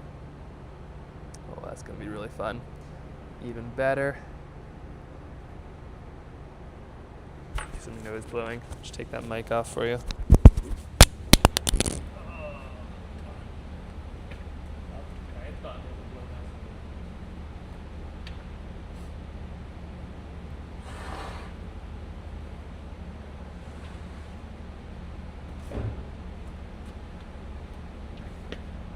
And we're back. Okay. Oh, I just realized I have their microphone. I should really probably get that off. I hope my blowing of the nose doesn't make it onto like Kara's interview or something. That would be one to explain. Okay, rockfish. Where were we? Right here, zipping along.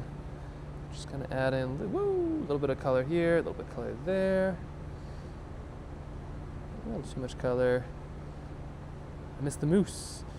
Happy birthday Hi, Amina. Hi, Bellic. We baked you a baguette.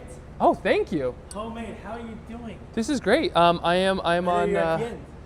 Almost. I am this many, and once I get these done, this is Belek, by the way, and this is Amina. Once I get these done, then we are. Hi. Then we are almost there. Hi, Amina. So close. This is the rockfish. We're supposed to return the moose. Okay, I will be doing a moose at some point. You're right. What am I doing? I am sketching a bunch of animals right now. This is, what do you think of them so far? A fish. Well, this was a fish, yeah, but what do you think of the other ones I've done so far? You don't know? They're pretty decent. But I think all of those have been accounted for. So all those sold, and I think we're at like in the thousands of meals at this point. Incredible effort. It's been wild. I am so sore. I've been watching, I've been following. This is So Belek. much engagement. Here, wait. So many donations. Jump on. Let me. Oh, we got a DJI mic. Is this working? There you go. Look at this, the Okay. Wolverine. There you go. This is my friend Hi, Belek. everyone. I just found out Belek has a world record. 2 actually. Belek has 2 world records. Any guesses on what his world record is? Amina is speaking on the microphone. The chat will. Hi. How many are living right now? What are we at right now? Hi. 188. But like. Dude, you had 2.2. Hi. 2.2 what? Hi. Watching? Yeah, didn't you have 2.2 watching live? I have no idea. I've Yeah. just been in the paint. Yeah. So It's what are been amazing. your world records? Everyone in Alaska is super cool, or what? Yeah. Yeah. But we just moved here a but year ago. I probably wouldn't consider because myself. They were super cool, and they were like, "Hey, let's recruit them." I am painting a rockfish. It's a China rockfish, I think it's called, as opposed to a pelagic one. No, And, 2.9K. Someone said, Quacker. 2.9K on the raid. Wow, that is. It's amazing. That is ridiculous. But also, so far, people have raised $9,000 has been donated to the food bank today. Don't know if there's a correlation, but I think there's a strong. Yeah. And then. That's a cool move, isn't that a wolf. fox? Oh yeah, it's a. I have to say, then- I just came from your home, so I've gotten the okay. inside from your family. Okay, good. Hold on. So, what are your The world records. Yes. What are the 2 ones? One Come was sit on for me, Shedio. one was for scooting, wasn't it? Yeah. So, hold on. Amina's joining. Hi, Amina. Amina, you can say hi. Hi. Hi. Okay, so for all of you who know, Amina knows how to use this mic. Belek is a content creator. Hi. Okay. Hi. They Hi. travel all over the place. Borderless Belek. Oh, that is. Are you sitting on it? Sorry. Oh, the news. That's right. The news is here. Here's a little Razor Scooter sponsored our first world record, which was the longest distance in 24 hours on a kick scooter. They gave us 10,000 bucks. And we traveled. Any guesses? Hold on, Amina. Let's ask. You know how many people are watching that screen right now? 188. How? Let's ask a Yes. question. What How? was the distance What was the distance? that we traveled in 24 hours as a team? Let's see if there are any numbers coming in. Also, let me know if we're cramping your set. We just want to say. Oh yeah. birthday. No, this is lovely to talk for a bit. I'm just gonna quickly. I'm busting all these out here as fast as I can. You're doing so many things simultaneously. Oh yeah. Oh yeah. So what? Oh, you can always find out. We go like that. Oh yeah. Guess we'll never know now. She ain't giving up that mic. Yeah, no, she's. Well, the light is on now. Yeah, that's working. 1,600 miles in 24 hours on a kick scooter, the ones that the kids kick. Okay, so explain this to me. Like is that total like combined between? Yeah, the so two we of had a you? team. So you No, it both wasn't did just 800? Amina and I. There were more. It was a group of 25 people from around the world that joined in together with Seeds of Peace, which is the organization that brings youth from conflict regions together. And we all scooted in groups of 5 at a time. Atmarale Max at the baguette. Okay, wait, so show Excited him. about the back. Let's do it. You can show him. But actually, he's really focused. I'm pretty focused. I'm stoked about a baguette though. Is that emojis of baguettes? No. No, Thought it that was is a a baguette. man going like this, which kind of looks like a baguette actually, when you Does. kind of blur your eyes. Look at this. Oh wow, that's gorgeous. Yeah, we really wanted to bake you a baguette for your birthday, so it was our first effort Aw. and attempt. And Thank you. yeah, so you were you were with us in our thoughts today. I was with you in your yeast. In my yeast, yes, you rose to the occasion. Hi. That's That's a dad joke. I'm allowed. Yeah, no, that's Hi, like hi. legally, I think you're obligated. Hi. Hey, thanks. This is very fun. Yeah, Well done, everyone. We'll see you on TV. How fun! What an accomplishment. Do you feel like you want to do more of them now? I mean, I want to do at least 1, 2, 3, 4, Okay, 5, I 6, want to 7. It's a bit. I mean, live streams like this, like. Hi. Watch out here. Let's scoot these over here. Come. I mean, you want to go check out what's happening over there in the fridge? Yeah, I think this has been super cool, but also like I love the idea of being able to take people with me into these places, but like just being able to. Used to our chaos. Just being able to. Thank you. Like.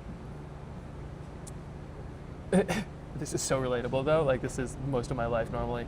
Definitely come back for more streams. Yeah, I'm excited to do like way more of the like way more like outdoorsy stuff. It'd be just so fun. Okay, pika. Where am I going? I'm going all over the place here. We got our rockfish. We got our pika. What color are pika? Their ears are gray, right? I think their ears are gray, and they are not gray. So we got a bit of this. Our flower. I'm thinking of forget-me-not. They are blue. A bit of that. That's Alaska state flower. That one I know. Is there something up with the moose? Oh yes. Well, I'm gonna make another moose. I will make another moose at some point. I'm not sure if I can pull one off right here. At some point, a moose will be made. Tell you what, I will find us a moose, and we'll sketch a moose. Like I'll find us an actual moose. That is something that is far more easy for me to track down at this point. So this is. Hi, Mina. At some point, I'll track down a moose, and we'll actually sketch one live. So if I don't get to it today, we'll see an actual moose and make it happen. Those are things that are pretty accessible here. Like a lot of times, especially they just kind of come down, they graze. Ideally, I can get one on my front porch too, because they just eat like our pumpkins and stuff. So it was Halloween yesterday. 2 days ago. So we have a pumpkin, and a moose will come and eat it at some point. Sometimes they wait a little while, but that usually takes them at least 2 minutes. That should be enough to live and make a sketch of. Looking forward to the moose sketch greatly. Okay, we'll plan on that. I've never seen one in real life, but they're my favorite. Yeah, we'll make that happen. Oh yeah. Oh yeah. I mean. Thank you. I brought it back. Thank you. Yep. Yeah. What's been one of your most interesting conversations today? The chat has been very, like, they grilled Kara with some amazing questions. That was really fun to have, like, Kara being asked some like great questions about this stuff that I didn't quite know the answer to. Do you recall a specific question? Nope, don't remember a question. It's all a blur. It is all a blur, but the wolf turned out really well, actually. That was one of the craziest things. I thought that actually... The white one. Yeah, that was something I didn't know if it would happen. Deer eat my grandparents' acorns. What are you painting now? Right now, I am painting a... let's see, I'll just put this in there. Some of my questions. I'm painting a pika, and just quickly getting like the base coat on it right here. And then hopefully I'll be able to finish all of these lickety-split, because I think Eve is coming to pick me up at 5. So we're going to be so fast at this, or at least that's what our plan was, and I haven't even had a moment to think. Tried for the wolf, it was too quick. Oh, she's on the chat. She'll let me know. Which is actually very convenient, but I can't like talk about her because I was talking to Miss Alaska, which is crazy, about Love is Blind, and that my wife sneakily watches it, and then all of a sudden I saw in the chat that Eve was like, hey, and I was like, oh no. Hello, Mina. Over the shoulder. Exactly. I think you're done. You think I'm done? I think that I have a little bit longer with this pika. This one has got probably 2 more layers. So we've got this little layer right here. Oh shoot, I'm like way off here. There we go. I've got this little layer right here, and then I'll have the background and the pika itself, and we're just gonna kind of run through these really fast. Okay, here is this one. Just gotta get a nice straight line, and let's get a little line on this one too, just so we have it. Max, Eve, Max's wife, your notorious mod. Yeah, that is a great thing. The funny thing is I'm often Max, husband of Eve. That's how I feel I'm known in her circles. But hey, I'll take Eve, wife of Max. There's this. Yes, Amina. Do you like watercoloring? Yeah. Do you want to do some watercoloring? I have some extras. In the side pocket of there's like a little thing, and then I got some extra paper for you. Here, let me get you squared away. That'll keep you from getting squashed in the warehouse. Here you are. Just so long as I can paint at my fastest, we're gonna be fine. We'll see. The chat has been. Well, I think most people are probably going to bed here. So I've actually been getting some good stuff done here. So let's. My cat's name is Eve. Oh, that's a sweet one. Most people's dogs named are Max, so that's kind of fun that you have the opposite there.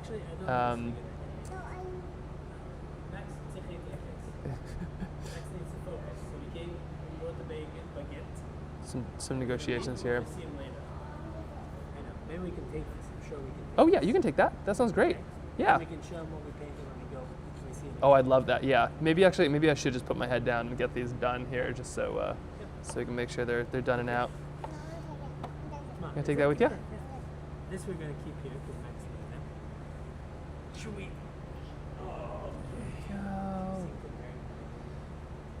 I appreciate the birthday wishes.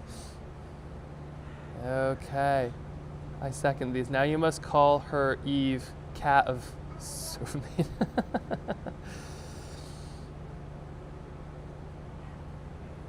Are you singing quiet happy birthdays? Yeah, I think this is the time I've gotten the most, between the chat, I think this is the most happy birthdays I've ever received. Likely ever. Okay. Here we go. This, for some reason, this is like a lot brighter. Let me see if I can tune this down. There we go, that's a little better. And we got a little bit of purple kind of going on way up top.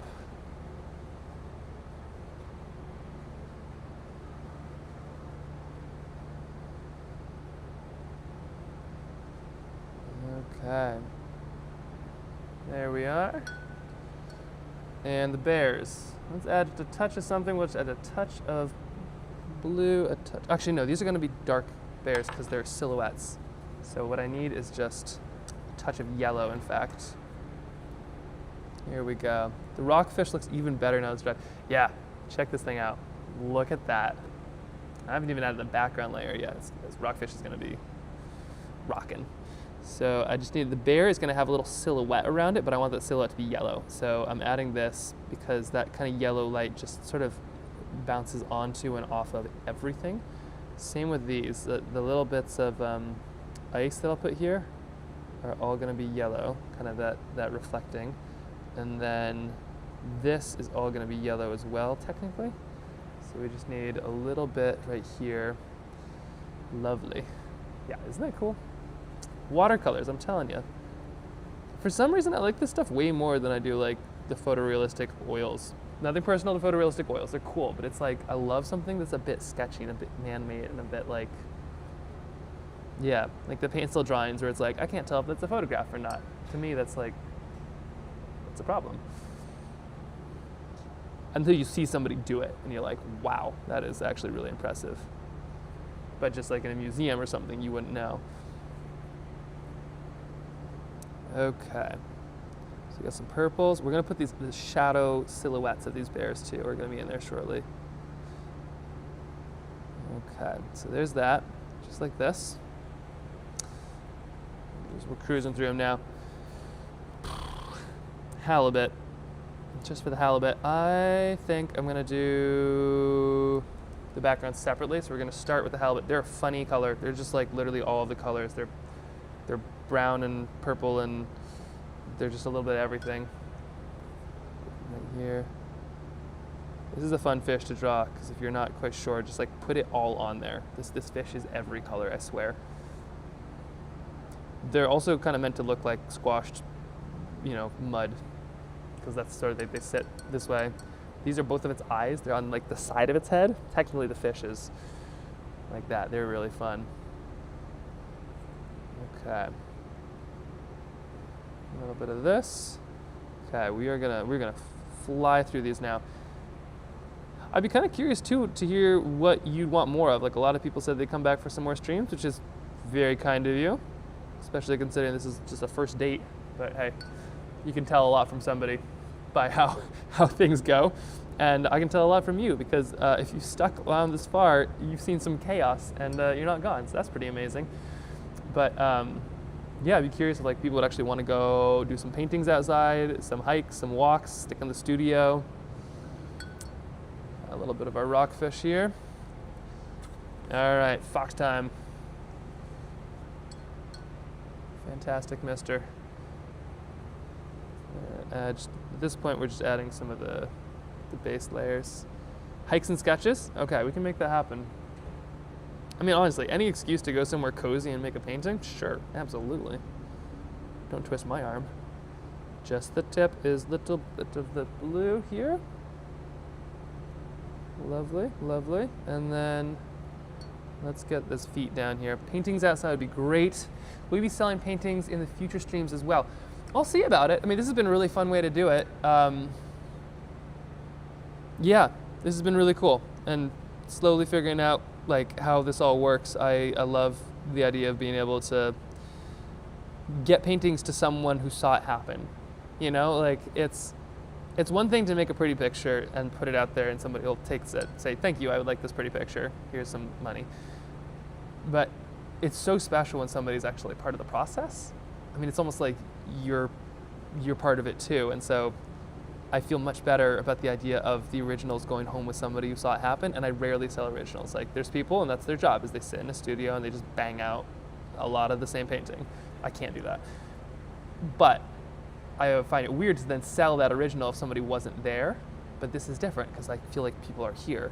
So this is very new to me, and I'm still figuring it out, but I could see selling originals to somebody who saw it happen far more than I ever could seeing it like just selling somebody a pretty picture, you know?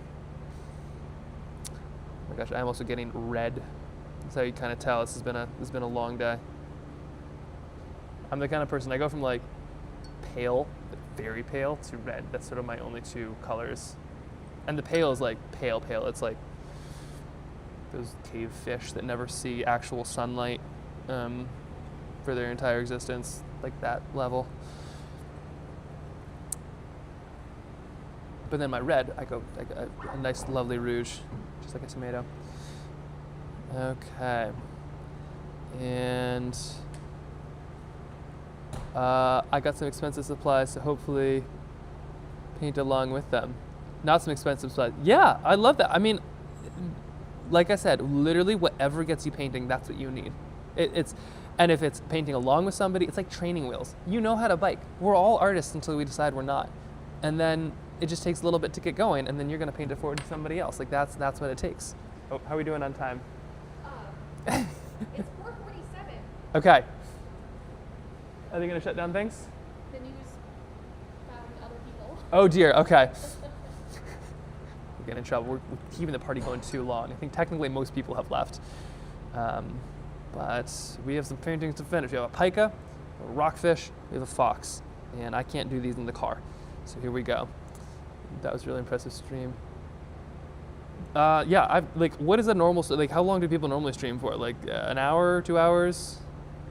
Or is this normal? Am I just like, is this the normal, you do an 8-hour one and I just got to build up some stamina and or some PTO?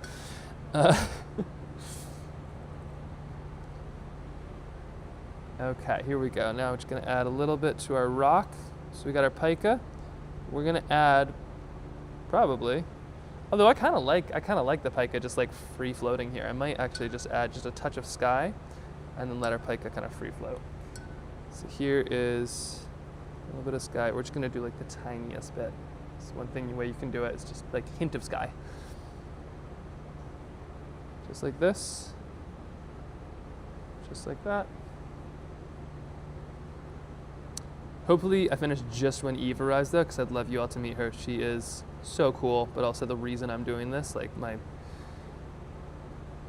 all my understanding of the food bank started from like seeing just how dedicated she was to this work and making a difference in it, and she is a rad lady. I'll have to take her for a hike, actually. That would be really fun. She's not super into social media, or like she's a very private person, so maybe streaming is not her thing, but she's also really funny and interesting and very insightful. But maybe if I lure her into something that is so good she can't say no, like blueberry picking or something, I'm like, hey, let's go stream some blueberry picking. Although she might be super not into that because she's very like protective about her spots. Most Alaskans are. So who knows? We'll see. Okay. I'm just adding a little bit of brown to this rock now. I'm using the same palette as the pica because I want it to kind of camouflage a little bit, because that's why it would stand on the rock, is because that's their whole idea is to be the color of the thing that they are around. There we go, and let's add a touch of a shadow now right here, just to kind of get it moving. Fingers crossed for the Eve reveal. She's a cutie. She has giant glasses to make her eyes look huge. Okay, there is that. But Eve the human, not the cat. I think that's hilarious that somebody doesn't Eve the cat, because I'm so often Max the person. Like I'll be at a, hi Kara. We're almost there, but I think I'm gonna be a few short, so I'm gonna just stay overnight. We'll be fine. Let's see, we have these 7 left and then we're good. So I don't know what the key situation is with the food bank, but I'm close. If you want to text me when you're leaving. Okay. And then I can make sure the front door is locked and the alarm's on. Okay, I can do that. Oh, and the news is still here, I think.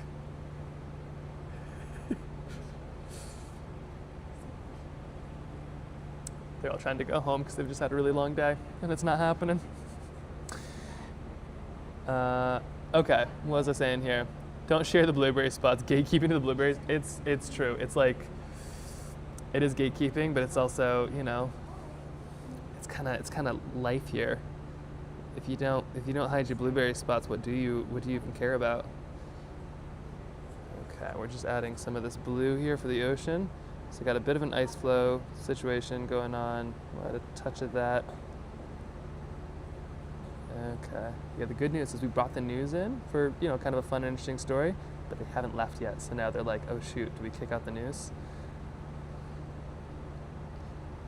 But yeah, watercolor, Alaska, some fun adventures. I'm so here for it. Oh right, Max the dog thing. That's also what I was gonna say. The thing that usually happens is because there's so many Maxes that are dogs, I'll be in like a running in a dog park, or not even a dog park, you're just like running in a field and you like hear somebody like, Max, Max. And then, you know, I think like, oh shoot, I've like lost something, or somebody's trying to get me, or I've like left my phone, or, you know, the car alarm has been going the whole time.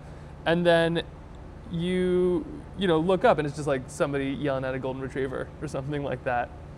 So I feel like having somebody who has a cat named Eve is just, it's like finally. Okay, a little bit here, a little bit there. Oh yeah, oh yeah, look at that. Oh, this is gonna be a good one. Okay, these bears, we got a shadow. I think I can put the shadow on now. You ready for it? This is gonna be kind of intense.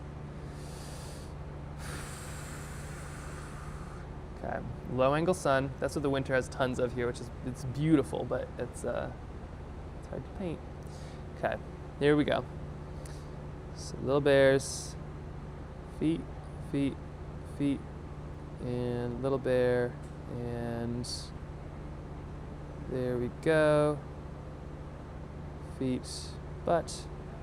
Same with this one, but we're gonna kind of match the sun.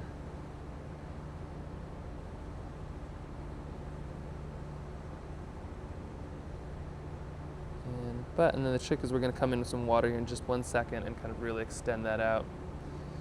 So, because the body keeps on kind of going, which is a funny thing. Especially because they're just so low to the ground.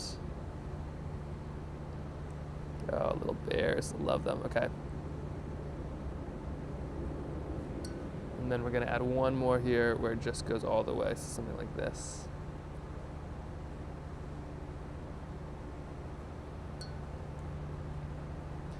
Just bleeding that out into nothing. And then here we have second with this polar bear. This is a long one here, so they have much longer legs. Like their legs are as long as these baby bears, so they're gonna go out to about here, here.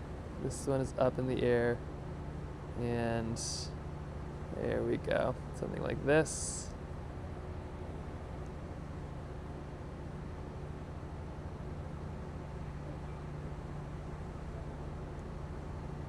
Okay, here's that.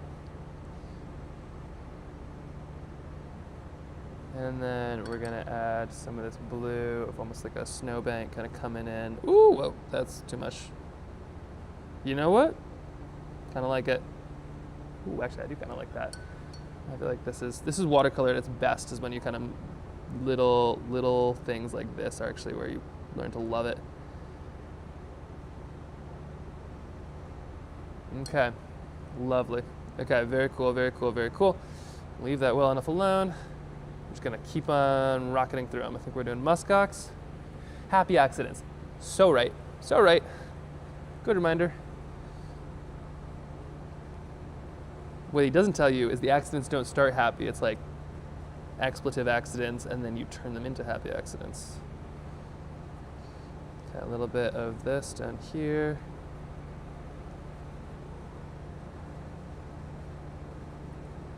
Okay, right there, right there. And let's see, they have a face, muskoxes. Let's add a touch of here. Oh man, I am feeling wiped. But like not like tired wiped, but like museum wiped. You know, like where you're exhausted, but you didn't go anywhere. You just like walked around, but for some reason that was like way more tiring than anything you could have imagined. Like intellectually wiped or something. Okay, just a couple more to go. We can do this. We can do this. A little bit there, a little bit here. We got the purple into the gray. And I just had the notification that the Toyota has turned itself on, which, don't judge us, we have the little self-starter, but when you live in Alaska, I feel like it's a fair thing to start the car from inside. The Fairbanks people, they have block heaters. Their cars have to be plugged in, otherwise they die overnight or just in the day. But it's kind of fun because like I get little notifications. It's like, all right, car's been started, which means the timer's begun. Eve is on her way probably, and gotta get these things finished. Okay, one here, and it's late on the East Coast, which is that's what Jen is. She's the one kind of coordinating everything. So hopefully I can get these ones done so she can get them out in case anybody wants a really cool rockfish at muskox. Actually, everybody on the chat is probably outlasted everybody else, so this is probably the best chance to get painting. Just wait till everybody else is out, and then you got your opportunity. Oh, this is gonna be such a fun one. Okay, got this. Rockfish. This one's actually close. I think this rockfish turned out great. We're gonna add just some blue, orange and blue, lovely combo. Big brain plays. This batch is super cute too. Yeah, I am loving how this batch is turning out. This is, like, honestly, this rockfish, I kind of held it off because I didn't want to, you know, end on a strange one because I wasn't sure, but this is like maybe one of my favorite fish that I've ever sketched. Got a little bit here. They're also one of the only things you can reliably catch in Alaska, and they're just like, they're just sweet little, very successful fish. Okay. Waited until 3 a.m. Oh no, is it really? Okay, all right, we're gonna make this happen. I I don't know how this process works, but I believe in you, and we're gonna make. Well, if that doesn't work, then we're gonna have to do more things like this so you actually get a chance someday. Okay, the pika is my favorite the whole day. The rockfish turned out so well. I know, isn't this? Oh, the pika? Yeah, well, we'll see. There's a couple things I think I need to do, and I think that pika is gonna come to life. Okay, the news is getting booted out. And here we go. One more batch, we can do this. I feel like I should have been taking goos or something or something. Oh my gosh, look at this thing. Oh, I love this rockfish so much. Okay, gotta finish its little wee face. And then maybe add a couple spines. This is the part where I gotta make sure I just don't overdo it. That is so fun. Okay, and then their eyes, they kind of darker around the eyes. That's way too dark. Way too dark. Let's see, right here. Colors are so pretty. Yeah, these are gorgeous. And like the cool thing is there's like a bunch of different species of them. So if you ever go fishing, like there'll be orange ones and like brown ones and blue ones. And there's one of those like fish that's just really, really, really cool in all of the ways. Okay, that rockfish is there, I think. I'm trying not to ruin this here. A little bit here, just a touch here, a little bit down here, and a little bit over here. 1, 2, 3, 1, 2, 3, and amazing. Okay, that is fun. We're gonna put that far away from the water where spilling can hit. Get it?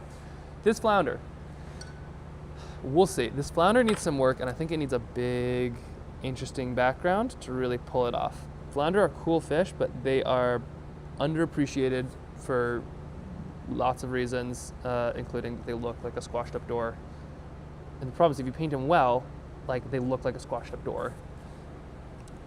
Apparently they're like that to pull them up as well, like when you actually pull them up into a, whatever you call it, into when you pull them off the bottom of the floor, they just kind of do one of those, and they're very, very, very, very hard to pull up. Which I can't blame them. Like if somebody caught me on a hook, I would not make it easy for them. Actually, I would. I'm such a wuss. I'd probably just be like, ow, ow, ow, ow, ow, ow, ow. Like, let me swim into your boat. Please let go of my lip. Okay. They also get up to like 300 pounds. They're a big fishy.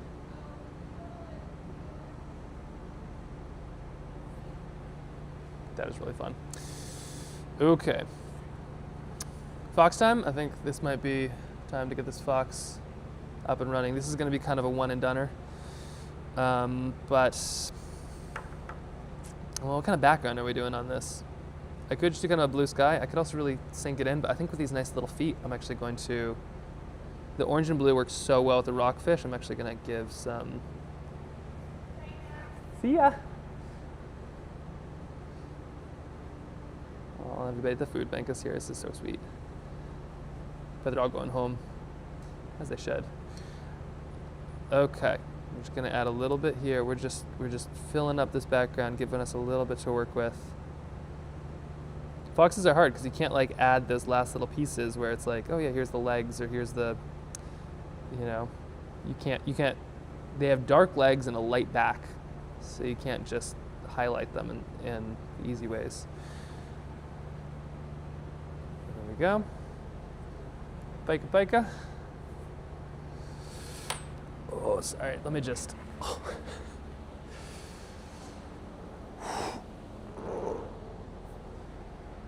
oh my gosh. Not quite, just stretching a little bit. 9 hours in. What's that? How many have I had down? I think we've done like 22, maybe 23. So this will be, yeah, this is the last batch of 7, and then dinner. Ooh. Oh man. Okay. Let's do this. Okay. Does anybody else have just like a phrase that they say to themselves when they're like kind of trying to hype them up? You got this. We can do this. Let us go. Pika, you are a cute little mountain gerbil, and I need to paint you. Let's make this happen. A little bit of a floof there, a little bit of a floof here, a little bit here, a little bit there. Your ears are cute, and you have little things here and there. Oh, this is a cute little thing. They're so loud though. Like, decibels per square floof on these things must be insane. Thinking of how much sound they can make. If you ever heard one, they're just like it's like a lifeguard whistle, you know? But something the size of like a Tamagotchi is making it. Go Mexico. Thank you, Arctic Tern. Let's get this decibels per floof. Yeah, that's the official term, I believe. DPF. They have a high DPF. Tell you what. Marmots, high D, or decibels, but like they're big, they're thick, so I'd expect a marmot to be able to make a lot of noise, but these things are micro. We can ship to EU. Yes. These do ship to the EU. I'm not sure exactly what the shipping rates are. It's a bit of a nightmare on my side, but it's worth it because we're supporting the food bank, and I will make that happen. But yeah, that's a thing that happens. Sometimes it takes a while though. I've shipped some before, and it's like takes weeks. Which is like, what's going on? Home stretch. It's true. Okay, adding just a little bit, the floofy arms. Okay, nice little eyes. Gonna get some of this. Cutting off kind of the top of the ears here, where it's just like, oh yeah, that actually works great. And then they've got their little nose. They got a little bit here, and they got a little bit like this. Just like that.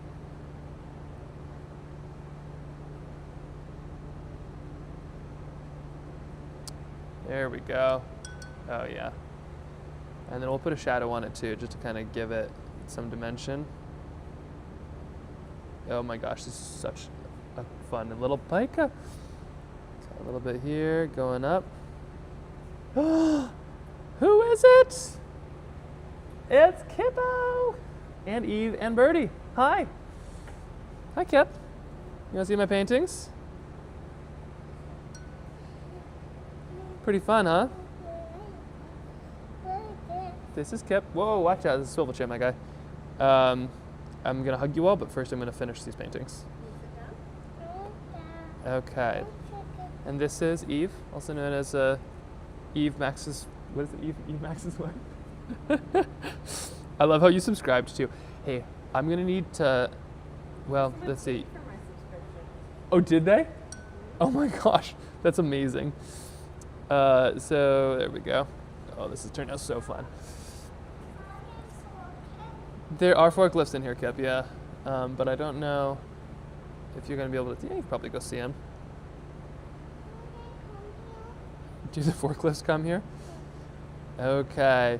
Now he went to John. Yeah, he does want to John. Okay. The chat says hello, Eve.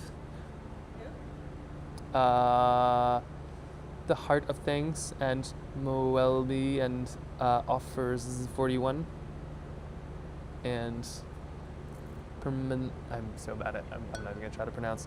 Okay. Oh, that has turned out fun. All right, pika, check. Rockfish, basically done. Fox, we're waiting for the dry. Musk oxes. This one should be a pretty quick next few layers. So here we go. Right there. Working around. Almost time for birthday pizza. It is.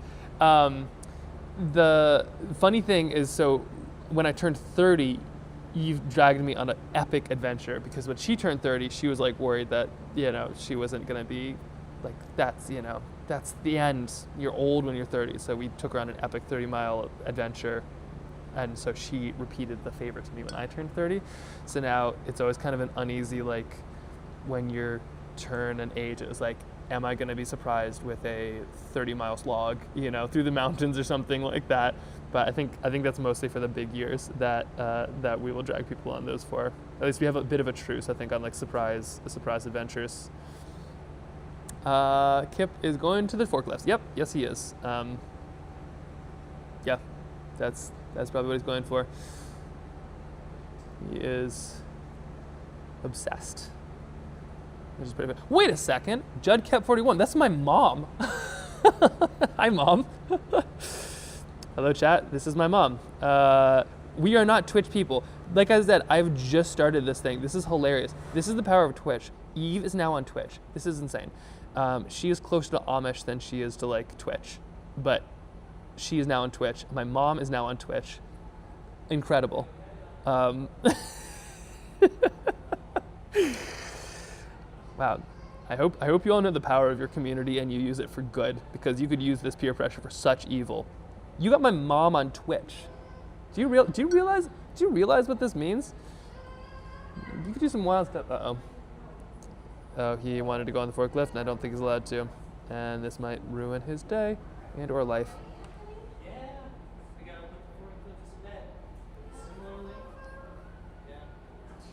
Yep, forklifts had to go to bed. Oh, that is tragic. Okay, I'm just quickly finishing up. They gotta get the baby muskox. I wonder if it should be more work, this or Kip. Thank you, yes. I'm excited to recap here tomorrow. There goes Anthony. He's the one who is the cool canoeer and chief of programming, yeah, as well as that. Everybody's saying, hello, Max's family. Hold the big adventure till maybe 35, yeah. I was telling them that when I turned 30 and when you turned 30, we've had some surprise adventures, but that I'm a little nervous every time it's my birthday that am I going to be woken up and sent off on some quest. This has been quite an adventure though, my gosh. Not at all what I expected. Hi, Kip. Here, you can use the pen if you want. There you go. And then that's a pencil, and then you can use an eraser for it if you want. So then once you do that, you can use that, and it can take those lines off, which is pretty cool. There you go, yeah, give that a try. Childhood trauma. Yeah, basically.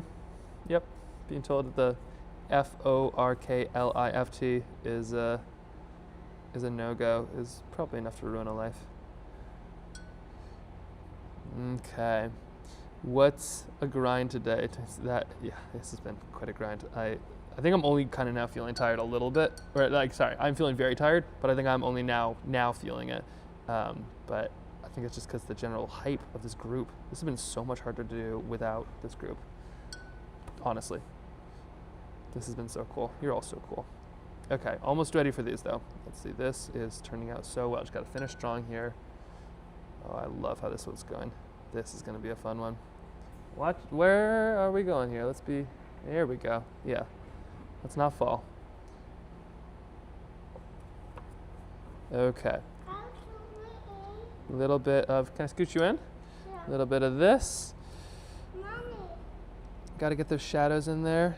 Just kind of puts these muskoxes on Earth, and they are so on Earth. Gosh, these are some dense animals, but like in the good way, you know. And ooh, don't forget your painting. Okay, and now a little bit right here, a little bit right here, maybe a touch in here, and we're almost there. Okay. Oh my gosh, the back tensing up. Whew. This is the end. We got this. We got this. We got this. We got this. A little bit right there. Eve has some interesting muskox stories. She went to Nome to do some blueberry picking once because that is where she's at with her priorities, and they had some. They passed a bunch of muskox, I think. Okay, a little bit here. Oh, nice work. What are you painting, Kip? I'm painting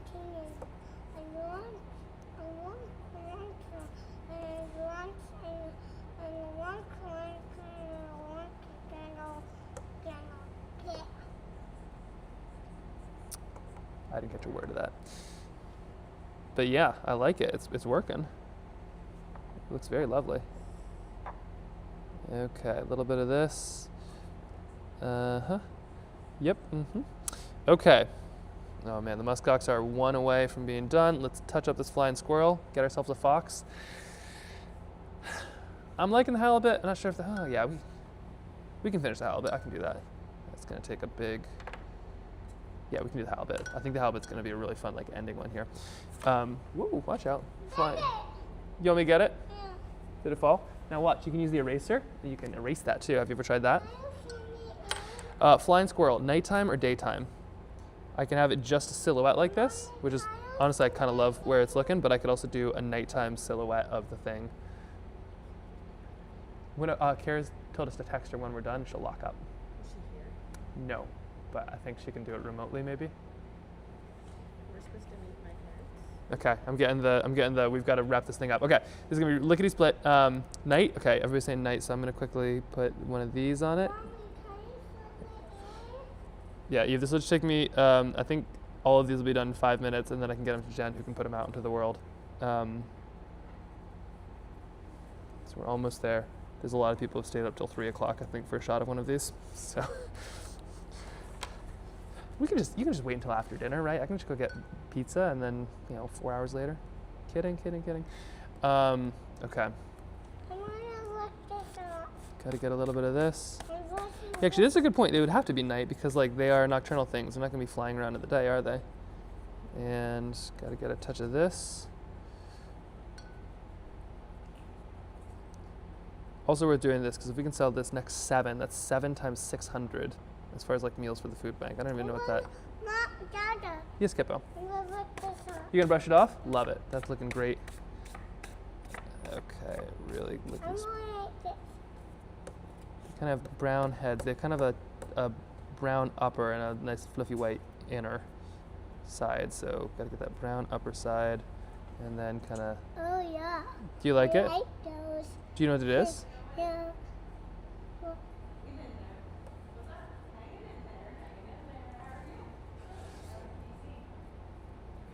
Okay. Here we go. Okay, almost there. Here we go. Yeah? You gonna wipe it off? Good idea. Okay, gotta get this a little bit here. They have kind of a pink nose. We'll get that on there. A little bit of pink feet. Oh, it's gonna be fun. Okay, I'm gonna do all of this as basically one layer here for the last one. Me? Yeah? Or you? Me or you? Yeah. Me, I think. What? Me or you? I'm lazy. You are? And here's some paper. There is some paper right there, yeah. Okay, so these are white bears, but in order to make them white, I'm gonna need to do this. Oh, this is so scary. This is what's gonna kind of make them a silhouette. Whoa, Kip, hey, gotta watch out. You okay? Ah. Let's see, there we go. Okay, so this will make these bears silhouettes, which is what I need them to be. So we're just adding this right here. It doesn't make sense until you see, there we go. Daddy. Yes, Kip. I'm gonna look this up. Okay, wipe it off. I'm looking this up. Can I have some fit?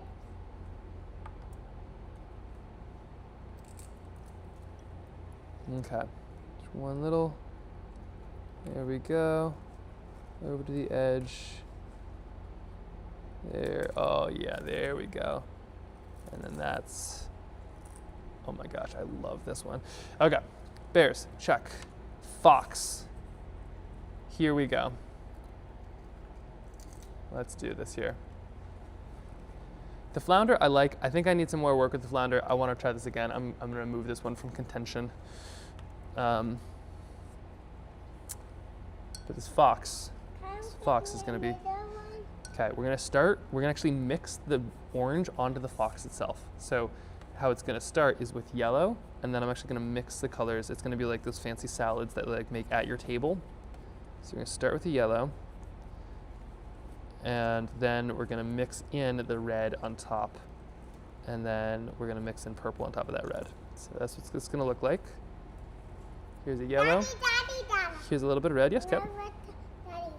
Yeah. I'm gonna look this up. You're going to wipe it off? Oh, nice. Yeah, get all that stuff off, just like that. Okay, right here. And then, there we go.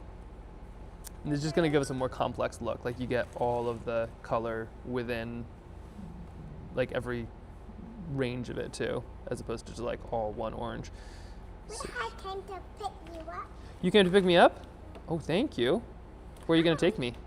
I'm gonna take you home to eat, and then we're gonna go eat pizza with Romey and Yuki and Auntie Kate. Oh, are we? That sounds very fun. We're gonna eat some pizza? Daddy, Oh, look at Dada, that. Dada. Yes, Cap. I'm gonna write this up. You are? Okay, let me see it. Nice work. Look at it. Okay, so here's this. Maybe a little bit too much of that. I didn't find the fork. But we're kind of trying to get all the colors. Because the fork went to bed. The forklift went to bed? That is tragic. Oh, we'll have to come back sometime when it's awake. Does that sound good? Yeah, when they bleed away. I'm writing this up, Dada. Okay. What are we at here? Dada, Dada, Dada. 4,200 meals? No kidding. That is incredible. Is that with a keen match too? Because they're matching every meal for meal that we're doing within these donations. And don't forget whatever's happened on Twitch. So anything that's happened on Twitch is going there. So I don't know if you can see the donations on that side or the subs and things, but all of those are to the food bank today. So that's, I think that's significantly more than, okay, let's see, we're just gonna add a little bit of this here. There we go. Okay, that is gonna be a really fun color. We gotta get those black socks are gonna come through here in just a second. I'm painting a unicorn and a butterfly. You are? This is a butterfly I'm painting. Okay, a little bit up here, a little bit over there. Yeah, There's its nose, there's its face. We can do this, we can do this, we can do this, we can do this. Here we go. Eyes, face, mouth, nose. Fox, ears, and toes. And you also need a little white and some yet. I need a little bit of white and some legs. Yeah. You know your foxes. And some ears and a tail. And some ears and a tail. Yep, that basically sums them up. What about teeth? Do they have teeth? Yeah? They do. Okay, a little bit. Kyle, I want you to, I'm gonna use that. Okay. Here we go. Okay, and then put this here. Now the next piece is starting Twitch is a great decision. This has been so cool. The next piece here is going to be, let's see, a touch on the belly right there, just for some shading, and then let's get some legs. Black socks, because we a formal fox. A little bit in here.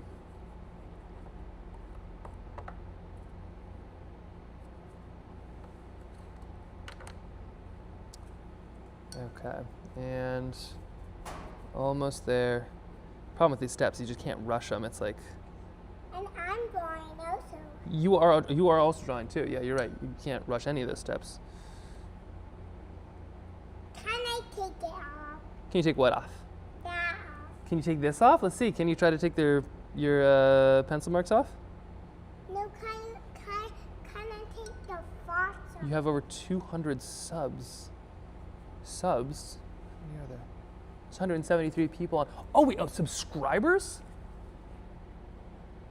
Holy cow, that's. What does that even mean? That's amazing. That's like 200 times 5, right? 200 times 5 is that's 1,000. That's I want you to paint a boat. that's 2,000 meals. Crazy. Oh my gosh, this is so cool. Okay, and then we're gonna go and add just a touch of this right here to the end. Just kind of get the. There we go. Okay, this fox close to done. The second it's dry, we're there. Pica, let's do it. You have ears and some little tiny eyes. Okay, watch out, kitty cat. We don't wanna tip the boat. Okay, and then of these little flowers, they make a shadow, so we'll just add that right here. But then they also do. And then I will come right back You gotta go pee. Just make sure you don't have the mic on. for my pencil. Okay, you gotta go pee. You can do that. Come back for the pencil. I think we're so close to done here, Kep. So I'm just gonna wrap these up lickety split. Twitch takes a percentage, so maybe close to 3. Whatever Twitch takes, I'll cover the difference. If you put money into this, I'm telling you, it's going right to the food bank. I'll pay Twitch's costs. This has been so cool. It's been so cool. Okay, that, and okay, pica feels done. Rockfish feels done. Oh no, sorry, let's get his eyeballs. Eyeball, right here. Here we go. One eyeball, one rockfish.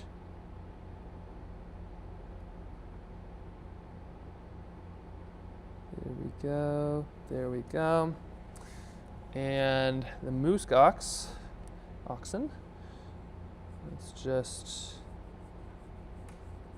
add a little bit here, just a touch up here. It's just these little tiny details that kind of make the difference. And then, here we go. There they are. This might be the best. This might be the best set. I think this is so cool. And maybe I'm just saying that because I'm exhausted, or maybe it's just practice makes perfect, and this is why doing watercolors is so important and fun, and we should all just start and do more of them right now.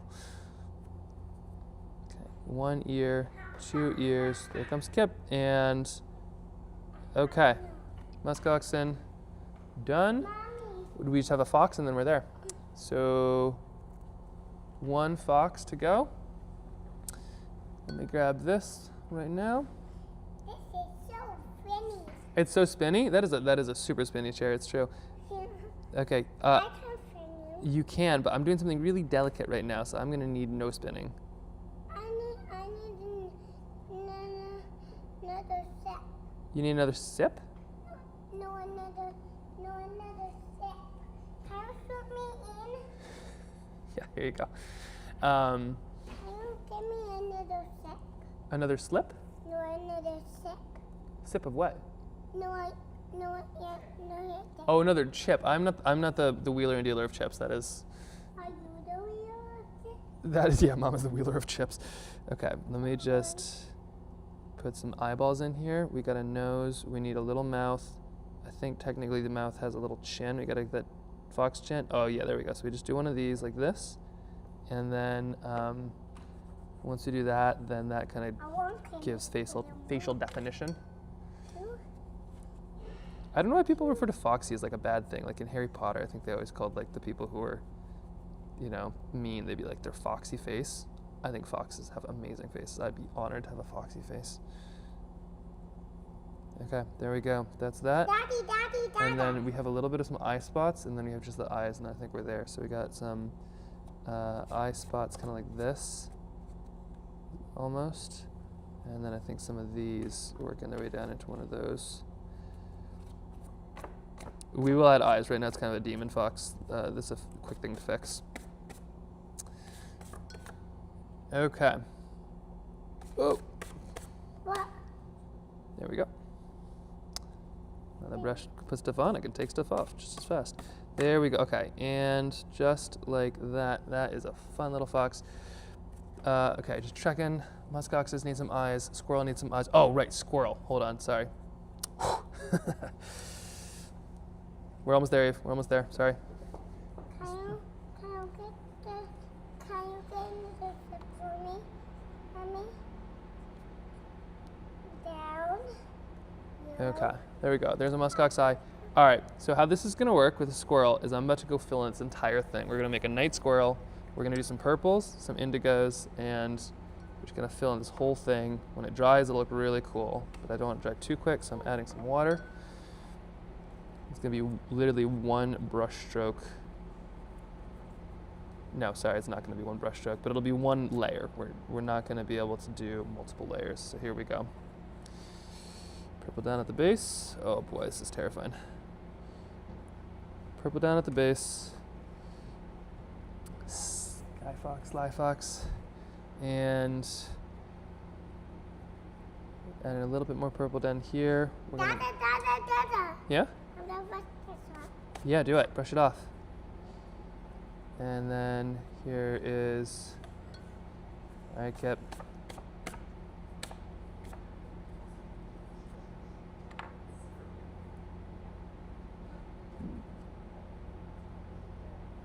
Okay, just a little bit there. Not going like pure indigo or pure black, just because there's a lot of definition in night. And if you have eyes this big, I do need black. Okay, well maybe we'll work on some black. But if you need some black on the legs and the tail. on the legs and the tail, okay. Wow, it was, yeah.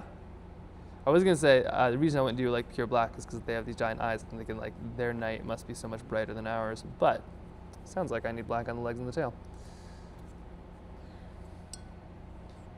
Okay, so we did one of these. Mama, mommy, mom, time give me another chip. You are the wheeler and dealer of chips.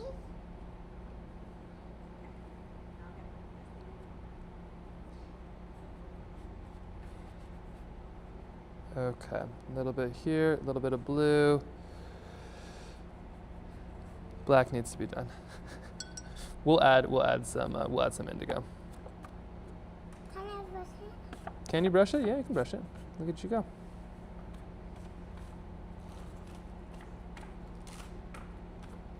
Okay, here we go. Some indigo coming in hot. Can I work on these? Yeah. No. Sorry, those are Anne-Marie's.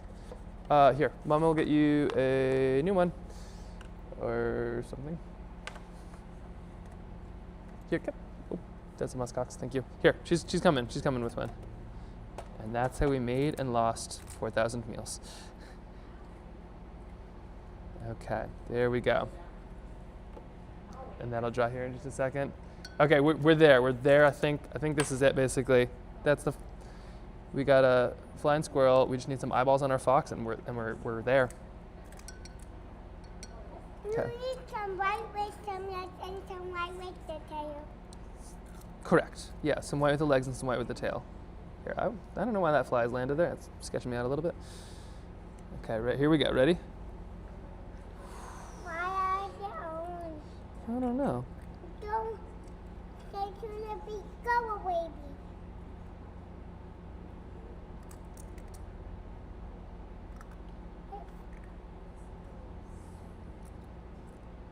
It flew away from me. It flew away. There we go. Okay. That flew away. That's it. It flew away. It flew away. Okay, that's all of them. Oh my goodness. Hey. Hi. Okay, here we go. Let's see. What's the take? Which is the best? Let me know. Also, should we raid somebody after this? Is it like opening time for a vase yet? I just learned how to raid last week. It was very exciting. Okay, here we go. Let's see what we think on the final stuff. Let me just. Whoop, zoop. Let me just kind of make this all small. Okay, and then. Okay, what's happening here? So this is. What do you think I'm painting, Dada? I don't know. Okay, so here's the fox. You can kind of see. Oh, there we go. Here's the fox. I want to pick that. That would turn out. I love that. This squirrel. Oh, hold on. No. Nope. You want with those muskox? Okay. Hey, Eve, would you mind grab? Let's see. Hold on. Sorry. Before he goes for the muskox. This is the rockfish. Oh my gosh, I love the polar bears. And the oh my gosh, the little muskox family. Oh, and the pika. Oh wait, sorry, this is the pika. Oh my gosh, so fun. All right, so here's all of them. I'm gonna go take some pictures, send them to Jen really quick, and then let's go raid a vase. If somebody could remind me how to do that in just a moment, that would be lovely. Okay, quickly, gotta take a photo. And then I wanna thank you all personally, every one of you. Just wait 1 second. Don't anybody go anywhere. Tell you what, I just need to take these photos. That's 1. That's 2. That's 3. Okay. That's 4. That's 5. And that's 6. Okay, I'm gonna text this to Jen right now because it's like super late East Coast time. Jen, let's see, hold on. Big request. Okay, here we go. 1, 2, 3, 4, 5, 6. 2, 3, 4, 5, 6. Okay, and then, oh my gosh. And sent. Okay, so theoretically, Jen will get those, and then the next email will have them on it. But there we go. All right, okay. Let me holler at you for a second because this has just been the coolest thing. I just want to say thank you so much to everybody. This is like the wildest birthday I have ever had, perhaps. Even when Eve woke me up and marched me on a 30-mile journey. This has just been amazing. But it's like every single one of these, just like, oh, that's the muskox, thank you.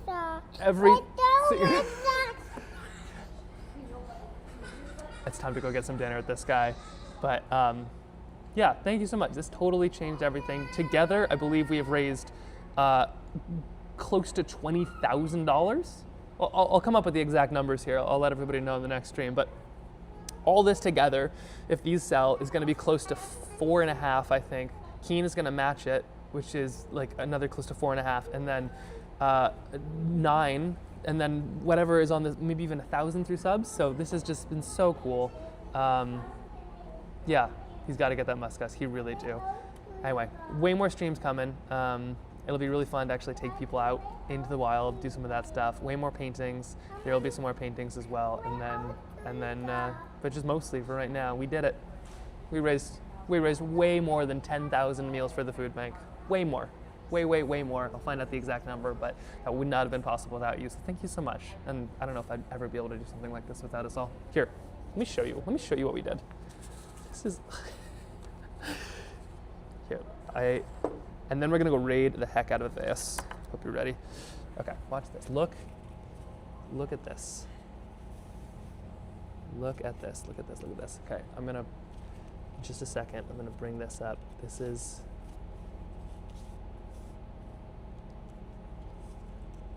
Okay, this is wild. Here are all of these. Look at what you did. Look at what you made me do. Actually, yeah, the only thing you made me do is like a flying squirrel, but all the rest, oh my gosh. That. This.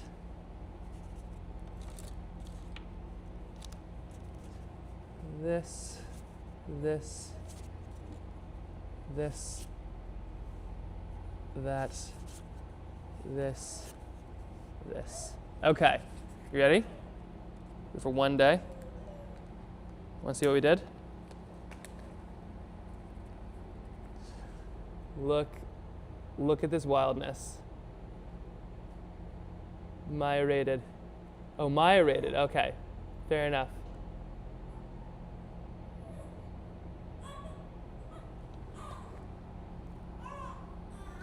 You're all so cool. That was today. Oh yeah, and of course, little fox there. Anyway, this was all today. So cool. Okay, who are we rating and how are we doing it? I have to like type r/something, right? Let's see. This is so cool. Aveus, what is that? Like r/Aveus. How? Look forward to more. Yes. Who rated? Thanks for the full stream. Great work. Okay, r/Aveus sang. So r raid l space or like underscore l v space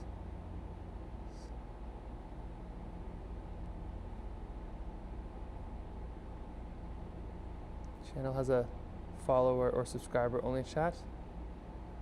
Did that work? Did I do it?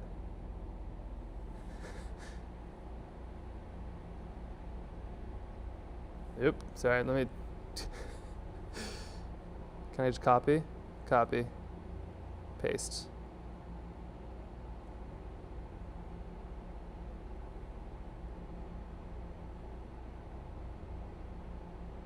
You are a raid in progress. You already raid in progress. Okay.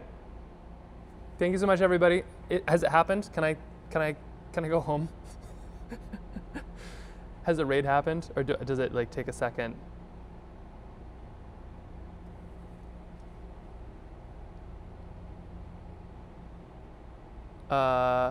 Amazing, amazing, amazing. Oh, it has a countdown. Okay, somebody let me know as soon as the countdown happened. It sends in 20 seconds. Okay.